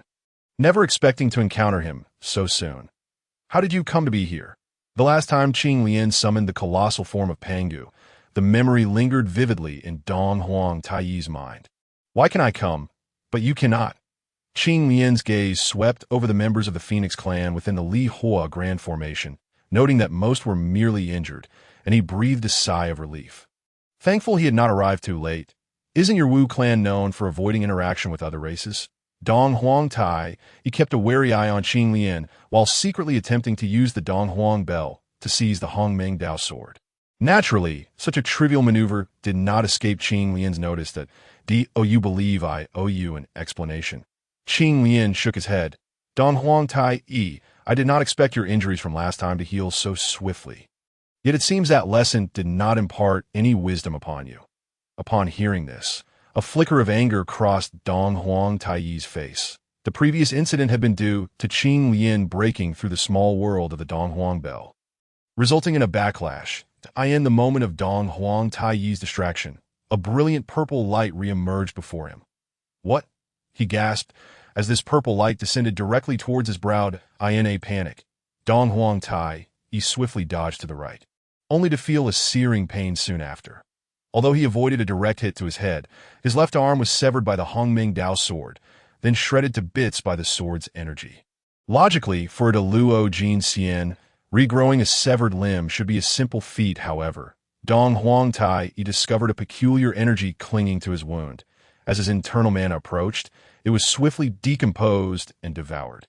Donghuang Tai, he stared fixedly at Qing Lian, utterly astonished. He could not comprehend why the Hongmeng Dao sword, which had seemingly been suppressed by the donghuang bell, would suddenly launch an attack. Leaving him no time to react on the other side, Qing Lian beckoned with his right hand, and the Hongmeng Dao sword flew back into his grasp. Donghuang Tai, how does my Hongmeng Dao sword compare to your donghuang bell? He taunted. By the way, this donghuang bell should be called a chaos bell. It rightfully belongs to my Wu clan. Seeing Qing Lian's gaze fixed on his chaos bell, Donghuang Tai's heart sank. After all, Qing Lian had the ability to summon Pangu's true form, and he was uncertain whether Qing Lian could seize his chaos bell. Chapter 62. Imbalance of Yin and Yang. Qing Lian, I have matters to attend to today. We shall duel another day. With that, Donghuang Tai, he retracted the donghuang bell and transformed into a golden crow, soaring towards the heavenly court. Next time we meet, it shall be your demise. Qing Lian watched Donghuang Tai retreating without pursuing him. Although he had triumphed over Donghuang Tai, the prospect of killing him remained daunting. Unless he summoned the true form of Pangu, he would face unimaginable costs without the assistance of other ancestral witches. Phoenix clan member Huang Niao pays respects to the friend. I am grateful for your timely rescue. Huang Niao emerged from the Li Hua Grand Formation, transforming into a woman clad in yellow. Her gaze towards Qing Lian filled with curiosity and gratitude. Not mention it. Qing Lian nodded slightly, gesturing to the side where Jin Shi De Peng stood. This is my disciple, Jin Shi De Peng, also a son of the Phoenix. Upon hearing this, Huang Niao sensed the aura emanating from Jin Shi De Peng. Initially taken aback, then elated. Your Highness, you are the prince. Huang Niao pays respects to your Highness. She waved her hand, and the other members of the Phoenix clan transformed into innate Dao bodies, soaring towards them. The imbalance of Yin and Yang within the Phoenix clan is indeed severe. Qing Lian cast his gaze around. He observed that the majority of those present were women, with only the occasional sighting of a man, prompting him to shake his head in bemusement. Upon paying respects to the crown prince, all members of the Phoenix clan bowed before the golden-winged roc, whose formidable aura of phoenix blood could not be feigned. The golden-winged roc, somewhat at a loss, regarded the numerous Phoenix clan members surrounding him, many of whom possessed greater cultivation than he did. Please rise. Qing Lian waved his hand, and the gathered Phoenix clan members felt a force lifting their bodies as if by magic. This action further instilled in them a sense of awe towards Qing Lian. The golden-winged roc, regaining his composure, spoke. I have come to the unyielding volcano with my master to procure the southern bright flame to heal my brother. Upon hearing this, Huang Niao's eyes flashed with sorrow as he glanced at a fist-sized, blazing white flame not far away. The southern bright flame was safeguarded by the clan leader of the Phoenix clan. Yet their leader, Fire Phoenix, had perished not long ago while trying to save everyone at the southern bright flame.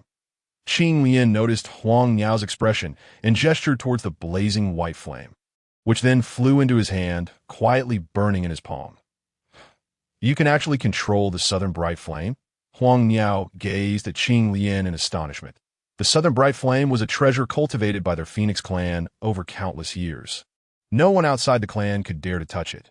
For this reason, the Southern Bright Flame stood alongside the Southern Flame Light Banner as one of the Phoenix clan's most powerful trump cards.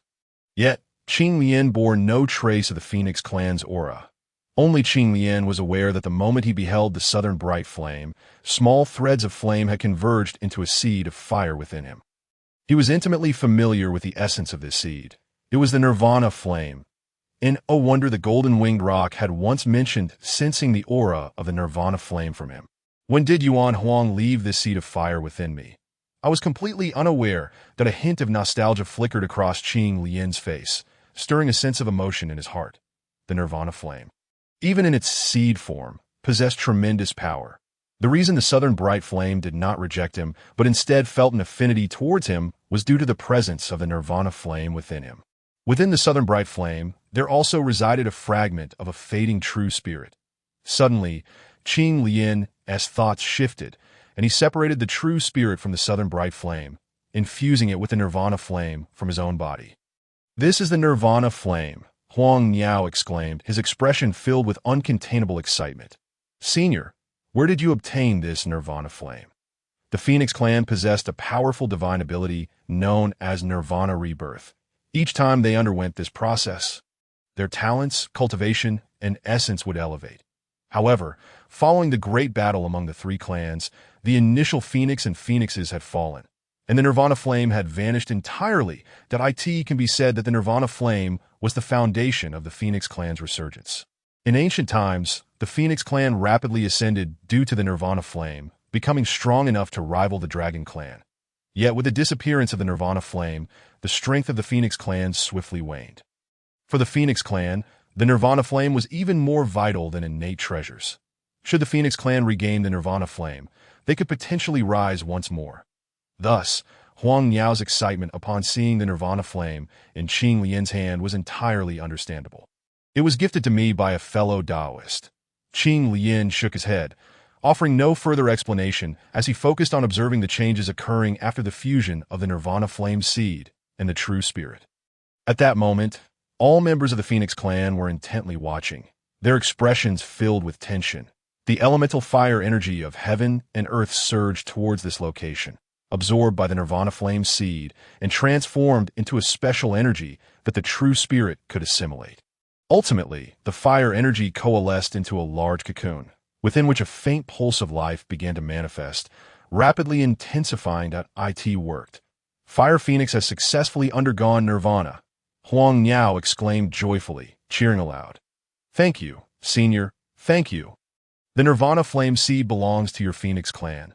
I am merely returning it to you," Qing Lian replied, shaking his head as he gazed at the Southern Bright Flame in his hand. "I intend to take this Southern Bright Flame with me for a time, but I assure you, it will be returned to you in the future." Upon hearing this, Huang Niao naturally did not object. Compared to the Nirvana Flame, the value of the Southern Bright Flame was considerably less, and furthermore, this senior intended to use it to save the crown prince of the Phoenix clan, making it even less likely for anyone to oppose him. "Senior, having traveled such a distance, why not come inside and rest for a while?" Huang Niao suggested. "No need." Qing Lian responded that as for the crown prince, there is no one to oversee matters in the Phoenix clan. It would be best for him to remain among his people. After hearing this, the Golden-Winged Rock looked at Qing Lian, somewhat troubled, given that the Phoenix clan had just endured a catastrophe with their leader's fall. As a son of the Phoenix, he felt compelled to stay and manage the situation. However, he was also deeply concerned for his brother's safety and wished to return to Fengqi Mountain with Qing Lian. "Just stay here." Observing the Golden-Winged Rock's troubled expression, Qing Lian smiled. "Rest assured, with this Southern Bright Flame, you need not worry about your brother Kongxian. I will ensure his recovery." "Disciple thanks you, Master." The Golden-Winged Rock bowed deeply to Qing Lian upon hearing this. Chapter 63. Even with an opportunity, you are of no use. Having obtained the Southern Bright Flame, Qing Lian knew that as long as he returned and utilized it to heal Kongxian, the second ring of the task would be complete. In the vast expanse above, the southern bright flame rested quietly in the palm of Qing Lian's right hand, radiating a dazzling brilliance, akin to a star he was carrying forward. It was not that Qing Lian wished to absorb the southern bright flame into his body, but he was unable to do so. This southern bright flame was exceptionally unique. Only beings with the bloodline of the Phoenix clan could refine it within themselves. If any other being attempted to forcefully absorb the southern bright flame, the outcome would either be mutual destruction or a battle to the death. Moreover, due to the influence of the southern bright flame, he was unable to traverse the void and could only employ his evasion techniques. From a distance, it appeared as though a shooting star had streaked across the sky. This shooting star occasionally passed over the sanctuaries of certain cultivators below, who, upon sensing the formidable aura emanating from the meteor, hurriedly concealed their presence just as they were about to take action.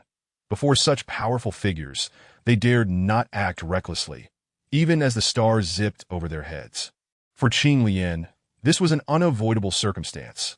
After all, he was merely on his way, and he paid no heed to the sanctuaries established by these golden immortals and Tai golden immortals. However, it was not long before he encountered someone who dared to take risks. A hand formed from spiritual energy reached towards Qing Lian. Although it was merely a manifestation of spiritual energy, the intricate patterns on the palm were distinctly visible, with spiritual light flowing along these lines, enhancing the aura it emitted. Get lost. Qing Lian waved his sleeve casually, releasing a stream of luminous energy that collided with the spiritual hand. The spiritual hand could only withstand the radiant energy for a few breaths before being shattered into nothingness. Impressive technique, fellow Taoist. The figure suddenly appeared before Qing Lian, eyeing the southern bright flame in his palm with a glint of greed in his eyes. Qing Lian regarded the Tai golden immortal, whose cultivation was at its peak, with a cold gaze and repeated a single word. Get lost. You, fellow Taoist, first flew over my humble abode without so much as an apology, and now you dare speak to me in such a manner? The Tai golden immortal, exuding an air of authority, reproached Qing Lian. Do you truly believe you have the right to discuss causality with me? Qing Lian scoffed. I see you fixated on the southern bright flame in my hand, pretending to be righteous. The Taoist's expression shifted upon hearing this, and he ceased his pretense, releasing his full aura as a peak Tai golden immortal. You are but a late-stage Tai golden immortal. Cultivation is arduous. If you hand over the southern bright flame to me, I might spare your life. As he spoke, his gaze lingered on the southern bright flame, revealing unabashed greed. Give it to you? I'm afraid you won't be able to handle it. What a joke. You think a late-stage Tai golden immortal can withstand the southern bright flame? I, a peak Tai golden immortal, can surely endure it. Do you believe yourself stronger than me? I am indeed stronger than you. Qing Lian nodded. Since you don't believe it, then let us put it to the test. With a thought, the southern bright flame flew from his hand towards the opposing Taoist. I warn you, before me, do not even think of making any moves, or I will surely eradicate you. The Taoist didn't immediately reach for the southern bright flame, but instead remained vigilant.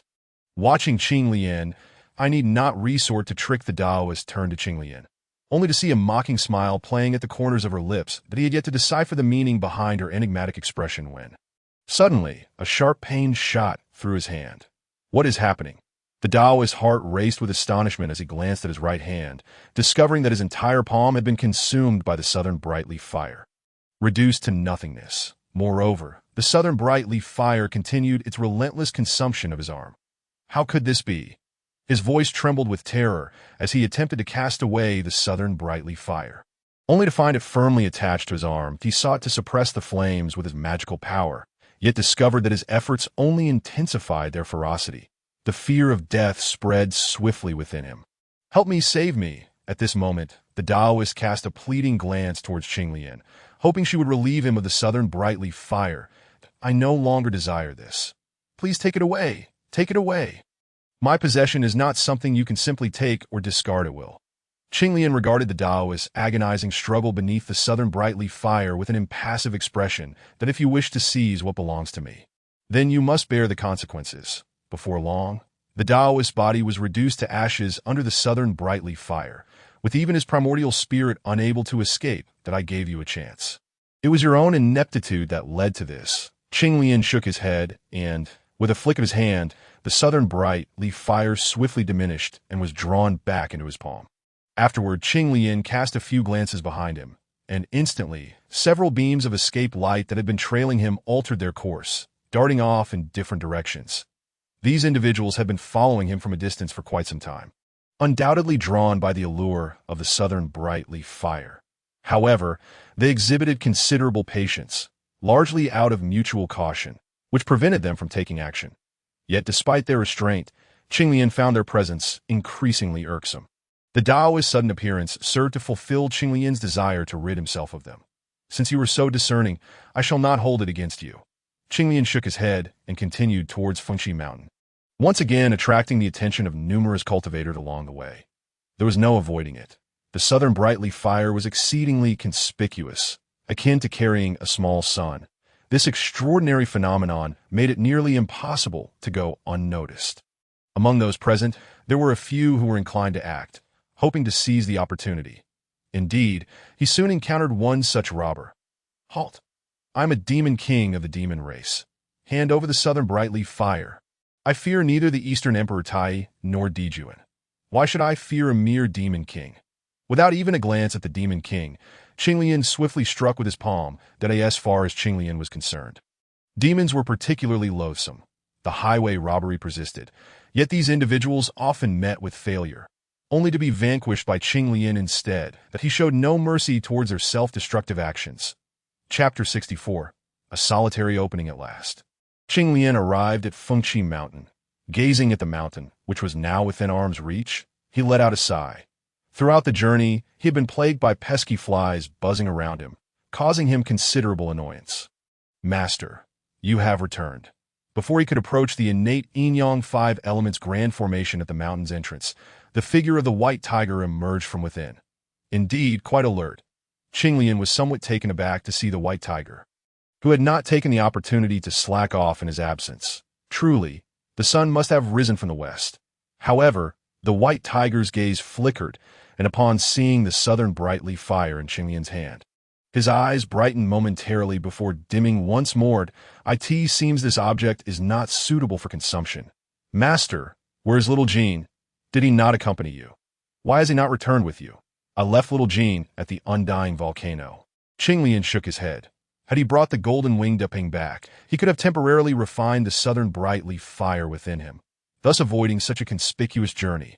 Enter, Qing Lian commanded, stepping into the innate yin-yang five elements grand formation.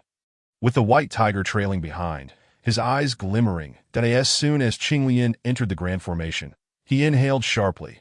The valley was littered with the corpses of demon beasts. Did you do all of this? Qing Lian turned to face the white tiger, wishing he could give the creature a good thrashing. What a beautiful Fuxi mountain, reduced to such a ghastly state by him, that I merely hunted some demon beasts to eat. You could have eaten them without bringing back so many. They are also meant for you and mistress. The white tiger's voice lacked conviction. Qing Lian scoffed, although he knew the white tiger was lying. He found no grounds to refute him.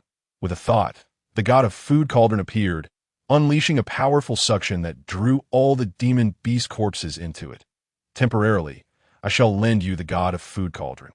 Although the delicacies you create with it fall short of my own culinary skills, they will still surpass the majority of earthly delights. Qing Lian had no desire to prepare meals for the white tiger daily. Previously, it had been convenient because of Nuwa's presence. Providing a meal was merely an afterthought. Thank you, master, the white tiger exclaimed joyfully, using his magical power to carry the god of food cauldron and scampering away. If he possessed some talent in this regard, he could handle all the cooking from now on. Qing Lian watched the white tiger's departing figure, a peculiar smile flickering in his eyes. Meanwhile, the white tiger inexplicably shivered but paid it no mind. Already embarking on his culinary endeavors, Qing Lian first visited the Nüwa palace. Upon discovering Yuan in seclusion, he opted not to disturb her and exited shortly thereafter. He made his way to the place where the five elements converged. Kong Xian was still voraciously absorbing the five elements' spiritual energy, but the fluctuations of the soul within were alarmingly faint that if this continued, Kong Xian might ultimately become a mindless beast, southern brightly fire. As Qing Lian produced the southern brightly fire, the egg nurturing Kong Xian began to vibrate, and intricate patterns emerged upon its surface. These patterns intertwined to form a phoenix totem, illuminating with a vivid crimson glow. It danced across the surface of the egg, as if attempting to take flight. He slowly brought the southern bright-leaf fire closer to the egg, and the phoenix totem became increasingly distinct, as if it had come to life. Finally, as Qinglian released his grip, the southern bright-leaf fire soared towards the egg and swiftly integrated within it.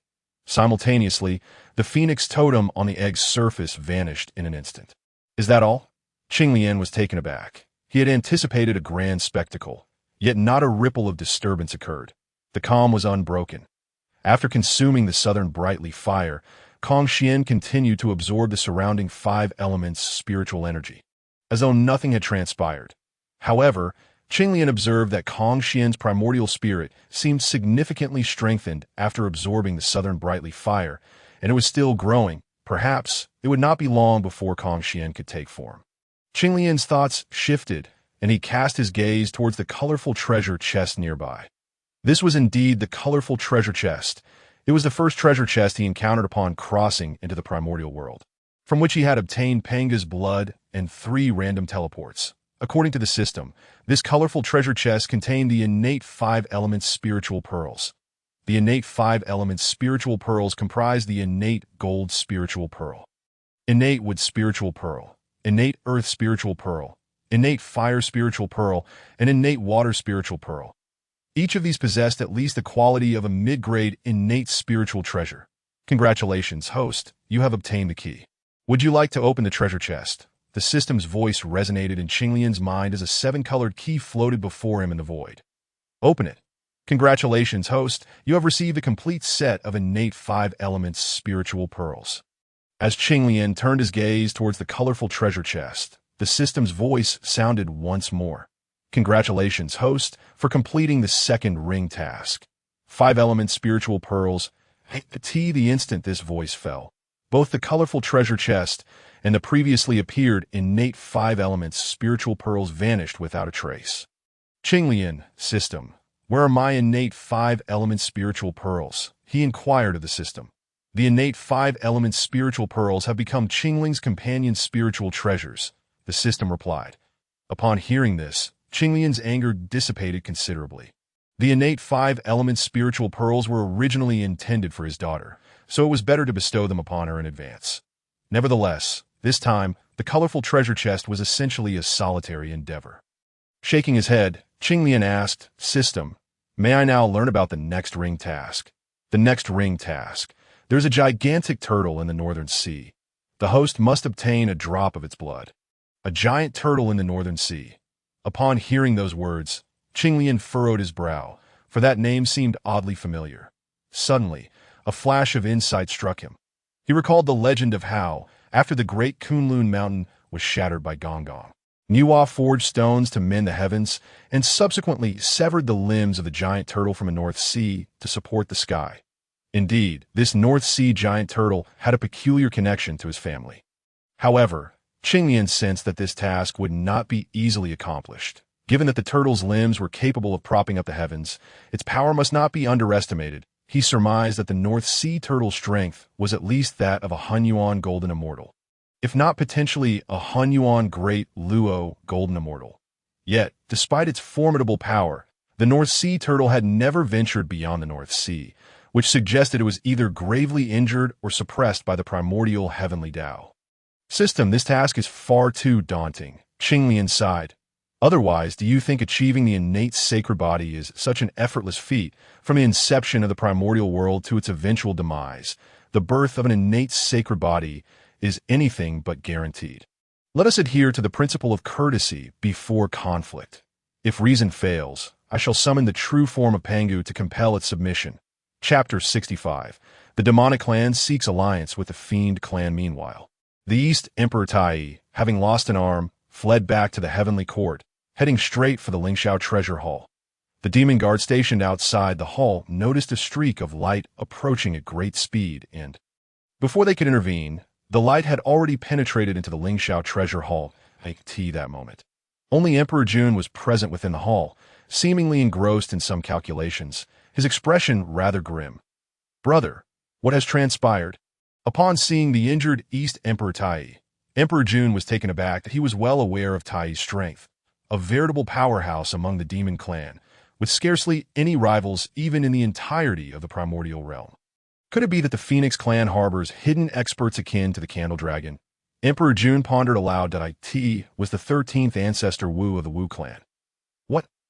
Were you not headed to the undying volcano? How did you encounter the 13th ancestor Wu? I cannot say for certain that I was on the verge of breaching the Phoenix clan's Lihua Grand Formation when Qinglian suddenly appeared and launched a surprise attack. East Emperor Tai hesitated to disclose that he had been severely wounded by Qinglian's sword strike, for admitting such a defeat would be quite humiliating. Could it be that the Phoenix clan has already allied with the Wu clan? Emperor Jun's countenance darkened at this thought. The Wu clan was inherently powerful. If they were to align with other races, how could the demon clan possibly contend?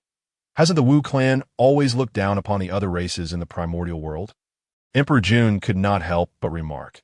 Precisely because the Wu clan has never regarded the other races as worthy, it has afforded the demon clan the opportunity to rise. The 13th ancestor Wu. Qinglian, East Emperor Tai's eyes flashed with malice, is unlike any other ancestor Wu. I have only heard rumors about the 13th ancestor Wu. Brother, having battled him multiple times, what distinguishes him from the other ancestors Wu? Emperor Jun inquired. His expression graved at my first encounter with him was in the East Sea, where I had devised a scheme to cast the Wu clan's ancestor Wu into the abyss, instead of encountering the 12 ancestors Wu. I instead faced him, the 13th ancestor Wu, Qinglian. East Emperor Tai's eyes were tinged with regret at that time. He was merely at the mid-stage of the Tai Golden Immortal Realm. I underestimated him and sent the Dragon King of the East Sea to eliminate him. Noticing East Emperor Tai's sudden pause, Emperor Jun could not help but inquire, and then, enduring the pain radiating from his severed arm, East Emperor Tai continued, as a result, the Dragon King of the East Sea. That useless wretch was nearly slain by him in one strike. Had it not been for my efforts to rescue the Dragon King, he would not have escaped into the abyss. Emperor Jun murmured. He truly emerged from the abyss. Indeed. At the time, I thought he was doomed upon being cast into the abyss, yet he lived to return. That moment, I had a chance to eliminate him. Although he had only ascended by a minor realm upon his emergence from the abyss, his power had multiplied manifold. East Emperor Tai lamented, regretting having rescued the Dragon King of the East Sea. Of course, East Emperor Tai was unaware that even had he not rescued the Dragon King, he could not have retained Qinglian. This was merely his wishful thinking. Emperor Jun sighed softly, though the Wu clan has lost the ancestors Xianming and He Tu. With his inclusion, their overall strength has increased rather than diminished. Brother, why not consider an alliance with the Demon Realm? East Emperor Tai suggested. Demon Realm. Emperor Jun's gaze drifted towards the distant horizon, towards the endless expanse of stars. Among the myriad celestial bodies, a dark star known as Jidu Demon Star beckoned. The Jidu Demon Star served as a conduit to the Demon Realm. It was only through the combined efforts of Emperor Jun and East Emperor Tai, alongside many Deluo Golden Immortals of the Demon Clan, that this passage was barely sealed. This was why the Demon Clan seldom encountered Deluo Golden Immortal level demons. They were all tasked with guarding that seal. If the Demon Clan were to descend upon the primordial realm, the first to bear the brunt would undoubtedly be our Demon Clan. Emperor Jun hesitated. Brother, if we do not take this measure, how shall we contend with the ancestors Wu? East Emperor Tai continued to persuade. With the emergence of the 13th ancestor Wu, should the 14th or 15th ancestors arise, our Demon Clan would stand no chance. Upon hearing East Emperor Tai's words, Emperor Jun's resolve wavered. I shall consider it further. As he spoke, his gaze fell upon East Emperor Tai's severed left arm. Brother, why do you not allow your left arm to regenerate? It is not that I do not wish to, but rather that I am utterly incapable, that a peculiar energy obstructs the healing of my wound. East Emperor Tai shook his head with a bitter smile. If he could regenerate his severed limb, he would have done so long ago. Why endure until now? I shall take a look, Emperor Jun said, beginning to carefully examine East Emperor Tai's wound while attempting to dispel the strange energy afflicting it. 3 hours later, Emperor Jun halted and turned to East Emperor Tai. Brother, what exactly has inflicted this wound upon you? It was an exceedingly ordinary-looking stone sword, yet I sensed that its power was subtly on par with the donghuang bell. East Emperor Tai replied, on par with the donghuang bell. Are you implying that the 13th ancestor Wu of the Wu clan possesses a piece of innate supreme treasure? Emperor Jun was initially taken aback, then frowned. That is impossible. The Wu clan lacks a primordial spirit. Even if they possessed an innate supreme treasure, they should be unable to wield it. Brother, the 13th ancestor Wu indeed possesses a primordial spirit. Emperor Jun remarked, the sudden emergence of the 13th ancestor Wu is truly astonishing. He shook his head, turning to East Emperor Tai. Brother, you should focus on healing, although the peculiar energy on your left arm's wound is challenging to refine. With enough time, it can be completely dispelled. Understood. East Emperor Tai nodded in agreement, eager to enter seclusion to refine the strange energy affixed to his wound, as it felt as though his injury were perpetually being scorched by flames. With that, East Emperor Tai departed to seek solitude, leaving Emperor Jun alone in the vast hall. Emperor Jun gazed into the boundless starry sky, fixated on the Jidu star, which had been tainted by demonic energy. 10,000 years ago, I utilized the demon clan's fortune to foresee our impending rise. Yet why has it come to this? Where has it all gone awry? After a prolonged silence, Emperor Jun's murmurs echoed through the hall. In a flash, he vanished from the hall, disappearing from sight. Meanwhile, Qinglian had also departed from Fuxi Mountain, making his way towards the North Sea. This time, he ventured alone, without bringing anyone along. Chapter 66. The four great sacred beasts a mere distance can feel like an eternity. In an instant, one can traverse vast expanses. Days later, Qinglian stood at the edge of the North Sea. Indeed, a unique aura permeated this place. His Ji Qi Tian, a divine ability, failed to manifest here. Qinglian gazed into the depths of the North Sea, his expression gravely serious. He could sense that this aura emanated merely from a powerful being's subconscious projection. The IT was precisely this that indicated the other S might. An unconscious aura capable of disrupting the laws of space. Are you here to seek me? Just as Qinglian peered into the depths of the North Sea, an ancient voice suddenly resonated beside him. Are you the venerable North Sea giant turtle? Startled, Qinglian hastily bowed towards the depths of the North Sea this moment. He could almost certainly confirm that the North Sea giant turtle's strength far surpassed that of a Hunyuan Great Luo Golden Immortal. A Hunyuan Great Luo Golden Immortal that is an existence akin to a sage. Interesting that I can sense the essences of the vermilion bird and the white tiger within you. Have they truly been reborn? However, even in their rebirth, they are no longer the beings they once were. In the aged voice of the North Sea giant turtle, there lingered a hint of a sigh. In the next moment, Qinglian felt the surrounding space warp, and when he regained his senses, he found himself deep within the North Sea. Simultaneously, he beheld the true form of the North Sea giant turtle. Its enormity was beyond verbal description. The visible part resembling a celestial island. This ethereal island stirred slightly. The surrounding waters surged in towering waves. A colossal wave crashed towards Qinglian, who manifested a trace of spatial power upon his body. Effortlessly dissipating the force, I have slumbered for far too long. My apologies, remarked the North Sea giant turtle, casting a glance at Qinglian before suddenly exclaiming, "Oh, how curious! There is a trace of my descendant's bloodline within you." At that moment, Qinglian found himself somewhat bewildered. He was aware of the white tiger, who boasted of being the sacred beast, but he had long considered it mere bravado, only to discover it was indeed true. After all, the white tiger bore no semblance of the dignity expected of a sacred beast. However, the North Sea giant turtle claimed that aside from the aura of the white tiger, there was also the essence of the sacred beast vermilion bird within him. Oh, then, was this vermilion bird? Could it be Yuan Wong?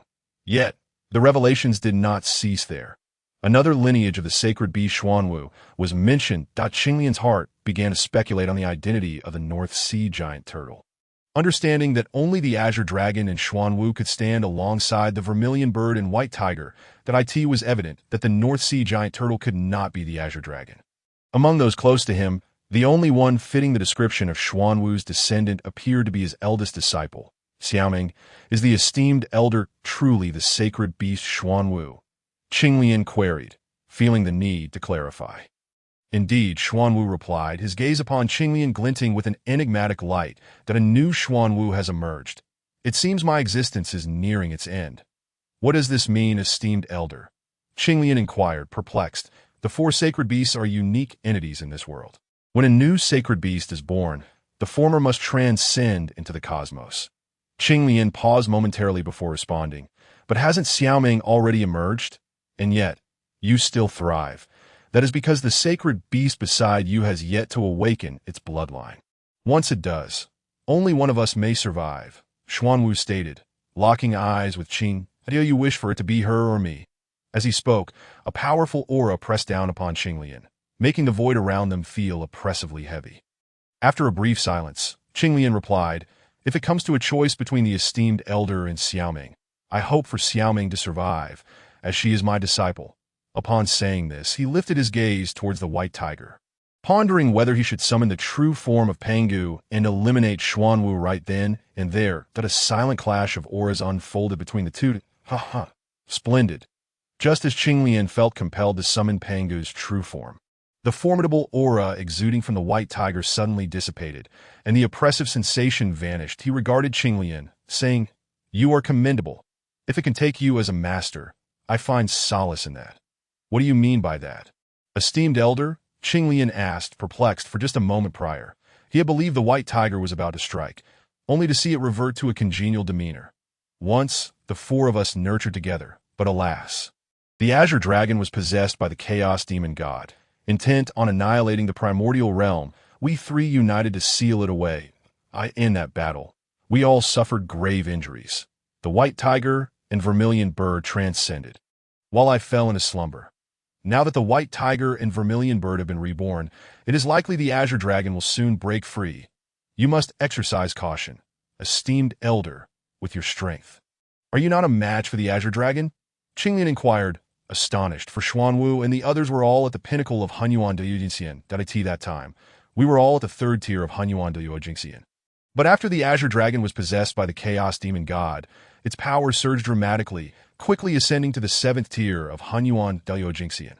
Thus, the vermilion bird and Xuanwu fell, while I, though not fallen, have yet to fully recover from my prolonged slumber.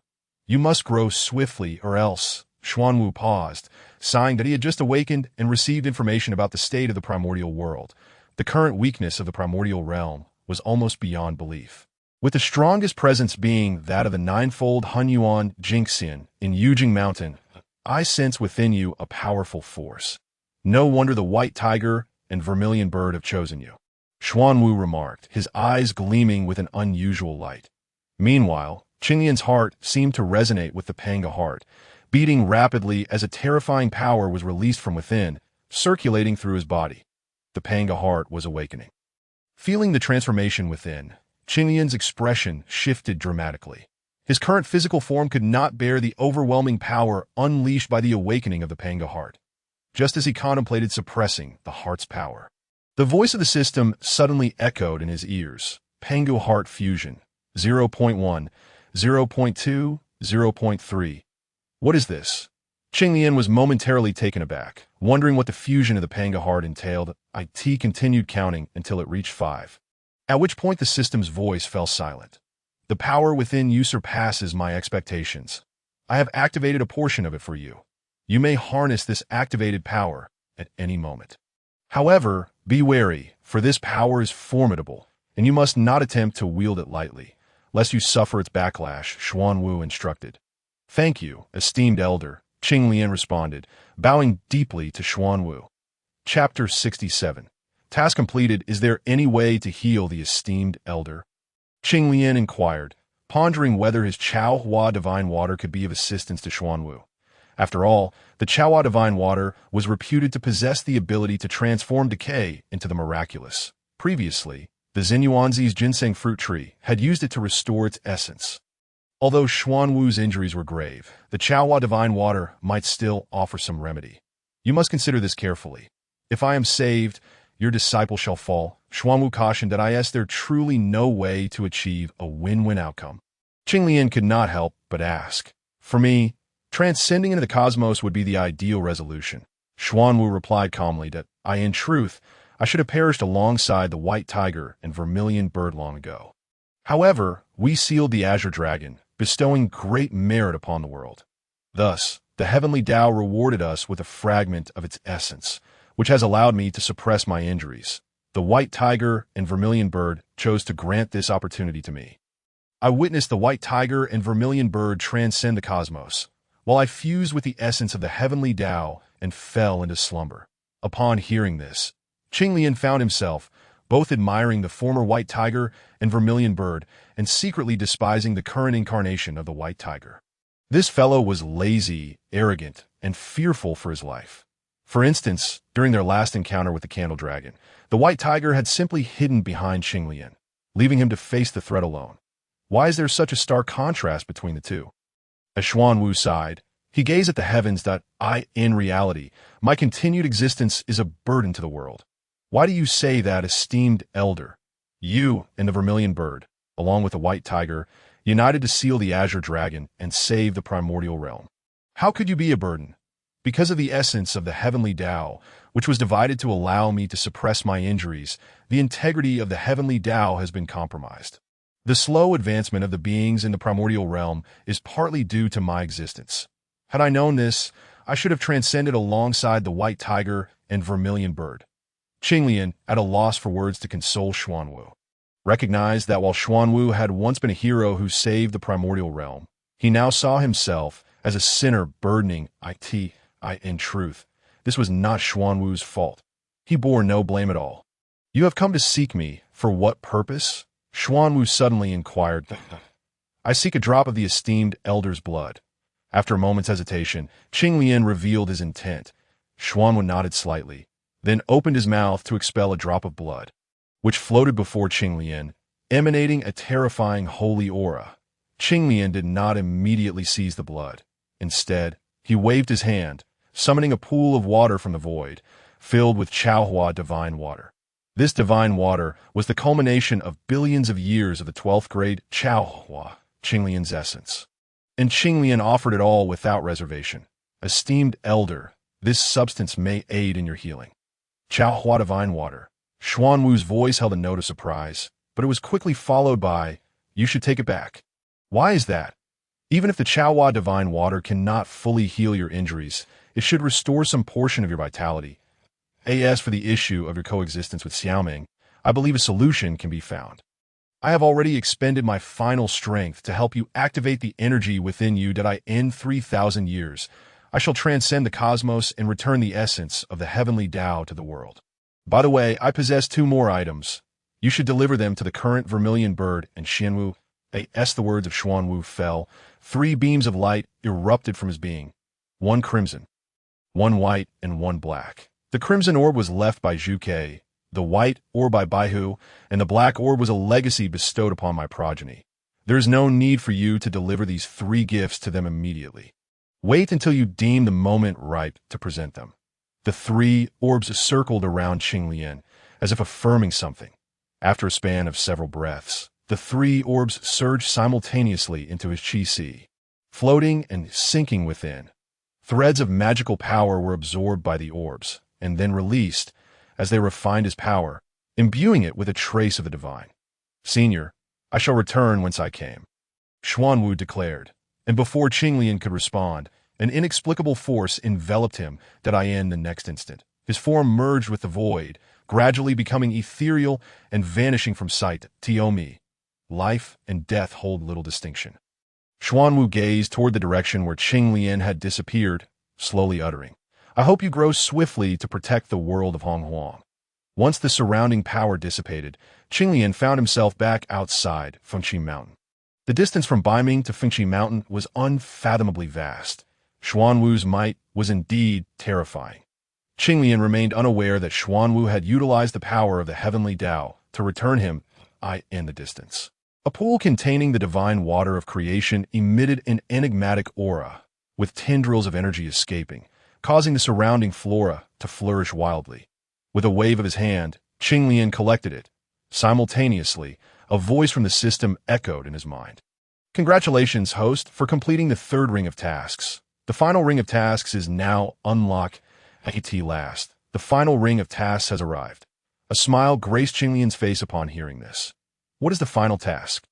The final task. Host must achieve minor success in the chaotic body. Minor success in the chaotic body. What connection does my minor success in the chaotic body have with Linger's innate holy body Tao? Qinglian inquired, perplexed. Because she is of your bloodline, she will inherit a portion of your talents. The system replied, that as for minor success in the chaotic body, I am not far from achieving it. The prerequisite for minor success is to gather the essence of the 5 supreme, innate spiritual roots. And now I am merely one Fuxi tree short. Qinglian raised his gaze to the heavens point. One of the 10 supreme, innate spiritual roots, the Fuxi tree, resides upon the sun star. Quickly, he shifted his focus back to observing the changes within his qi. With his current strength, he could not discern what lay within the 3 orbs. However, their refining had indeed strengthened his magical power, endowing it with a hint of divine attribute.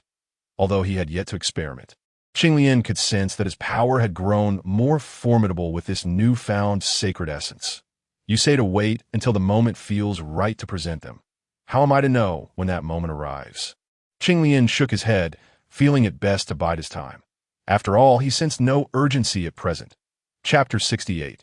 The starry behemoth, this white tiger fellow, possesses remarkable tenacity when it comes to food. Qinglian's gaze pierced through the innate yin-yang 5 elements array outside Fuxi Mountain, observing the interior and discovering White Tiger still toiling away at the food god cauldron. Why have I failed again? White Tiger cast a disdainful glance at the meat he had roasted. Drawing upon countless past experiences, he found himself thwarted once more. With a furrowed brow, he consumed the unpalatable meat. Wasting food is a shameful act. Regardless of its taste, one must eat what they have prepared. Truly unpicky. Qinglian shook his head, retracting his gaze. Nearby, White Tiger curiously scanned the surrounding void before reigniting the flames of the food god cauldron to continue cooking.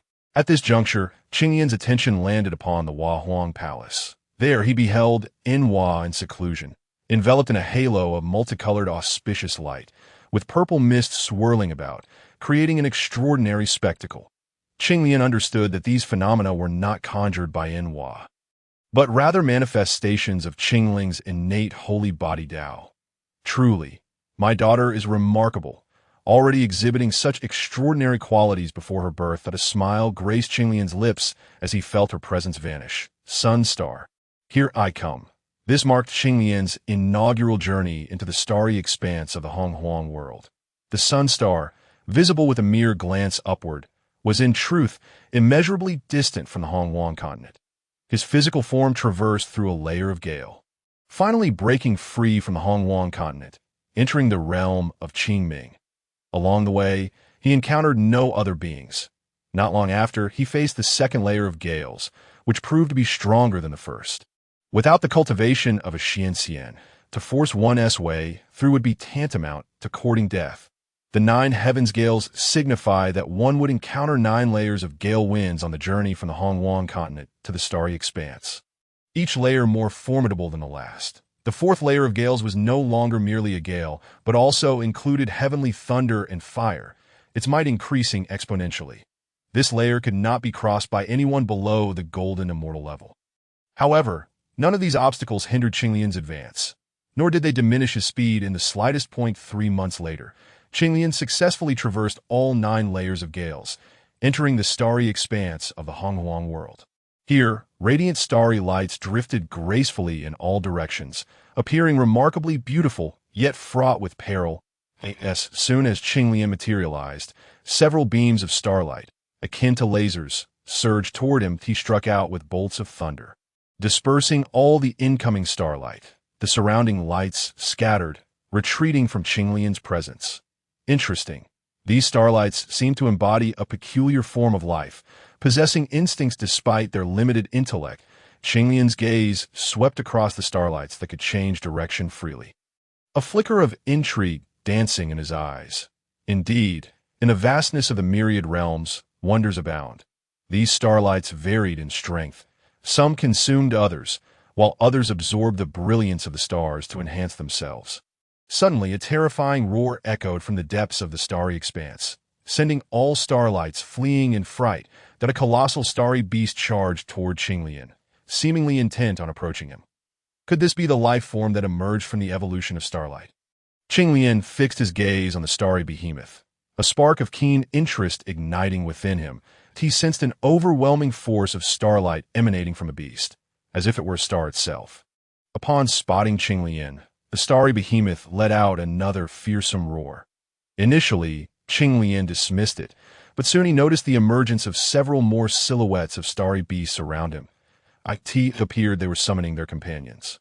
Qinglian shook his head, summoning the Hongmeng Dao sword to strike at the starry behemoth. He feared the commotion might attract the attention of Donghuang Tai and Dijuan, for this territory could be considered part of the demon clan's domain. The sword light cleaved the starry beast in two, yet even so, it did not perish. Instead, the starlight writhed and in the blink of an eye, transformed into two starry beasts. However, their strength had significantly diminished upon splitting. I refuse to believe you can continue to divide indefinitely. With a thought, Qinglian commanded the Hongmeng Dao sword to unleash a chaotic slaughter, and in an instant, the starry behemoth was severed over 100 times.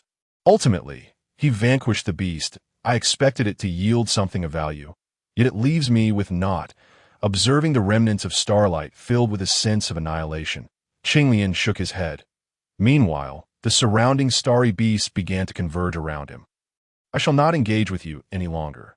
Farewell. In the next moment, Qinglian activated the technique of Zhiqi Tianya to depart. He was not foolish. With no benefit to be gained, why should he engage in battle with the starry beasts? Though the starry beasts posed no threat to him, he had no desire to waste time here. 3 years later, Qinglian arrived at the Sun Star. This was not due to Qinglian's sluggishness. The Donghuang starry expanse was immensely larger than it appeared. In fact, Qinglian suspected that the starry expanse was more vast than the Donghuang continent itself. After all, the distances between the main stars of the Donghuang world often spanned billions of miles. Just as Qinglian stepped onto the Sun Star, a hazy figure beneath the Fuxi tree at the core of the Sun Star suddenly opened its eyes. Another foolhardy intruder has entered the Sun Star. The figure was enveloped by the blazing true fire of the sun surrounding it, rendering its appearance somewhat hazy. However, upon closer inspection, one could discern a resemblance to the countenance of Donghuang Tai. This was a manifestation left behind by Donghuang Tai to guard the Sun Star. After all, the Sun Star was the birthplace of both Donghuang Tai and Dijun. Intimately tied to their fortunes, and not to be trifled with, the most resplendent and dazzling celestial body in the primordial cosmos, the Sun Star had indeed attracted the attention of many, and not a few had attempted to seize it. Nevertheless, most of these would-be invaders would not dare to engage the avatar of Donghuang Tai, as they could not even breach the barrier of the sun's true fire. Thus, when Donghuang Tai's avatar detected an intruder within the Sun Star, it refrained from immediate action. If the individual could not surpass the trial of the sun's true fire, they were not worthy of its attention. However, it soon rose, a profound gravity etched upon its features. The intruder's speed was astonishing. Indeed, Donghuang Tai's avatar sensed that the figure was rapidly approaching the core of the Sun Star, seemingly unaffected by the sun's true fire. For the first time in countless ages, Donghuang Tai's avatar encountered such a scenario. In the past, even those of the great Luo golden immortal level had to tread carefully in the face of the sun's true fire. Chapter 69. Slaying the avatar of Donghuang. At this moment, upon the Sun Star, within the Qi Sea of the Qinglian, the Xianwu observed that among the 3 luminous orbs, the crimson orb emitted a powerful. All the solar true fire that neared the Qinglian was devoured by it. It was due to the presence of this crimson, or that the solar true fire posed no harm to the Qinglian. Rather, it became a source of nourishment. After consuming the solar true fire, the crimson orb would release energy to fortify the corporeal form of the Qinglian. Presently, the speed at which the Qinglian moved was not particularly swift. As he walked, he pondered the location of the Fusang tree. Naturally, he also kept an eye out for any treasures. After all, this was the Sun Star, the domain of Donghuang Tai and Dijun. Precious items should not be left for them. Yet, as he journeyed, he found not a single treasure, nor even a blade of grass. This so-called Sun Star was rather impoverished, out of course, for the Sun Star. Its greatest treasure lay in the solar true fire that permeated it, a force that even the great Luo golden immortals regarded with trepidation, that if one could cultivate the solar true fire into a divine ability, its might would be extraordinary. Wait, someone is probing me. Suddenly, Qing Lian's brow furrowed as the innate 8 trigrams conveyed a fragment of information to him. Someone was attempting to spy on him with secret methods. The symbols of the innate 8 trigrams flickered in his eyes as he cast his gaze fiercely towards the core of the sun star. That sensation of being observed emanated from the heart of the sun star. Who could it be? Dijun or Donghuang Tai Yi? A glimmer of determination flashed in Qing Lian's eyes as he summoned the divine ability of Zhiqi Tianya and advanced toward the core of the sun star. Had his speed suddenly increased so dramatically? Beneath the Fusang tree, Donghuang Tai Yi's avatar's expression shifted profoundly, but he suddenly recalled a certain individual that no, I must leave immediately to find my true self. Yet, just as Donghuang Tai Yi's avatar turned, a ripple of spatial fluctuation manifested behind him. Donghuang Tai Yi, no, you are merely a mid-stage great Luo golden immortal, not the true Donghuang Tai Yi, but rather his avatar, Qing Lian, the ancestral witch. Indeed, it is you. Donghuang Tai Yi did not turn back, but had already surmised Qing Lian's identity. That voice was all too familiar to him, akin to a nightmare. Throughout his life, Donghuang Tai Yi had never been weaker than others, having vanquished all within his realm. Yet, he had suffered a humiliating defeat at the hands of Qing Lian, a mere late-stage Tai Yi golden immortal. This defeat was not only a disgrace, but also sowed the seeds of inner demons within him. Thus, upon recognizing Qing Lian, his instinct was to flee. However, he had not anticipated Qing Lian's speed to be so formidable. For a fleeting moment, Donghuang Tai Yi's avatar's body stiffened, and in the next instant, he transformed into a beam of light, soaring towards the outer reaches of the sun star. The golden crow transformation technique was employed with remarkable proficiency that a smile curled upon Qing Lian's lips as the Hongmeng Dao sword materialized in his grasp, aimed at the back of Donghuang Tai Yi's avatar for a strike. The violet sword light seemed to disregard the boundaries of time and space, slicing into the back of Donghuang Tai Yi's avatar. Sensing the peril behind him, Donghuang Tai Yi's avatar roared in fury, and in the next moment, his entire form abruptly vanished. That he actually escaped.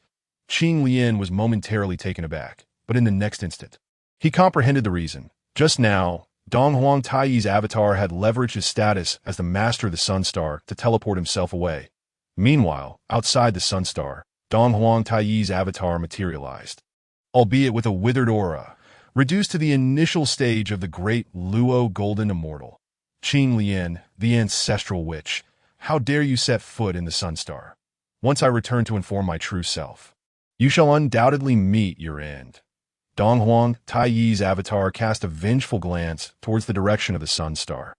Though he had escaped this time, his cultivation had been severely diminished and was rendered irretrievable. As Donghuang Tai Yi's avatar prepared to employ the golden crow transformation technique to depart, a voice suddenly rang out behind him. Who says you can leave? Qing Lian, the ancestral witch. How could you possibly catch up to me? A look of horror flickered in Donghuang Tai Yi's avatar's eyes. He had utilized the entire power of the sun star to teleport away. The distance was such that even Qing Lian could not possibly catch up. Unbeknownst to Donghuang Tai Yi's avatar, when he was teleported away, he left behind a spatial fluctuation. Qing Lian had tracked him down based on this spatial fluctuation. Of course, the primary reason lay in Qing Lian's mastery of spatial laws. Otherwise, even if Donghuang Tai Yi's avatar left a spatial fluctuation, he would merely stand by helplessly. What do you want? Donghuang Tai Yi's avatar regarded Qing Lian warily. At this juncture, he felt a sense of despair. Unable to match Qing Lian's speed, as for power, his original mid-stage great Luo golden immortal cultivation had plummeted to the initial stage, rendering him even less a match for Qing Lian. I wish to take something from you. What is it? A key. A key. Donghuang Tai Yi's avatar momentarily faltered at the mention of a key. What key? I possess no key. You indeed do not possess one now, but you will once you are dead. Qing Lian gazed at Donghuang Tai Yi's avatar as the Hongmeng Dao sword appeared in his hand. In that instant, Donghuang Tai Yi's avatar sensed a life and death crisis. You shall perish. Donghuang Taiyi's avatar glared at Qing Lian, a frenzied glimmer flashing in his eyes as his aura surged violently. He intended to self-destruct. Without hesitation, Qing Lian swung the Hongmeng Dao sword towards Donghuang Taiyi's avatar. The violet radiance engulfing him. No. Under the violet light, Donghuang Taiyi's avatar rapidly disintegrated into nothingness. In the void, a key radiating with multicolored brilliance materialized. I told you, upon your death, the key would appear. With a wave of his hand, he grasped the multicolored key. As Donghuang Taiyi's avatar fell, far away, in the heavenly court, where Donghuang Tai was in seclusion to heal, he suddenly spat out a mouthful of blood. My avatar left in the sun star has perished. Donghuang Taiyi's gaze turned cold. The demise of his avatar conveyed certain information back to him. He had learned that it was Qing Lian who had intruded into the sun star. Should he harness the power of the sun star to annihilate him? A glint of malevolence flickered in Donghuang Taiyi's eyes, yet in the next moment, he coughed up another mouthful of blood. His aura significantly diminished. The loss of his avatar dealt a considerable blow to him. For the avatar he left in the sun star was no ordinary one. An ordinary avatar could not possess the cultivation of a mid-stage great Luo golden immortal. This time, I shall let you off the hook. Ultimately, the cold glimmer in Donghuang Taiyi's eyes gradually receded as he chose to preserve himself for the moment. He understood that even with the power of the sun star at his disposal, he was not a match for Qing Lian. Chapter 70. Chaos. Congratulations, host, for obtaining one source of the Fusang tree, one seed of the Fusang tree, and the divine ability Golden Crow transformation technique. Beneath the Fusang tree, Qing Lian opened the multicolored treasure chest, revealing 3 luminous orbs. Qing Lian's gaze first fell upon the Golden Crow transformation technique. The Golden Crow transformation technique is a celestial divine ability of the 3-legged Golden Crow, embodying the utmost speed in the universe. The reason Donghuang Tai was suppressed in speed by Qing Lian was primarily due to Qing Lian's comprehension of the laws of space. Among the myriad paths, time reigns supreme, and space is king. This is not mere rhetoric, that if Qing Lian were to fuse the Golden Crow transformation technique with the laws of space, his speed would surpass that of Donghuang Tai. Without a moment's hesitation, he chose to learn the Golden Crow transformation technique.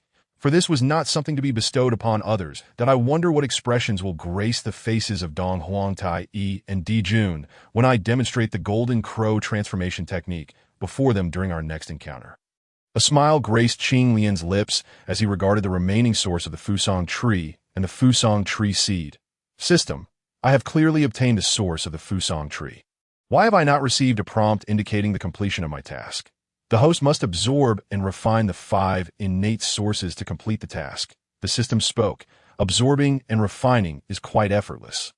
I have already absorbed and refined the other 4 primordial sources, leaving only the essence of the Fusang tree. With the experience gained from refining the other 4 primordial sources, it is not a challenge for Qing Lian to refine this essence. With a wave of his hand, he drew the essence of the Fusang tree into his body. Just as he was about to begin the refining process, the system's voice echoed once more. Friendly reminder to the host. If a chaos body emerges in the primordial world, it will attract heavenly punishment. Heavenly punishment. Upon hearing these 2 words, Qing Lian's pupils constricted sharply. Heavenly punishment is distinct from heavenly tribulation.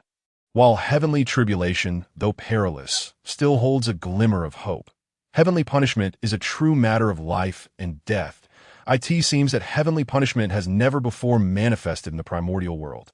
Clearly, the heavenly Tao is particularly favoring me by bestowing this unprecedented opportunity. Qing Lian gazed towards the firmament, a powerful battle intent surging within him. Even in the face of heavenly punishment, he was determined to break through. Host, with your current cultivation, facing heavenly punishment would be tantamount to certain death.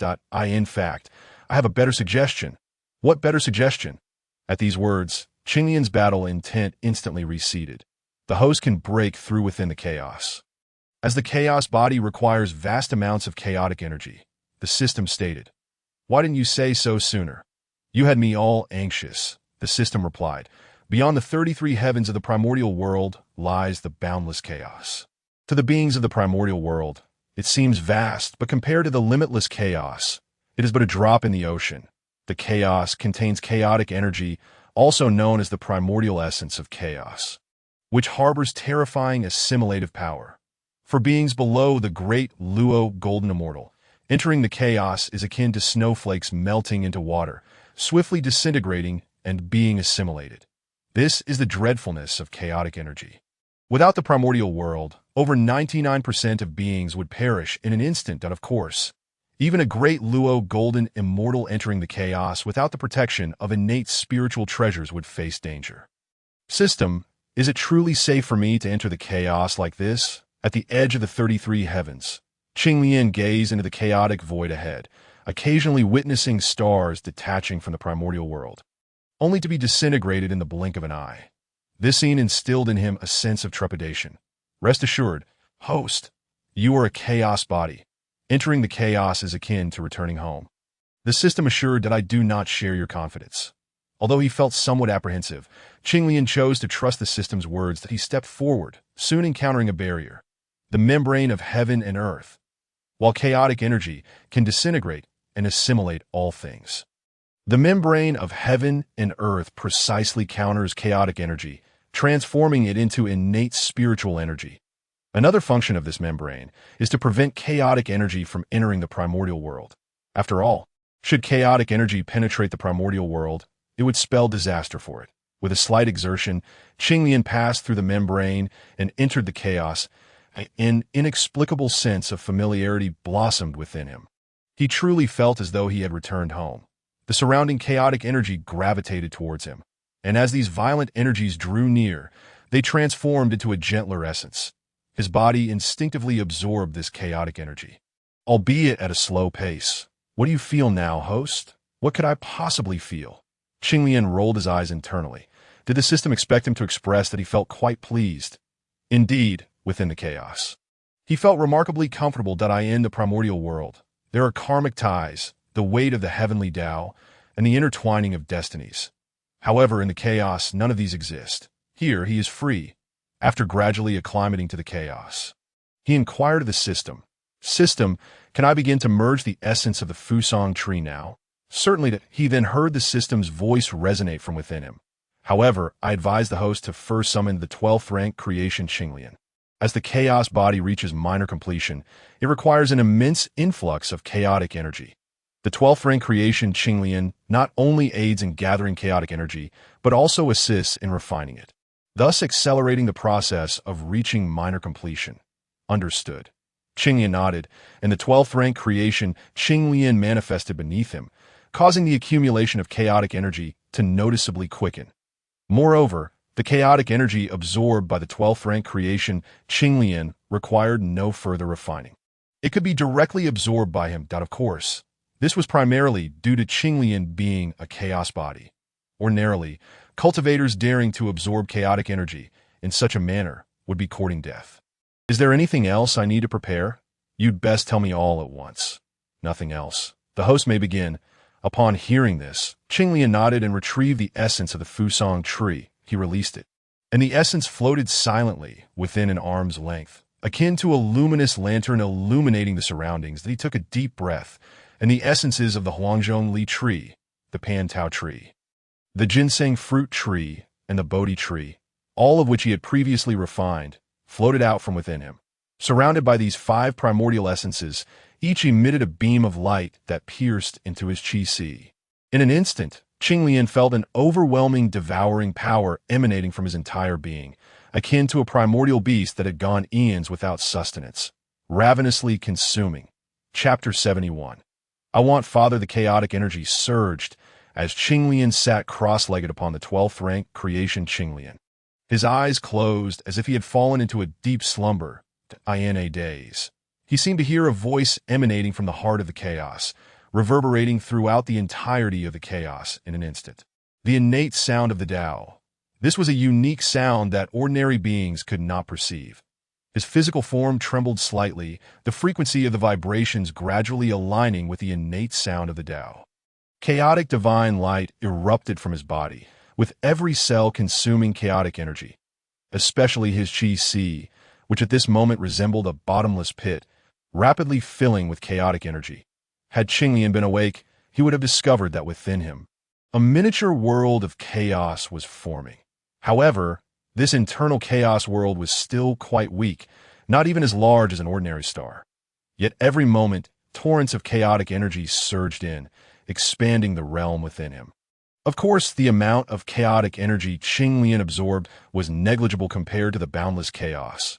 Meanwhile, in the primordial world, at Fuxi Mountain, the skies opened up and endless nine-colored auspicious clouds obscured the firmament.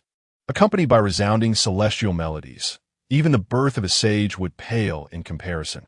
Such a magnificent phenomenon naturally drew the attention of powerful beings throughout the primordial world, all eyes turning toward Fuxi Mountain. However, with the innate yin-yang 5 elements great array in place, they could see nothing. On Mount Buzhou, after Qinglian departed with Nüwa, Fuxi had been in seclusion, studying the innate 8 trigrams. Just moments ago, he suddenly felt uneasy, awakening from his meditation. What is happening? Fuxi gazed at the grand spectacle in the sky, hastily employing the innate 8 trigrams to deduce its significance. It concerns my sister. His expression changed dramatically, and he immediately abandoned his calculations. Rushing toward the center of the phenomenon, such an astonishing spectacle would undoubtedly attract many with ulterior motives. Fuxi was concerned for his sister's safety. Indeed, as Fuxi surmised, 5 individuals had already appeared outside Fuxi Mountain. These were the first to arrive, all possessing the cultivation of great Luo golden immortals. There exists an innate great array here. Why don't we join forces to break it? A cultivator at the 5th level of great Luo golden immortal addressed the other 4. Agreed. The other 4 nodded in unison. For now, it was just the 5 of them, and soon they would be joined by even more. The internal situation of the innate great array remained unknown.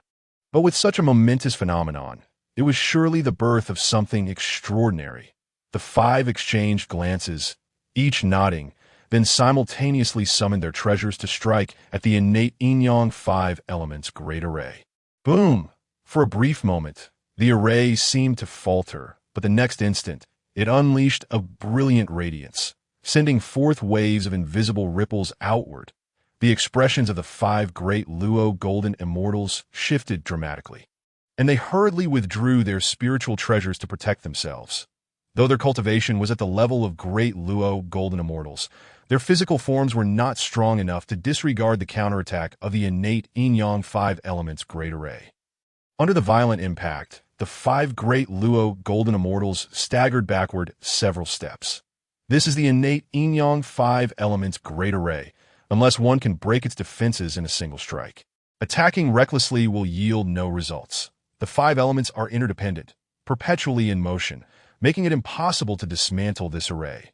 The previously mentioned 5th level great Luo golden immortal spoke with a grim countenance. The innate yin-yang 5 elements great array is indeed formidable, but we are 5 in number. If each of us attacks one of the 5 elements, preventing their convergence, we will surely breach the array. Another cultivator, seemingly knowledgeable about formations, suggested. However, we must ensure that we strike simultaneously. Even the slightest error could be disastrous. What are we waiting for? Let us take action together. Not long ago, within the palace of Nüwa, the goddess Nüwa gazed tenderly at her newly born daughter in her arms. My dear, you have finally come into this world after such a long wait. I end Nüwa's embrace. Linger's eyes darted around, curiously observing the world outside. After a moment, a soft voice emerged from her lips. Where is Daddy? Linger wants Daddy. Nüwa felt a pang of heartache at that moment. After such a long wait, her daughter had finally arrived, yet her first words were a call for her father. Where is Daddy? Didn't he say he would be here to witness my arrival? Linger looked up at Nüwa once more, inquiring. How would I know where he has gone? Nüwa had just scanned the entirety of Fuxi Mountain with her divine sense, finding no trace of Qinglian, only discovering the white tiger roasting meat. I want Daddy. Upon hearing that Qinglian was absent, Linger pouted her little lips, on the verge of tears. Be good, my dear. Daddy will be back very soon. Nüwa comforted Linger. She silently lamented Qinglian's absence. At that moment, Nüwa sensed the innate yin-yang 5 elements great formation was under attack, and her expression shifted slightly. Having just given birth to Linger, her vitality was severely depleted, leaving her only able to exert the strength of a great Luo golden immortal at the 7th level. Outside, Nüwa felt the presence of 5 great Luo golden immortal level beings, each possessing cultivation above the 3rd level of great Luo golden immortal. In her prime, Nüwa would not have feared such opponents.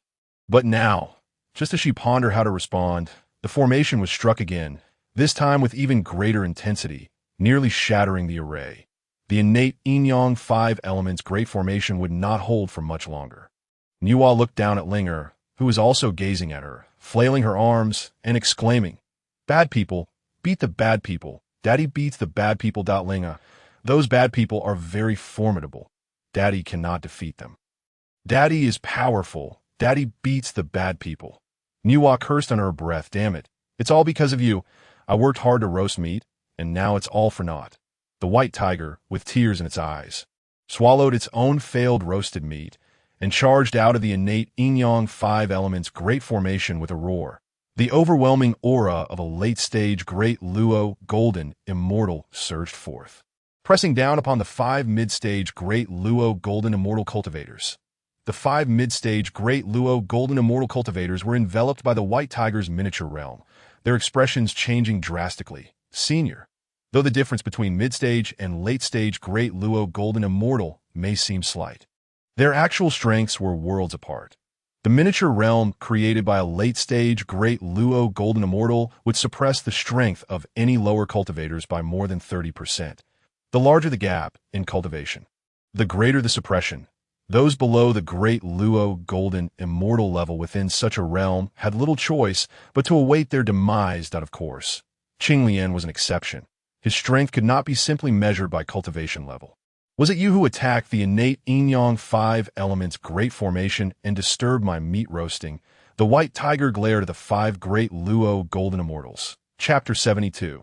The joy and sorrow of heaven and earth. Just a moment ago, the aura released by the white tiger was astonishing. Nüwa's face was filled with astonishment. Was he the white tiger merely her husband's steed? How had it suddenly become so powerful? Daddy is powerful.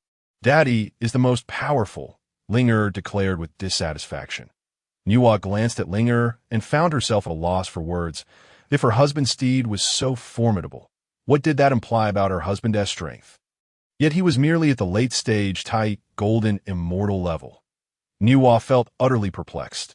Meanwhile, outside the innate yin-yang 5 elements great formation, the white tiger glared at the 5 two-legged beasts. You dare to disturb my meat roasting? I shall roast you all. No, wait. My master says 2-legged beasts cannot be eaten. The white tiger exuded an overwhelming malevolence. This person has a heavy heart for slaughter, one of the mid-stage great Luo golden immortal cultivators remarked. Though you possess late-stage great Luo golden immortal cultivation, we are all mid-stage great Luo golden immortal cultivators.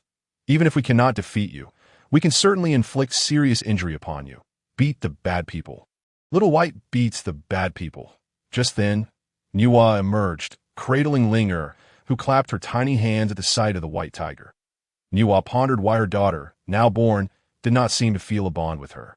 At that moment, the white tiger looked at Linger with confusion, sensing a unique feeling upon her appearance. It was a blend of closeness and a hint of fear, an innate reverence, akin to the relationship between a tiger and a cat. The white tiger, a sacred beast born of the world, held a prestigious status. Yet Linger, with her innate holy body, was even more profound, a rarity not seen in the entirety of the donghuang era.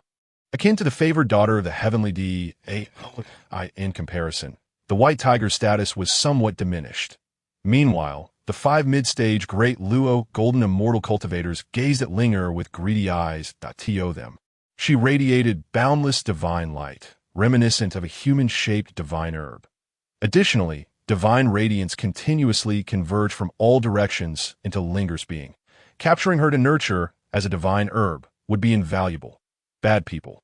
Linger pointed at the 5 great Luo golden immortal cultivators. The white tiger turned abruptly to glare at them, its malevolence intensifying. Do not be afraid, my dear. Nüwa softly reassured Linger, having noticed the malicious intent in the gazes of the 5 cultivators. Her eyes turning icy. Nüwa, who practiced the Tao of creation, rarely resorted to killing, but should anyone touch a reverse scale, the outcome would be drastically different. Little White, let us strike together and eliminate them. The white tiger nodded, charging forward, its dense malevolence taking form as it lunged at one of the mid-stage Great Luo Golden Immortal cultivators. Simultaneously, Nüwa made her move, with a wave of her hand. A beam of light burst forth from within the innate Yin-Yang 5 elements Great Formation, manifesting the innate spiritual treasure suppressed by the formation. Initially, Qinglian had not refined this innate spiritual treasure. Instead, he entrusted it to Nüwa. This was a semi-finished, innate spiritual treasure, its innate Yin-Yang 5 elements primordial essence having been absorbed by the golden-winged Great Peng and Tongtian. As such, this innate spiritual treasure had yet to receive a name, and Qinglian had directly dubbed it the Nüwa stone. While the Nüwa stone was merely a semi-finished product, it had reached the level of a superior innate spiritual treasure. Another late-stage Great Luo Golden Immortal was about to be attacked. As Nüwa made her move, the targeted mid-stage Great Luo Golden Immortal cultivator felt a shock. To think there were two late-stage Great Luo Golden Immortal beings in the same place, that he hastily summoned his defensive artifact, causing a mountain to materialize before him. Though it appeared small, it emanated an overwhelming heaviness. My artifact has reached the level of a mid-grade post-heaven spiritual treasure and has absorbed the Earth's power, providing formidable defense. Before he could finish, a beam of light pierced through his artifact, heading straight for his forehead. No. The mid-stage Great Luo Golden Immortal attempted to flee, but it was too late. The Nüwa stone flashed with an unusual radiance. Leaving his primordial spirit dazed, the next moment, the Nüwa stone struck his head, causing his soul to scatter. Meanwhile, the white tiger, relying on its own strength, had already dealt with two mid-stage Great Luo Golden Immortal cultivators. Damn it, we will fight you to the end. The remaining two mid-stage Great Luo Golden Immortal cultivators, realizing their fate was sealed, exchanged a glance filled with madness, their auras suddenly turning ferocious. Not good. Little White, retreat now. They are about to self-destruct. The self-destruction of a Great Luo Golden Immortal was no trivial matter, especially with two of them preparing to do so simultaneously. Having shouted this, Nüwa could only hastily summon the 9-tiered Qinglian to shield herself and Ling. Simultaneously, 5 light orbs materialized around Linger, representing the innate 5 elements spirit pearls. Boom! The terrifying explosion shattered the space, unleashing torrents of earth, wind, water, and fire, seemingly intent on annihilating the world. The explosive force surged outward. Yet the impact directed towards Nüwa and Linger was noticeably diminished at the same time. The heavens parted, showering down a golden light that enveloped Nüwa and Linger. This was the privilege afforded to the daughter of the heavenly Tao. When faced with danger, the heavens would protect her. In the entire donghuang world, only Linger enjoyed such treatment. As the shockwave of the explosion gradually faded, neither Nüwa nor Linger was even ruffled by the winds. Nüwa looked down at Linger, realizing her daughter's extraordinary nature. 5 innate spiritual treasures were born alongside her, the innate 5 elements spirit pearls. To be honest, Nüwa felt a twinge of jealousy. She herself was an innate deity. Yet upon her birth, she had not received even a single innate spiritual treasure. Moreover, it was only after such a long time that Qinglian's true form had been the first innate spiritual treasure she discovered, for which she had sacrificed her original Yin body. Little White is hurt. At that moment, Linger pointed in the direction of the white tiger, her expression filled with urgency, above the vast firmament. The winds and clouds shifted ominously, and in the blink of an eye, dark clouds gathered, casting a somber atmosphere. Nüwa gazed up at the heavens, then turned her attention to the anxious little hands of Qingling flailing in her embrace. Her eyes filled with astonishment. She realized that Qingling's emotions seemed to wield the power to influence the surrounding world. When she was joyful, the sun shone brightly and flowers bloomed in abundance. When she was displeased, the skies darkened and vegetation withered.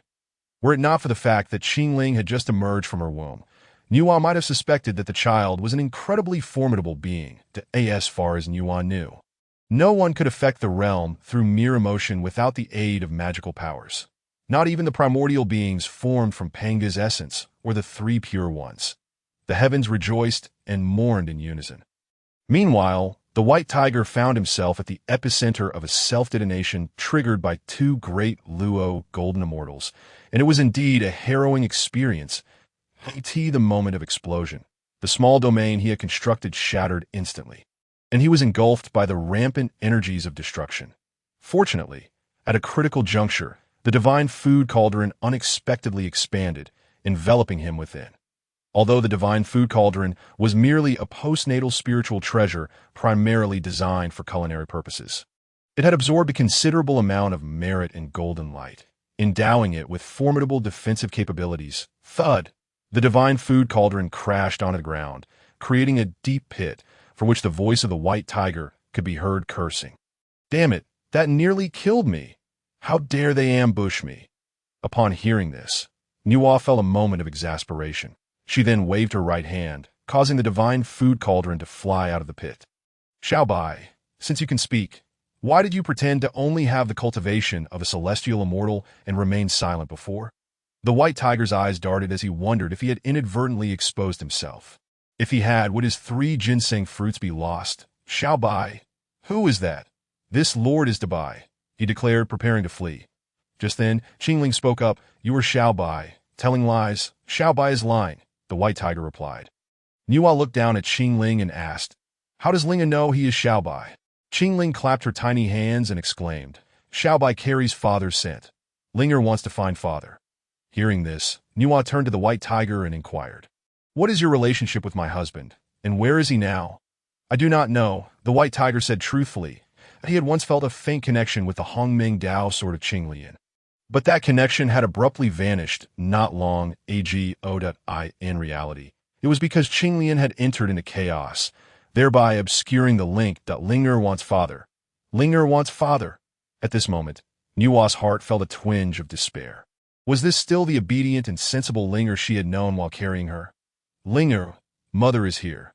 Mother will accompany Linger. There are bad people. Father will protect Linger and mother. Bad people. Where are there bad people? Nüwa paused for a moment, her heart slightly reassured that her daughter had finally called her mother. She comforted Qingling, saying, do not be afraid, Linger. The bad people have already been vanquished. Mother will protect you. After speaking, she cradled Qingling and walked deeper into Fuxi Mountain. Bad people. There are bad people. Linger wants father. Father will protect Linger and mother. Linger looked up at the heavens, her small body wriggling in distress. But naturally, Nüwa would not allow her to break free. Linger, be good.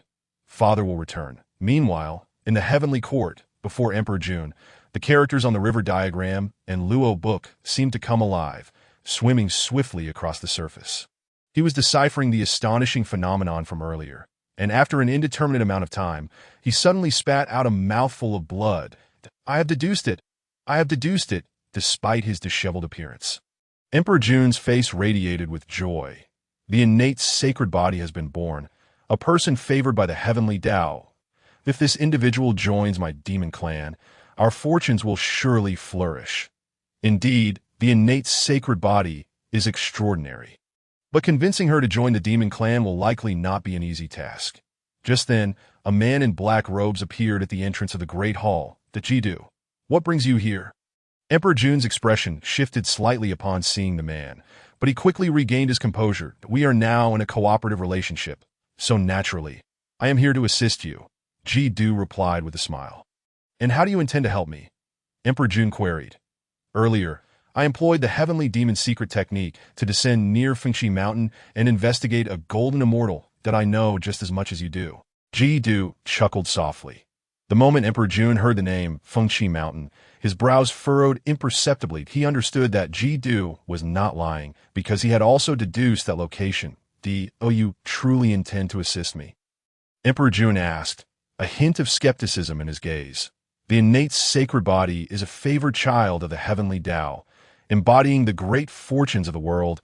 He could not believe that the demon clan would remain unmoved by such an individual.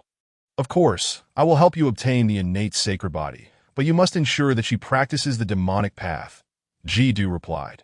Upon hearing this, Emperor Jun's eyes sparkled with intrigue. that if he were to refuse Ji-do now, it was likely that Ji-do would immediately turn against him, that it would be wiser to agree to the collaboration, as it merely involved practicing the demonic path.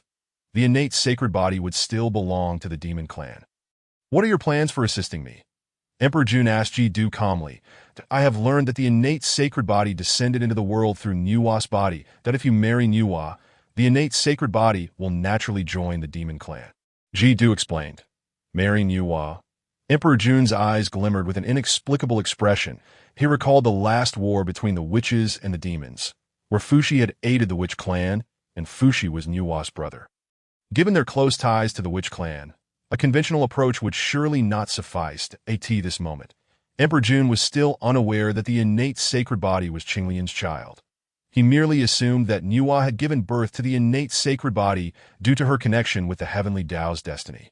However, not long ago, while traversing the starry sky, he had encountered the lunar goddesses Shiha and Changxi on the Tying Star, sensing that the primordial essence within them could help elevate his cultivation. He had staged a heroic rescue, promising both women that once they reached the later stages of the great Luo golden immortal realm, he would marry them as demon queens. Undeniably, the beauty of Shiha and Changxi had indeed stirred Emperor Jun's heart. Yet now, for the sake of the demon clan, he could not afford to let the innate sacred body slip away. Emperor Jun swiftly made up his mind and summoned a member of the demon clan to request the release of donghuang, who is currently in seclusion to heal Ji-do. Since you wish for the innate sacred body to practice the demonic path, shouldn't you also contribute? Emperor Jun fixed his gaze on Ji-do. Of course, Ji-do replied with a calm smile. This time, I will accompany you to Fuxi Mountain to marry Nüwa. You will personally go. Emperor Jun regarded Ji-do with a hint of doubt in his eyes. Surely, Ji-do did not intend to seize the innate sacred body along the way. After all, Ji-do's strength was at the realm of the primordial golden immortal, but he seemed to be holding back for some reason. Ji-do explained, previously, when I used secret techniques to descend upon Fuxi Mountain, I discovered that it was not simple. There were two powerful auras of late-stage great Luo golden immortals. Those two auras must belong to Fuxi and Nüwa. Emperor Jun thought to himself, in addition, I sensed a subtle fluctuation that, while not strong, exuded an unsettling feeling of danger. In the chaos. Qinglian suddenly opened his eyes wide. Did I just hear someone calling me? He looked around in confusion. Within the vast chaos, aside from himself and the 12th rank creation lotus beneath him, there was nothing but boundless chaotic energy. System, has my chaotic body reached the initial stage? Indeed, the host's small chaotic world has been successfully cultivated, but there remains a long path ahead for the chaotic body to attain true perfection. Upon hearing this, Qinglian carefully sensed his body and discovered an additional space within him, a grayish realm. This is my small chaotic world. Just as Qinglian intended to study his small chaotic world further, the system's voice suddenly interrupted. Task triggered. The innate sacred body has descended into the world. Emperor Jun seeks to seize the fortunes of the innate sacred body, bringing with him the demon emperor donghuang, the awakened demon Ji-do, and 100,000 demon clansmen to Fuxi Mountain. The host is requested to proceed immediately to stop them. What? My daughter has already been born, Qinglian exclaimed, first filled with joy, then consumed by fury. Damn Emperor Jun. How dare he attempt to take my daughter? Host Emperor Jun not only seeks to take your daughter, but also aims to seize your wife, that he intends to forcibly marry Nüwa. Qinglian was incensed. Host, you could also take Emperor Jun's wife. While the system's suggestion tempted Qinglian, his priority remained rescuing Nüwa and his daughter. I am a gentleman. How could I stoop to stealing someone else's wife? Qinglian declared with righteous indignation. Host, if you retrieve Emperor Jun's wife and bring her back to Fuxi Mountain, your cultivation will directly advance to the great Luo golden immortal stage, and you will also gain an opportunity to upgrade the Hongming Dao sword. Qinglian, system, may I ask you something? I have returned from the chaos. Did I just happen to pass by the Tying Star? If the host desires, one can traverse any location. That's so. Qinglian has grown accustomed to the system's provocations, and upon hearing this, he remained unfazed. Employing the Jinwu transformation technique to journey toward the primordial world. The reason for not utilizing the distance-defying technique is that it is a spatial divine ability, and with Qinglian's understanding of spatial laws. He could not possibly employ it within the chaos. His speed was astonishing, akin to a meteor, as he hurtled toward the world's membrane. Boom! The world's membrane unleashed a formidable rebounding force, sending him back. What is happening? Qinglian pondered, recalling that when he departed from the primordial world into the chaos, the membrane had seemingly not obstructed his passage. The chaotic aura surrounding the host has incited the membrane's rejection. How then shall I enter the primordial world? At this, Qinglian furrowed his brow. The membrane's defenses were formidable, consolidating the entire might of the primordial world, and a forceful breach was certainly unfeasible. Quite simply, the Hongming Dao sword in the host's possession can effortlessly breach the membrane's defenses. However, what? If the host utilizes the Hongming Dao sword to rupture the membrane, he shall thereafter be unable to wield it within the primordial world. Lest he provoke a terrifying heavenly tribulation that I understand. Without a moment's hesitation, Qinglian summoned the Hongming Dao sword and began to slice through the membrane that as the sword passed. The membrane parted as easily as tofu. Qinglian sheathed the sword, his form flickering, as he slipped through the breach into the primordial world. The boundless starry sky unfolded before him. A mere glance allowed Qinglian to discern the location of the Tongtian star. Yuan, since you dare to seize my wife, do not blame me for coveting yours. That a glimmer of determination sparked in Qinglian's eyes as he set his course toward the Tongtian star. This moment, Changxi and Shihe were not yet considered Yuan's wives. They were merely acquaintances, with Yuan having recently garnered some favor in their eyes. Upon entering the primordial world, he could once again employ the distance-defying technique without hesitation. Moving like a flickering star, the Tongtian star and the sun star represented two extremes, one radiating utmost warmth and brightness, the other embodying profound cold and darkness, the rulers of the Tongtian star. Shihe and Changxi immediately sensed Qinglian's arrival upon his entry. Sister Shihe, do you think it is the Taoist friend Yuan? Last time he departed, he mentioned marrying you as his demon queen. In the core of the Tongtian star. Beneath the laurel tree, two enchanting figures sat in meditation, surrounded by pure Tongtian spiritual energy converging towards them. Their beauty was breathtaking, enough to stun the passage of time. Sister Shihe was relatively aloof, while her sister Changxi exhibited a more vivacious demeanor. Shihe glanced at her sister, shook her head, and refrained from responding. Sister, do you not wish to become the demon queen? The demon clan is the most powerful race in the primordial world. Changxi insisted. The two had traversed the vast expanse of the primordial continent and witnessed the might of the demon clan, and most importantly, Yuan had recently rescued them. Endearing himself to Changxi, she certainly did not wish for that. For Yuan merely regarded them as vessels for his cultivation, but a sudden voice interjected, causing Changxi to leap in fright and rush to Shihe's side, grasping her arm. Who speaks? As they turned, Qinglian approached with measured steps. Though his pace appeared slow, each stride covered dozens of paces, and in mere moments he stood before them. Qinglian regarded Shihe with a smile, saying, Taoist friend Shihe, might I inquire if my words ring true? You lie. Yuan is not that kind of person. He saved both my sister and me. And he said, Changxi began, only to be interrupted by Shihe, who turned to Qinglian and said, Pray tell, who are you? And what brings you to the Tongtian star? You should leave at once. Should the demon emperor learn of your presence, your life may be forfeit. The demon emperor Yuan? I fear him not, Qinglian replied, shaking his head, and then looked at both Shihe and Changxi. Moreover, Yuan is currently preoccupied with seeking Nüwa at Fuxi mountain. You are deceiving us, Changxi protested. Whether I speak truth or falsehood, you shall discover for yourselves if you accompany me.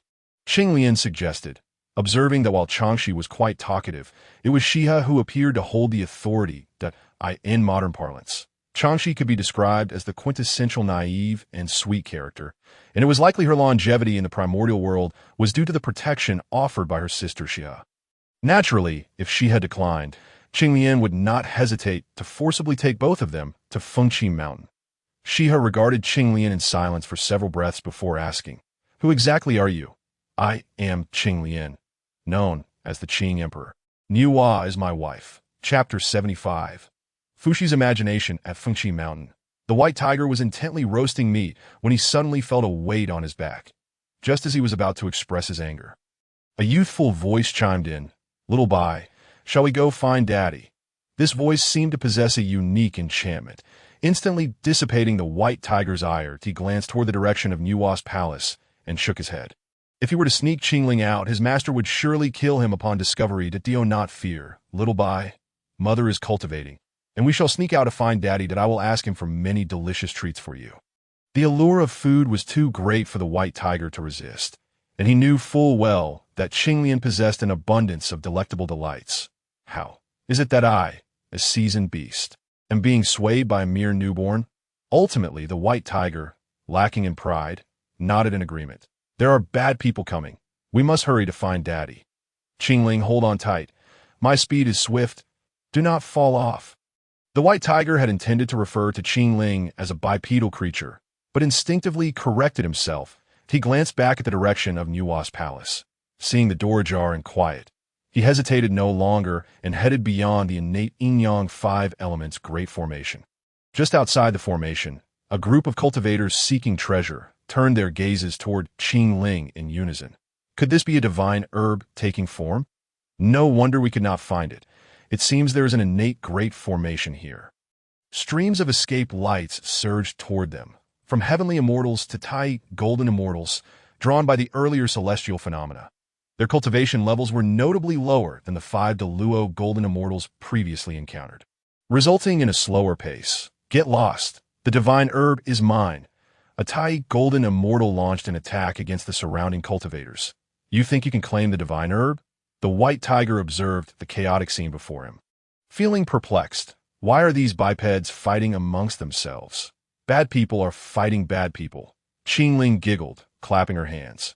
Meanwhile, the struggle intensified, with a Tai golden immortal suddenly self-destructing, startling the white tiger.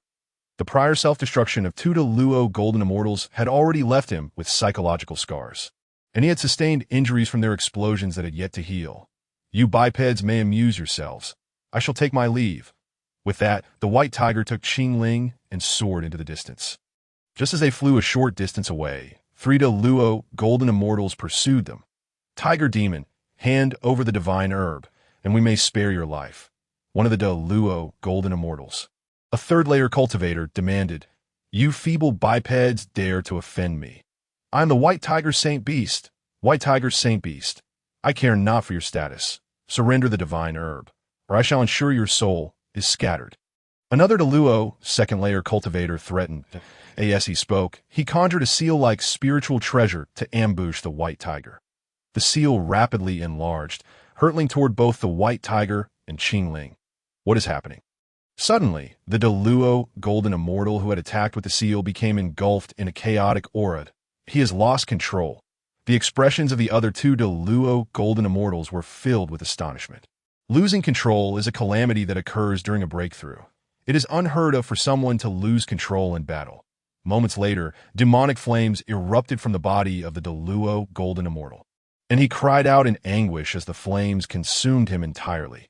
After a brief moment of shock, the other 2 Deluo golden immortals turned and fled. Roar!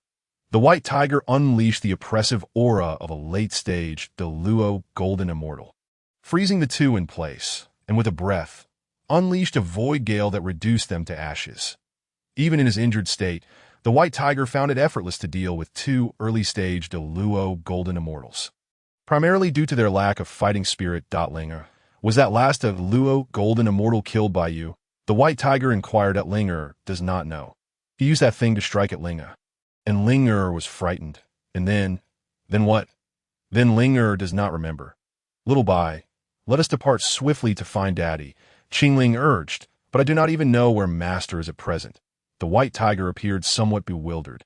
He had previously promised Linger to take her out in search of Qingling, but upon venturing out, he realized that he had no idea where Qingling could be found. Linger wishes to find her father. Linger wishes to find her father. Linger, are you hungry? How about I roast some meat for you? The meat I prepare is truly delectable, the white tiger suggested. He summoned the divine food cauldron, and upon seeing it, Qingling's eyes sparkled with delight. Father is roasting meat. The white tiger chose to overlook the first two words and replied, "Wait here. I will roast the meat for you momentarily. Soon, you shall taste my unparalleled, one-of-a-kind roast unrivaled from heaven to earth." The white tiger mused to himself, "Once I have conquered little Linger with my culinary delights, I shall take her back to Fuxi Mountain. Perhaps master has gone to seek another master wife. How astute of me. But speaking of which direction is Fuxi Mountain in?" Meanwhile, at Fuxi Mountain, Fuxi arrived outside the primordial yin-yang 5 elements array. Indeed, there was a trace of his sister's aura as he spoke. He unleashed a spell towards the array. "Brother!" A flicker of joy appeared on Nüwa's face, who is currently in seclusion to heal her injuries that linger. In the next moment, Nüwa's expression changed drastically as she discovered that Linga, whom she had placed on the cloud bed, had vanished in an instant. Her divine sense swept across the entirety of Fuxi Mountain. No. Nüwa, unwilling to accept this fate, checked multiple times but found no trace of Qingling. Where has Linger gone? Nüwa's aura fluctuated. Simultaneously, Fuxi outside the array's barrier changed his expression and forcefully entered the array. "Sister, what has happened to you?" With Fuxi's low exclamation, Nüwa regained her composure and looked at him anxiously. "Brother, Linger is missing. Please help me deduce her whereabouts." Nüwa knew that her brother's divination skills were unparalleled in the primordial realm and would surely reveal Linger's location. "Who is Linger?" Fuxi asked, looking at Nüwa with a hint of confusion. "Linger is my daughter," Nüwa stated candidly, not bothering to conceal it any longer. "What? You have a daughter?" Fuxi exclaimed in shock, then added, "Is she the daughter of you and the ancestral witch Qingling?" Nüwa nodded gently. Fuxi's divine sense scanned the entirety of Fuxi Mountain, and with a furrowed brow, he remarked, "This is indeed a splendid place, but where is the ancestral witch Qingling? Did he take advantage of you and flee?" "I do not know where my husband has gone," Nüwa replied hastily, then urged, "Brother, quickly help me deduce where Linger is now." Fuxi nodded slightly and began to employ the primordial 8 trigrams to ascertain Qingling's location. After a moment, a smile appeared on his face. "Sister, you need not worry. Linger is not in immediate danger." "Really? Then let us hurry to find her." Just then, as the two stepped out of the primordial yin-yang 5 elements array, they beheld auspicious clouds approaching from the horizon, accompanied by celestial maidens scattering flowers and divine children playing music. Indeed, it is my esteemed friends Fuxi and Nüwa. Dijun descended from the clouds. Upon seeing Dijun, Fuxi's pupils constricted slightly. After all, he had aided the witch clan during the war of the witches and demons. Could it be that Dijun had come for revenge? "What is your purpose here?" Fuxi positioned himself protectively in front of Nüwa. "Do not misunderstand, fellow Taoist Fuxi. I come with no ill intent. That I am enamored with Nüwa and wish to take her as my queen," Dijun declared. But as soon as Dijun finished speaking, Nüwa's voice turned frosty. "That is impossible. I already have a partner, and even if I did not, I would not become a demon queen." "You have a partner? How was I not aware of this?" Dijun was momentarily taken aback, then seemed to realize something, his expression darkening, that if that were the case, then Nüwa's primordial sacred body child likely was not born from the resonance of heavenly secrets. But rather, just as Dijun's expression shifted, the figure beside him, Jidu, suddenly spoke up. "Dijun, we must consider the greater picture."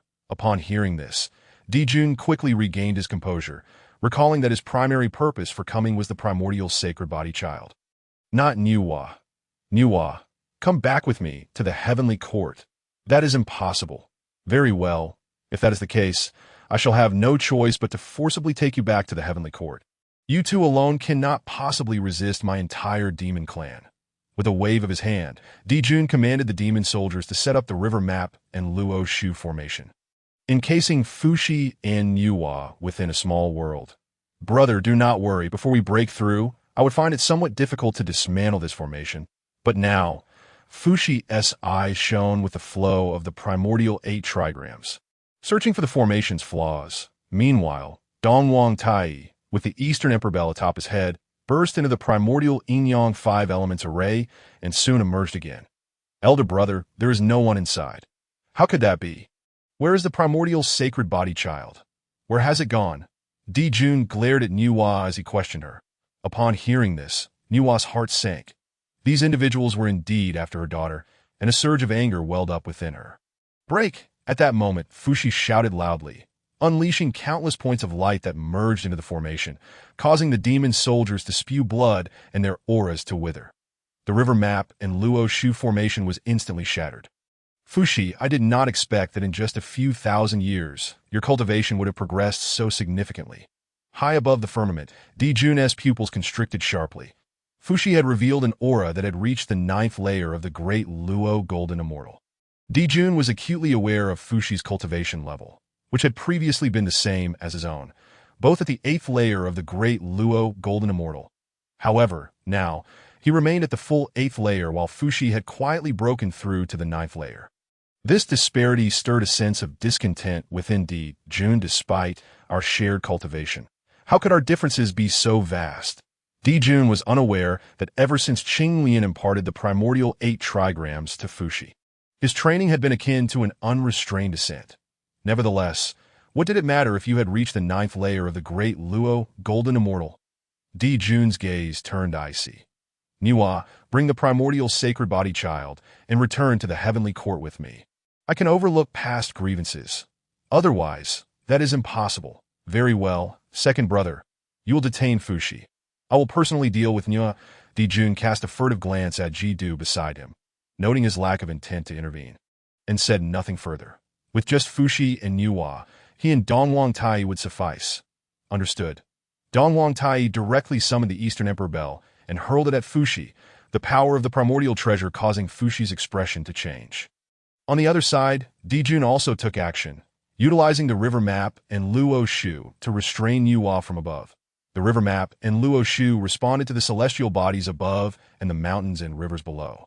At that moment, in Dijun's hands, it directly connected heaven and earth, and an invisible force pressed down, compelling Nüwa to raise the 9-petaled Qinglian for defense. Meanwhile, the white tiger presented the roasted meat to Qingling with an expectant expression.